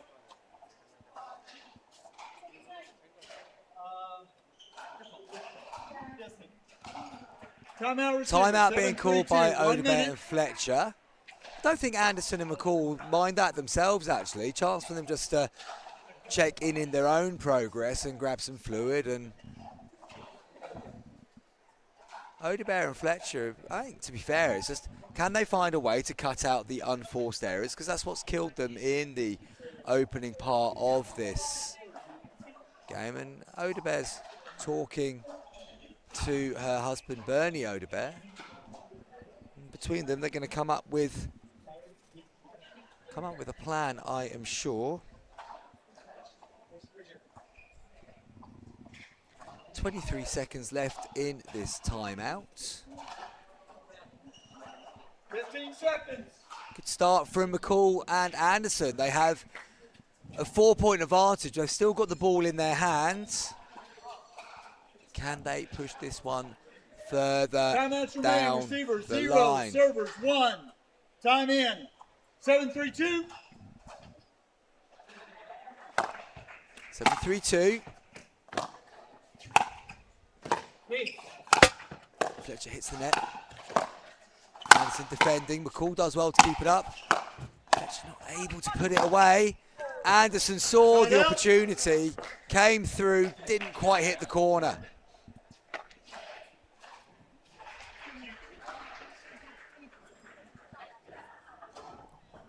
Seven, yeah, side out. 3-7-1.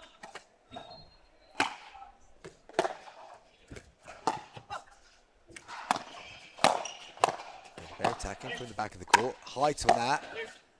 McCall goes on the attack herself. The cleanest contact from Anderson that time, but that one goes to the right-hand side of Marcia Odebert. Moves on to the second serve. 3-7-2.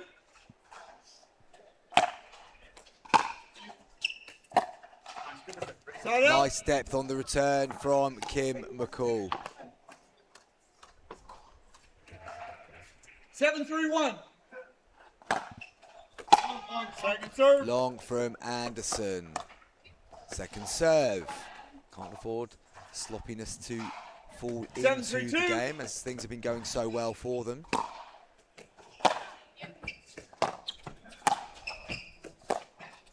Side out.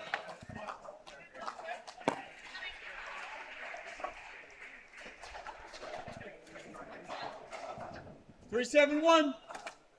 Non-scoring side out. Anderson was a bit slow getting to the line there. That might have worked out in his favour because it made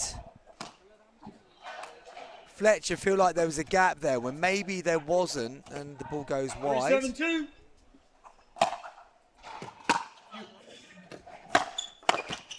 Point. Anderson into the net, so a point on the board 4-7-2. for Odebert and Fletcher. Been a while since they scored. That'll help them now.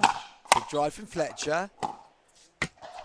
Off the net. McCall unable to get underneath it enough. And big smile on the face of Kim McCall. 2 point gap now. Big drive. Good change of angle from McCall. And again. I do like Kim McCall on the left, I have to say.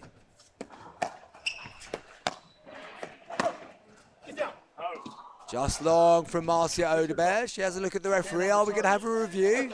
I didn't see it clearly enough to overturn. Let's challenge it. We're going to have a challenge. We are going to have a challenge. And I don't think this challenge is going to go in the favour of Ben Fletcher. To my naked eye, that ball looked like it did go long.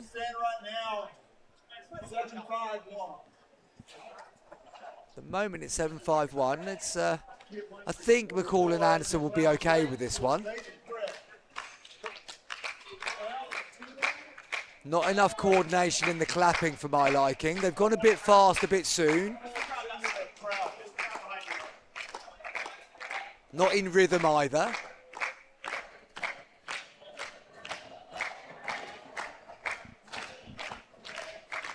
It's currently 7-5-1. This will make it 8-5-1 if it was long. Oh, and it was in. I must be losing my touch. I was convinced that ball was out. My third mistake on the in-out call. So Stupa clawing their way back against Beaumont. Second. Mind you, that said, Stupa is always right. It's whether I'm able to be right as well. 6-7-2. Now 7-5-2, I believe. Marcia. Isn't it 7-5-2? Okay, here we go. 6-7-2. 6-7-2 is the score. 6-7-2. Side out. Side out makes it 7-6-1. 7-6-1.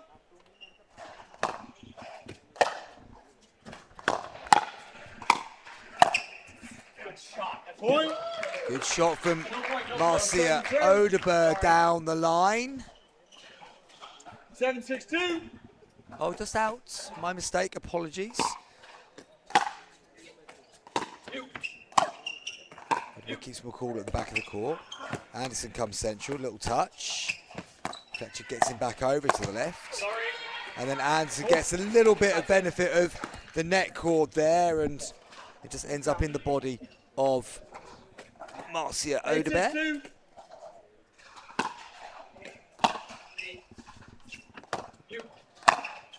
Push down to the back of the court. McCall unable to keep the rally going. 6-8-1.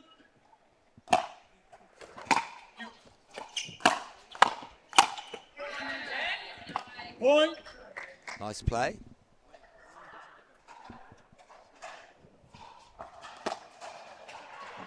Seven, 8. 7-8-1. Second serve. I saw it. No. What are you calling? Yep, double challenge. Okay. Oh, we're having another challenge. Having another challenge.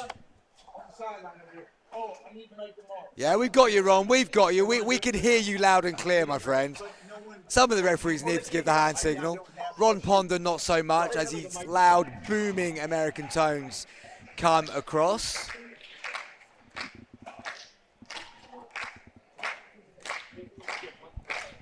Right now, we will be at 8-7-1.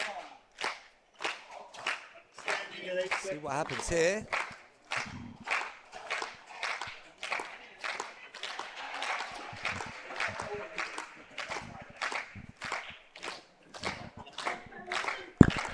Tension is building. Here we go. And it was out. That was pretty out as well. So 7-8-2. No, 8-7-1 over here. That was My second. apologies, 8-7-1. So Odeberg and Fletcher lose their review. For this game. Here we go. 8-7-1.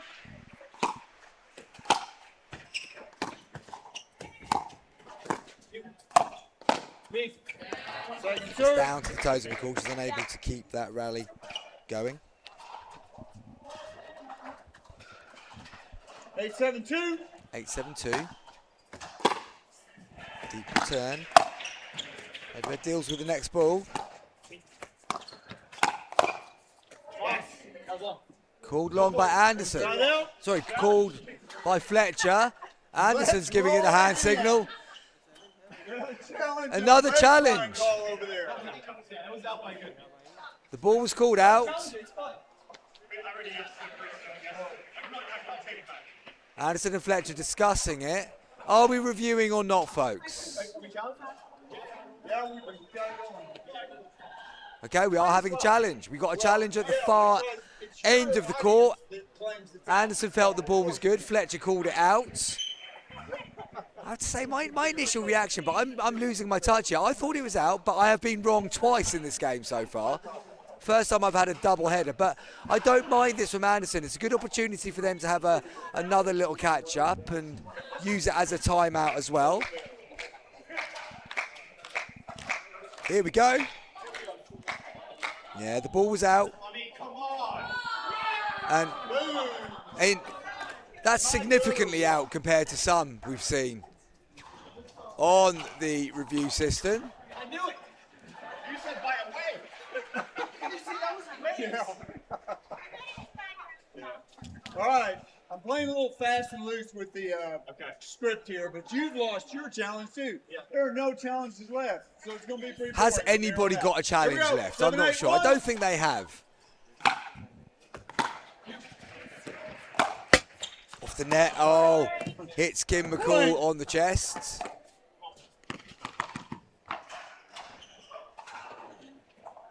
Eight, 8-1. 8-8-1. Nip and tuck in this first game of the bronze medal match in the 4.5 35 plus age category. Bit of spin on the ball there, got it dipping late, and Odeberg and Fletcher in the lead, I think for the first time in this first game.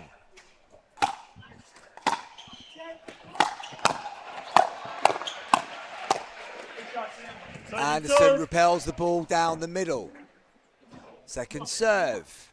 2 points away from taking this first game. Big drive.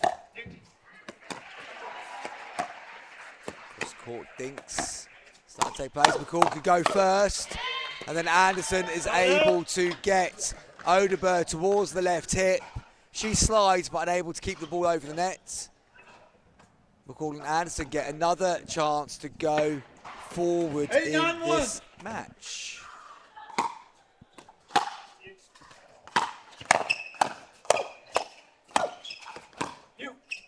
Wide from McCall. Second serve. Great job. 8-9-2. Perfect return from Odeberg. Opens up the court. McCall's happy on that forehand side though. Gets their 9th point. McCall can counter from there. 9-9-2.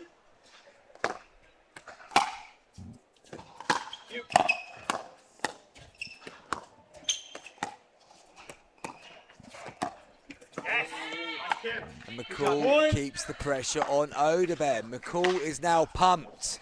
They have got game points. Can they close out at the first time of asking?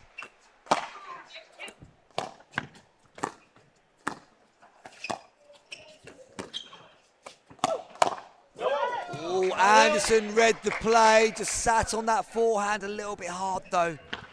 Ball goes long and it has gone back over to Odeberg and Fletcher. They need to take the next 3 points if they're going to win game 1. Ball's gone up. Anderson doesn't put it away. Comes short. Catches Odeberg trying to get forward. Second serve. 9-10-2.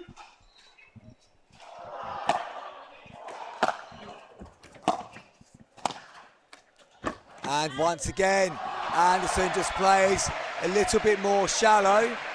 Sounds like great entertainment happening over on court number 1, which is the final of this bracket. 10-9-1. Game point again here.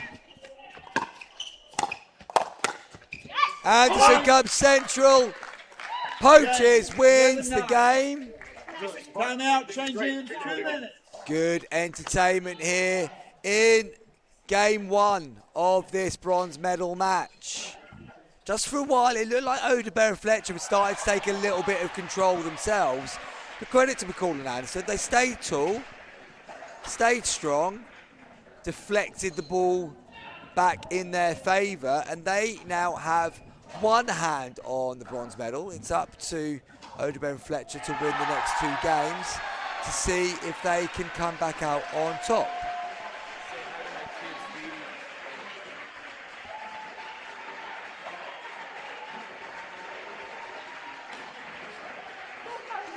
I've just been told by Ben Fletcher, who's come over to the commentary booth, that his kids, Reed and Gray, are watching at home, and that's lovely to hear.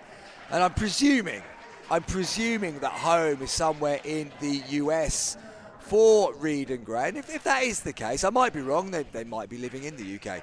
But wherever you are, Reed and Gray, it'd be great to hear from maybe Mum, just to let us know that you are watching along here on this bronze medal match. And I'm sure Dad is going to do everything he can to turn this one around so he can come home later tonight with a medal around his neck. And very much enjoyed playing against Ben Fletcher and Marcia Odeberg this morning. They beat us quite handsomely, and I learned a lot from that game. Game 2, biggest time learning in, was 0-0-2. Ben Fletcher get on his forehand because he can pack a punch there. Game 2 is underway.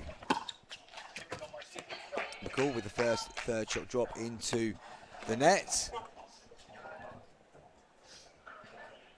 0-0-1.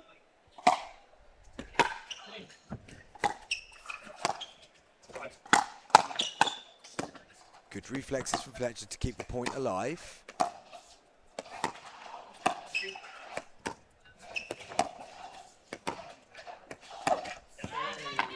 Odebert puts the dink into the net. So a little bit scratchy at the start of this second game. Reed and Gray watching from London. Yeah, there we go. So I didn't think Ben had flown over from the US in this game in particular. I've seen him around. And I'm sure Reed and Gray are very proud of their father playing on the live stream here at the ProFlex English Open. When we had Jake Bauer in the commentary booth there, he said they haven't got anything like this in the States in terms of this court setup. So we can be very, very proud of what we put together here in Birmingham at the NEC. And how cool is that to be able to watch your dad on the telly? Very good stuff indeed. And they've made a good start this time. Anderson punches the ball across. So thank you, Amanda Fletcher, for letting us know where you are watching from.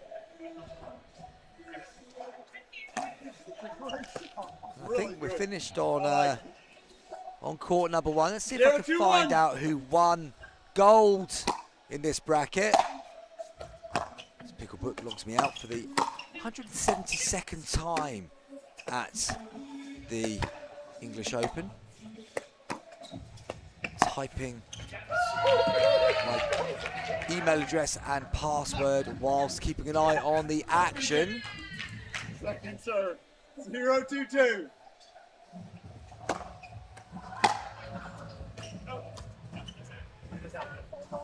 How's that? You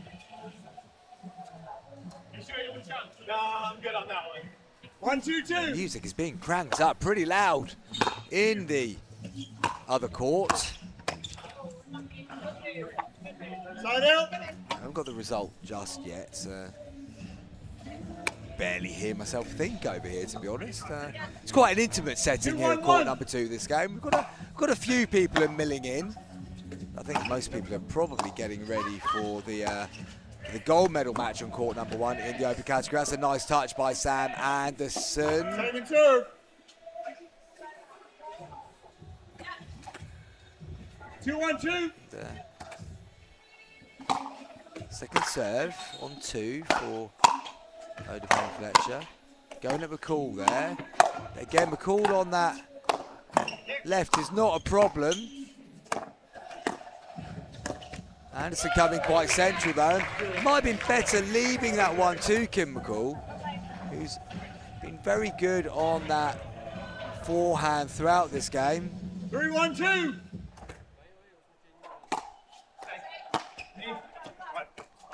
Up to 20 past 6 here on Sunday night. Thank you for joining us Point. throughout this tournament. Final day here. We're getting to the business end of Sunday as well. Medal on the line in this match. And then we'll bring you the bronze medal game in the open category. McCall doesn't get the greatest bounce there. Goes down into the net. Odebert and Fletcher now have 5 on the board. Yes, they do. 5-1-2. Starting to get a little bit of distance. Point. This time Anderson pushes long. So 6 on the board for Odebert and Fletcher. 6-1-2.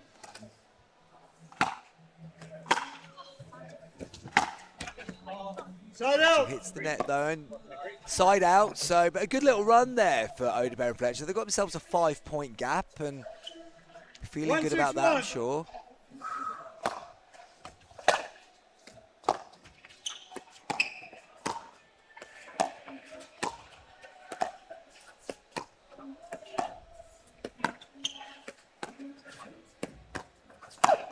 Bit air there from McCall, but they've come out on top. Anderson bails his partner out there. McCall just lifted one a little bit, which instigated the faster hands battle. And 2-6-1. Anderson does a good job. Hello to our team manager of the Cheshire Mersey Fusion, or the soon-to-be rebranded Cheshire Mersey, North Wales, Shropshire, and anything else we can get in terms of territory fusion. Jeremy Phillips saying hello. Thank you for your kind words, Jeremy. And yeah, come on, Kim and Sam. Well, I've got to be remaining impartial, of course. I mean, Kim is a good friend and teammate, and Ben Fletcher and Marcia Odeberg did beat me earlier, or beat me and my partner, I should say. So still got to remain impartial though, but McCall and Anderson took game one. Odeberg and Fletcher in good shape in game two. Ooh, bit of a net Second serve. support there from Anderson. And look, I'm not going to suggest that we don't want games to go to 3 at this time of night on the final day of the English Open, but some of us have got a bit of a drive home after the event. Got to get back into the Cheshire Mersey region. Actually, it's North Wales, it's Anglesey. 2-6-1. We're going to be racking up about 3.5 hours in the van on the way home, but more importantly, the players still giving everything here at the end of a long 3 days for the Open age categories. Sounds like they're getting as far as the mixed doubles Open final on court number 1. 3-6-2. And I think the tech team have just realised we're running a little bit behind compared to court 1 at the moment, which 4-6-2. They must have raced through in the gold medal match. Let's see if I can bring you that result. I can bring you that result. No, it went to 3. They must have started so much earlier than we did. How on earth did that happen? Congratulations to Shannon Hadley and Banu Bawaja. Banu, one of my favourite players. Amanda Evans. I mean, Amanda has had such a great week. 5-6-2. Andrew Parker. Hadley and Bawaja take it 11-6, 9-11, 12-10 in the final game. What a finish that was. And at the moment, the bronze medal match finishing here. So we will have the bronze medal match coming up after this game finishes. But at the moment, it does look like this one will be going to 3. Timeout. Did they call it? I think a timeout has been called here. I have to say, with Nick Hobbs in full warm-up mode for the final, unable to hear what the referee, even impossible to hear what Ron Ponder is saying when Hobbs is on the microphone introducing the mixed doubles final.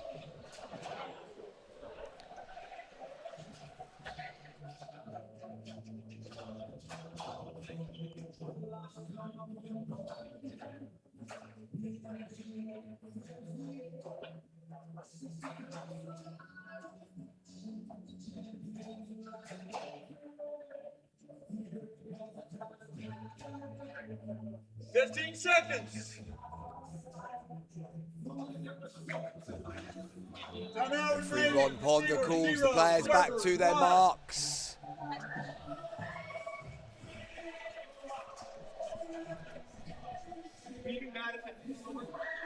Yeah, just don't cover up. Yeah, that's good.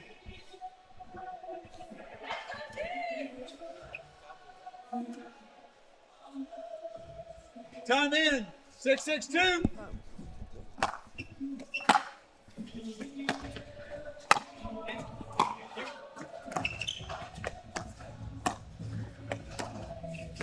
6-6-2, just pointing out. Scoreboard on the stream up to date for you. Ready, try. Let's go. 6-6-1.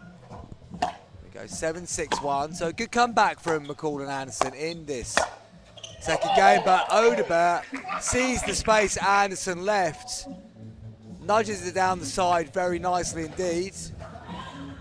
7-6-1. 7-6-1, and they are pushing once again. But Anderson puts it down to the side. Fletcher pretending the ball's out just to get into Anderson's head a little bit there, maybe.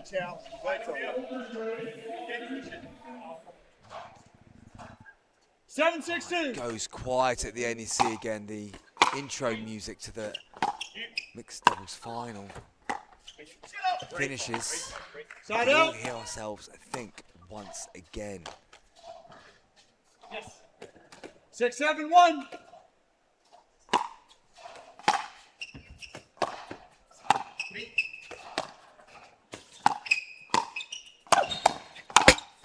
Oh, Fletcher's missed one there. He's frustrated with himself. McCall and Anderson go level at 7. 7-7-1.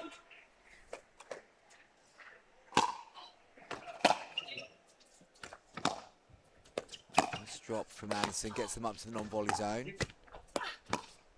McCall reacts well there. Anderson comes central and he's missed one in the middle that he would expect to complete. Good get, man. I thought I had that. I was very lucky. You did it my power, Sam. Thank you. Fletcher knows he was lucky. 7-7-2. Me. Ball gets lifted up. Nice touch from Odeberg. Gets Kim McCall scrambling. Good reactions from Anderson. Oh, McCall goes just out. Side out. She cried yes, but I think she knew as she said it. As soon as she said it, the ball had actually gone out. 7-7-1. Nip and tuck again in this second game. Anderson. Ball comes off the bottom of his paddle. 8-7-1.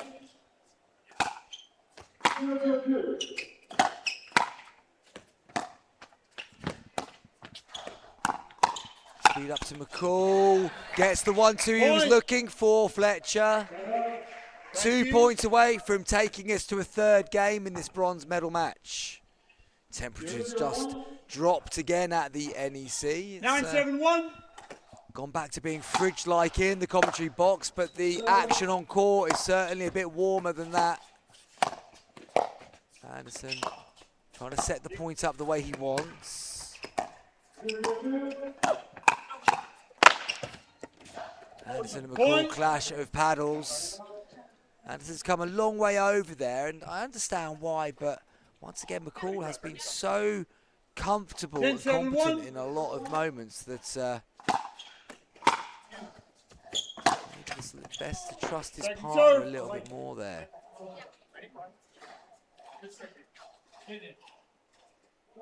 10-7-2. Drive from Fletcher. Odeberg with the reset. Bit of height. Anderson gives the chance to attack again. Height again from Odeberg and put away from McCall. Good job, Sam. Good hands. 7-10-1. Point. Long from Odeberg. So McCall and Anderson get to within 1. 8-10-1.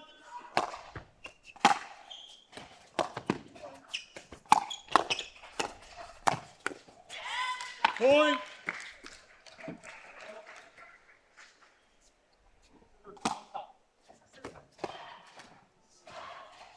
Nine, 10-1. Big point this. Second serve. Anderson misses the drop. 9-10-2. 9-10-2.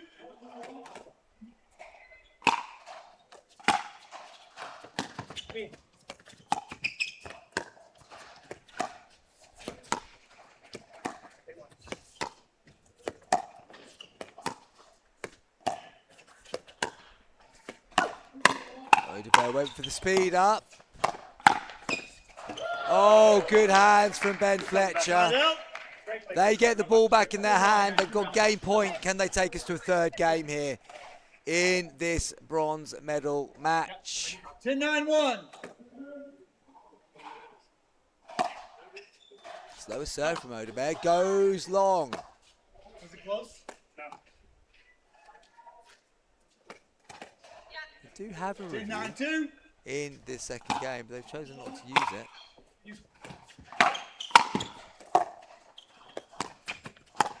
Fletcher comes all the way in. He goes wide. Side out. So they've not been able to take game two. Opportunity now for Anderson and McCall. Firstly, to get it all square. Then can they get ahead? And then can they close it out?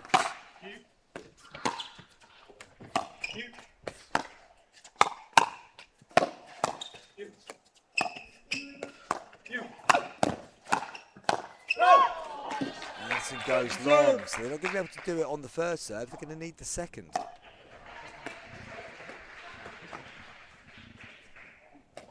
Fletcher just wipes himself down on the towel. 10-9-2.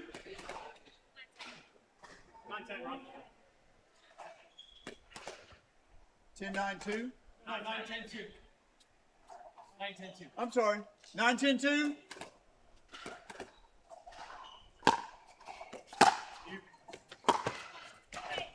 Side out. Cool misses the drop, so non-scoring side out. Another chance for Odebert and Fletcher.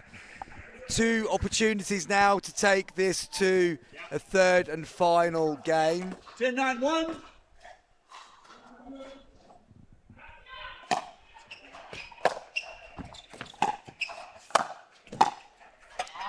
Second serve.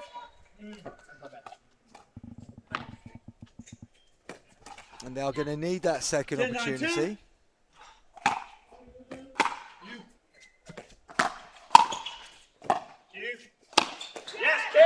Inside out from Kim McCall. Side out. Odebert and Fletcher not able to do it this time around. Can McCall and Anderson get 9-10-1. a better outcome in this side out? Second serve. With that drop, it's got into the net, so a second serve for Kim McCall.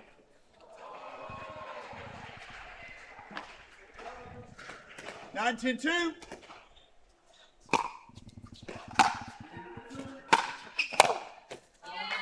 Odebert punches it to the side. So again, McCall and Anderson have not taken the opportunity to get the scores level, which means it is game point once again 9-1 for Odebert and Fletcher.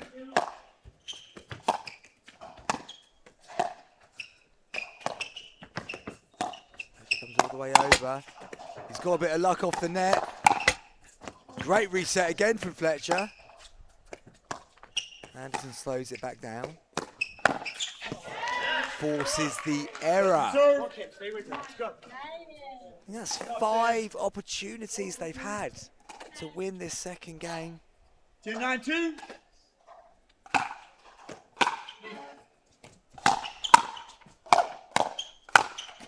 And they take it this time. We are going to a third and final game in this 2 minutes. bronze medal match. Just going to step away from the microphone for a moment and we will be back with the third and final game. Before I say that though, look, did you catch that, Reed and Gray? Your dad giving you a big wave on the camera.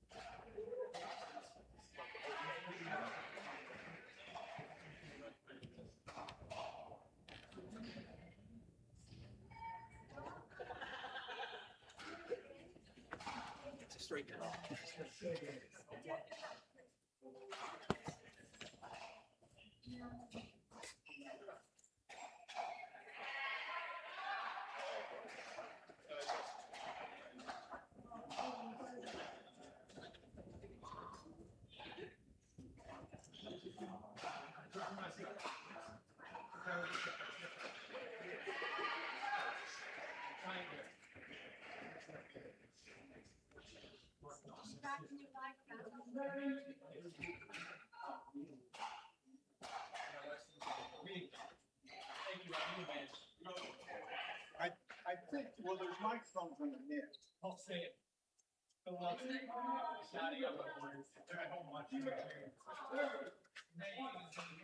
Ben says hello to Reed and Gray.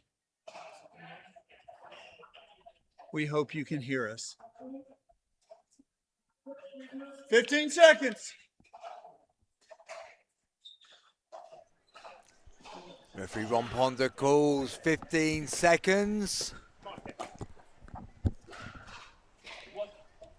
And we are into a third and final game here. Just gone 6:30 on your Sunday night. We've still got the bronze medal match in the open category to bring you.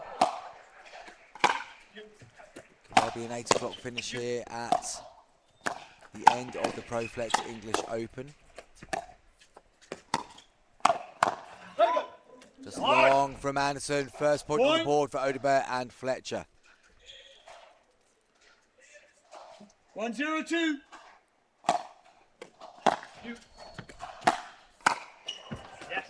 Fletcher comes all the way. It's a big gap. Odebert's done so well. And then misses the volley down into the net. Fletcher came flying across court. Didn't get anywhere near the ball. 0-1-1.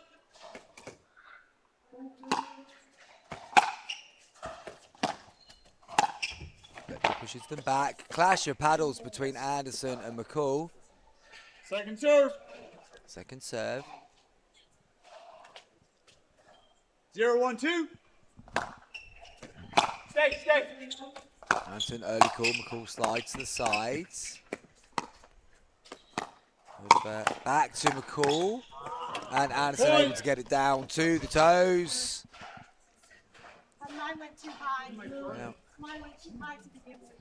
game has gone a little bit scrappy. 1-1-2.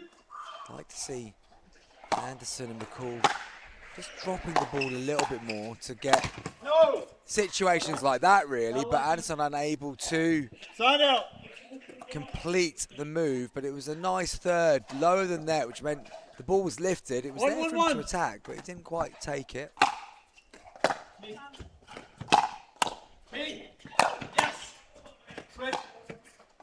Ball still in play. Anderson tries for the placement, and it works. Fletcher unable to get the ball back up and over the net. 1-1-2.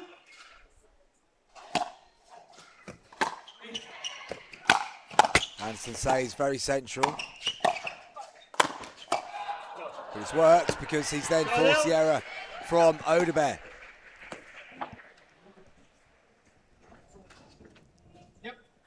1-1-1. All square at the start of game 3. I like that. I like that more from Anderson and McCall. Just trying to drop it. Just a little bit high on the drop, but gives him the opportunity to get up to the non-volley zone. That's a good shot from Kim McCall. Anderson goes long. I was watching here.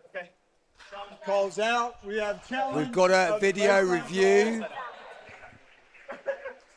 Sam Anderson has challenged the out call. So let's see. All right, no challenge. Anderson immediately didn't agree with Fletcher's call. Yeah, call it off. We could put, You said it was in? Yeah, it's push. Okay. we're cancelling the review. We're cancelling the review. Side out. Okay. No. Point. Okay. I changed it. Where are we at now? So what do we have? 1-1-2? 1-1. Oh, it was good. All right. Hang on, I've lost the track of score here. Ron Ponder's lost the track of score. 2-1-2. 2-1-2 is the score.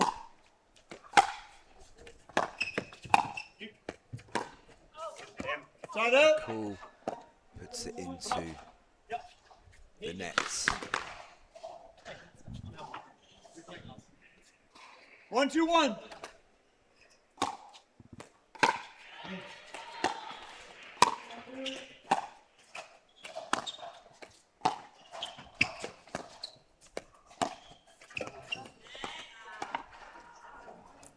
Second serve. 1-2-2.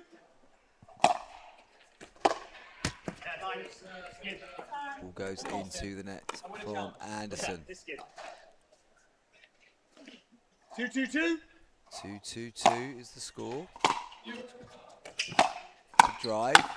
Fletcher goes again at McCall. McCall can't get it back over the net. 3-2-2.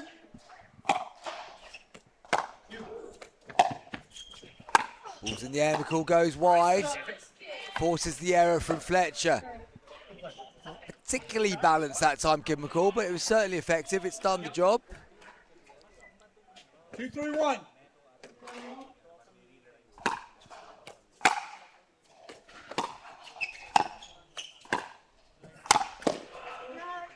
Down to the toes of Anderson. Ball is deflected up and out of court. 2-3-2. Unwinding the stack.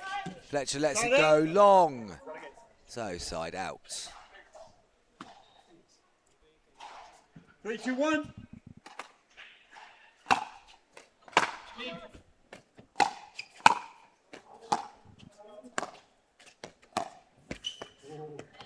Second serve.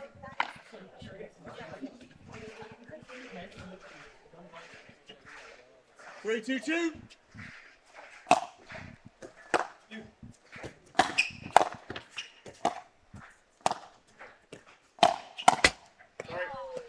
Side out. From Odeberg, another non-scoring side out.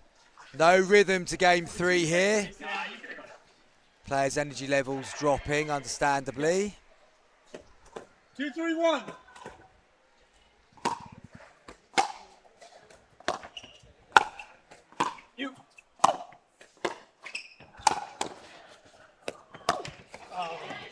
Point. All right, I'll stop there. Good job, Sam. 3-3-1.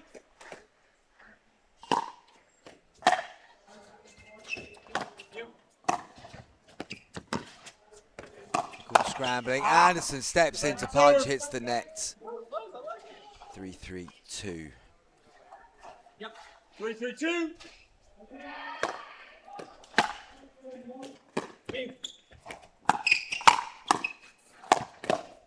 My bad. Good job, Kim. Point. That's on me. That's on me. It's to you.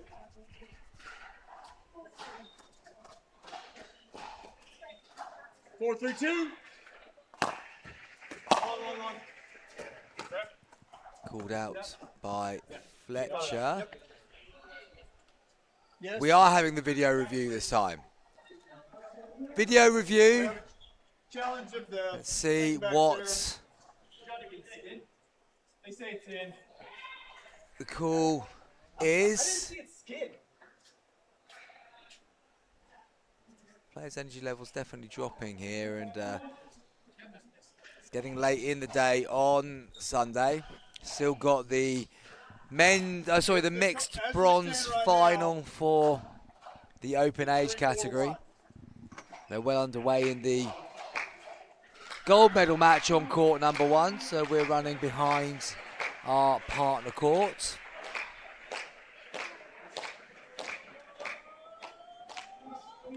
Ball was in.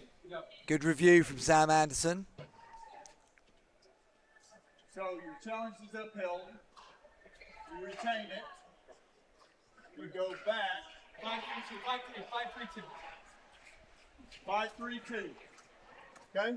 I'll recall the score. Here we go. 5-3-2.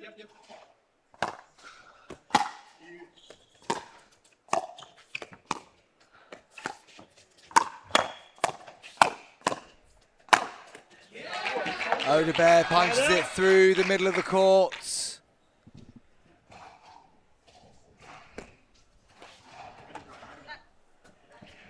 3-5-1.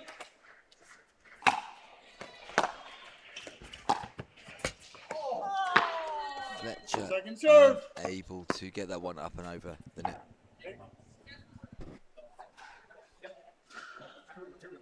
3-5-2.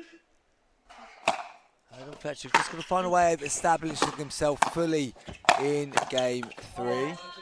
Side out. Can't give the ball as much air as they are doing because with Anderson's long levers, he's able to get to those balls and get them down to the toes. 5-3-1.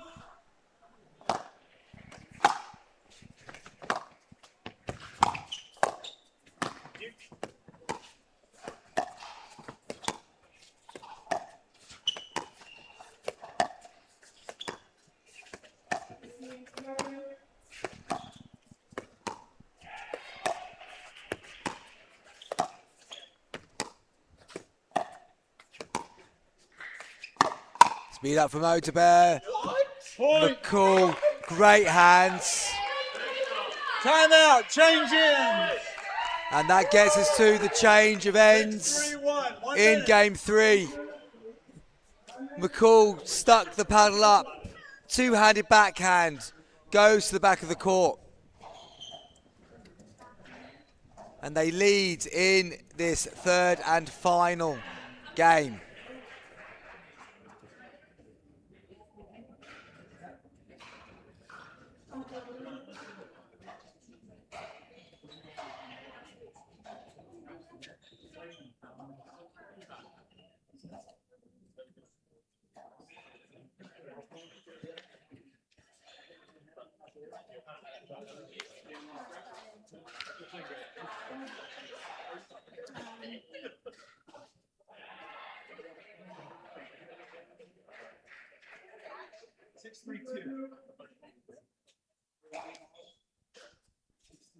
Six, 3-2.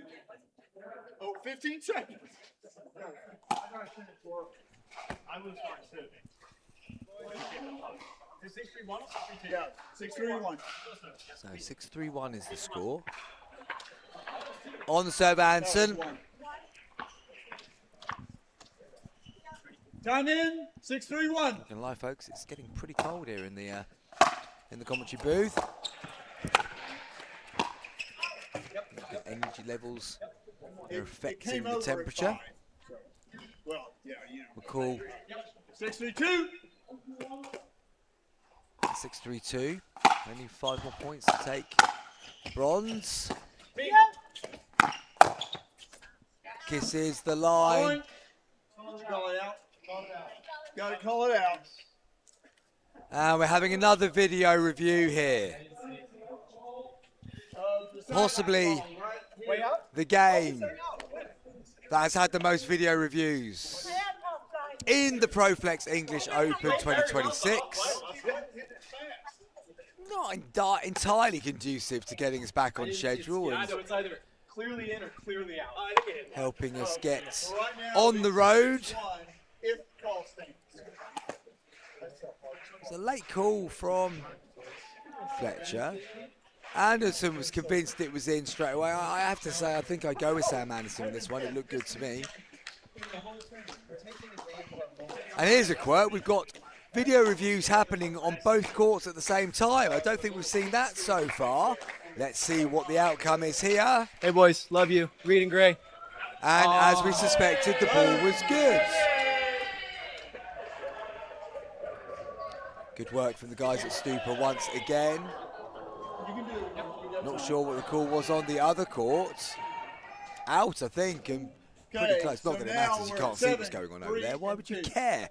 You're glued to the screen here as McCall and Anderson have a 4-point lead and need 4 more to take bronze medal and allow us to move on to the open bronze medal match, which will be the last game of the day, the last game of the tournament 3-7-1 now. here at the ProFlex English Open. No. She was serving it. Yeah. 3-7-1. Just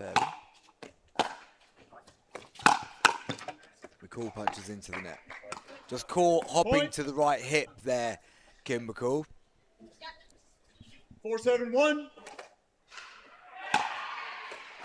Game still happening on the outside courts as well. Oh, McCall will want that one back.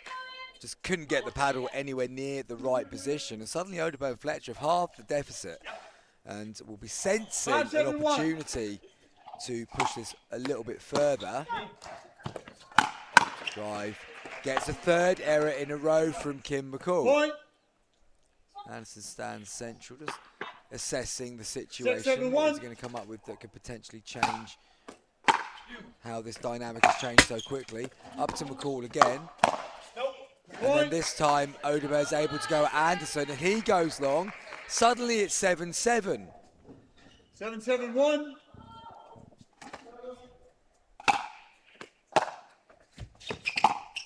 Nice third. Oh, Ben Fletcher, very nice bit of play. That all came from Ben Fletcher's third shot. He was able then to take control of the court, got the lift, punches it down the middle, and Odeberg and Fletcher lead in game 3 for the first time. 8-7-1.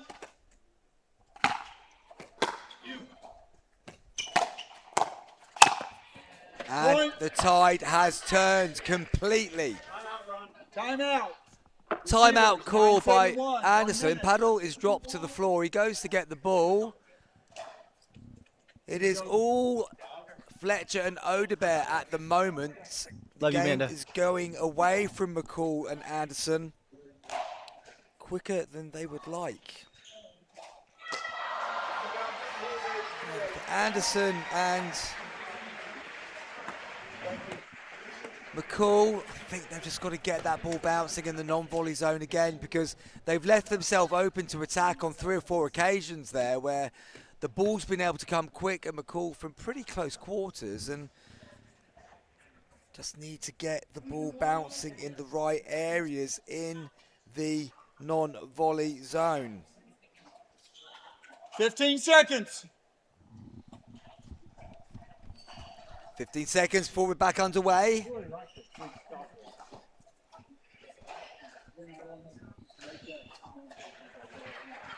Feels like this next passage of play after the timeout is fundamentally crucial.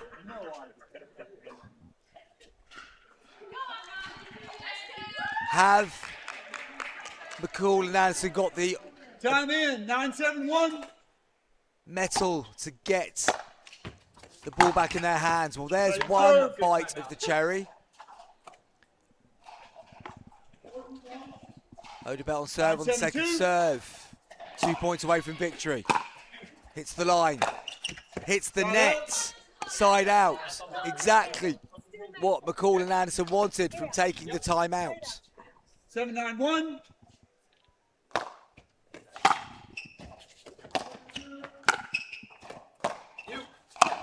Bit of height from Anderson. Odeberg puts it away.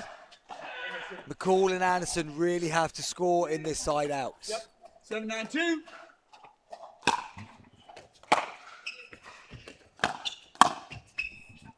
And they do score as Odeberg punches the volley long.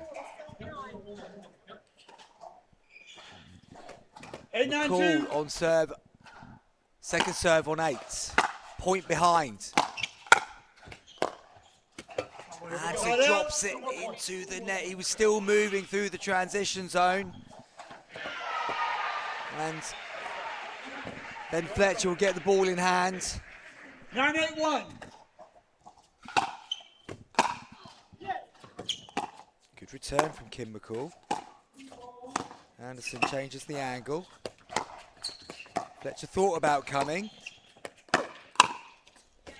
McCall plays that well.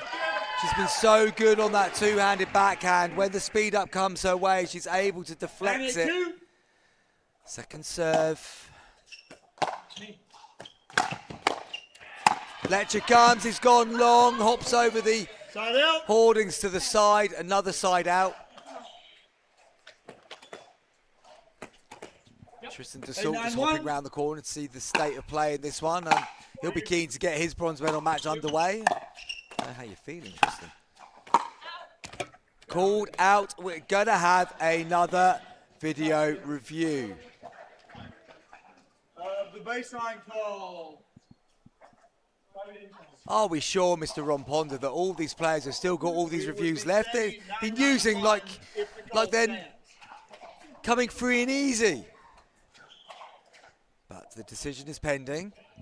My gut reaction was that was actually in fairness. I think McCall was just hopping back and may not have got the clearest sight on it. But tired eyes in the commentary booth. Who knows? Let's have a look, wait and see.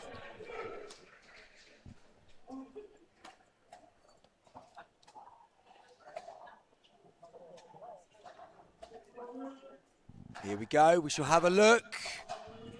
McCall called it out, and it was in. Let's go! Called it correctly here in the commentary booth. Just felt that McCall was hopping backwards and didn't get a clear sight of the ball.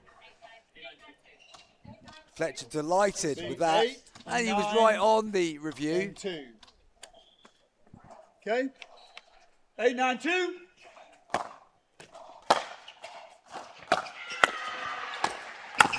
Too much height there. McCall's bailed him out. And Fletcher misses. It's 9-9 in the final game. Couldn't be closer. 9-9-2.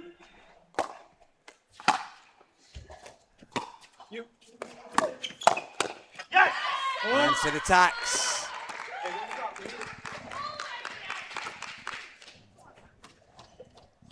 Ten, 9-2.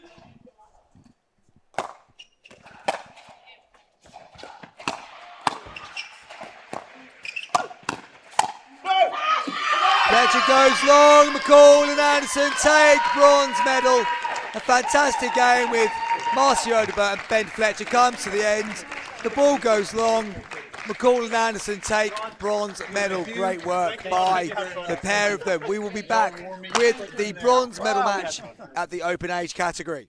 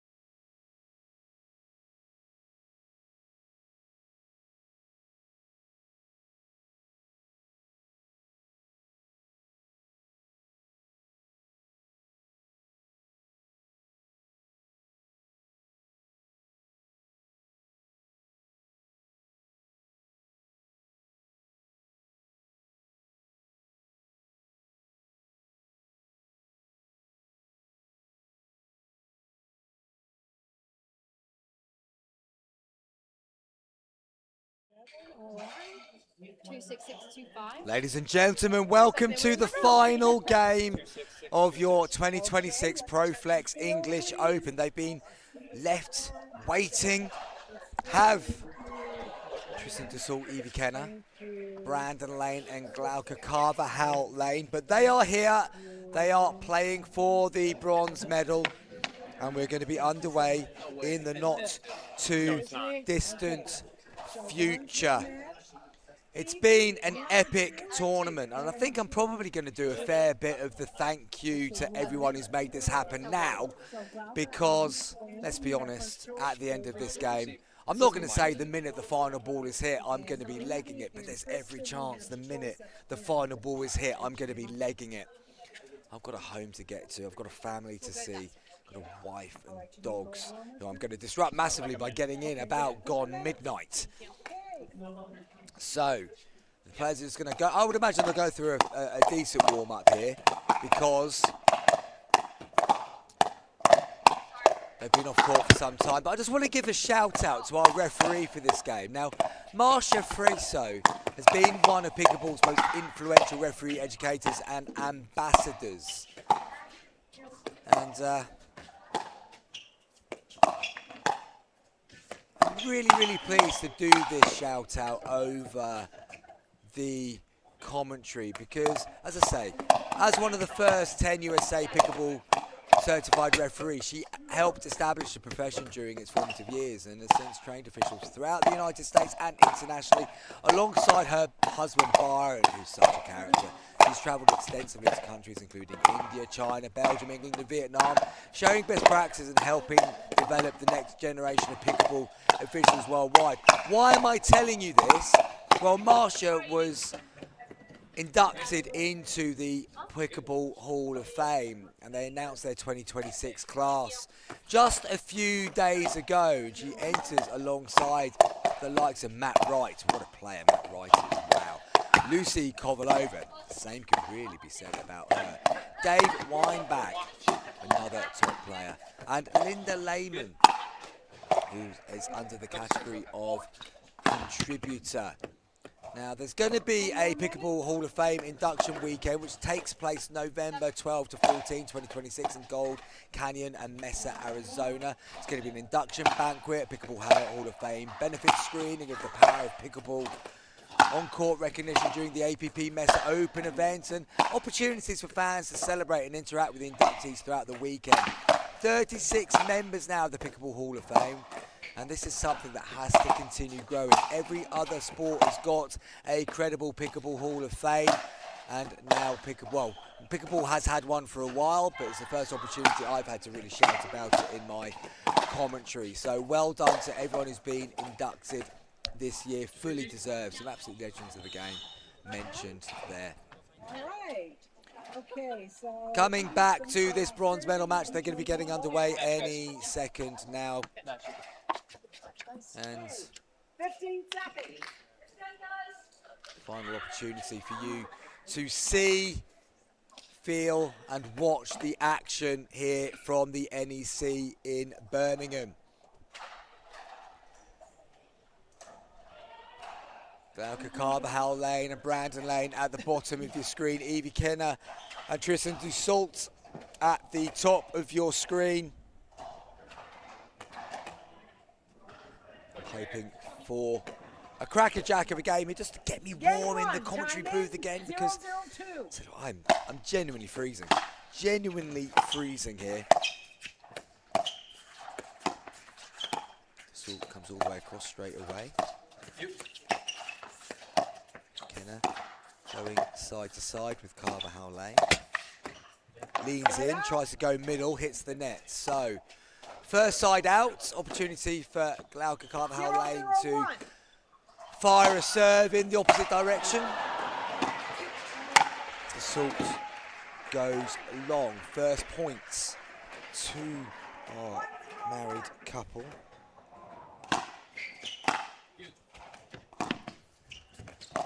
Cross court from Kenner. Dussault comes central.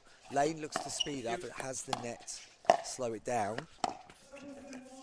Kenner happy at the moment to engage in the cross court, but Carvajal Lane changes direction just long, but I like that. Looking to go in behind Dassault, who's coming very central.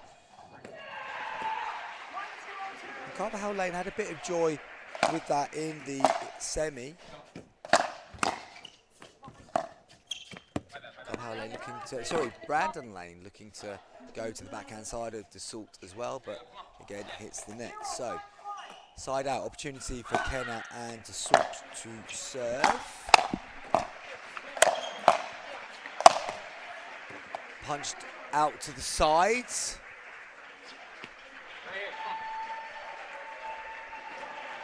Feels like we might have reached a conclusion over on court number 1.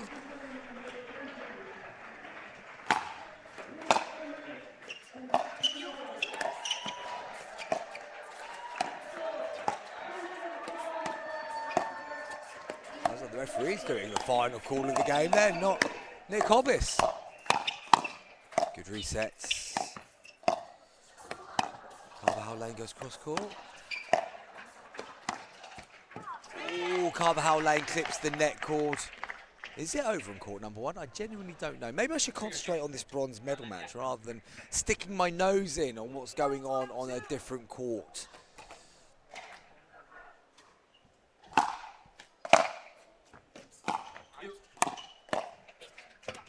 Kenner tries to reset, hits the net. 1-1-1.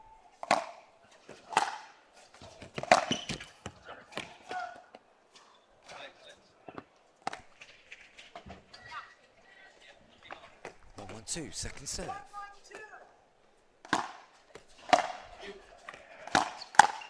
Salt stays central. Keeps Carvajal Lane to the back. Ball goes up. That's going to be coming my way. It is. What a pick up in the field from Beaumont. One-handed to his left. Gets it straight back into the field of play. Didn't play any cricket this season, but nice to see my reactions are still pretty sharp.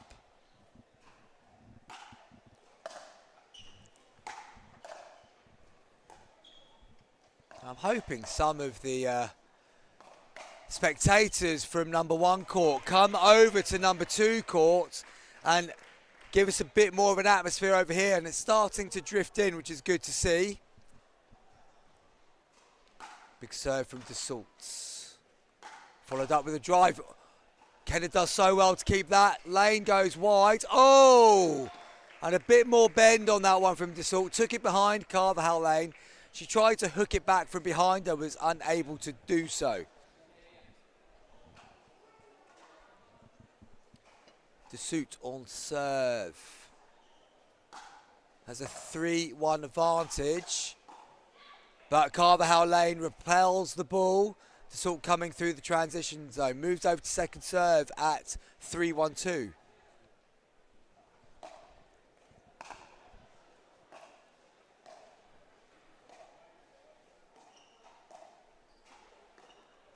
Attack from Kenner.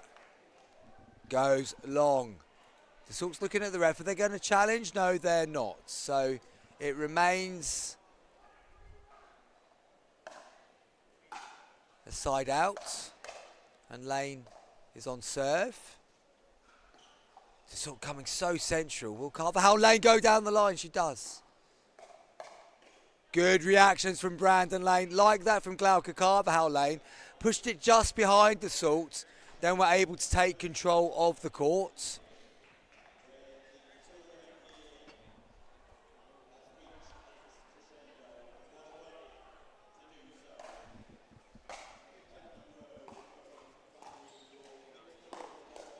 Just hearing that Rose Van Rieck and Jack Monroe have won gold. We saw them in that epic semi-final here against the Lanes. And it is Carvajal Lane and Brandon Lane who have got the scores level at 3 apiece. Dassault attacks down the middle, catches the paddle of Brandon Lane. Second serve on 3. Kenner moving, puts the reset into the net.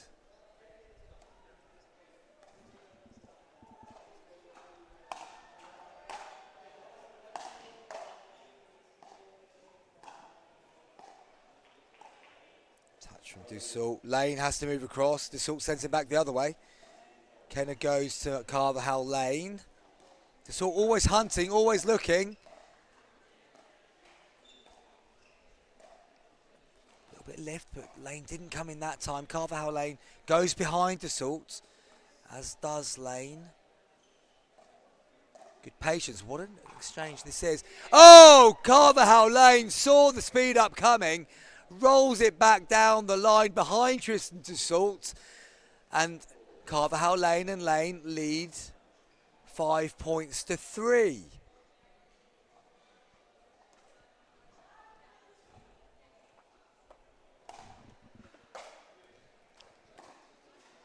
Dussault goes inside out, then pushes it back.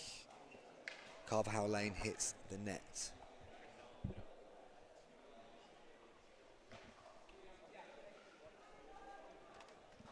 So side out.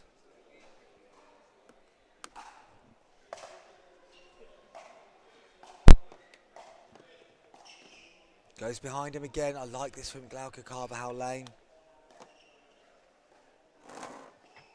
Keeping him honest on that side. Then attacks his left hip. Comes out again. Good experience play from Glauca Carvajal Lane. She's trying to keep Dussault honest on that side, and it's working.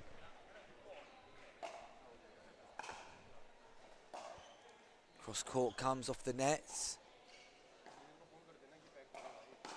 Oh, and again, this time just long. Don't mind that though.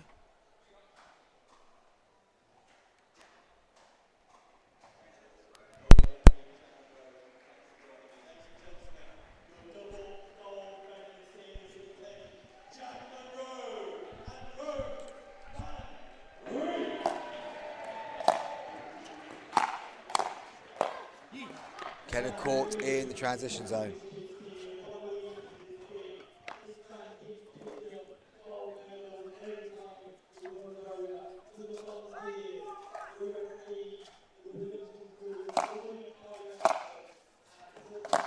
Drive from Brandon Lane. Good defence from Evie Kenner. Dussault comes central.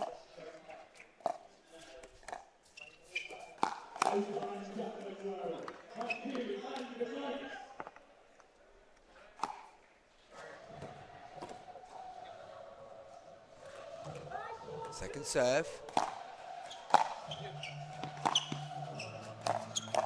Good play, Evie Kenner. Went behind Brandon Lane. Oh, Dussault also able to get into a good position and punch it back down the outside.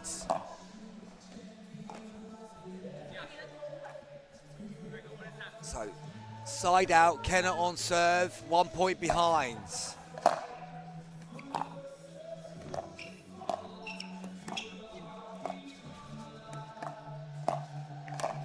Good play, Brandon Lane, got central.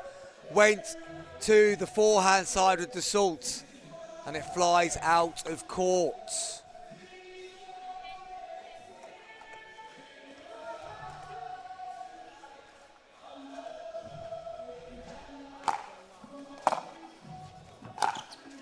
And Dussault attacks the space that was left to the outside of Brandon Lane, and they are now level at 5 apiece.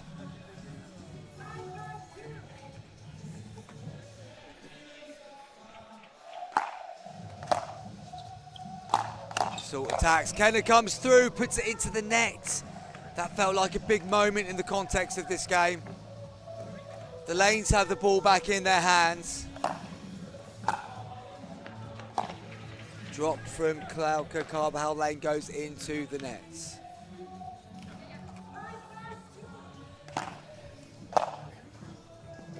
Good return from Evie Kenner. This one sat up, trying to keep Brandon Lane back.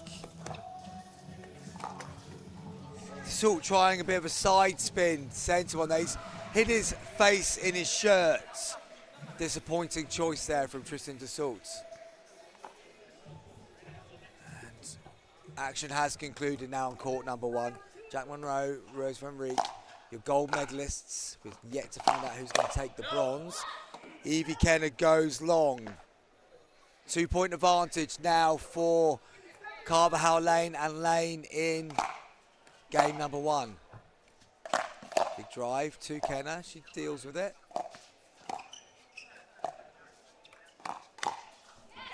Salt does well. Gets it back down the outside once more. A couple of times that has happened.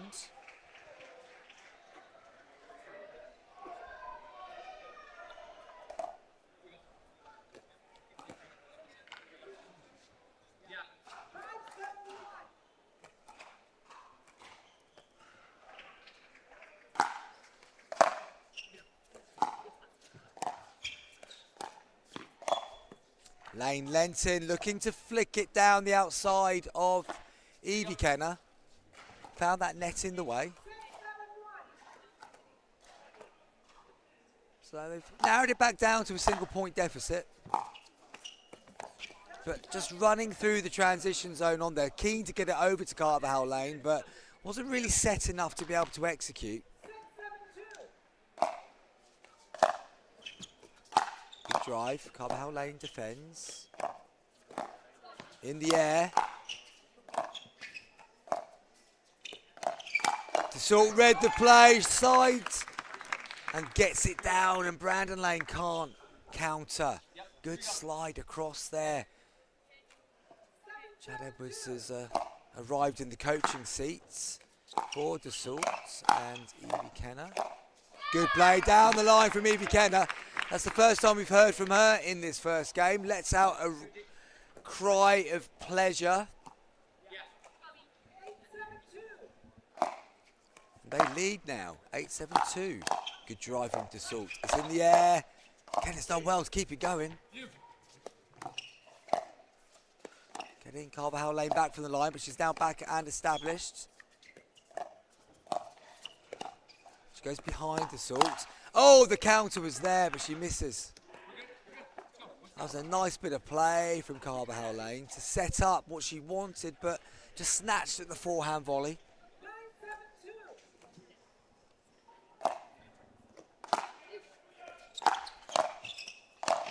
Kenner attacks. What a defence by Carvajal Lane. Off the net. Brandon Lane into the net. So, timeout called by Brandon Lane there. Dassault and Kenner have game point in the first game of this bronze medal final. And suddenly the tables turned. And Dassault and Kenner just starting to play the game a little bit more consistently on their terms there. Lane and Carvajal Lane, they've been in good positions in the last couple of games. I've had them on commentary, but not able to really get them over the line at this stage. So, when we reappear in 20 seconds, Evie Kenner and Tristan Dassault will have serve and game points. Evie's mum, Helen Kenner's just handed something, I think it's a towel, to Lee Whitwell, who's also now joined Chad in the coaching seats.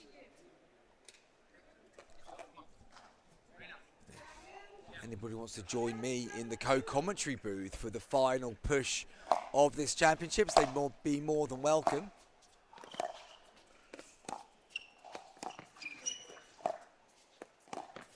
Dassault comes in, stretches, rolls it down the middle, and they do take game 1.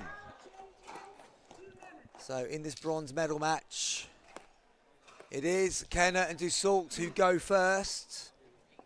And earlier on in the game, Carvajal Lane was finding some joy going in behind Tristan Dassault, but we've not seen that done for some time now. Just see the match summary come up on the screen.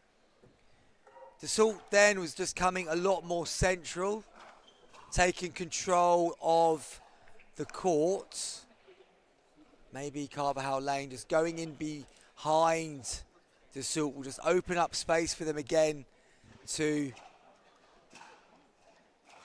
take control back. So it's 1-0 in games to Kenner and Dassault. Brandon Lane's out of his seats. Kat Stewart and Domi Turkovic come over to speak to Glauca Carvajal Lane. They pretty much throw her back onto court with enthusiasm. And there's definitely some time left in this one. Cat Stewart now taking the coach's seats in the Carvajal lane and lane side, and is joined officially by Dominik Turkovic.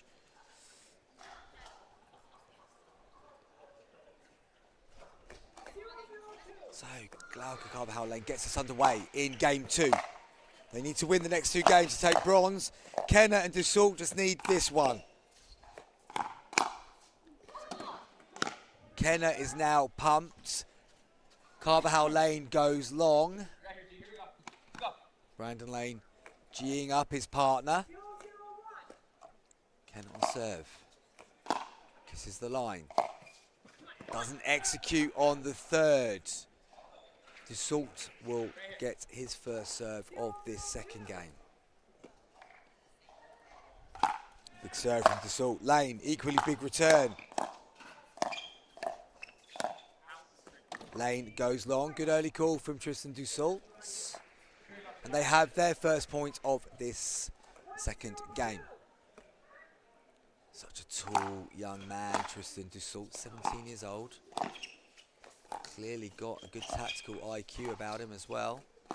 Up against the more experienced duo in Lane and Carvajal lane. Carvajal lane just puts that dink into the net.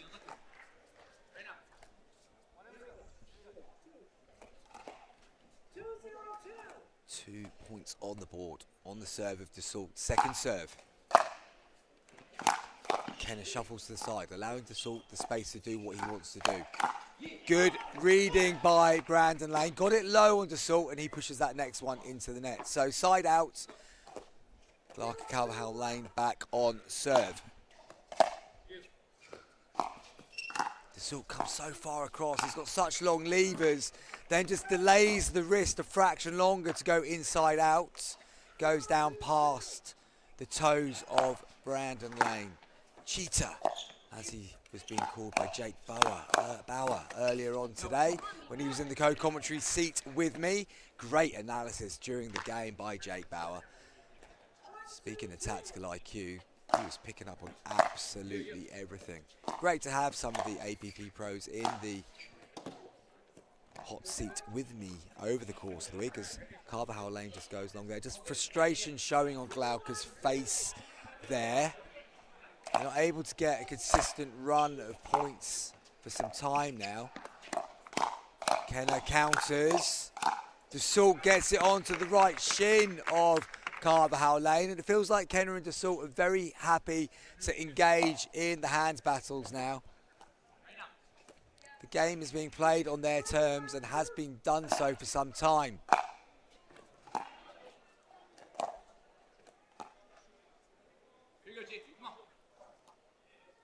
Entirely sure what happened there, but it's 3-1-1. Kenner's going to serve again. Return.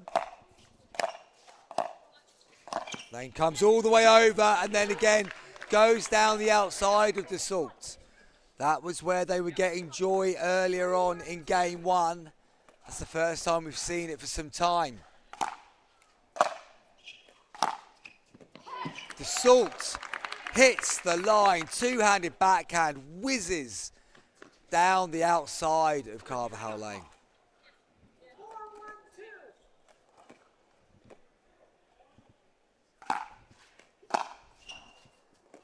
Long return from Carvajal lane, and it does feel like the wheels are coming off slightly in this bronze medal match for the married couple. Dussault rips one. Kenner on the back foot. Dussault comes central, gets it back to Carvajal lane. Dussault thought about that one, opted not to. And that was the pattern Brandon Lane wanted. Went outside, came inside, got the 1-2, forced the error.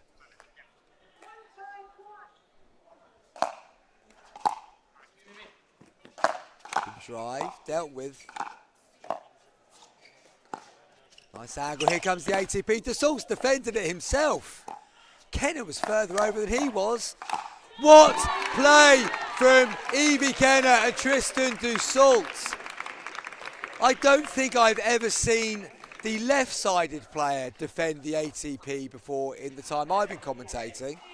Kenna was almost outside the arena, letting Dassault do his thing. Oh, then this time just not able to get up to the line as quickly as she would have liked. Important side out. Sorry, apologies. Important point for Carvajal Lane and Lane. Lane reaches in, gets it, clips the thigh of Dassault on the way through.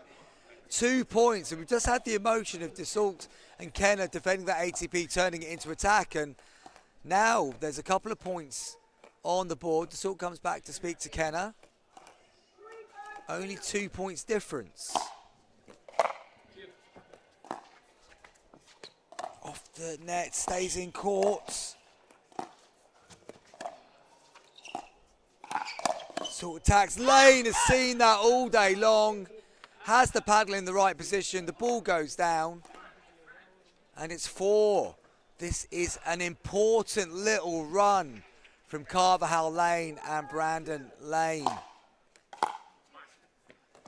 Big drive. Kenna deals with it. Gets out of the way, literally off court once again. Dassault. Yeah! And Brandon Lane again. They've got the patterns they want to be working here. They're attacking the left hip, getting the triangle, going to the right hip, forcing the mistake. And we have a tied game. Lane with a big drive to Kenna once more, and again she's coping. There's the lob. Great lob. How has he retrieved that? He hasn't. It's gone into the net. Brandon Lane pulls out the lob at an amazingly well-judged time. And they are now in the lead.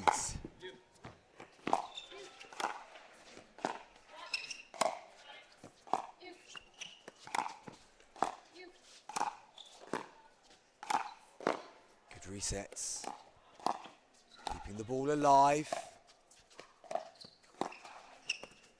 ATP from Kenna. She's nailed it. She had a postage stamp to hit, and she's put it right in the middle of it. What a time to pull out an ATP of that quality. Important side out. Breaks the momentum of Carvajal Lane and Lane.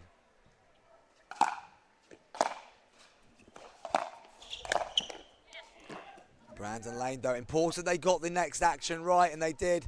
Punches it down the middle.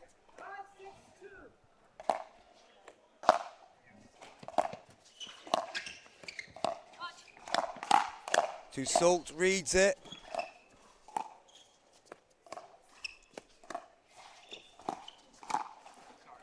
And then he's able to hit the body with a slightly off-pace attack.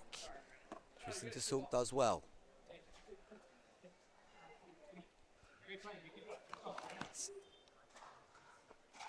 6-6-2. Evie Kenna's serve.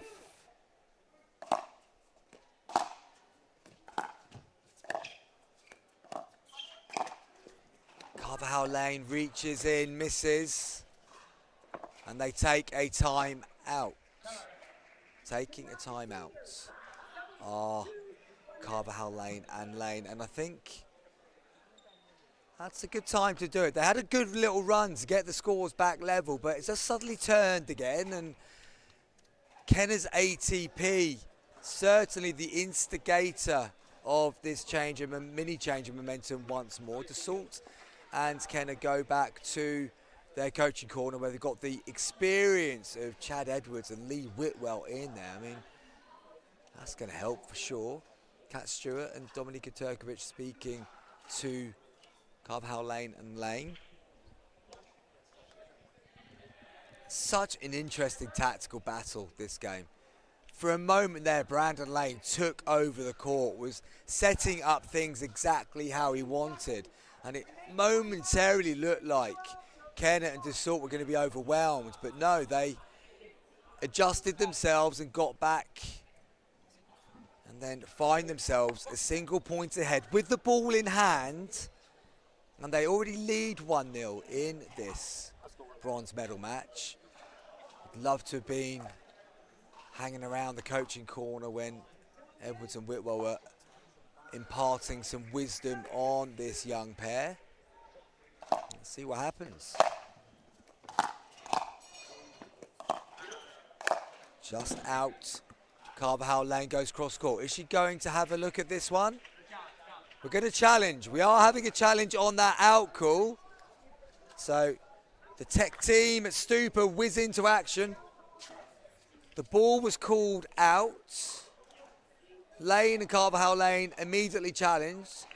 My naked eye call, because you're always interested in that, I know. I thought the ball was out, but we shall see. I have been wrong. Definitely more wrong when I'm playing. I seem to be better at it when I'm commentating. I mean, that could sum up my pickleball career, really, couldn't it? Let's be totally honest. Crowd have gone early with a faster hand clap. I don't think they've quite got the rhythm going here correctly. Far too soon to speed up like that. And there we go. They've reached the end of their clap. Just as we come in. And yeah, I mean, I'm going to give myself some props. I called it out. Got it absolutely nailed on yet again. That was so incredibly close. But what it does mean is that Evie Kenner has the ball in hand. And I believe that is 8-6.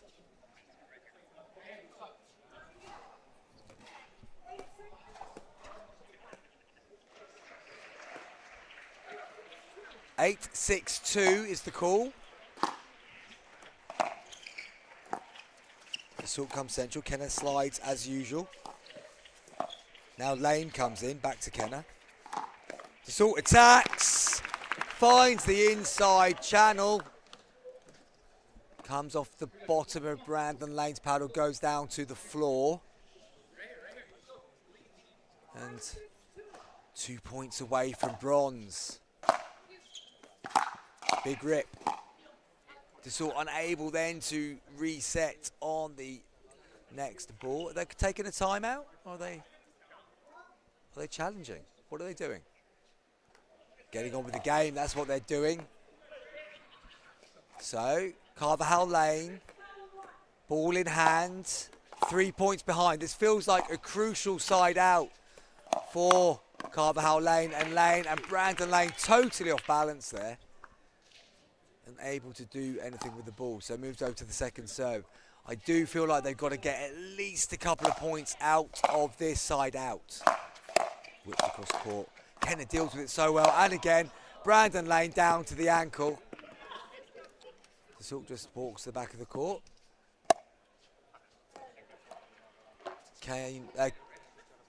Kenner was under rapid fire there. Looking to go behind Dassault like that from Carvajal Lane. Keeping him central. Poor choice of shot there from Tristan Dassault. And they have got a couple of points out of this side out. Can they now get one more and make the scores level? Don't forget, Kenner and Dassault won game one. Lane and Lane are on a little bit of a run here.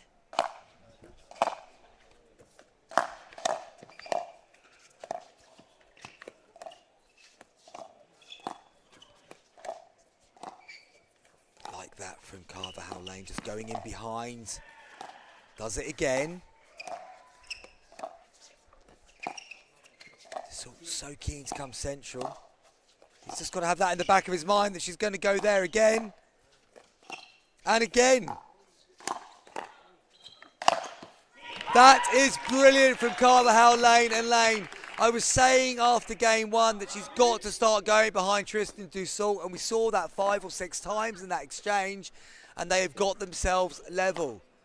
Dassault is understandably keen to come so central, but Carvajal Lane was keeping them honest there and created what they wanted.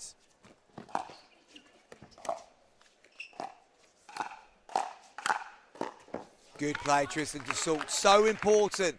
They got the next ball, and they have done, and they've got the side out.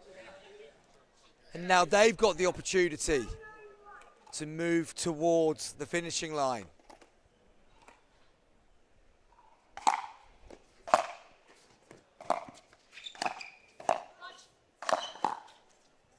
Brandon Lane gets it down to the toes once more. Second serve.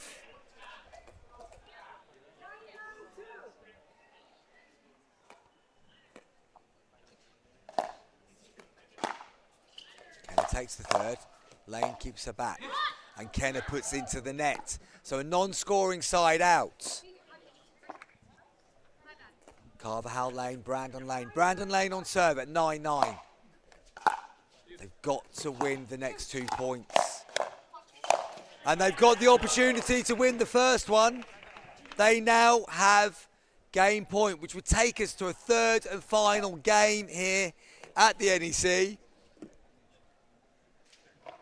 A thrilling end to a long week of action. Just wide, and they do go to a third and final game. And if, like me, you don't want the action to end here in Birmingham, well, you're in luck, because we have got one more go around. Fair play to the Lanes. They've changed and adjusted, and they've got themselves the opportunity to have a go in a one-game shootout for bronze medal.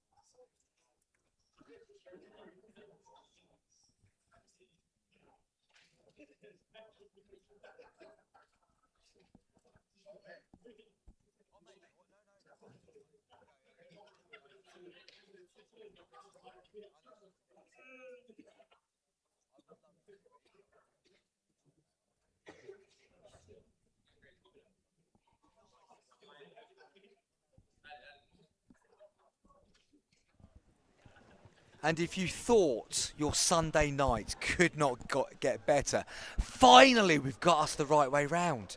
Nick Hobbs has stepped into the co-commentary role. He's going to add a level of analysis that we've just not had here so far. And you can take that either way. Nick Hobbs is in the co-commentary seat with me for this last bit of it. And it's kind of fitting.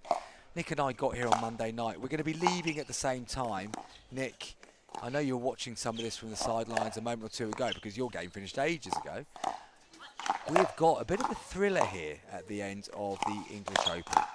Yeah, it looks that way, Chris, and just happy to join you for at least one game here. You've done a sterling job all week, and what a way to bow out of the English Open.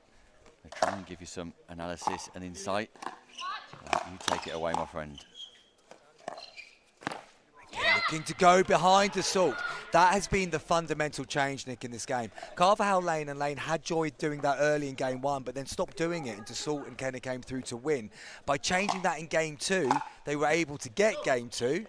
Unfortunately there for Carvajal Lane as it comes off the net. But if they just stick to doing that, keeping Salt a bit more honest, I think they're going to get joy in this final game.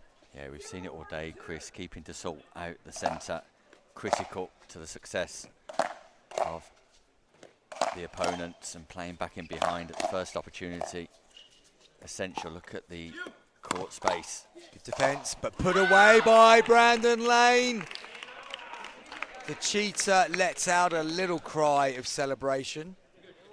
I've spent the week thinking we were looking at a leopard, but it turns out that actually it's a cheetah. And I did say to Jake Bauer on commentary earlier, maybe having cheetah associated with you in a sporting context, not the ideal look, but I've been assured that, as we know, Brandon Lane is one of the most fair, honest, decent humans on a pickleball court. I like the style. I like that play again from Carvajal Lane too. Bit quicker that one, and she looks to go in behind. Even in this rally, Chris, Salt's out the middle. It doesn't go the way of Carvajal Lane, but Salt's out of the middle, so they can't attack, and Kenna hasn't got the intention to attack from her side. Absolutely. I mean, Kenna's been playing her part in this very well throughout, but there has been one or two occasions where we feel like she could help her partner out just by being just that little bit more proactive. Yeah, she's very much been the player who's been able to reset from mid-court throughout the day and the baseline and extend the rallies when she's at the non-volley zone. Not looking to commit. Lane left, I think there's a bit of baiting going on there. He left that space wide open for Dassault. Bit of a gamble, but it's paid off. It's gone wide.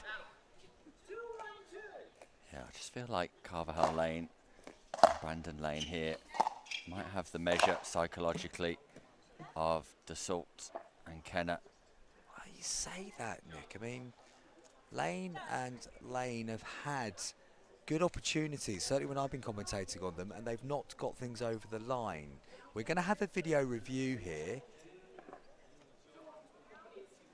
So, yeah, these video reviews are also useful in giving teams the opportunity just to go back to their corner.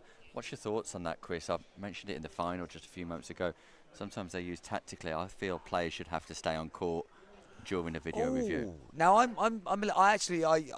like the fact that I think you're able to use that.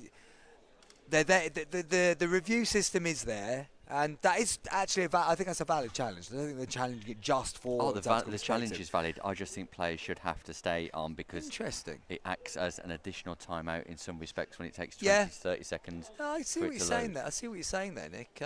Louis Laville used his tactically earlier on Championship Court 1. The ball was a metre out. Now, but then in that situation, the referee can step in. The referee can go, well, that's clearly out, Louis. I'm not letting you have that challenge. Ball is out here, Chris. Yeah. How's your count on getting these right yourself? I've gone naked eye of Beaumont versus Stupa, and I've only missed 3 myself. Yeah, I'm better at it from here than I am when I'm on court. I've been pretty much wrong every time. Have you? That doesn't surprise me, Nick. It's what a great way to end the championships here, though, Chris. Absolutely, absolutely. A match fitting of the Proflex English Open. Lane comes across there again and able to pin Kenna at the back of the court, forces the error.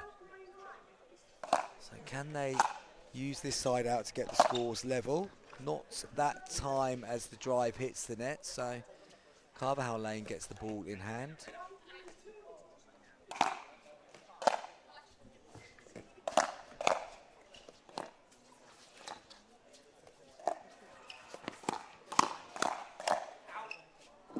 There's been a mini swing here, Chris. There's been a mini swing again, I feel, in terms of the ascendancy, and it's back with Dassault and Kenna. Has it been like that all match? It has been pretty back and forth. And again, I keep coming back to the going behind Dassault being the main way that they've been able to get themselves into this game. And then also when Lane is able to dictate that pattern, get 2 or 3 to Kenna, get himself balanced central, and then go for the kill. That's been a worthwhile pattern of play as well. Just stayed on that a little bit longer, able to flick to the right hip, Nick. Yeah, it gives the Lanes the ball back and 2 scoring opportunities at a crucial time with a 2-point gap here. Up goes a nice lob idea, but not really particularly executed well. I could see the logic. She was trying to go over the left hip of Carvajal Lane, but Brandon Lane read that so well, and he was there immediately to punch it down. And that was an important point because they're now just 1 behind. Yeah, good footwork from Brandon Lane, as you'd expect from a former surfer. Indeed. Good balance. Get your footwork wrong there, Nick. You might find yourself in a whole lot of bother. Do you move your feet on a surfboard, though? That's got to balance, haven't you? Got to have balance, yeah. I wouldn't know. I couldn't pay me to go on a surfboard. Slight fear of going underwater, Nick. Great reset from Carvajal Lane. Straight drop, nice. Keeps Dassault out the middle. Got back into the middle though, and was able to take control from that moment. It's a reoccurring theme, isn't it? Dassault in the middle, every chance they're going to come out on top. Keep them away from the middle, you've got a better chance. I don't mind Carvajal Lane and Brandon Lane going more than once in a row consecutively to that backhand side of Dassault and then launching a cross-court attack on the double backhand of Kenna.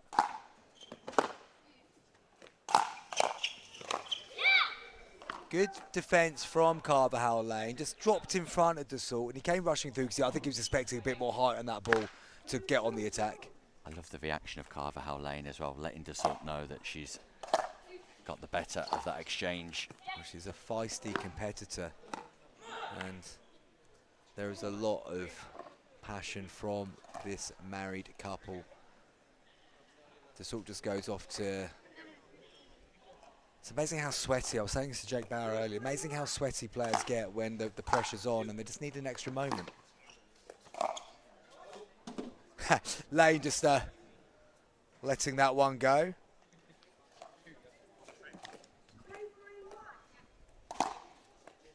Very casual call of nope from Brandon Lane as that one went long. Unbelievable defence, Brandon Lane and Carvajal Lane. Wow. And then it pulls wide, and how many times do you see it? Amazing defence like that just buys you a ticket, and sometimes it falls in your favour. Yes, indeed. I'm sure you've already given this narrative, Chris, but Evie Kenner, resident of England, could be our only medalist. Absolutely, absolutely. Megan Fudge took away a bronze, who's English, but of course she's not residing here in England, so... And then Kenner spending a lot of time residing in the US, although now back in the UK. She is.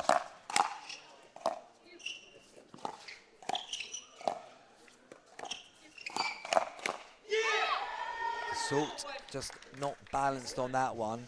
Lane has got that. He's going once or twice to the right hip, and that's where he's getting a few errors from Dassault. Dassault's body language just seems to have dropped a little bit in the last 3 or 4 minutes. Yeah, he needs a change of ends. Dassault, even better, gets the serve, but the change of ends are coming when one team gets to 6 here, and that'll be an opportunity just to rethink strategy. Chad Edwards, Lee Whitwell waiting for the return of Dassault and Kenner, the APP national coaches.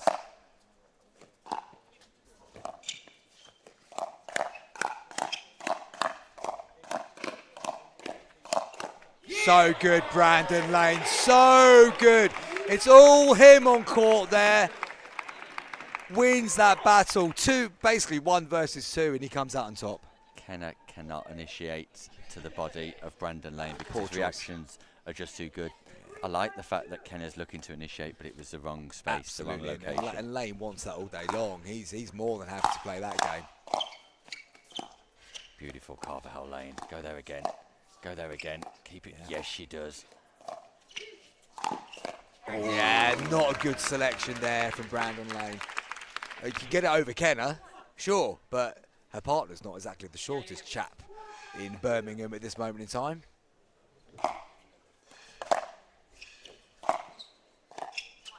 He comes. Well left, and that was a poor choice from Dassault. He had to get across quickly to that and then was unable to slow the paddle down. Feet were moving past, paddle's got to move slower next time. Yeah, you're right, Chris. And it just gives the ascendancy back to Carvajal Lane and Brandon Lane.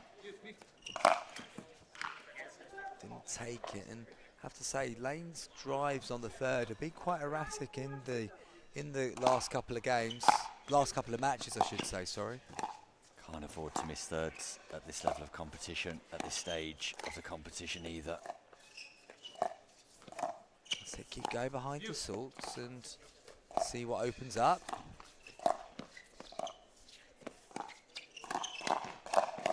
And they're able to initiate the attack. They've isolated Kenner there. They can go and they come out on top again.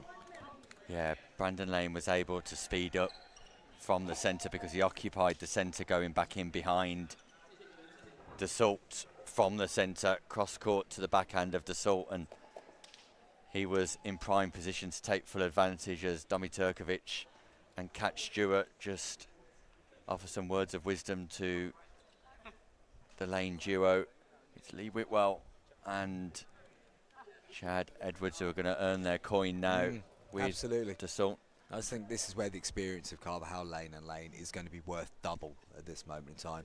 Dassault, 17 years old. I'm not entirely sure how old Evie Kenya is, but she's not as old as the combined age of Lane and Carvajal Lane here. They've got that experience. They've got that game.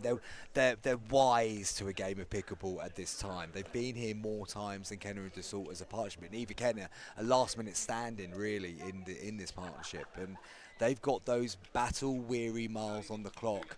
That's got to give them the advantage, plus the 2 points advantage they already have.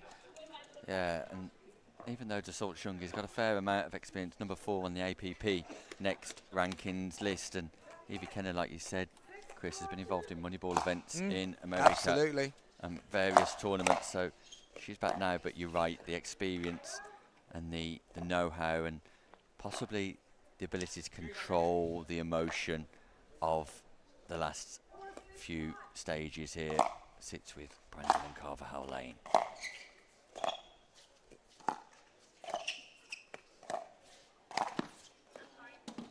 Off the nets, goes through the middle of the court.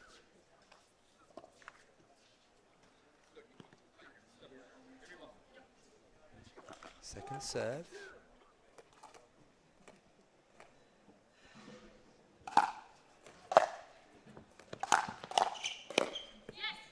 Carvajal Lane does ever so well there because Dassault set up exactly what he wanted. The opportunity to drive hard from mid-court. Carvajal Lane equal to it. Kenya not quite reading what was occurring and a little bit on the back foot coming through.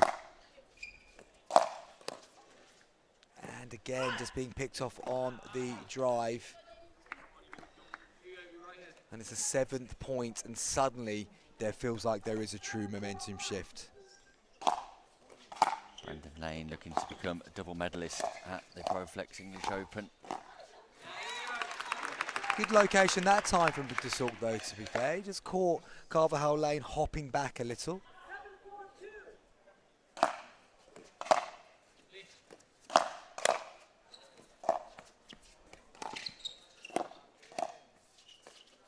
Goes for the ATP, defended, but Brandon Lane read it beautifully, got it down to the left shin bone of Evie Kenya. 3 points away from bronze medal. Kenya and Dassault need a timeout. Chris, I know they've just come off a change of ends, but they need a timeout. Even if they don't say anything, they just need to break the momentum of Carvajal Lane and Lane. Though that does give them the opportunity just to settle and have a look. That's wild from Brandon Lane. I've been saying about the third short drive, it's been fairly inconsistent from Brandon Lane. A time where he's got his opponents in a noose. Yeah. Make them play. Lane, I think she was hesitating, then suddenly thought she should go back in behind and didn't execute.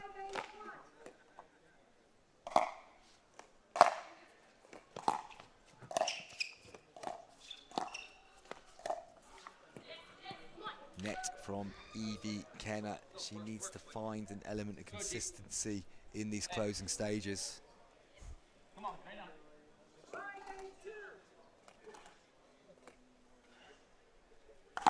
Carvajal Lane perfectly poised for this return. Bit quicker from Dassault that time, going across the body of Lane. Yeah, a bit more of an attack from Dassault as opposed to a drop. Bit of a hybrid drive drop from the youngster.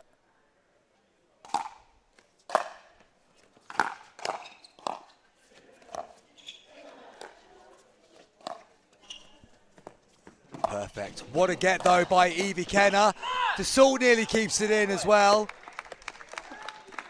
It's a great lob. And I think we might have a LED screen situation here because I've not seen these lights flashing before, Nick. No, our friend in charge of the LED screens is happy. What a get, though. It's a great lob, great get, to be fair. Even though it ended up being the point. Good reset.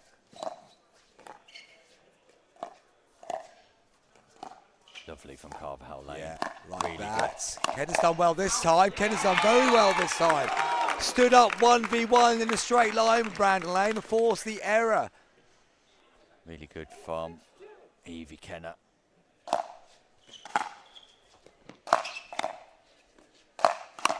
Standing up again. So Lane changes direction. Carvajal Lane. Unbelievable resets. Oh, but asked to question one too many times. She was doing so well, but was never able to get out from the back and eventually got pinned.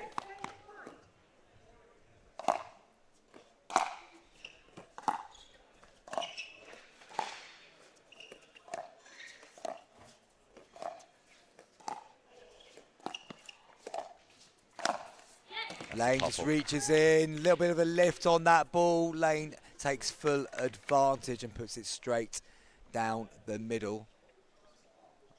Carvajal Lane, Brandon Lane, for me, just need to continue with that dinking exchange with Kenna going back in behind us, as you've referenced so many times, Chris, but look to engage Kenna at the non-volley zone with the ball in front of their feet. They can do that once they've moved the salt to the left, can't they? They can isolate. Goes to the ATP, this time defended by Lane, but he's able to attack. Good hands by Kenna the first time, but not the second. Goes into the net, side out at a crucial moment. Brandon Lane loving every minute of this, Chris. Yeah, this is his sort of game, isn't it? This is his sort of game. He loves the nip and tuck. He loves the tension. It's where the character can come out. Thrives off pressure, Brandon Lane.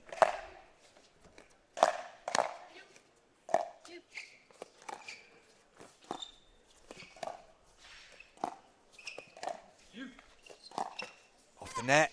Salt unable to get there. Carvajal Lane just caught in two minds, I think. Got very lucky with the net cord. What a time to get that bit of luck, though. Timeout taken by Salt and Kenna.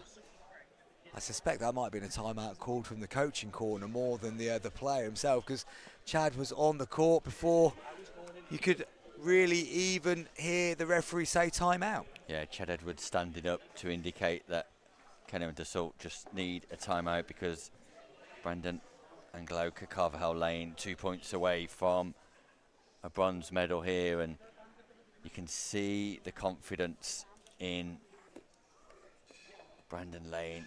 Glauca Carvajal Lane getting a little bit of fortune off the net cord,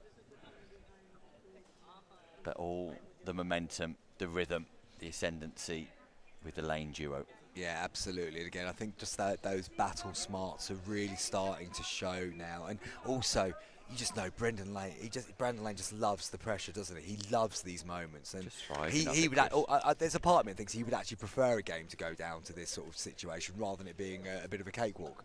I think these situations being at the breast of Brandon Lane. I think 11-1s, 11-2s.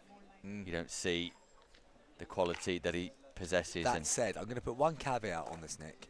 The Lanes were here against their semi-final opponents, and they didn't kill them off. Van Rijk and Munro came back twice from behind in this exact type of situation and found themselves in the position to take gold medal. Let's see what happens here, because they've got a bit of form for losing from here today.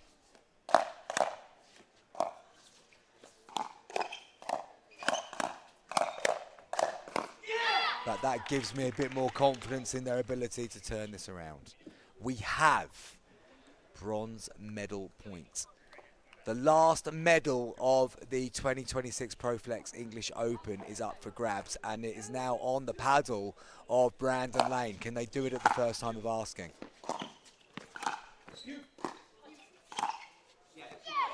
That is not a bad shot under pressure, Nick Hobbs. That's absolutely unreal from Dassault. Redirect forehand volley past the backhand side of Brandon Lane on bronze medal point. His calmness personified. The quality that this boy has shown all championship, unreal. But Glauca Carvajal Lane, Chris, right back at you. Absolutely, almost a carbon copy. Great composure from Carvajal Lane. It would have been so easy just to overcook that. But she hasn't, and it's on the second serve. And she's played a clean winner this time. Non-scoring side out at a time. They had to get a point or two on the board. Surely Carvajal Lane and Lane aren't going to miss two opportunities to take the bronze. It was like the end of the road for Kenna and Dassault.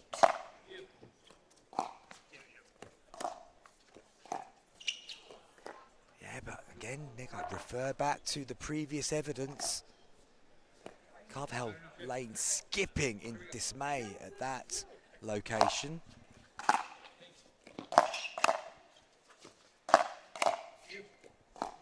Another bronze medal point here.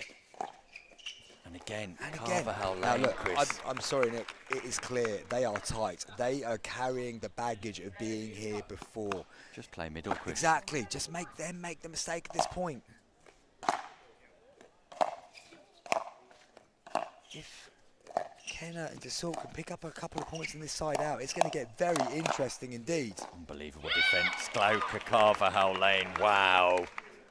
Very good indeed. Very good indeed. Second serve to Dassault.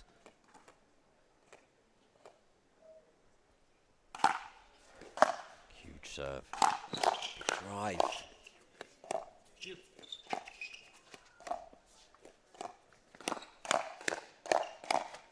Off the net. What reactions from Lane?